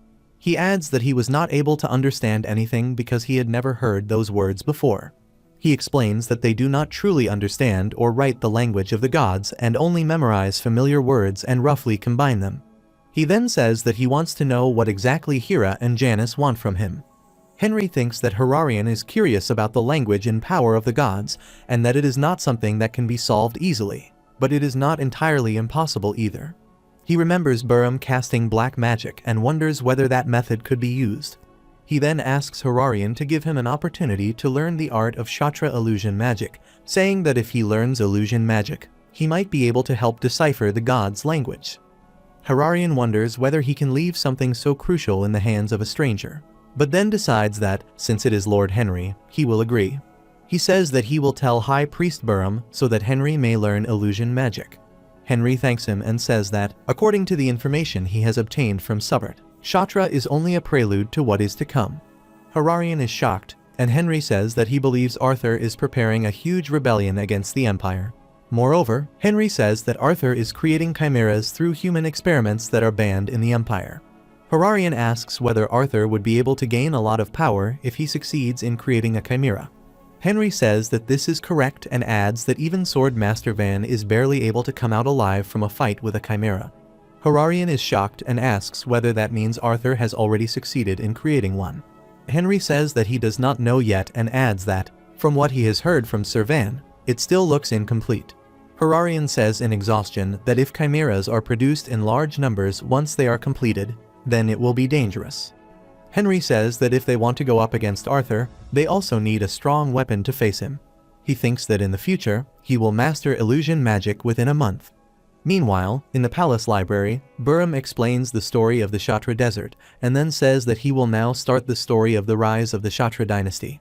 Henry, frustrated, thinks that he has asked Burum to teach him illusion magic. Yet Burum has been teaching history for hours, and he does not have time for this. He rises, thinking that he cannot sit there and continue this, and then tells Burum that he is going to get straight to the point, saying that Burum has been teaching him history that lacks the true knowledge he needs to know. Burum says that it is easier to learn something if one gets to know its origin first. Henry says that it would be better if Burum taught him how illusion magic was created and where it came from. Henry has realized that there may be a big secret he wants to hide from an outsider like him, and the illusion that magic is related to both black magic and the power of the gods. Burum then says that Henry's questions will eventually be answered once he learns the art of illusion. He tosses a book toward Henry and tells him to take it. Henry holds it and asks what it is, and Burum says that it is the Book of Illusion Magic. Burum casts a spell, and the book floats in the air as strange demonic energy comes out of it.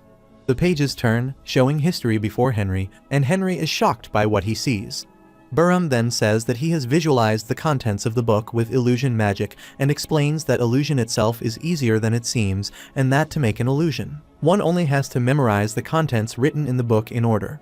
He adds that most illusionists fail to memorize the book in order and are not able to learn illusion magic. Henry wonders if the book is very thick. As the environment clears, Burum says that Henry will not be able to use illusion magic just by memorizing it because memorizing and truly understanding are two different things, and that this is why he is teaching him the history of the desert and the dynasty. Henry thinks that it is all nonsense and wonders whether Burum really thinks he will fall for it. Burum then asks whether they shall get started on their lesson, while Henry already seems exhausted.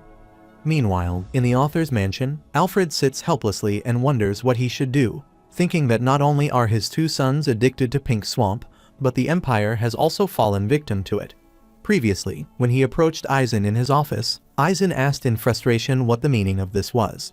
Alfred says that he has come to challenge him and proposes a territory battle. Eisen smirks and says that Alfred thinks someone like him can defeat him, and adds that people of the three great houses would be laughed at if they had a territory battle without anything on the line. He asks what Alfred's stakes are and says that if Alfred wants to back away, he can apologize and leave. Alfred slams his hand on the table and says that he will give Eisen the 3 golden lands among his estates if Eisen wins, but if Alfred wins, he wants the head of Eisen's vassal. He thinks that he will not let Eisen do as he pleases and that he will show him his full wrath with the help of Duke Arthur. He also thinks that Arthur has not arrived yet, despite some time having passed, and wonders when he will arrive. Arthur then approaches him and asks what brings him there in person. Alfred bows and greets him. Later, he explains everything to Arthur, and Arthur says that since the Emperor is already addicted, there is no need to postpone things anymore. When Alfred asks what he means, Arthur interrupts and says that he thinks the time has finally come and that they should carry out the plan with the territory battle as their starting point. In Eisen's mansion, Henry approaches him and greets him. Eisen happily greets Henry, tells him to stop with the formalities, and asks him to sit. Henry asks whether something has happened and why he has been called so suddenly. Eisen apologizes for calling him while he is taking a break and says that Alfred has been challenged to a battle and has accepted it. Henry is acting shocked and thinks that everything is going according to plan. Eisen says that he has not accepted the challenge blindly and that Alfred has offered quite a good deal. Henry asks what Alfred has offered, and Eisen says that Alfred has offered the 3 golden lands among his estates. Henry thinks that all of Alfred's financial resources come from those 3 golden lands and that Alfred must either be very confident of winning or have asked for something of equal value in return. Eisen proudly says that he has offered Henry's life in exchange. He laughs and asks Henry whether he is happy, saying that Henry's value has been made equal to that of the 3 golden lands. Henry is shocked and thinks that he will kill Eisen as soon as possible. Meanwhile, at Seljara's snow tower, Henry prepares something while covering his nose from the smell. He thinks that what he found in the small hut Robert mentioned is an evolution egg and that he has easily figured out how to use it. He thinks that, using Shired, who is addicted to pink swamp, by grinding the egg-like herbs and extracting their essence, one can gain the effect of evolution by drinking it after mixing the essence with strong mana. He thinks that good medicine tends to taste bitter. As he holds the potion, he notices Aragorn. With strange intent, Henry watches him for a while, then grabs him and says that this is for both of them and asks him to endure it. He pours the potion into Aragorn's mouth and closes it, internally apologizing for it. A strange glow begins to emerge from Aragorn. Henry wonders that it has started to glow and thinks that Aragorn needs to advance one more stage and must become the Spirit King. Aragorn then transforms into an egg, and Henry wonders if it has become an egg again. At the retrogression tower in Draken's laboratory, several bodies are hanging, and the 2 men he killed earlier have become half chimeras. Draken says that all the specimens are ready, and that all he needs now is to use the Duke to pour forth his power. Duke Arthur then arrives there along with Walred. Draken greets him and says that he has arrived. Arthur introduces Walred, saying that he is Marquis Alfred's first son. Walred greets Draken and says that he has heard many stories about him being the master of human transmutation. He says that he wants to become stronger because he wants to crush a certain man with his own hands. Draken says that he has come to the right place and that he will help him, and then takes him along. Meanwhile, as Arthur sees the dead bodies hanging above, he casts a spell. The dead bodies scream and begin transforming into chimeras. Arthur tells them to become his faithful slaves. Walred then crawls toward Arthur, crying and pleading, saying that his body is turning into something strange and asking for help. Arthur leans toward Walred and asks whether he is going to let his father down. From behind, Draken grabs Walred and drags him along. At Ten's mansion, Henry apologizes for not telling sooner, revealing that he is actually the hidden disciple of the deceased great wizard Henry Morris. He thinks that he should let Ten know, as the situation is becoming too uncomfortable for his own good. Ten looks stunned. Henry notes that architects and workers from Mushu are coming to repair the city walls and instructs Ten to take care of them. He hands him a letter containing details of the requests and the current situation of the free cities that have made a joint contract, explaining that it is meant to reduce the damage of the upcoming war, and that Ten should act on it quickly. Henry then begins to teleport, saying that he has called both mayors to come and wishes Ten good luck with them. As he leaves, Ten remains shocked, wondering what is happening. Both mayors arrive, and Balkanis comments that he was aware Henry was no ordinary man, but to think he was the great wizard's disciple surprises him. Ten says he feels bombarded with the truth without much explanation, though they already knew Henry had always been exceptional. Balkanus suggests that perhaps Henry is planning to protect the citizens from the upcoming war by fortifying the cities, and Ten agrees. Ten notes that the letter from Henry mentions preparations for variables like the Chimera. He takes out 2 cards and reminds them that Henry said if they tear a card in an emergency, he will come immediately. Meanwhile, at Seljura's Snow Tower, Henry reads the illusion magic book and thinks that the book is ridiculous. He reflects that the battle will begin the day after tomorrow and that it will be a trickery battle. The battle location is the Tehran region, the borderline between Alfred and Eisen's territory. Henry notes that Alfred will try to buy as much time as possible in Tehran so that nobody can come to help when the Imperial Palace is attacked, after which Arthur will be able to strike the palace with ease. He closes the book, thinking that now that the walls are being repaired, the teleport gates will be installed and the call cards will be distributed. His only remaining problem is Elragon, so he searches for a book about spirits. In the process, he accidentally touches an egg, which falls to the ground, and a stronger light emerges from it. The next day, on the Tehran plain, an open land with nowhere to run or hide, the armies gather, and a battle of 100 fighters from each side is set to begin. Henry observes his soldiers, thinking that if they survive until the end, he will let them live in a better world with better lives. Walred is with Alfred and orders the start of the war, and they charge at each other. Alfred notices an egg and wonders if it is a spirit egg and why it is there. Eisen strikes at Alfred, asking where he is staring, and Alfred blocks the strike. Then the egg begins cracking and glowing. Alfred glances at it, and a huge explosion occurs. Henry smirks devilishly, thinking that it has awakened, and that he realized something the day he accidentally dropped the egg. It is the new trait Elragon gained during its evolutionary phase. When it receives impact from outside, it stops its evolution with an explosion, annihilating enemies nearby. From the egg, a huge dragon like Elragon emerges. The soldiers are puzzled and frightened, running as they see the dragon. Elragon growls at them and breathes acid, burning the rocks. They shout to take cover. Walred shouts for everyone not to panic and orders them to get to their positions, summoning his spirit soul to leap at Elragon. Henry wonders how Walred is still able to summon, as he thought he could not, but Elragon overtakes his summoned spirit. Walred sees Celian and worries for him. Elragon glances at Walred, who appears trembling, and breathes acid at him. After that, Henry noticed a purple gel-like material there and dismissed it. Henry thinks that, as expected, Elragon is no match. Elragon growls at the enemy army, who are running, and breathes on them all. Henry smirks, thinking that they can run wild all they want. Suddenly, something pierces Elragon's neck from behind and dominates it. A huge chimera of Walred appears there. Henry, concerned for Elragon, uses healing magic on him, causing him to revert to his small body, badly injured. He appreciates Elragon, telling him that he has done his best and that he should now rest. Henry notices soldiers hiding behind the destroyed carriages, and as the chimera continues destroying everything, the soldiers are shocked, wondering what it is. The chimera approaches them, grabs one soldier by the leg, and hangs him upside down, while with its other tentacles it seizes the remaining soldiers, killing them all. Henry sighs at the sight and equips his sword and armor. Seeing Walred, he scolds Alfred for agreeing to turn his own son into a chimera and thinks he will end him quickly.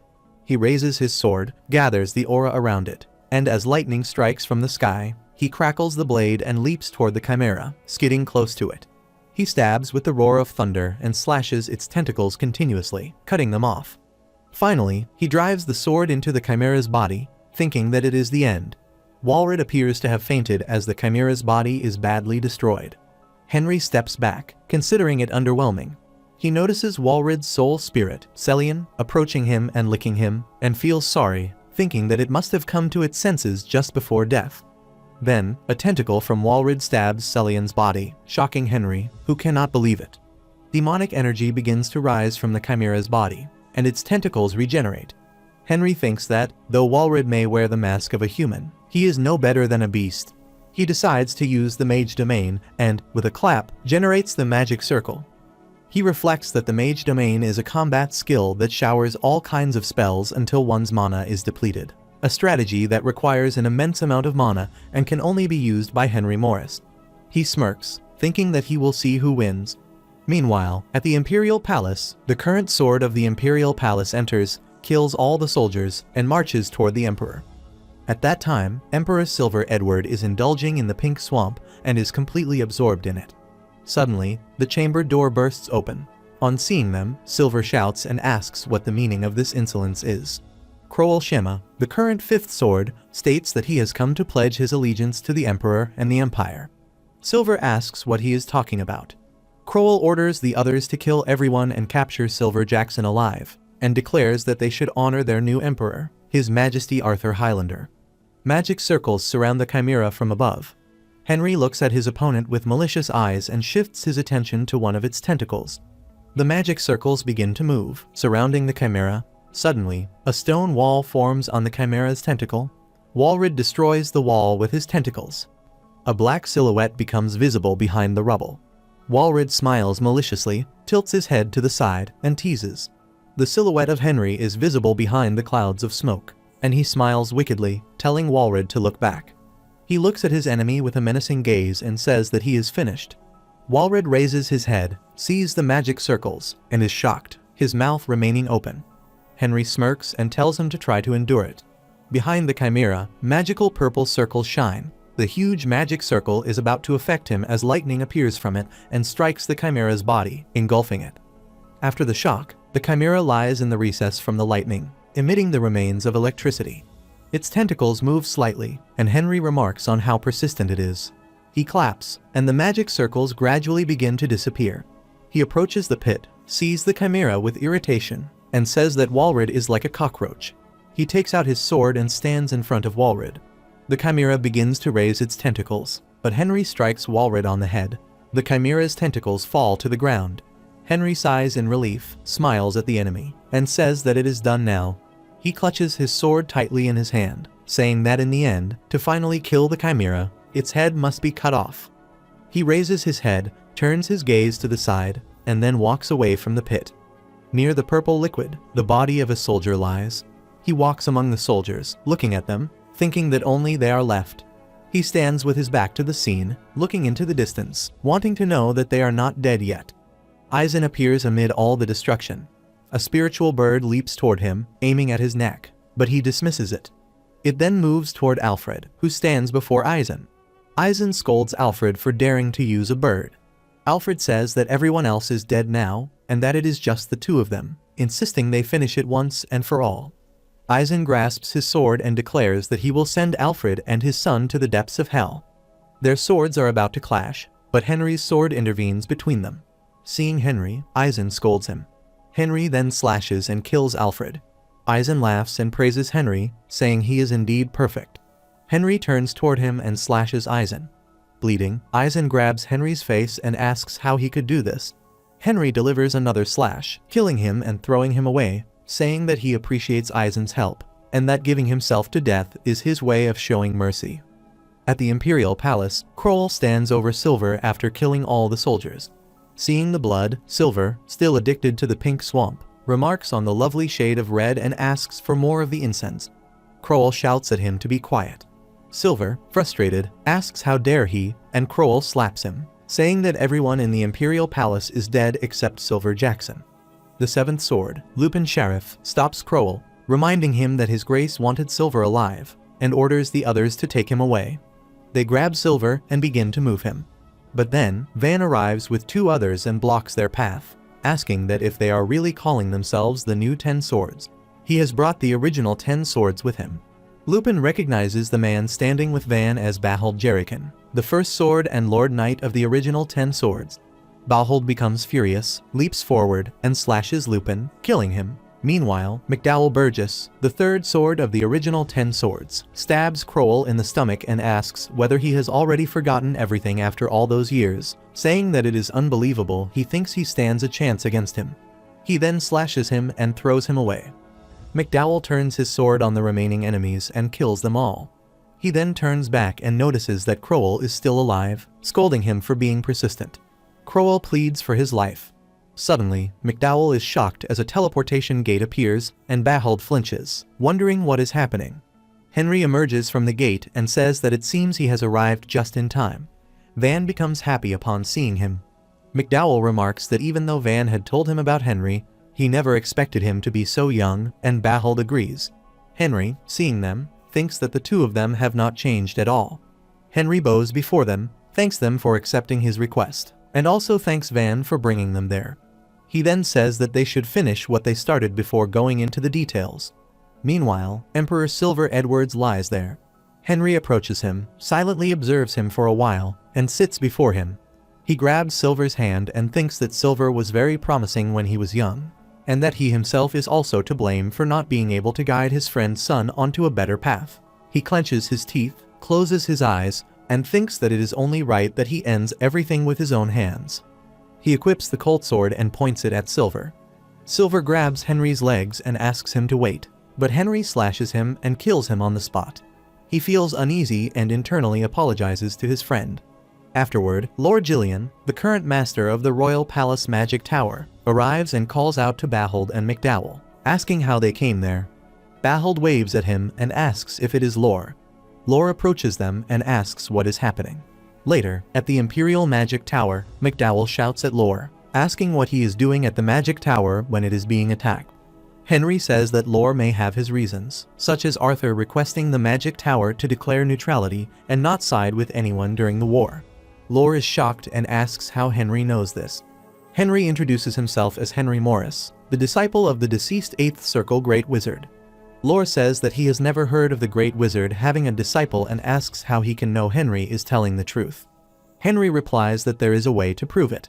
He says that he knows Lore and the other 7 academic leaders have all become 6th Circle Archmages, but that no one has been able to follow his teacher's footsteps and become a 7th Circle Wizard.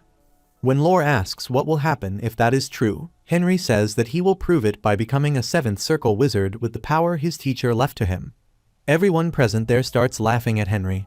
Lore says that he should not joke like that when speaking to his elders. Henry moves closer to Lore and asks him to take a few steps back. Lore, shocked, asks what he means. Henry unleashes his aura and repeats that he asked him to step back. Lore hesitates and then gives him space. Henry stomps on the ground, forming a magic circle, and a staff appears before him with mana flowing from it. Everyone flinches, and Lore shouts, asking how that is possible and how they were unable to find Lord Henry's legacy. Henry tells him to look closely and thinks that the only artifact in the world that can accumulate mana is wisdom. He says that he accumulates all the mana he generates throughout his previous life into it. He grasps the staff and thinks that if he absorbs all the mana from it, he can rise along with it. After absorbing it completely, he says that it is done, and that he has finally become a 7th Circle Wizard. Lore flinches, drops to his knees, and sincerely apologizes, saying that his actions are beyond thoughtless. Henry tells Lore that he will continue his teacher's will and become the new leader of the Magic Tower. He declares that this is his first order as the Magic Tower Master, stating that the Royal Palace's Magic Tower is to be abandoned and that everyone must immediately move to the new Magic Tower he has built. Everyone is shocked. Henry says that there is no time and that he will not repeat himself. He states that he plans to erase all traces of the Empire and that in 2 hours he will take the entire Imperial Palace, warning that anyone left behind will turn to ash along with it. Meanwhile, at Arthur's mansion, Arthur gathers a meeting and sits in distress. He asks Lord Knight Kington's forum why there are no reports from the 10 swords who attack the palace. Kington replies that he has sent someone to the scene and that a report will come soon.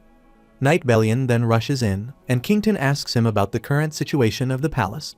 Bellion answers in distress that the Imperial Palace is gone. Kington shouts, asking what nonsense he is saying, but Arthur stops him and says that he will see it with his own eyes. He tells everyone to take out their teleportation scrolls. Kington asks how that is possible, but everyone tears their scrolls and teleports. When they arrive at the Imperial Palace, they are shocked and ask how this can be. They say that even though they see it with their own eyes, they cannot believe it. One of them points in a direction and says that something is over there. They notice that Silver Edward's head is hanging there. Arthur recognizes it as Silver Jackson's head and asks how it is possible. At Highlander Square, the soldiers see the official notification and discuss among themselves that a new empire is born and that the new empire's name is Ainea. They wonder when the empire's name will be changed. They say that not long ago, Emperor Silver Jackson died, and the capital's royal palace was destroyed overnight.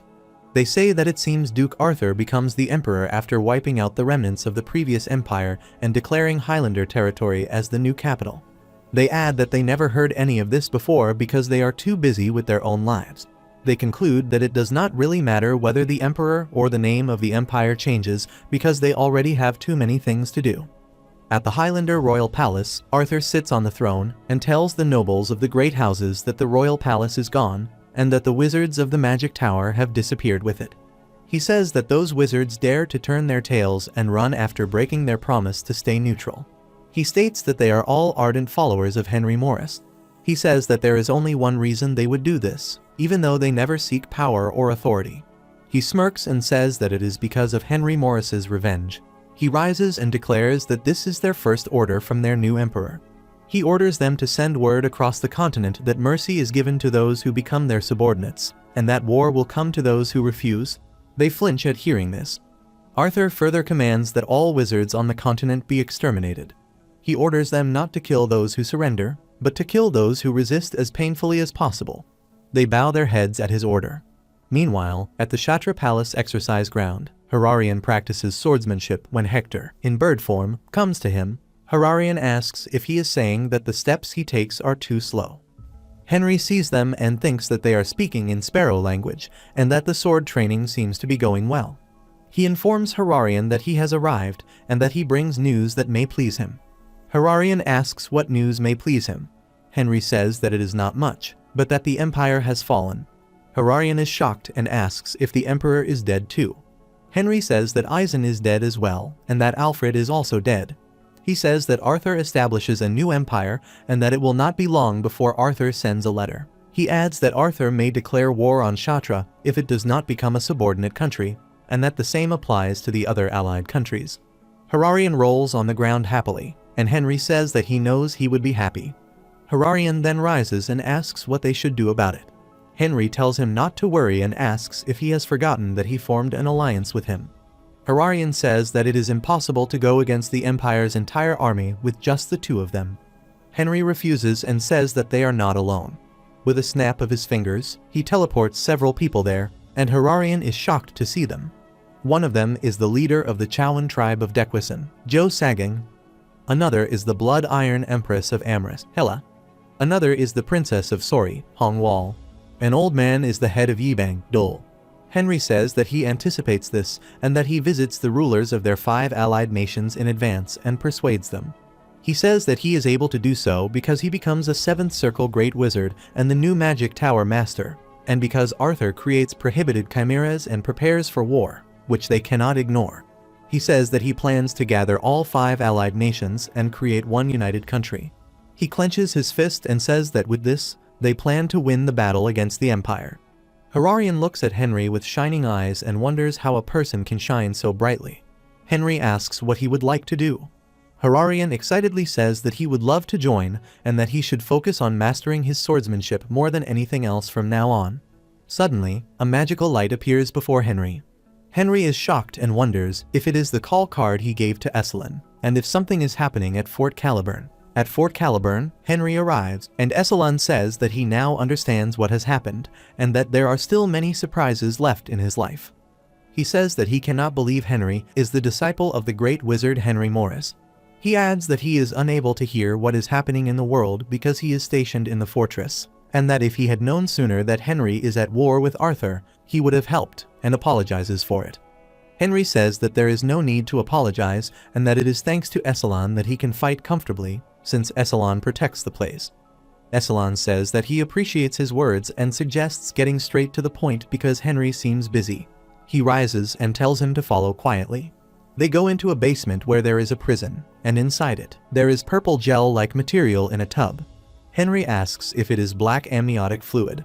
Esselin says that the great wizard must have taught him about it since he recognizes it at first glance, and that it means only one thing. Henry asks if he is saying that the Demon King is being resurrected. Esselin confirms that even if the Demon King is killed, a new Demon King is born after a few years and comes to the surface through the gaps of hell. He says that Fort Caliburn, the Empire's top special force, was created to monitor and stop it. He adds that monsters are getting stronger and that even rare evolutionary species are coming down from their territory whenever they get the chance. Henry thinks that this is why Esselin is there, and that he is trying to look for the Demon King's tracks by himself. He wonders why the Demon King has to awaken at this time. Esalen tells Henry that if a new demon king appears, he will never be able to stop it alone, and asks him to finish the war with Arthur as soon as possible and return so that they can prepare for the new demon king. Henry agrees and says that he will return in 3 months after arranging everything with Arthur. Meanwhile, at the Ainea Empire capital Highlander Imperial Palace, a subordinate rushes to Arthur and reports that they have lost contact with all the envoys sent to the allied countries. Arthur is shocked and asks if they lost all of them. The subordinate confirms that they cannot reach the envoys sent to the 5 allied countries. Arthur says that they must have lost their minds and that he is more thankful to them because they are giving him an excuse to start a war. The subordinate then reports that a man called Wusa, a minister of Sori, is there to meet him. The guards bring the old man Wusa in, who thinks that going up against Arthur, who holds more than half the continent, is madness, and that he does not care what happens to Sori as long as he does not die. He bows and introduces himself as Wusa from Sori. Arthur asks why the minister of Sori decides to visit when the messenger sent to Sori has not returned. Wusa says that he is not representing Sori but himself. Arthur asks if that means Princess Hongwal does not know he is there, and Wusa confirms it. Arthur tells him to say what he has to say. Wusa says that a wizard appeared in Sori a while ago. Arthur asks if it is Lord Jillian. Wusa refuses and says that a man with the same name as the deceased great wizard, who also claims to be Henry Morris's disciple, appears. Arthur is shocked and thinks that strange things always happen whenever that man is involved. Wusa says that the wizard rounds up all the Magic Tower wizards and forms a united country after visiting the 5 allied countries. Arthur starts laughing and orders the guards to kill the minister. Wusa asks what he means. Arthur says that since they lost contact with all the ambassadors he sent, it would not be fair to send Wusa back alive. As the guards drag Wusa away, Wusa protests that he comes to offer himself as an informer. Arthur replies that Hararian can read minds and that it would not be wise to keep him alive. He orders the guards to take him away. Arthur then says that he thinks it is just a cliché revenge plot, but that it is becoming more interesting. At the Snow Tower, Henry gathers a meeting of the officials. The Princess of Sori, Hongwal, asks Jaewasa if she has not been able to see Wusa these days and says that she is worried. Jaewasa replies that they are trying to locate him, but are still unable to do so. Henry then states that, since they are in a dire situation, even though it is the United Countries' first meeting, they will skip empty formalities. He says that Arthur has 10 armies he can call out, and that the Imperial Army has a total of 100,000 soldiers. He says that since the Imperial Army has more people than they do, there is no better battle for them than a head-to-head fight. He says that he will show the land map and explain from there. With magic, he shows the map in visual form and says that Shatra is within a deep mountain range with narrow passes, so it is hard to fight a winning battle, even if there are many soldiers. He says that Yibang is different, and that in order for the Ainea Empire to visit the other allied countries, they must come through Yibang, which is located in the center of the vast Hanuran Plains. He explains that this is Yibang's current situation, and that at this rate, Yibang will be the first to be viciously attacked by the Empire. He says that the Imperial Army will carry out close combat battles and try to destroy their forces. The leader of Yibang, Dole, asks if Henry is saying that Yibang is going to be surrounded by the Imperial Army and asks what they should do. Henry says that the only way to get out of this situation is to stand up to them and fight them head-on, and that there is no other option than that. He then dismisses the visualization with a clap and says that starting from that moment, he is going to tell them the details of his plan. Henry says that it may be a bit exaggerated to call it a winning plan, but while the United Country lures the 100,000 Imperial soldiers to Yibang and engages them in close combat, he is planning to ambush the empty capital and take Arthur's head. Hararian says that if that is possible, then it will not matter even if the Imperial Army has the advantage, since they will be able to turn the tables. Everyone agrees and says that it is as expected from the Great Wizard. Hararian says that the other allied countries there will not be attacked due to distance or geographic problems until the battle at Yibang starts, but asks whether nearby free cities such as Vivaldi, Ankleman, and Mushu will be in danger. Henry says that it will not be a problem and says that he has signed a joint agreement with them and has called in some highly skilled technicians to help with something called the spinning wall. A few days later, at Vivaldi, Lockpillar's 10,000 Imperial soldiers arrive. The troops are ordered to get ready to attack and to charge. On top of the wall, Esalen says that the enemies are coming and orders everyone to ready their arrows. They direct their bows and release their arrows, shooting many of the soldiers who are climbing the wall. Some manage to reach the top, but the spinning technique is used, and the wall of the palace spins, causing the soldiers to fall. Esalan laughs while seeing them fall and asks if they like that, saying that this is the secret weapon the Great Wizard has given him, the spinning wall. At night, Arthur and Draken arrive at Life's End prison. Draken kills the warriors who stand in their way and asks one of them where the King of Punishment is. The trembling warrior says that he does not know and asks Draken if he is a monster and where a monster like him comes from. Draken kills that warrior. Arthur says that Life's End is the prison that holds the worst prisoners in the world and that the one who rules that place is Balak, the King of Punishment. He says that he has to hurry and get him on his side. A hand then grabs Draken's neck and lifts him. Balak asks Arthur why he is there, causing trouble and bringing a monster with him. Arthur asks if that is the famous Black Punisher, and Balak replies that it is and says that only he can control it, then asks what brings Arthur there. Arthur says that he has come for Balak and asks if he has heard the news that the Eurasia Empire has fallen and that Silver Jackson, who took him in, has been murdered. Balak flinches. Arthur says that the Imperial Palace is destroyed and the Eurasia Empire is no more, and that he has followed the will of the Eurasia Empire and built a new empire called Ainea. He asks Balak to come with him, find those who murdered Silver Jackson to avenge him, and create an empire more just than the Eurasia Empire. Balak releases Draken's neck and bows before Arthur, saying that he serves his new master.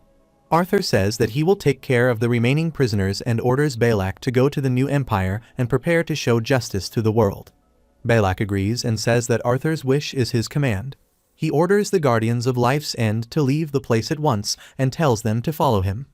The prisoners shout for them to take them along and ask where they are going.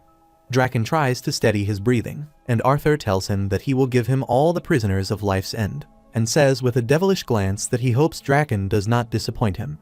A few days later, at Yibang, as soon as the Imperial army arrives, it constructs a fortress which it calls the Holy Tower. Inside the Holy Tower are peace devotees of St. Hall who surrender to and ally with Arthur.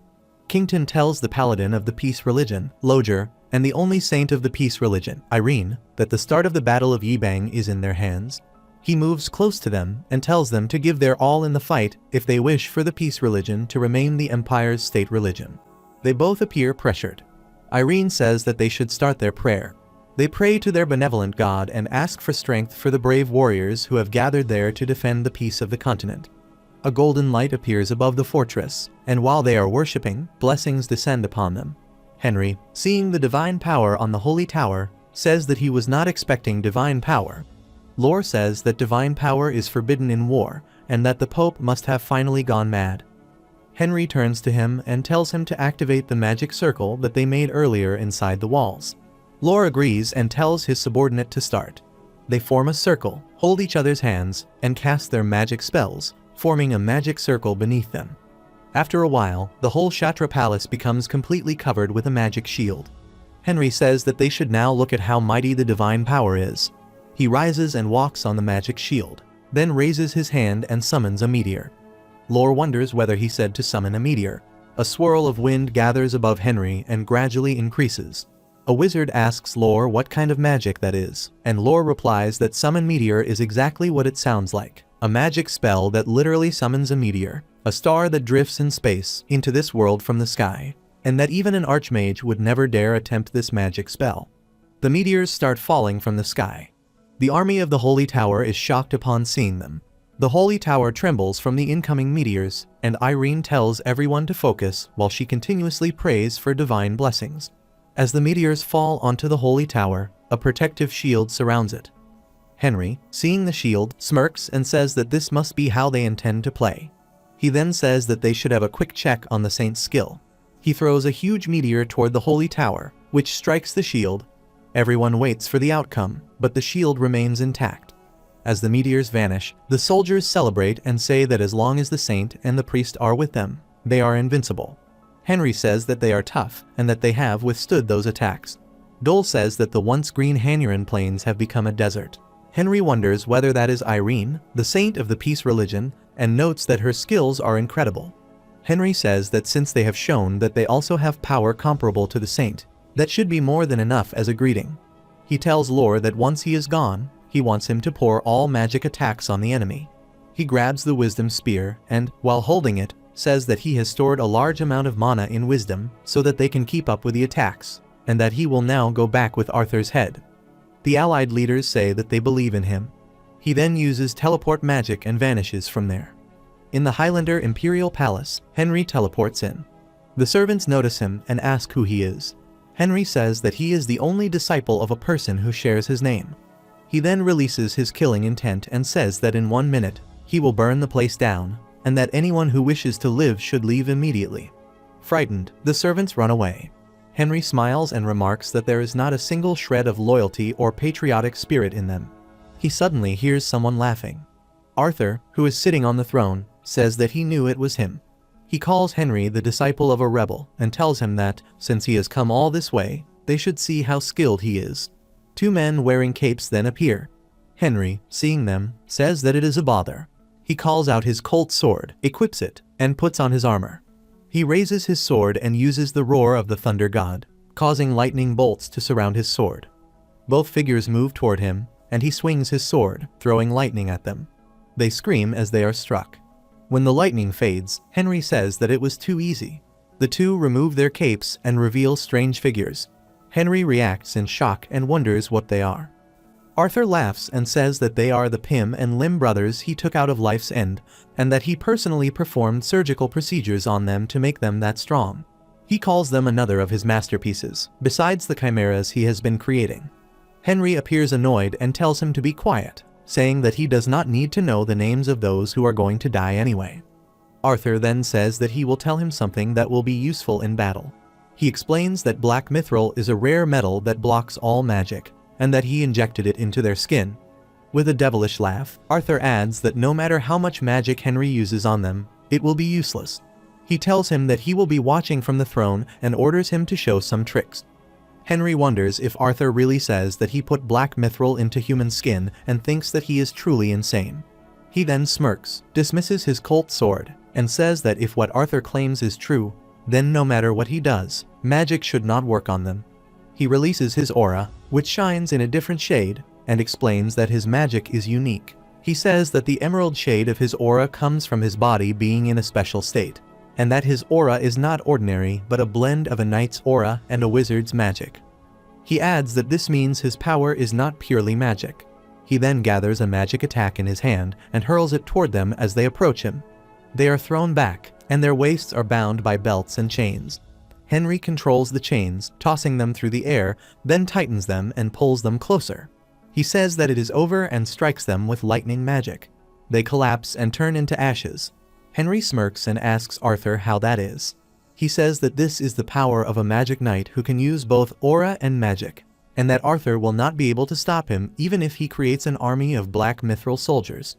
Arthur smirks and replies that it seems the disciple is better than his teacher.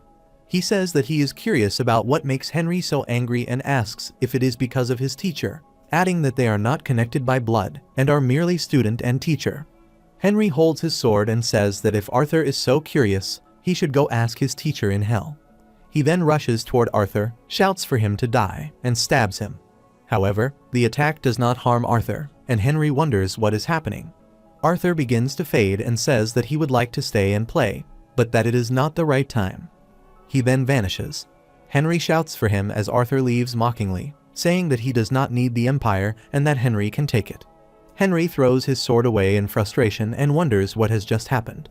Meanwhile, in Shatra, the war between the Holy Tower and Shatra is still ongoing. Lore and his subordinates stand against the opposing forces, blocking them with lightning magic. Lore tells his subordinates not to cower and to fight until the end. He then notices Henry teleporting back and sees that he looks distressed. Lore asks what has happened, and Henry replies that he has failed in his mission. Everyone is shocked upon hearing this. Henry says that he will explain everything after the war. Hector then arrives, and Henry asks where he has been all this time. Hector replies that he got lost, but says that now is not the time for that because he has something urgent to report. He says that he believes Arthur also carried out chimera experiments in Life's End and may be trying to create a chimera army. Henry, troubled, asks him to tell everything he knows. Hector explains that on his way there, he accidentally entered Life's End, where he saw a prison full of strange-looking prisoners. He says that one of the prisoners approached him and begged for help, explaining that a man working for Arthur experimented on everyone there and intended to build a chimera army, and that he did not want to become a monster puppet. Henry realizes that Arthur experimented on more people than just the two he previously encountered. Hector adds that the last time he checked, all the others were dead except that one man, who also died shortly afterward. Henry clenches his teeth and understands that Arthur never truly sought unification nor genuinely wanted to become emperor. He realizes that Arthur built the empire to support the growth of his chimera army and that they should not be fighting each other now. Henry moves silently toward the terrace, and Lore asks what he is planning to do. Henry replies that he is going to end the war immediately. Henry releases his aura and raises his hand, causing a strong light to rise into the sky as black clouds gather above. Using illusion magic, he shows everyone what happened during his encounter with Arthur. Hararian realizes that Henry is sharing a memory through illusion magic and is amazed that he can already use such powerful magic. Henry reveals Arthur's words about performing surgical procedures, creating chimeras, injecting black mithril into human skin, and abandoning the empire. After showing the visions, Henry addresses the enemy soldiers, stating his name and explaining that he is the only disciple of the Great Wizard and has been pursuing Arthur for a long time. He reveals that Arthur has engaged in black magic and illegal human experimentation, including chimera experiments, and that Arthur abandoned the throne and fled during their battle. He declares that there is no empire anymore, that the emperor they served has disappeared, and that the reason to fight no longer exists. He urges them to stop the war and return home. The illusion fades, and everything becomes clear again. Loger and Irene are shaken. Loger angrily questions Kington, realizing that they have been aiding black magicians who created chimeras. The protective shield above the holy tower disappears. The saints and priestesses cry in disbelief, realizing that they must stop the war immediately. A soldier lowers his sword, questioning what he has been fighting for. The soldiers begin throwing down their weapons, saying that there is no empire or emperor left to serve and that they should return home. As they depart, Hararian reflects that the war has ended in vain. Henry says that although the war ended in vain, it is still over, and he states that he will grant full autonomy to each country as promised. Sagang expresses discomfort about this, and Henry asks what he means. Sagang explains that it feels as though he has not contributed anything, yet he is still receiving benefits. Hongwall admits that she shares the same feeling. Henry thinks that they all have kind hearts and says that this will now become the second war with Arthur, adding that if they help reveal the truth, he will make things much easier for them. They all agree to help. Dole also agrees, and Henry tells him that there is no need to pressure Yibang to join, saying that he already feels sorry for causing damage to the Hanyuan Plains right before harvest. Dole thanks him for his consideration. Henry then says that he will visit the Imperial Army camp. Later that night at the Imperial Army camp, Kington sits alone, drinking in frustration, and scolds Arthur for running away after preparing for the war and engaging in illegal activities. He wonders what he must do to keep the empire from completely falling apart. A soldier then rushes in and reports that a guest from Yibang has arrived. Henry enters and greets him. Kington angrily demands how he dares to come there. Henry remarks that Kington has turned to alcohol because he has nothing left. Kington asks what Henry is trying to do this time. Henry sits down and says that there is no longer any reason to fight, yet Kington is still wary of him. He explains that he has come to make an offer, pointing out that since the emperor has fled, the empire needs a new face to distract and reassure the citizens. Kington replies that changing an empire is not as simple as a child's joke. Henry answers that Arthur changed it easily and that whatever Kington worries about is insignificant compared to what Arthur would do to the empire in the future, urging him to choose the next empire. Kington asks why Henry does not do it himself. Henry replies that he is not interested in the throne but has someone he would like to recommend. At Ten's mansion, Henry tells Ten that the Ainea Empire's throne is empty and that he is considering making Ten the emperor, asking for his opinion. Ten freezes in shock. When Ten gives no reply, Henry assumes consent and begins to teleport. As Ten hesitates, Henry asks whether he is coming and then drags him along. At the Highlander Imperial Palace meeting room, the nobles and officials gather. Ten introduces himself as the owner of 10 million gold and gives his name. Kington questions whether he is to be the next emperor. Henry says that if anyone has a problem, they should say it to his face, and explains that he plans to disguise Ten as Arthur to stabilize the empire and maintain administration as usual until he ends the war with Arthur. He tells Ten to read the prepared speech. Ten reads the letter stating that after the war with Yi Bang, a false rumor has spread in the capital, that Emperor Arthur is well and is temporarily in refuge, that the war has ended peacefully, that all city defenses are to be lifted, that everyone should return to normal life, and that the order to execute all wizards on sight is withdrawn. Henry asks whether making such an official speech would not be better, explaining that proving the emperor and empire are well will stabilize soaring prices and calm the public. Everyone agrees. Henry then uses a summoning spell and says that all they need now is Arthur's location. He calls out to Scar, who appears. Henry greets him and asks how he has been. Scar replies that he has been better than ever and has enjoyed watching the human world, and asks what Henry needs. Henry says that he wants to know Arthur's location. Scar says that he cannot tell him because Arthur is favored by a high-ranking being whom Scar can never oppose, and therefore he cannot reveal anything related to Arthur. Henry asks who that high-ranking being is, but Scar says he cannot say that either because his very existence could disappear if things go wrong. Henry wonders who it could be, and Scar tells him not to even try to guess. Lore then asks Scar if he can reveal the location of Draken Lodiev. Henry asks about him, and Lore explains that Draken was an anthropologist wizard who disappeared without a trace and is suspected of being a traitor. Scar replies that he can reveal that. He detects the location and says that a wizard named Draken is now a 7th circle wizard like Henry, and that he seems to have reached that level after eating the devil fruit, Gribble. Henry is shocked to hear that there is another 7th circle wizard, and Lore adds that Draken was only a 5th circle wizard the last time he saw him. Scar then states that Draken is currently on the southern Charlotte Plateau. At the Charlotte Plateau, Arthur sits surrounded by chimeras and monsters. In front of him lies a huge pouch. The pouch tears open, and Draken appears from it. Arthur asks whether Draken is awake and whether his evolution is finally complete. Draken bows and confirms that, thanks to the experiments in Life's End, the 9 high-ranked chimeras that are about to be born will be chimeras of an entirely new level, like himself. He spreads his arms and says that he has also chosen names for them according to their special traits. Arthur expresses his appreciation and says that they will start the feast as soon as the children are born. Draken then notices another pouch opening behind them, from which an elf-like child appears, and he says that this is the first child, Narva. At the Highlander Imperial Palace, Henry asks Scar what Draken is doing there. Scar replies that he does not know the details, but that there are many monsters, and says that this is all he can tell him before disappearing.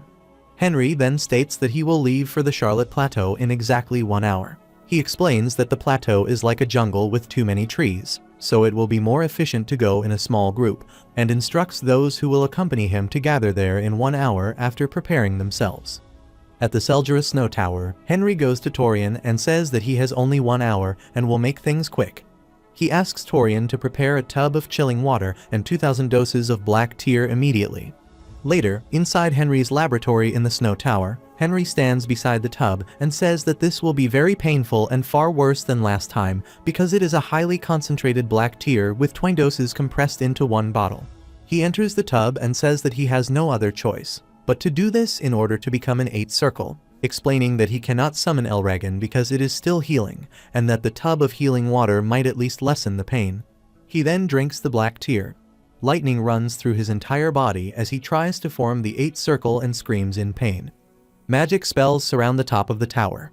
After a while, he comes out of the tub and says that he is unable to reach the 8th circle and has failed despite all the pain, and adds that he should start getting ready. At Ankleman's mansion, Has sits reading a book and thinks about how peaceful things are now that the war with Arthur is over, adding that when everything is completely over, he will have to invite the Great Wizard and Sir Van to dinner. Meanwhile, at Ankleman's mansion, guards discuss that all soldiers are being given paid leave to celebrate the end of the war, and that the other cities are already on vacation. At that moment, someone approaches them. One guard says that the boy needs an identification card to enter. The newcomer removes his robe, and both guards are shocked by what they see. He then kills one guard with a slash, while the other guard becomes frightened. He is Narva, who tells the remaining guard that he will let him live and orders him to deliver a message that the new god's apostle, Narva, has arrived. The guard trembles and asks what he means. Narva, annoyed, says that he is not clever, unleashes his chimera body. and orders him to bring the highest-ranked human immediately. At the southern Charlotte Plateau, Henry teleports there with his group. They are completely surrounded by a large number of chimeras and monsters. Seeing them, Henry asks why they are still standing there and looking up. Hararian notices something in the sky, and as everyone looks above, Arthur and Draken appear and greet them. Arthur remarks that words travel fast and that it has not been long since his apostles were sent. Henry asks what he means by apostles. Arthur says it seems Henry has not seen his gift yet. Henry wonders about the gift and asks what gift he is talking about. Arthur says it would not be any fun to explain and vanishes, saying that they will see each other later. Henry, frustrated, notices many chimeras releasing their auras and growling at them. Meanwhile, at Ankleman, Has sits before Narva and confirms, with a trembling voice, that he is the highest-ranked human there. Narva remarks on this and, using his tentacle, grabs Has by the neck and lifts him, saying goodbye. Hans, haltingly, says that it is Narva who will be gone. He takes out the call card and reflects that he has always kept the call card Lord Henry gave him for situations like this. As he tears the card, Henry receives the message and wonders why the call card he gave Has is being used and what is happening in Ankleman. Suddenly, a chimera leaps toward Henry, who blocks it with a fire wind attack, causing it to collapse. Henry asks if it is over. Hararian clears the remaining enemies and tells Henry that he believes that was the last one. Hararian adds that he has something to report. Not long ago, he went to the temple to offer sacrifices, but Janus had disappeared. Henry, shocked, asks what exactly he means. Hararian explains that when he saw Arthur just now, he felt Janus's divine power. Henry, shocked again, asks if that means Janus is the god of darkness with the personality of a tyrant. Hararian admits that he has not figured out exactly what happened yet, but if Arthur has gained Janus's divine power, then it could be significant. At that moment, Van arrives and says that he thought there was a call from Ankleman just now. Henry begins to teleport and tells Hararian that they will discuss the matter later. Hararian says that he will go with him. When they teleport to the entrance of Ankleman, they are surprised to see the guards and Has lying dead, and the entire palace burned. Van grabs Has and shouts, questioning who could have done such a thing. Henry notices that something is written on Hans's forehead. Suddenly, a large number of undead start appearing behind them. Seeing this, Henry realizes that this must be the gift Arthur was talking about. He also notices that all the call cards he had distributed are appearing, calling for help. At the Shatra Palace lobby, undead beings also arrive and worship Arthur. Burham forms an illusion shield to block them. The undead notice a frightened soldier, leap at him, and the soldier cries out for the priest to help him. However, the undead bite him, and he also turns into an undead and begins praising Arthur. As the undead leave, Burham dismisses the illusion shield, having been injured. Selen rushes to support Burham, and while holding his wound, he says that the injury is from that being. Arthur's apostle, Gerslunger, appears and states that he has a name. He lifts rocks and weapons into the air and hurls them toward them.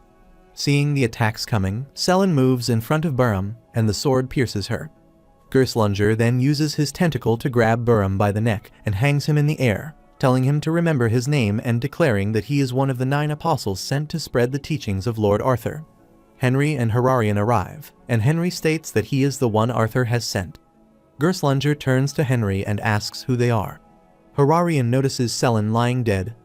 Gerslunger slams Burham to the ground and introduces himself to Henry as Gerslunger, an apostle of the great Lord Arthur.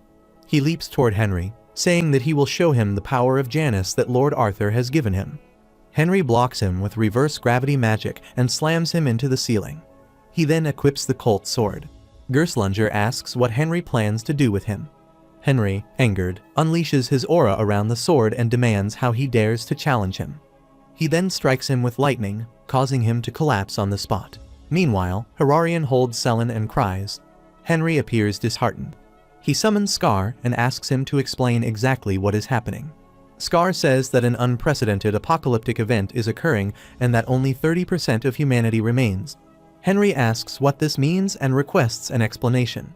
Scar explains that the 9 apostles who are given divine power by Arthur are slaughtering humans across the continent, and that they are also spreading a purple flower whose spores infect people and turn them into beings similar to zombies. He adds that everyone except for 30% of the human race is infected and has become blind believers in Arthur, and that even the allied countries are infected. Henry questions the mention of divine powers, apostles, and believers, saying that it sounds as if Arthur has become a god. Scar replies that Arthur is currently using divine powers and is more like a god than a human. He asks Henry if he is alright and then leaves, saying that he will help again if needed. Henry then approaches Hararian and apologizes for speaking of this while things are difficult, but explains that because of Arthur's divine powers, most people have died or become zombies, leaving only 30%. He says that to fight Arthur, who uses the power of Janus, they also need divine power and asks Hararian to lend him the power of Ra. With tears in his eyes, Hararian replies that only those chosen by God and who believe in God can possess divine power, as that is God's decree. Henry, distressed, grabs Hararian by the shoulders and asks if there is anything else they can do. Hararian replies that there is another way, which is to obtain a divine item. He explains the royal secret passed down among the kings of Kshatriya, saying that the Khan's Eye, the cave they once hid in, is actually a tomb where the souls of their ancestors rest. He then tells Burham that they will meet the ancestors there to borrow the divine item and instructs Henry to follow him closely. At Kshatriya Khan's Eye, they enter the cave, and Henry thinks that he can understand why the place is called the Khan's Eye because it truly resembles a human eye. Hararian shows him his necklace and explains that the divine item he possesses is the sigil of Ra, and that it is the only divine item he has. He gives Henry the necklace and tells him that until Arthur is defeated, he will lend him his ancestor's divine item. Henry takes the necklace and says that he will return it no matter what, and asks Hararian to guide him to the remaining divine items. Hararian agrees, places his hand on the rock, and casts spells. A golden light begins to emerge, magic circles surround him, and the rock opens. Hararian says that they should enter. As they enter, Henry falls into a deep place. After some time, he lies unconscious on a red carpet under moonlight. When he regains consciousness, his eyes widen upon seeing Haribala Khan sitting on the throne. Haribala warmly welcomes him and says that even though the place is a tomb, it is not unpleasant. He states that although he is the former king of Kshatriya, he and Henry share a bond beyond political convenience. Henry sits and teasingly says that Haribala looks too good for a dead man.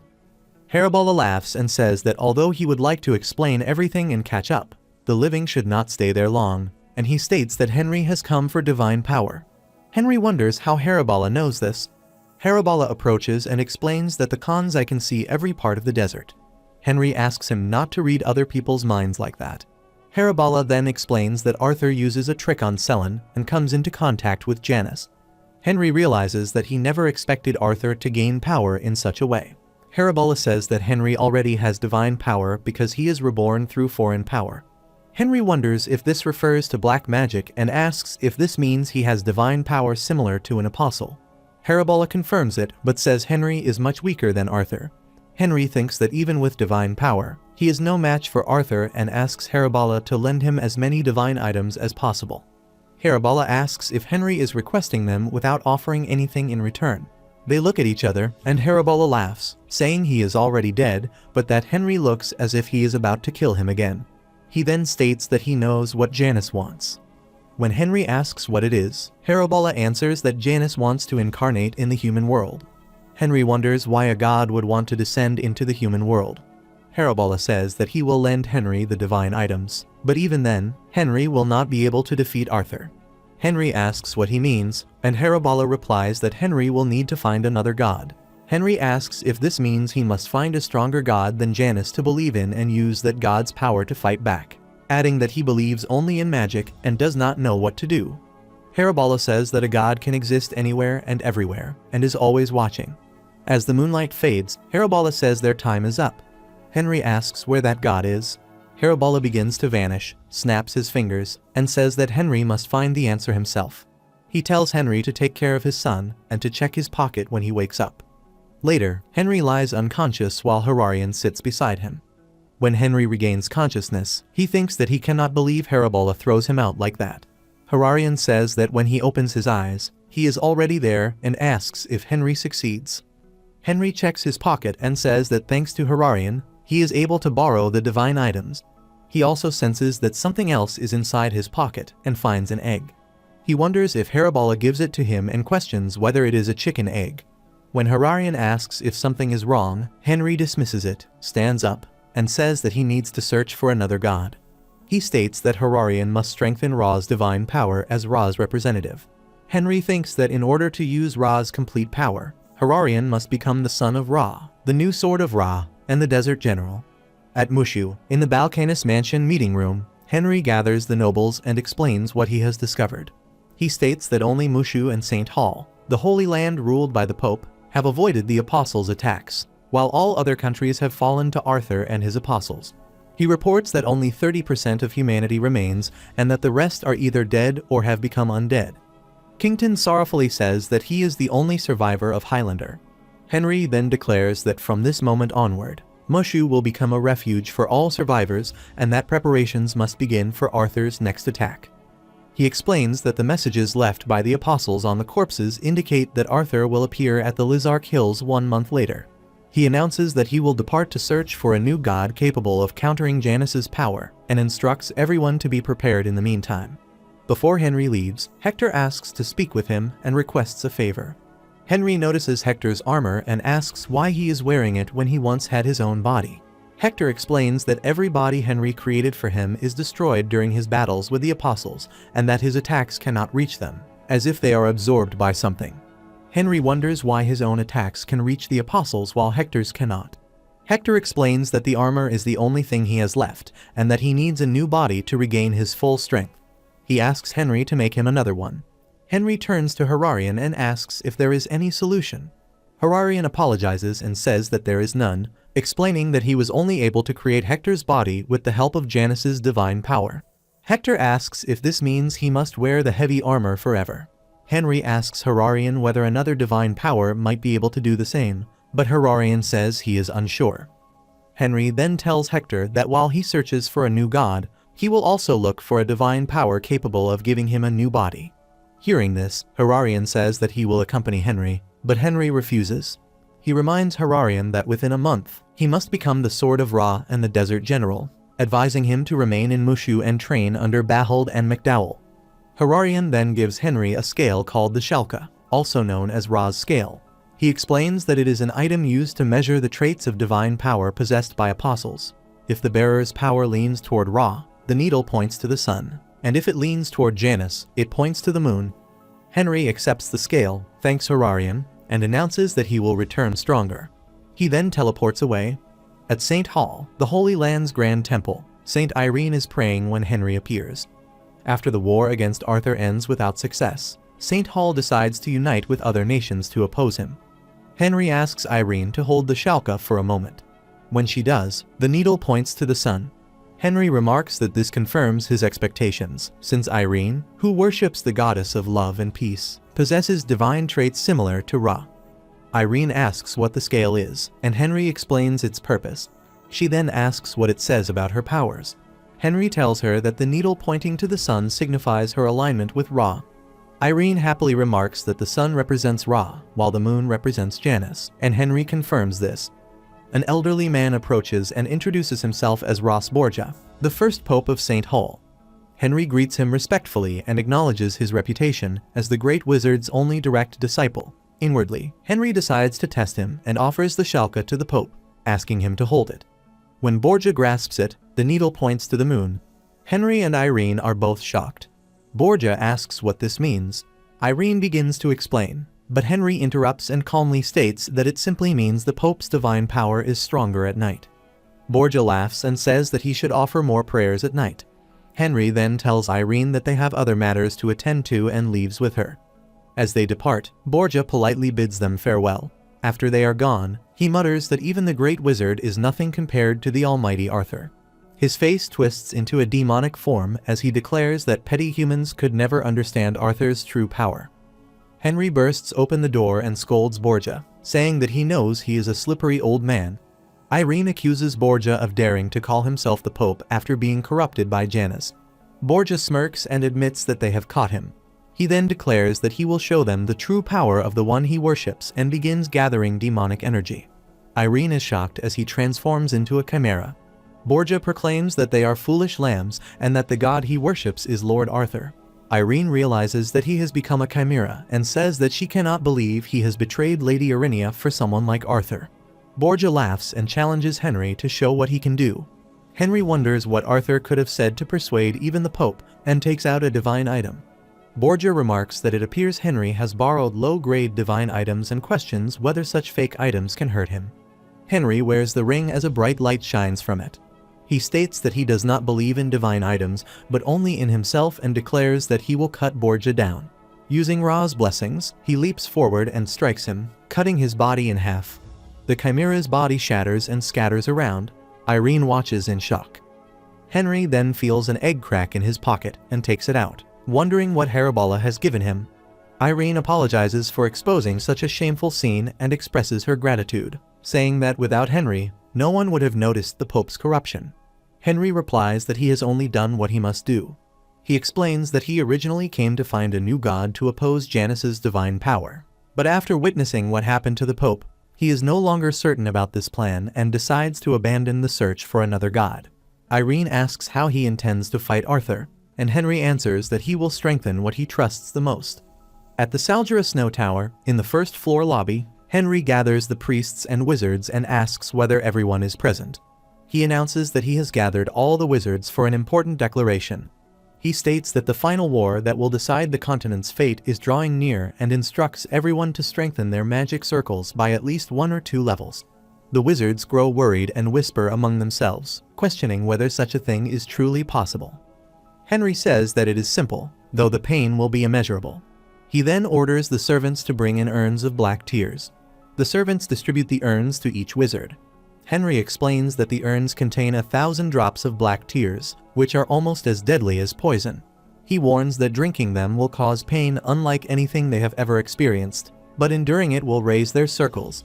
He urges them to endure the pain with all their might so that they may see the light.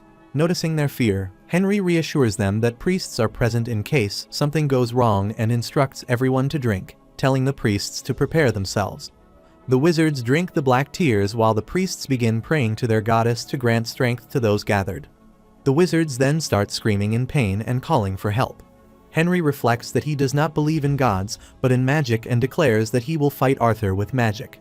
He compares wizards to flames, stating that the more they gather, the stronger the fire becomes, and urges them to endure and reveal their potential. After some time, the priestesses appear exhausted and breathless, while the wizards collapse onto the ground. Seeing that their circles have advanced, Henry states that everyone has successfully become a 7th circle wizard.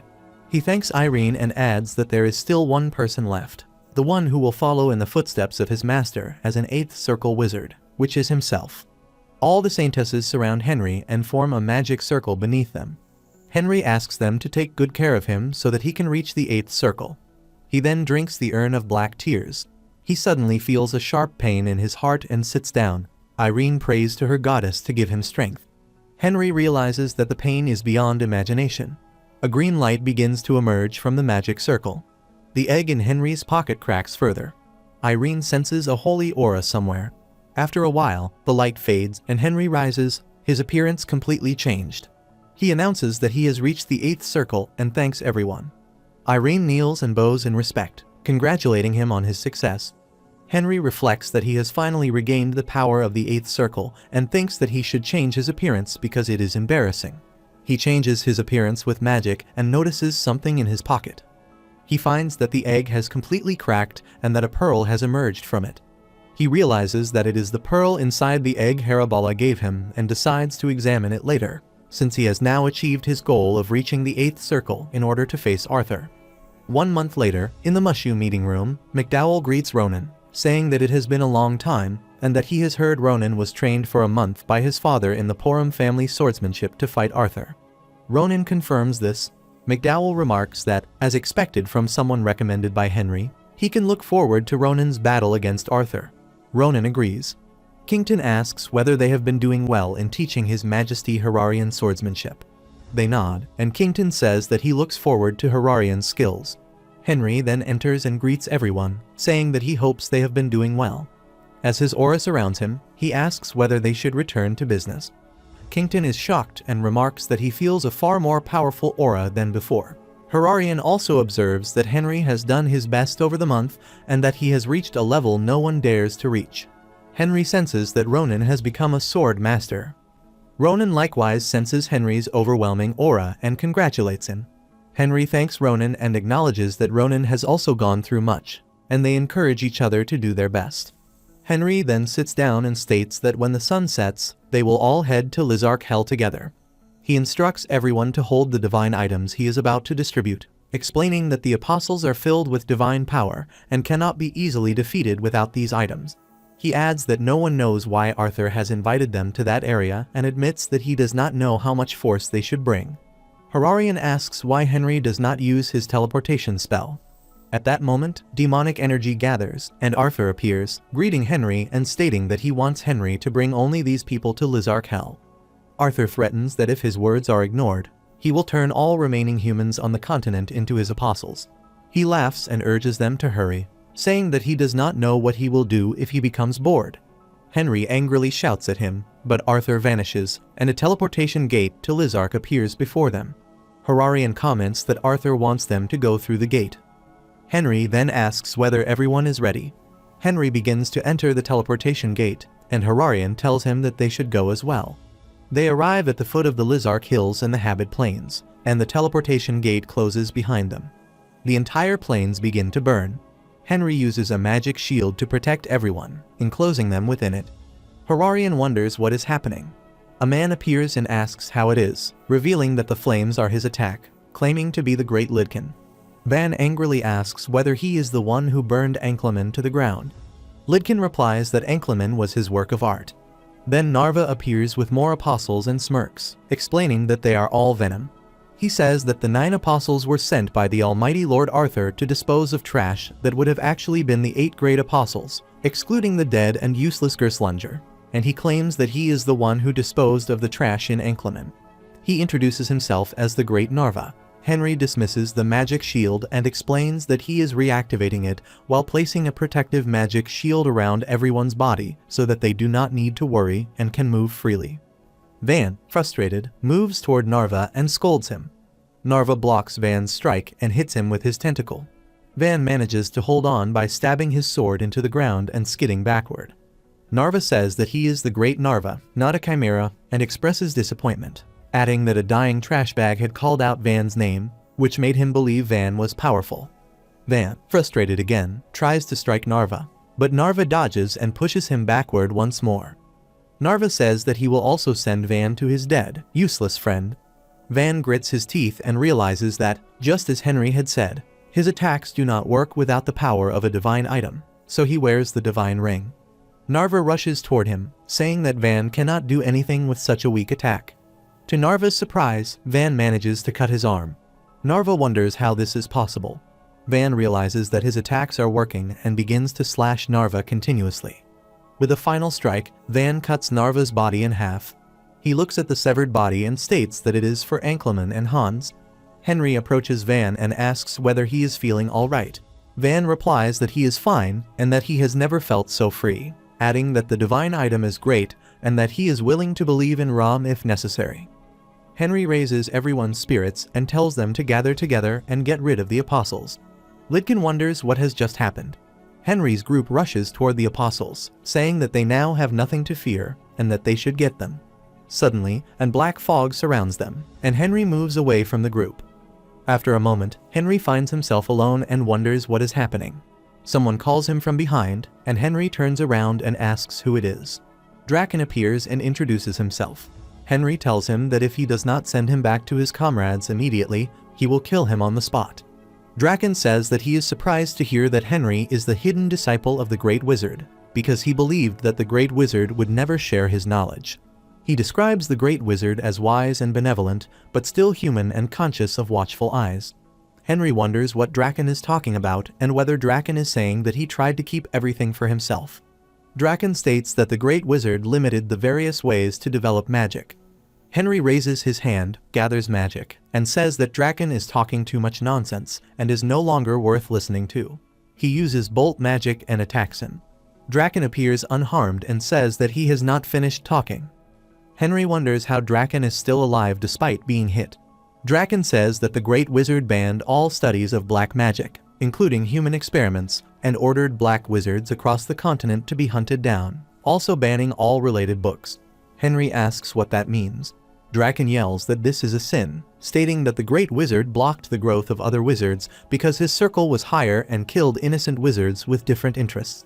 He adds that from then on, the magic tower entered a dark age, and that only Lord Arthur understood him and opened a path for him.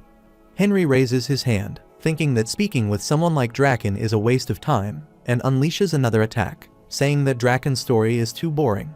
He uses lightning magic and throws lightning shards at him. After seeing the reflection of the lightning, Henry wonders whether Draken has survived again. He then finds Draken lying on the ground and assumes that he did not survive. Draken suddenly appears behind Henry and places his hand on Henry's shoulder. Henry turns back and wonders what Draken has done, saying that he has just seen Draken's dead body. Draken replies that Henry has seen correctly and explains that he can continuously revive after shedding his skin. He says that he calls this process reborn and that it is a power he gained by himself. Henry is shocked upon hearing this. Henry wonders that Draken has created a method of rebirth and acknowledges that it is impressive. Draken says that he cannot remember how many prisoners he has used to create this magic, estimating that around 500 people have been injected into his body, which allows him to be reborn up to 500 times. Henry is shocked and asks whether Draken has not only conducted human experiments but has also used people themselves. Draken laughs and confirms that he has stored human bodies inside himself to use them, calling this the secret of rebirth. Henry, frustrated, grits his teeth and calls Draken a maniac, saying that he was foolish to think anything about him was impressive. He adds that this is why his teacher banned all human experiments and black magic, fearing that someone like Draken might appear. Draken, angered, begins to approach him, accusing him of talking nonsense. Henry then calls Clever, who uses a chest to capture Draken inside it. A bright light falls on Draken as he finds himself in a hollow space surrounded by many magic circles. Draken, troubled, asks Henry what he is planning. Henry tells him that he is now inside Clever's stomach and explains that the magic circles will continuously cast 8th circle spells that Henry created himself. He adds that since Draken claims he can be reborn about 500 times, he will prepare his magic accordingly. Draken asks whether all these magic circles are meant to kill him again and again. Henry confirms this and bids him farewell. Seeing the thousands of magic circles around him, Draken shouts that he believes in his power and will prove that his reborn magic is superior and can withstand all of Henry's tricks. A sharp light then approaches Draken and attacks him. Henry teleports back to the Habit Plains, where his group members are sitting exhausted. Van says that after the apostles are defeated, the black fog disappears, and he asks who Henry's opponent was. Henry replies that he faced Draken, and that Draken is about to die, estimating that he should be facing his 400th death by now. Van asks what Henry means, and Henry tells him not to worry, adding that only Arthur remains. He then asks where Ronan and Kington are and whether they are still fighting. A teleportation gate appears before them, and a voice asks whether they are looking for their friend. Henry recognizes Arthur's voice. Arthur throws Ronan's head and says that this is him. Henry, furious, yells at Arthur and tells him to come out because he is going to kill him. Arthur agrees, spreading demonic fog as they wonder how he has ended up on the Lizark Hills. Arthur appears sitting on a tree branch and tells Henry to lighten up, saying that he has lost all his underlings, while Henry has only lost one useless swordsman, so he questions why Henry is so angry. Arthur snaps his fingers and shows them the situation of the cities, saying that these are a few cities not yet taken over by devotees. He reminds Henry that he told him to bring everyone to the Lizark Hills, but since Henry's swordsman is dead, he claims Henry has failed to keep the promise. Arthur states that he therefore has no choice but to turn all remaining humans into his apostles, and that he is sending all devotees to the rest of the cities immediately. He adds that the swordsman was killed by Henry's own comrade, not by him, and tells Henry not to misunderstand. Henry turns to Kington, who is standing close to Arthur, and demands to know how he dares. Kington kneels and says that he could not do anything because Arthur was controlling his body. Henry tells everyone not to panic and instructs them to go to their designated areas and protect the people. They agree, and some leave, saying they will leave the rest to him. Henry remains with Irene, Hector, and Horarion. Arthur says that Henry cannot be planning to fight him with just 4 people. Henry leaps toward him, saying that it is more than enough. He strikes Kington and kills him, saying that he is sorry he could not protect both of them. Arthur says that he did not expect to lose his new toy so easily. Henry jumps toward Arthur and says that he is next. but his sword is blocked by a shield that forms between them. Henry struggles and realizes that it is some kind of holy shield. Hector attacks the shield, telling Henry not to forget about him. Hirarian also strikes it, saying that if they work together, they can break it. The shield begins to crack, and Henry shouts that it has worked. With their continuous strikes, the shield cracks completely. Henry then asks Saint Irene to lend him her divine power, and she begins praying and grants him that power. The shield shatters into pieces and scatters around. Arthur, now exposed, smirks that it is absurd, and throws them away with a demonic strike, saying that they have really improved and that he is honestly surprised. He adds that if this is all they have, they will never defeat him, and unleashes demonic spear-like attacks and hurls them toward them, badly injuring them. Irene, troubled upon seeing everyone injured, says that she will heal them. She sits close to Hirarian, and Arthur appears behind her and says that whenever he sees Hirarian, he only feels pity, asking why the Khan dynasty hid away the god Janus. Hirarian replies that Arthur's current actions and behavior are the reason why. Arthur says that he is still grateful for the dynasty's stupidity and bids farewell, then strikes Hirarian with a demonic attack, killing him on the spot. Arthur remarks that it is boring, but a sword pierces his body from behind. He looks back and notices Hector, smiles, and clenches his fist. A demonic fog is released, crushing Hector's armor completely and shattering it into pieces.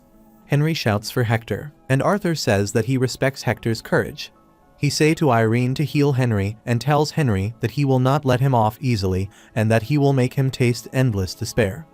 Irene cries and asks why such a task is given to her. Henry grabs her hand and asks her to heal him.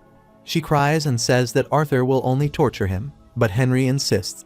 While crying, she heals him and apologizes. Henry finds himself lying alone in a barren land. He regains consciousness and wonders where he is. A lady greets him, and Henry asks who she is. She says that people call her Arinia and tells him not to worry about the outside world, explaining that the place they are in is specially prepared for him and that time flows very slowly outside while he stays there. She asks him, on behalf of those who cannot intervene in the world, to stop Arthur's madness. Henry says that he does not have enough power like Arthur since he does not believe in gods, and asks how he can win without such means. She tells him that he is wrong and that he already has divine power but has not realized it yet. Henry asks whether she is referring to the items he borrowed. She denies it and says that although he does not believe in gods, there is something he has lived in for a long time. Henry asks whether she means magic, and she confirms it, saying that his true faith in magic has been recognized by other gods, including herself. She explains that as a sign of recognition, they have given him a small seed. Holding the seed, Henry realizes that the pearl is the god seed, and she confirms that it means he has the qualifications to become a new god and that he is now the god of magic. Henry then notices a golden light and asks whether it is Ra. Ra appears and confirms it, saying that the current Arthur is merely a puppet of Janus and is still only a half-god, an avatar. He says that Henry is different and is now a true god who can intervene in the real world because he still has a body there. He tells Henry that as long as he believes in his magic, he is more than capable of defeating Arthur. Henry asks why Ra's avatars, Irene and Hirarian, were no match for Arthur. Ra explains that Hirarian's body cannot handle much divine power, and that the saint who serves Arinia cannot harm others because she is the goddess of love and peace. Ra says that there is no time to lose and that when Henry opens his eyes, he will return to Lizark Hills. He says that he believes in Henry, and Arinia also says that she believes in him. They both disappear, and Henry closes his eyes and says that he believes in himself and in magic. As Irene heals him, Henry opens his eyes and releases a magic missile. A glowing missile forms at his fingertip, and he fires it at Arthur. Arthur is struck through the body, blood spilling from his mouth as a large hole is torn through him. He staggers back in shock and asks how Henry is able to do such a thing. Henry rises, stretches his arms, and calmly asks what exactly Arthur means. Arthur shouts that it must be divine power and declares that there is no way Henry could suddenly become so strong. Henry clenches his fist and realizes that this must be the flow of divine power, noting that it feels very similar to the flow of magic. Arthur rises into the air, spreads his demonic energy, and forms a spear. He says that Henry may have caught him off guard once, but there will not be a second time. Henry grips his magic blade, wields it firmly, and replies that it was awful knowing him, and that he hopes they never meet again. Arthur hurls the demonic spear at Henry. Henry dodges and slashes it apart, shattering it into pieces. Arthur stares in disbelief and says that it is impossible. Henry then rushes forward and, with a single powerful strike, severs Arthur's neck along with Janice. Arthur's body vanishes, and sunlight finally rises over the battlefield. Henry remarks quietly that it is over and that he feels strangely empty. At the Mushu walls, countless undead climb higher against the protective barrier. Lore says that it is only a matter of time before the barrier breaks, and that all they can do now is believe in the Great Wizard and wait. Suddenly, the undead are engulfed in flames and burn away completely. Everyone watches in shock as Henry teleports before them. Lore and McDowell rush forward and ask what happened to Arthur and whether this means the battle is over. Henry calmly says that he destroyed Arthur with his own hands. Later, in the Mushu meeting room, the remaining members gather. Burham sobs and says that Hararian has died in the end. Behold angrily says that Kington betrayed them until the very end.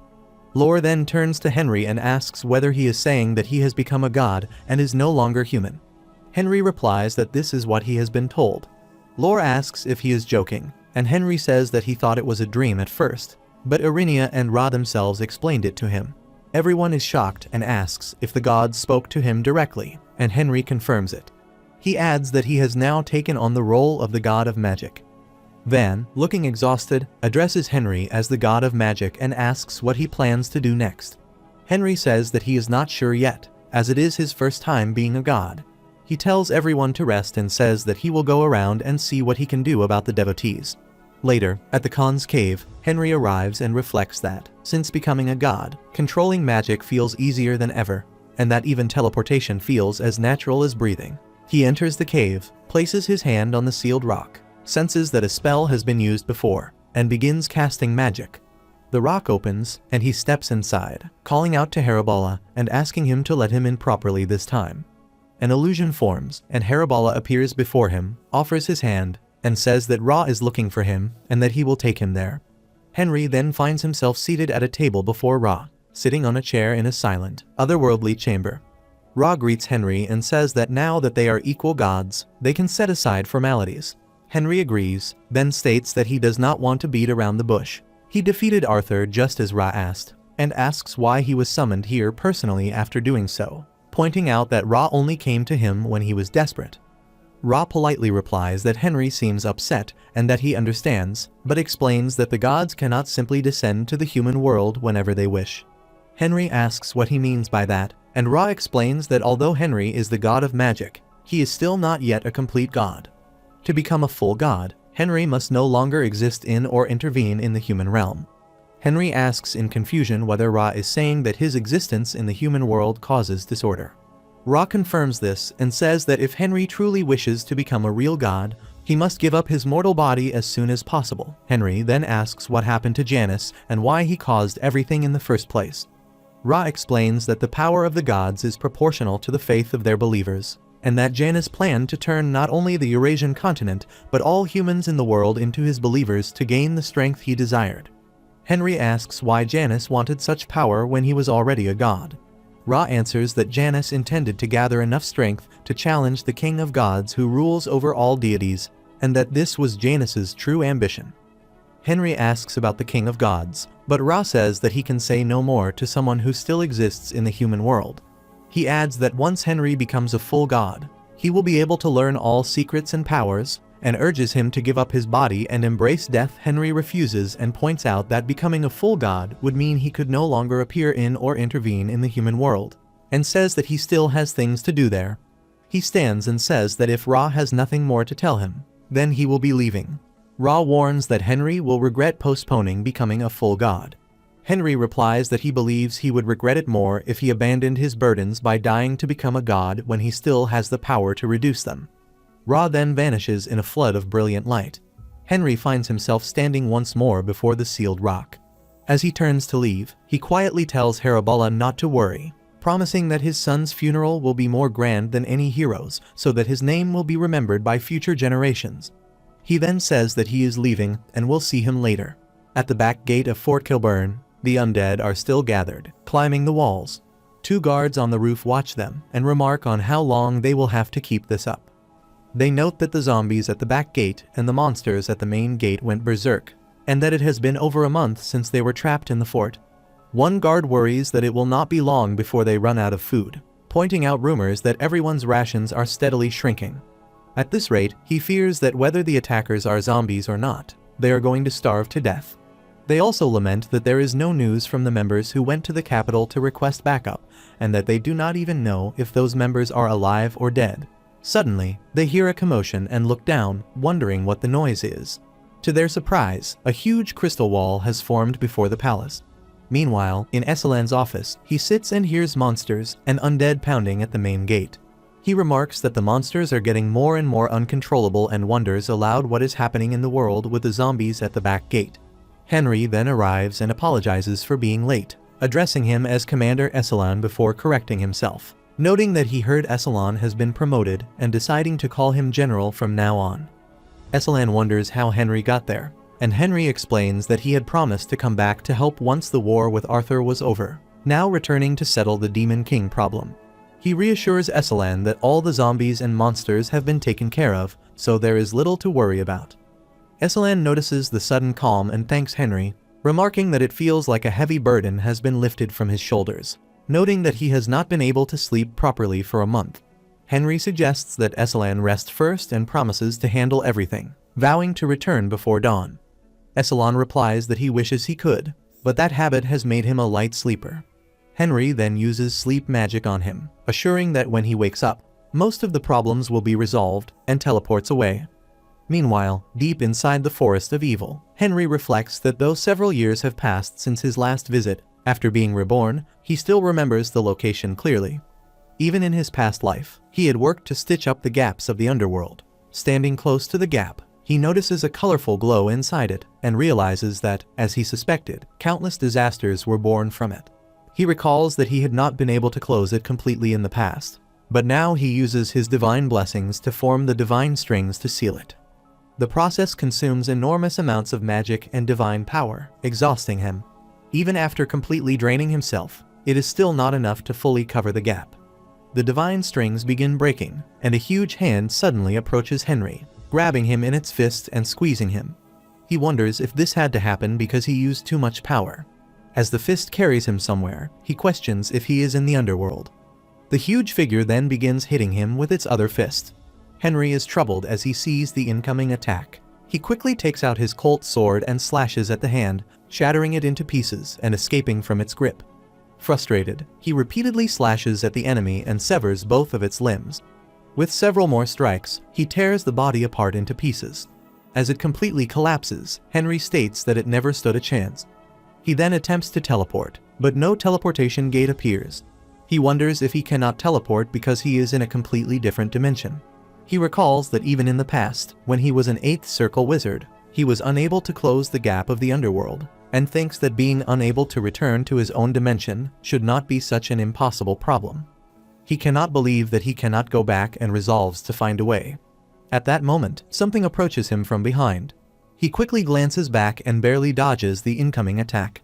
An angel descends and introduces himself as Ganasol, stating that Henry has dodged the great Ganasol's attack. Henry judges from his appearance that he is a celestial being from the heavens and asks why he is in the underworld. Ganasol replies that it is none of Henry's business and asks whether Henry is the one who killed Brilliant. Looking back at the fallen giant, Henry realizes that the giant's name is Brilliant, confirms that he killed him, and declares that Ganasol will also pay for attacking him. Henry rushes toward Ganasol and strikes his wings, causing him to fall to the ground. Henry warns that if Ganasol does not answer his questions properly, he will cut off his remaining wings. Ganasol agrees to tell him everything. Henry asks where the gap of the Thunder World is, stating that he needs to return to the human world through it. Ganasol replies that he does not know about the human world, but explains that gaps of the underworld are dimensional disasters that appear suddenly, and that any demons dragged into them disappear without a trace. Henry is shocked and argues that Brilliant seemed to be specifically aiming for him. Ganasol explains that Brilliant was the successor chosen by the demon god and was granted the power to control dimensions, so such a thing would have been possible. Henry wonders if that means he has just killed the successor of the Demon King, and Ganasol confirms that it was supposed to have been Ganasol himself who would kill him. Henry asks why, and Ganasel replies that he was the second best choice after Brilliant.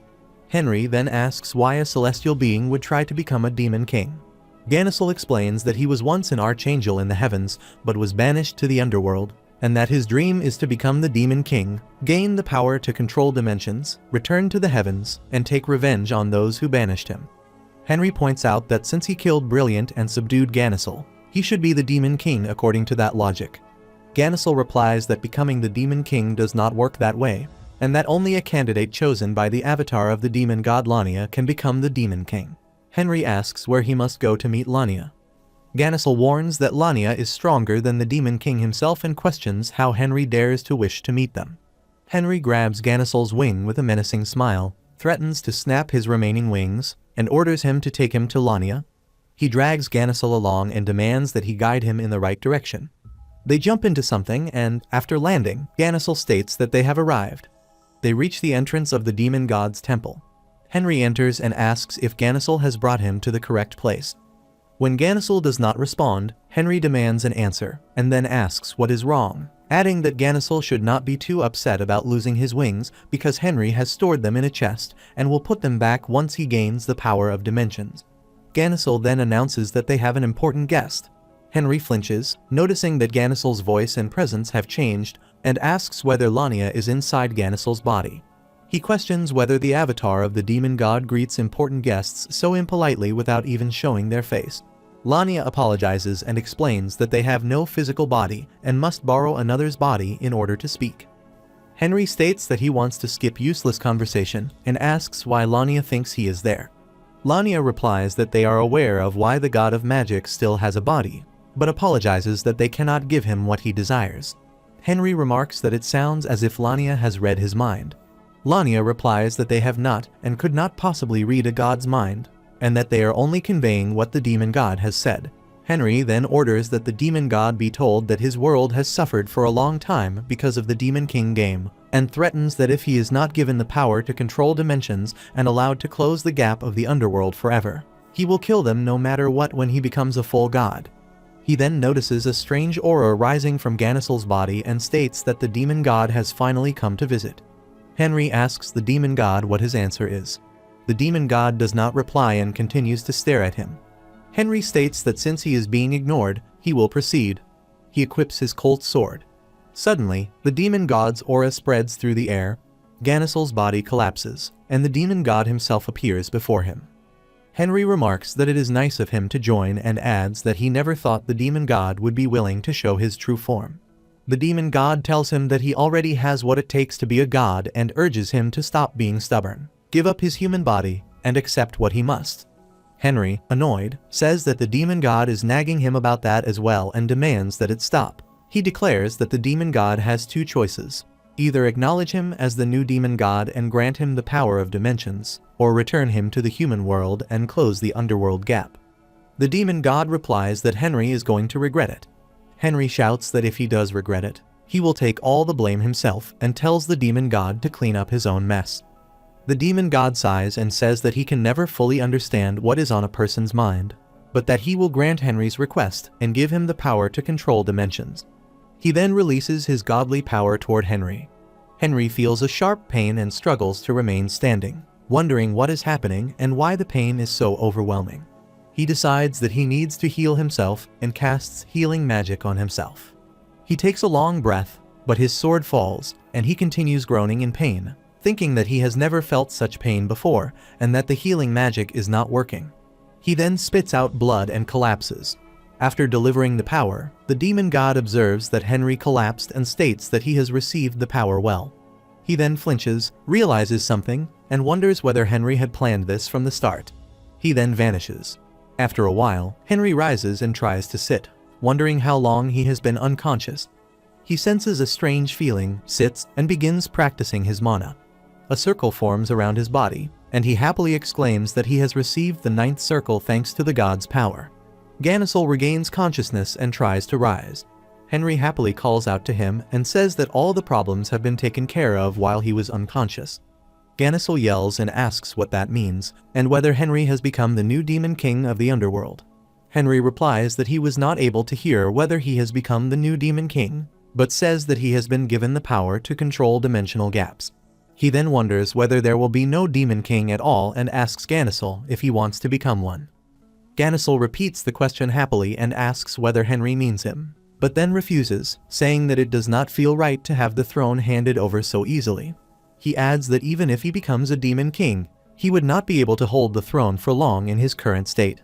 Henry snaps his fingers, takes out Ganassil's wing from his chest, and says that he will give his wings back. He casts regeneration and healing magic on him and attaches the wing back to his body, saying that he will also lend him some of his strength until he fully regains his powers.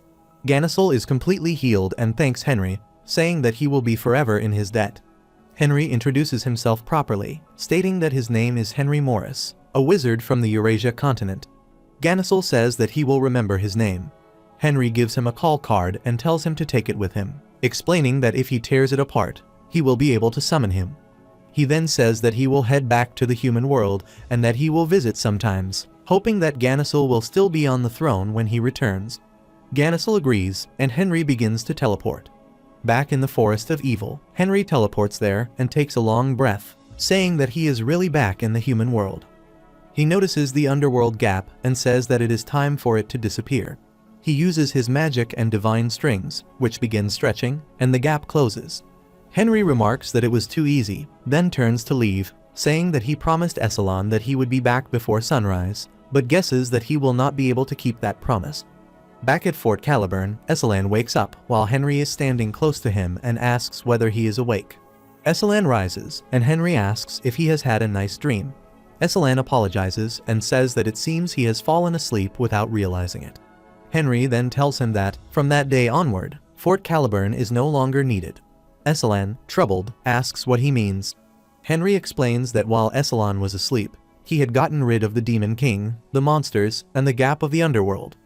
Essalon, shocked, says that Henry must be joking, and that he cannot believe it. Henry replies that he knew Essalon would say that and tells him to come with him.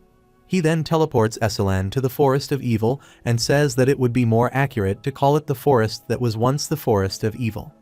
Seeing the greenery and hearing the chirping around them, Essalon sits on the ground and says that there are no monsters and that the forest, which was once dead, has come alive.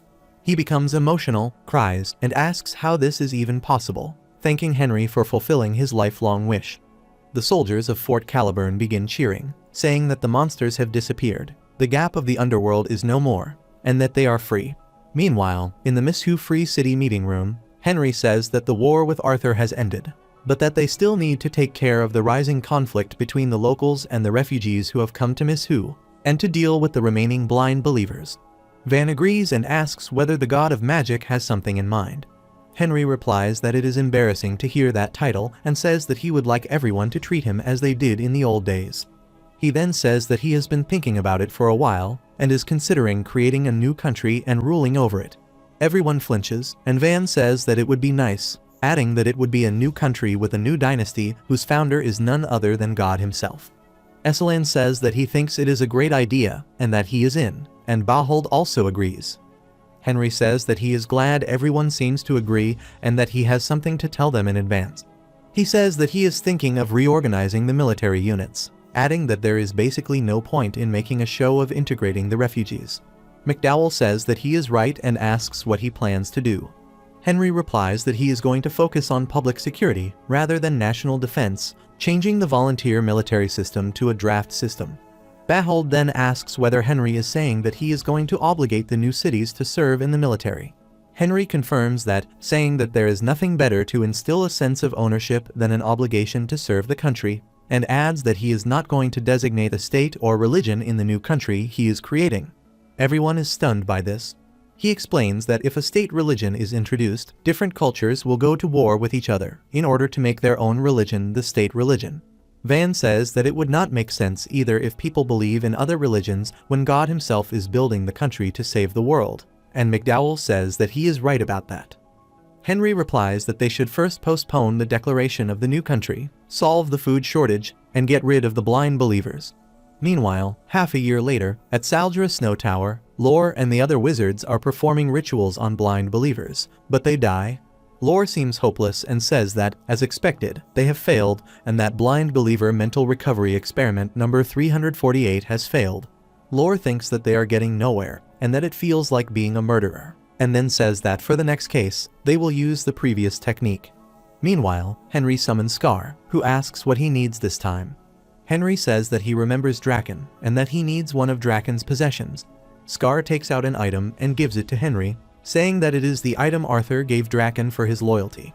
Scar adds that he was willing to help before because the situation was tough, but now that things have settled down, he is going to charge Henry for everything, including that deal, and tells him to be prepared. Holding the necklace, Henry thinks that at this rate, the more blind believers die, the more exhausted the experimenting wizards become. He decides to ask the maker himself, thinking that since Draken made the blind believers, he will know how to fix them. Henry places the necklace on a magic circle and casts a spell to summon Draken. A door to the netherworld opens and Draken appears, asking why Henry has called him out from the netherworld. Henry says that he wants to ask him how to change the blind believers back to normal. Draken replies that Henry should not think he will tell him that as long as Lord Arthur is alive. Henry says that it looks like Draken does not know what is going on and that he has already gotten rid of Arthur, but that the blind believers have remained the same, which is why he is asking. Draken yells and accuses Henry of lying, saying that Lord Arthur is not someone who would lose to a person like him. Henry forms a magic circle, and seeing it, Draken is shocked and asks whether it is really true, saying that it cannot be. He realizes that Henry has reached the 9th circle, and says that everything has come to an end. He then sits down and begs for forgiveness. Henry tells him that now that he knows what is going on, he should tell him quickly. Draken says that, to be honest, he does not know the solution either. Henry yells and asks what that means, saying that even poisoners make antidotes before they make poison, yet Draken does not know how to fix it, even though he is the one who created that magic. Draken pleads for forgiveness, saying that he was only able to make it by chance. He hesitantly leaves, saying that he will be out of Henry's hair, and adds that if Henry needs anything else, he should let him know. Meanwhile, Henry sits helplessly and wonders what to do with the blind believers, thinking that if only he could go back in time. He then realizes something and says that he has just had a great idea. In heaven, Henry teleports there and thinks that the place looks mysterious and that he is really in heaven. He thinks that if there is anyone who would know how to turn back time, it would be the God of heaven, and that with that method, he will turn back time to when the blind believers were normal. A series of arrows is directed toward him from behind. He looks back, quickly forms a magic shield around himself, and dodges the arrows. Baby angels are in the air and direct arrows toward him again. Henry says that they are going to attack again, and that although they may be much older than him, he does not want to attack them because of how they look. He tells Clever to handle them instead. Clever appears, takes the form of a fully armed man, and starts slashing the angels, killing them. Henry wonders whether their appearance changes and whether they disguise themselves to lower his guard. When they all fall, he asks Clever whether it is over, and then captures him. Henry hears a strange sound that resembles an instrument and wonders where it is coming from. The Celestials rise again, and their wounds heal as if they were never there. Henry realizes that the God of Heaven knows how to turn back time. They again direct their arrows toward him, but Henry vanishes, reappears with an explosion, and kills them all in an instant. He wonders whether they are really celestial beings because of the sudden attack and their devilish appearance. He hears the sound again, takes out his cold sword cautiously, rises into the air, and demands that the one hiding and playing the instrument reveal themselves. Viltus, the 5th rank Archangel of Virtues, appears. Henry turns toward him in frustration. Viltus explains that the instrument he is holding is a lyre and that it is not an ordinary instrument, and tells Henry, whom he calls the imperfect God, to stop struggling. Henry smirks and replies that he has not even started yet, and says that it would be nice if Viltus stopped acting friendly toward him when they do not know each other. Viltus says that there is nothing surprising about his knowing Henry, because Henry has already told them his identity many times. He says that although he has not seen it himself, the God of Heaven has seen everything and has told him about Henry, and that this is the 6th time Henry has made the same choice after already doing so 5 times. Henry wonders what it means that he has been repeating this for the 6th time. Viltus says that he hopes Henry makes a different choice this time. Henry realizes what is happening and yells at him, questioning how the God of Heaven dares to do this. A dimensional door opens before him, and Henry enters it. Realizing that time has been rewound continuously, Viltus smirks and says that Henry has finally realized it. Meanwhile, in the underworld, Henry explains everything to Ganassil. Ganassil says that what Henry has seen is the power of a divine item given to Viltus by the god of heaven. He explains that every divine item has a special power, and that it is because of the liar's power that the baby angels, also known as cupids, are able to revive. He adds that there are 9 ranks of angels in heaven, that Viltus is in the 5th rank of the middle order, and that only the god of heaven is in the 9th rank. He says that he himself was the head archangel and would be ranked 8th. Ganassil says that Henry may have already experienced it, but he cannot win against the god of heaven alone, because there are only a very small number of outcomes that can be shown to the god of heaven.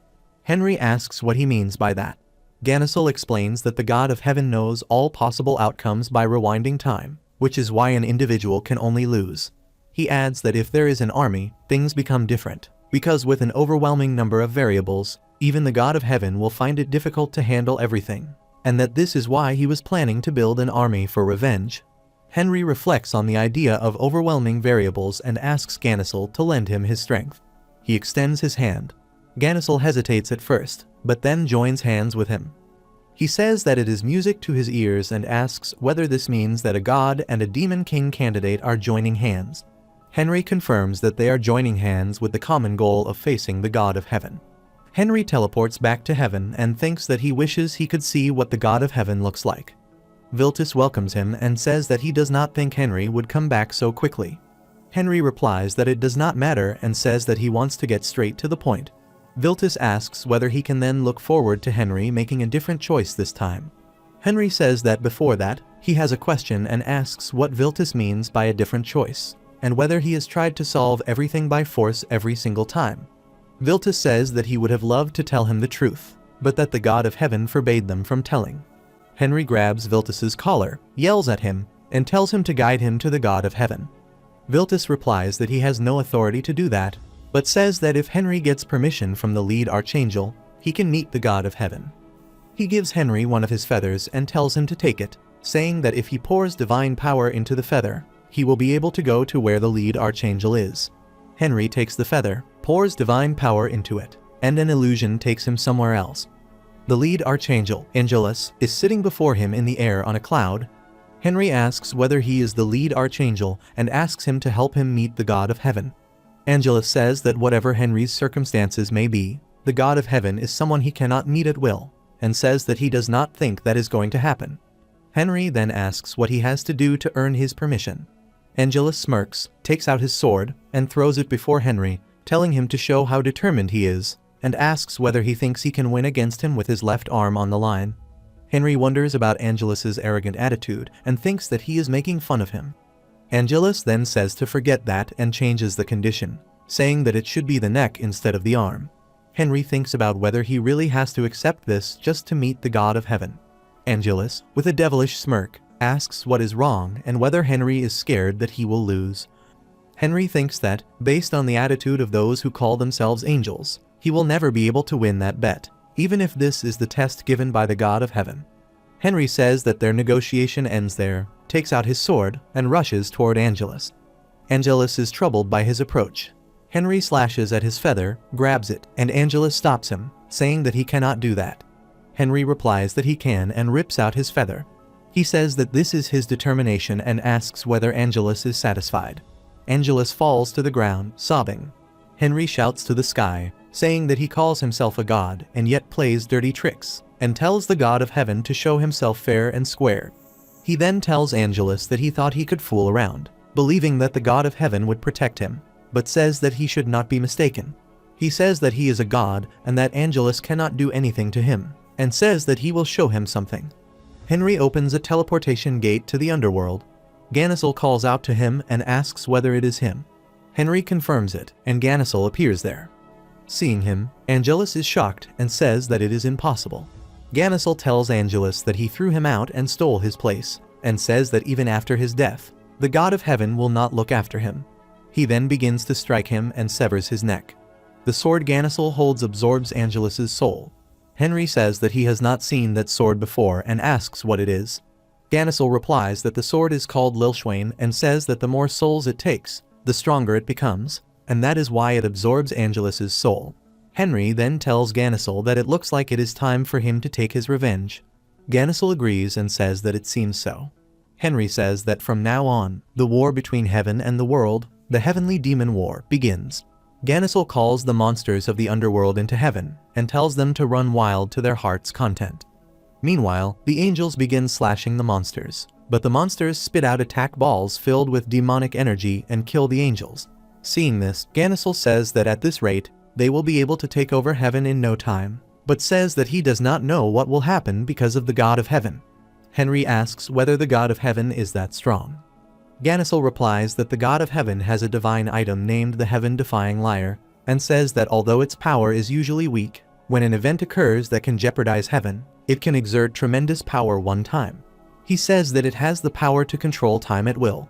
Henry thinks that if he remembers correctly, Viltus uses the lyre to revive the angels, and says that he is glad that he does not need to ask the God of Heaven, and that he only needs to take the heaven-defying lyre from Viltus.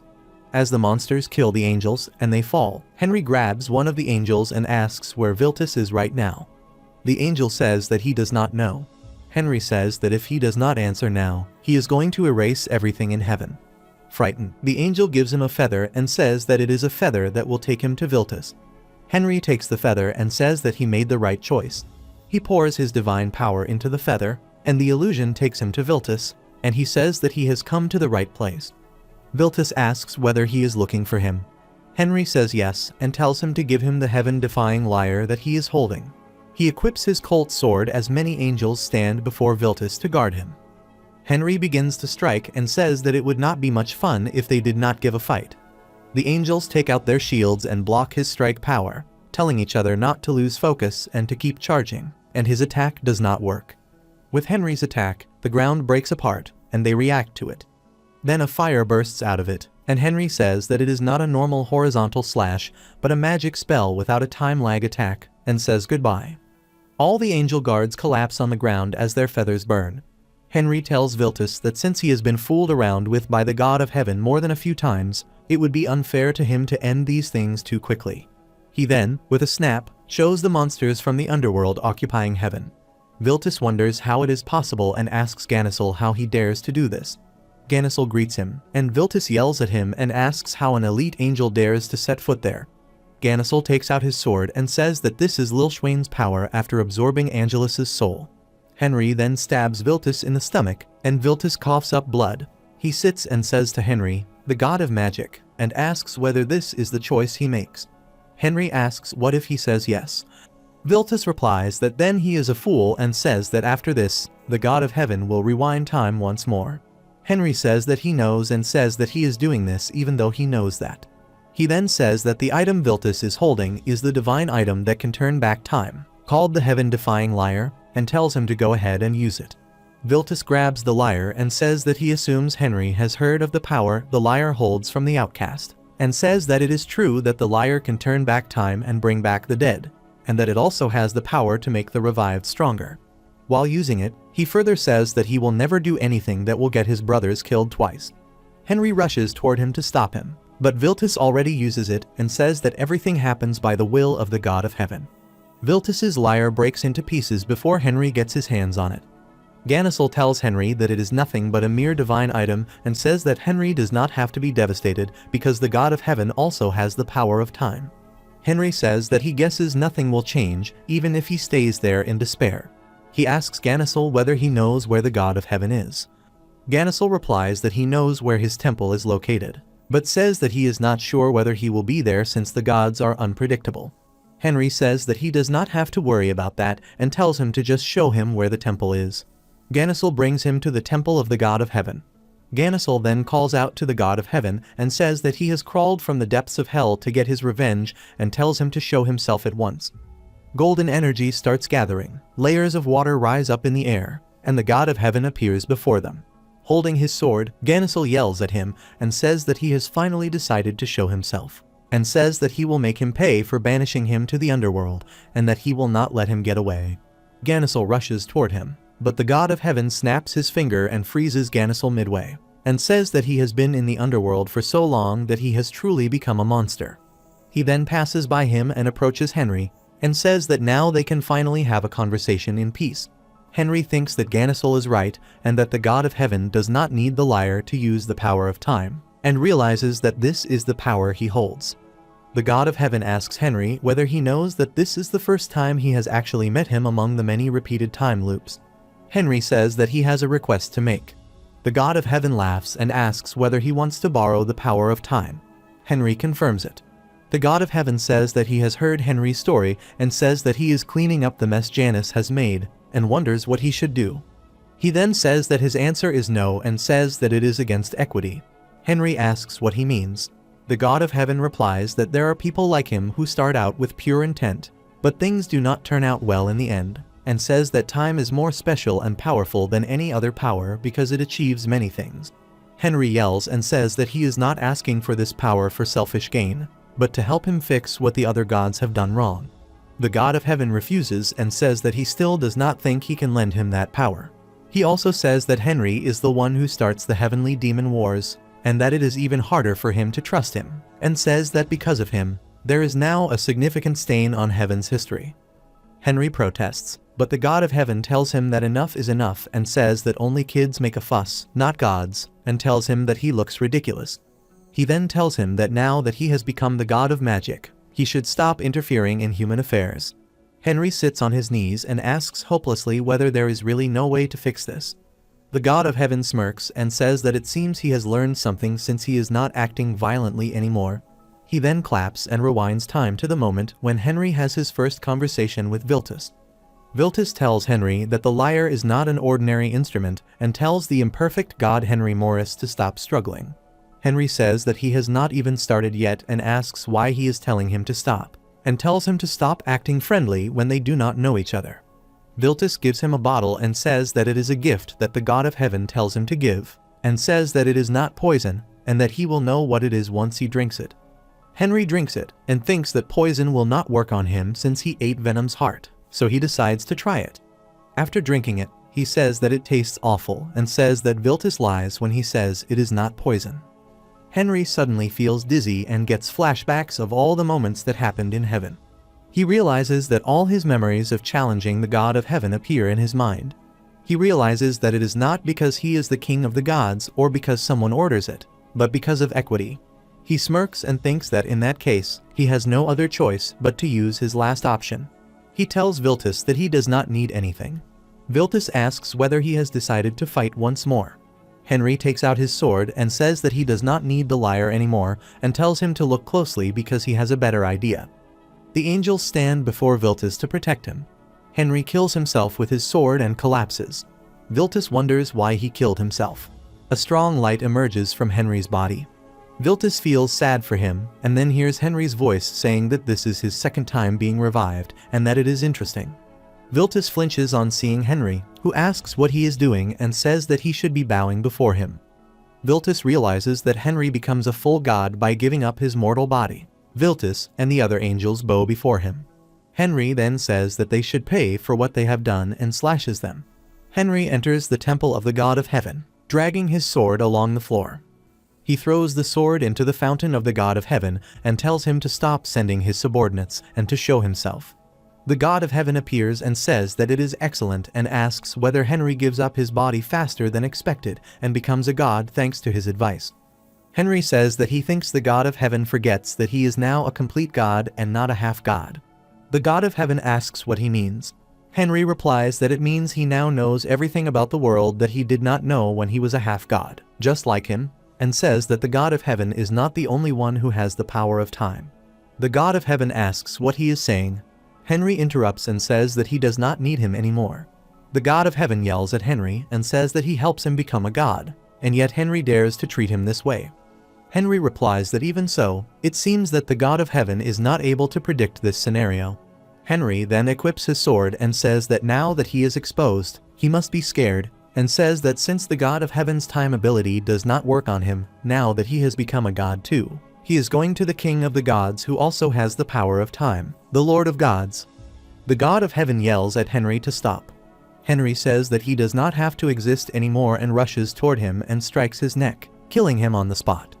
Henry then says that there are two individuals with the power of time instead of just one. and says that if even the Lord of Gods does not lend him power, he will challenge him in the same way.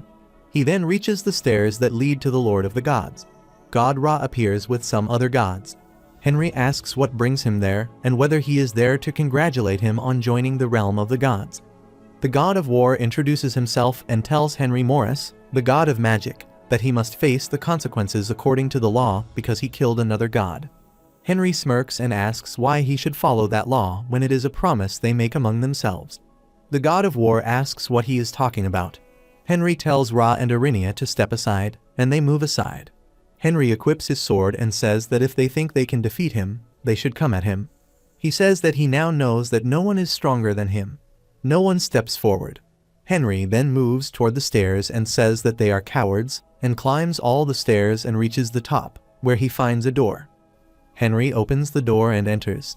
He uses lightning magic to light the place and notices a house and someone sitting outside who looks the same as him and greets him. Henry wonders why he looks like him and asks what is going on.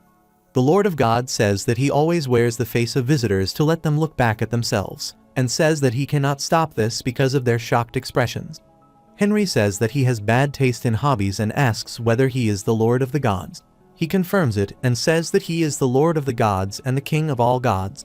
He says that Henry does not have the right to say that, and says that Henry's countless attempts to kill the God of Heaven prove it, and asks whether there is truly nothing in Henry's heart but anger. He says that Henry obtains a new chance in life by luck and uses it only for revenge, and that every action, from killing the God of Heaven to visiting him, is driven by vengeance.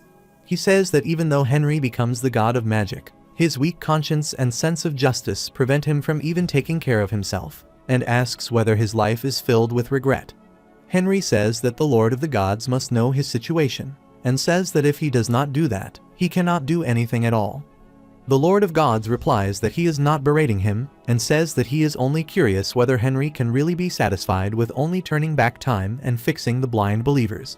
He says that he will lend him the power of time only once and asks whether his real wish is only to fix the blind believers and nothing more. Henry hesitates and says that it is not his true wish and that he wants to go back further in time and correct all his mistakes.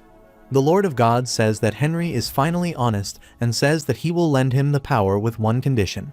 Henry says that he goes through all that trouble, and yet it feels like it is for nothing.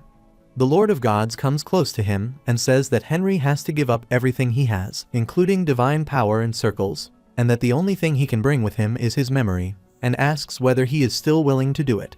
Henry says that there is no right answer in life, and that it is just a series of choices, and agrees to change the past.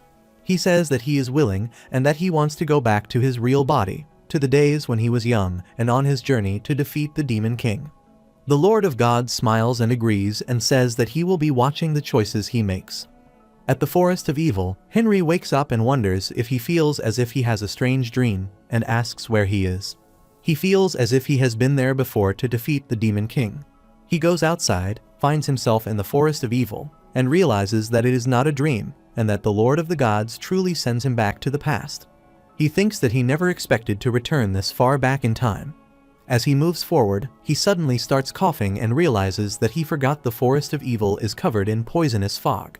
He thinks that he should eat the venom's heart immediately to make himself immune to poison, and that he should eat the hearts of every demon he sees to build his magic power, return to the 8th Circle, and deal with the Demon King who killed Golden with a curse.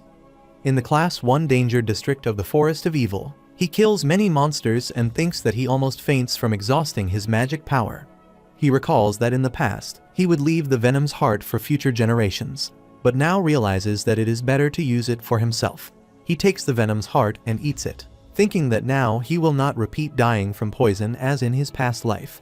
He notes that it tastes disgusting despite being better than the black tear. He sits and practices his mana and manages to generate a circle, thinking that the effects of eating the hearts of demons and monsters and absorbing magic are showing. When the circle is completely formed, he happily says that although it is hard the first time, it becomes easier the second time, and that he quickly regains the 8th Circle with the support of his magic power. Someone appears behind him and says that he comes because he feels powerful magic and finds a human wizard. Henry turns back and realizes that it is Demon King Vigorous, and thinks that Vigorous saves him the trouble of finding him. The Demon King says that Henry wipes out all his subordinates and calls him bold, Henry thinks that now that he has reached the 8th circle, he can kill him on his own and begins gathering magic power. The Demon King calls it a pitiful attempt by a human and says that he will see how Henry manages. Henry thinks that he will finish him with a single blow because he already knows his weakness. He strikes the Demon King and hits the stone on his forehead, cracking it. The Demon King yells and asks how a pathetic human knows this. His badge shatters into pieces, and he collapses. The next morning, Golden Jackson Edward enters the Forest of Evil and wonders what happened because all the monsters are dead. Seeing the body, he wonders whether it is the Demon King. Later, in Henry's tent in the Forest of Evil, Golden tells Henry everything he finds on patrol that morning. Henry suggests that they go back after taking care of the remaining monsters and thinks that Golden would not believe him even if he tells him, so he decides to keep it a secret. Golden asks whether they should leave it like that. Henry asks what else they should do and whether Golden suggests bragging about defeating the Demon King when they do not, and warns him that lies are bound to be caught and that he should not be greedy. Golden sighs and says that it is a shame because he is excited about the thought of defeating the Demon King. Henry thinks that if Golden knew that he would die early due to the Demon King's curse while trying to defeat him, he would not be thrilled. Golden says that there is nothing they can do and suggests that they quickly return to the plains of Lindbergh and finish building the capital so that they can move up the schedule for founding the nation. Henry agrees and thinks that history can be changed once he sets everything right and removes Arthur and other corrupt people. Seeing the soldiers enjoying themselves outside, Golden thinks that they have no choice but to delay founding the empire because of the Demon King. But now they can finally start again. He gathers the soldiers' attention and announces that the Demon King is dead, that they will head back to the plains of Lindbergh, resume building the new empire that they put on hold, share that glory with everyone, and grant them food, weapons, wine, and meat, and that they should celebrate their success together. Henry thinks that this time he will not let anything bad happen to the country that is going to be founded and decides to start by dealing with Arthur. Even though Henry becomes the god of magic, he does not have the power to fix the blind believers. He pleads with the Lord of Gods, gives up his godly powers and the 8th circle, and sends himself to the past to corrupt his destiny, all to save more people with his own power. At the plains of Lindbergh, at the Imperial Palace construction site, Golden finds Henry and asks what he is doing there. Henry replies that he is just about to build the Imperial Palace himself. Golden says that they were hiring Mishu craftsmen to build it and asks what made him change his mind. Henry explains that they were busy back then because of the Demon King and calling for craftsmen, and rebuilding would take too long. He thinks that he already has the complete image of the Imperial Palace in his mind. He uses magic to raise the Grand Mansion, which begins building itself. Henry tells Golden that it will be done by tomorrow and suggests that he rest with the soldiers in the meantime. Golden notes that Henry talks as if he is not going to rest.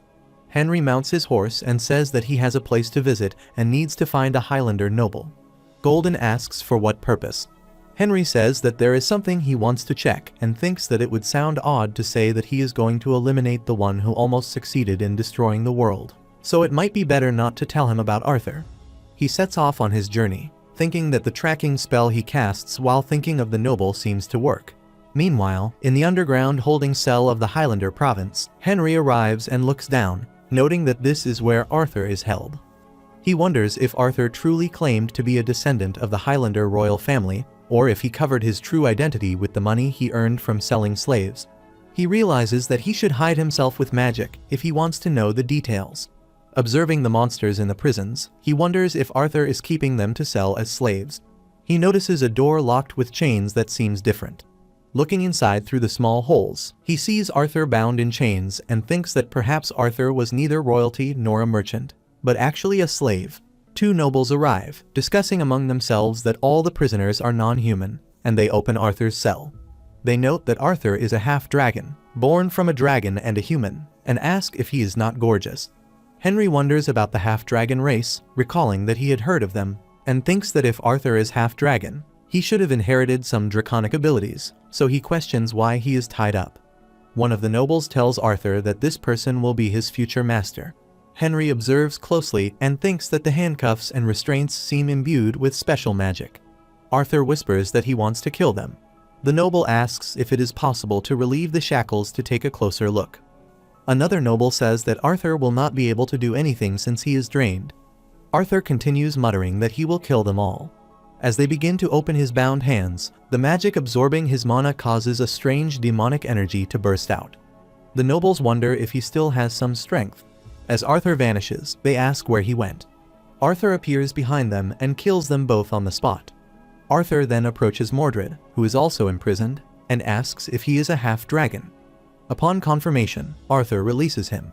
Other prisoners beg to be freed as well, but Arthur tells a human prisoner that he does not need anyone who is not half-dragon and kills that human. He consumes the blood of non-human races to absorb mana and blows off steam while slaughtering all the other non-human prisoners. He feeds Mordred the blood as well. Henry uses sleep magic on them, and they both fall asleep. Henry reflects that while he can understand Arthur killing the slave hunters, he cannot believe that he killed all prisoners of other races except for Mordred, his own kind. Observing him holding a knife, Henry begins stabbing Arthur, thinking that after escaping, he must have changed his appearance and identity upon hearing that Henry is recruiting skilled people. Henry understands that Arthur's life has been pitiful and tough, but there is little he can do about it. After stabbing him, Henry uses fire magic to burn him, hoping that if there is a next life, he will live happily. Now that Arthur is taken care of, Henry considers helping his future allied nations, starting with the Kshatriya kingdom, which helped him the most. He approaches Haribala, who is training on the ground, and notes that he trains from the crack of dawn, observing that he is living up to his title as the king of the desert. Haribala confirms this and asks if Henry thinks he is a weakling. Henry points out that Haribala lost to a weakling in the past, then asks if he has finished his morning training. He recalls the trouble he faced during the Conquest War because of Haribala, and thinks that although he barely won, they became allies and close. Henry becomes serious and tells Haribala that he has something important to share, strictly confidential, not even Golden knows. Haribala, concerned, asks what kind of conversation this is for Henry to be so serious. Henry says that it is important, though he is unsure if Haribala will believe him. He explains that he has reached the 8th circle and created a future sight spell. He says that Haribala will have a son in the future. Haribala asks if he is the only child. Henry confirms but notes that the child despises swordsmanship training so much that he temporarily loses his royal authority, although he will eventually regain it. Haribala asks if this is truly possible for his son, the desert general, to end up like that. Henry says that it is Haribala's choice whether to believe him, but he tells him this as a friend with the sole intention of helping. He hopes Haribala believes what he says. Haribala, worried, asks what kind of future Henry saw. Henry replies that he saw the downfall of the Kshatriya kingdom. Henry explains to Haribala everything that happened because of Janus. Haribala remarks that Henry is asking him to make everyone forget about the god Janus. Henry confirms that even if humans cannot kill a god, if they are unaware of the god's existence, the god will be powerless and unable to do anything. Haribala notes that it seems the future sight spell is indeed real, since Henry knows all the secrets of their royal family. He then asks who Howl is, and Henry says he will introduce him later, thinking that perhaps the child might become the next great wizard, following in his footsteps, and that Haribala should just trust him. Afterwards, Henry visits the king of Sori, Emperor Chen Kang, to warn him of a future epidemic that will affect Sori, and to deliver an invitation to the founding ceremony. He explains that even in Chen Kang's final moments, his daughter will be at his side, though she will likely be left alone after he is gone. Henry reflects that Sori cannot avoid the epidemic due to poor medical technology, and since he cannot force them to believe in the peace religion to take advantage of its healing magic, there is only one solution left. He tells Chen Kang that if Sori forms an alliance with them, combining the magic tower and improving Sori's medical technology, the kingdom will be able to overcome the crisis. Chen Kang, while thinking, considers that an alliance with the magic tower would protect his young daughter from bearing the fate of the kingdom alone. He trusts the offer because it comes from the great wizard and believes it will be best for his daughter, expressing his thanks to Henry. After informing other allied countries of the looming threats, Henry invites them to the founding ceremony of the Eurasia Empire. On the day of the ceremony, at the Lindbergh capital, everyone gathers, and the locals cheer for the empire alongside Emperor Golden. Henry observes Golden's happiness and reflects that the newly built Eurasia Empire will be perfected this time. As in the past, the empire enjoys an unprecedented era of peace and prosperity after its founding, thanks to Henry's tireless management of everything in the empire. A few years later, Henry observes Golden teaching his son swordsmanship, scolding him for a weak tone and noting that a future emperor should not speak so softly. He remarks that silver will become the greatest emperor. Henry thinks that working out is indeed the best way to build character. He then considers taking care of matters he has been putting off. At Draken's laboratory, Henry reads Draken's anatomy book and remarks that he is deeply impressed, though dissecting humans must have made Draken truly insane. Draken explains that there is a reason for it. Henry asks what led him to write the book. Draken hesitates and says he wanted to fix people, having lost his family to the epidemic, and finding that even a priest's healing magic could not help. Henry asks if Draken majored in human studies to find a way to use magic to cure diseases that priests could not heal. Draken confirms this, and Henry reflects that Draken was not a bad person at the start, and he might truly achieve something great. Henry thanks him, noting that he was able to see his own error in imposing rules such as banning human anatomy and black magic, forcing everyone in the magic tower to obey as if he were a tyrant. He grants Draken permission to conduct experiments like those in his anatomy book, offering his support. Draken, shocked, asks if he is serious. Henry confirms and says they can build a medical tower focused solely on developing the art of healing humans, with Draken leading it. Draken asks where the medical tower will be built, and Henry suggests Life's End, thinking it is a suitable location. Henry then thinks it is time to meet another person. Meanwhile, at Hans Morris's mansion, Henry acknowledges that he received the title of Viscount for his role as a soldier and hero in the Unification War and asks why he chose the Morris surname. The Viscount hesitates and admits that he simply admired Henry deeply. Henry reassures him that there is nothing to forgive, as it only shows his admiration. He then inquires about the Viscount's son and wonders if his name is Henry Morris. Seeing the Viscount's troubled expression, Henry concludes that he is correct. The Viscount apologizes, admitting that he looked up to Henry so much. Henry tells Viscount Hans that he has come to make an offer. When asked what the offer is, Henry proposes to personally take in the Viscount's son and raise him as his disciple. The Viscount, excited, quickly agrees and asks why Henry goes to such lengths for their family. Henry explains that the son saved the country in his past life, leaving the Viscount confused. Many years pass, and Henry grows old. He reflects with gratitude that he was able to set things right again. His disciple approaches and says that he thinks he can finally reach the sixth circle. Henry tells him that it is too early and that he should be patient. The disciple insists that he wants to become like Henry as quickly as possible. Henry asks if he has thought about why he was taken in as a disciple. The disciple answers that it is because Henry saved the country in his past life and assumes he is going to repeat that again. Henry, after looking at him, quietly moves to leave, saying that he does not know and advises the disciple to think about it on his own. The disciple reminds him that Henry said he would explain someday. Henry asks when, and the disciple, while following him, questions whether he is really going to be like this.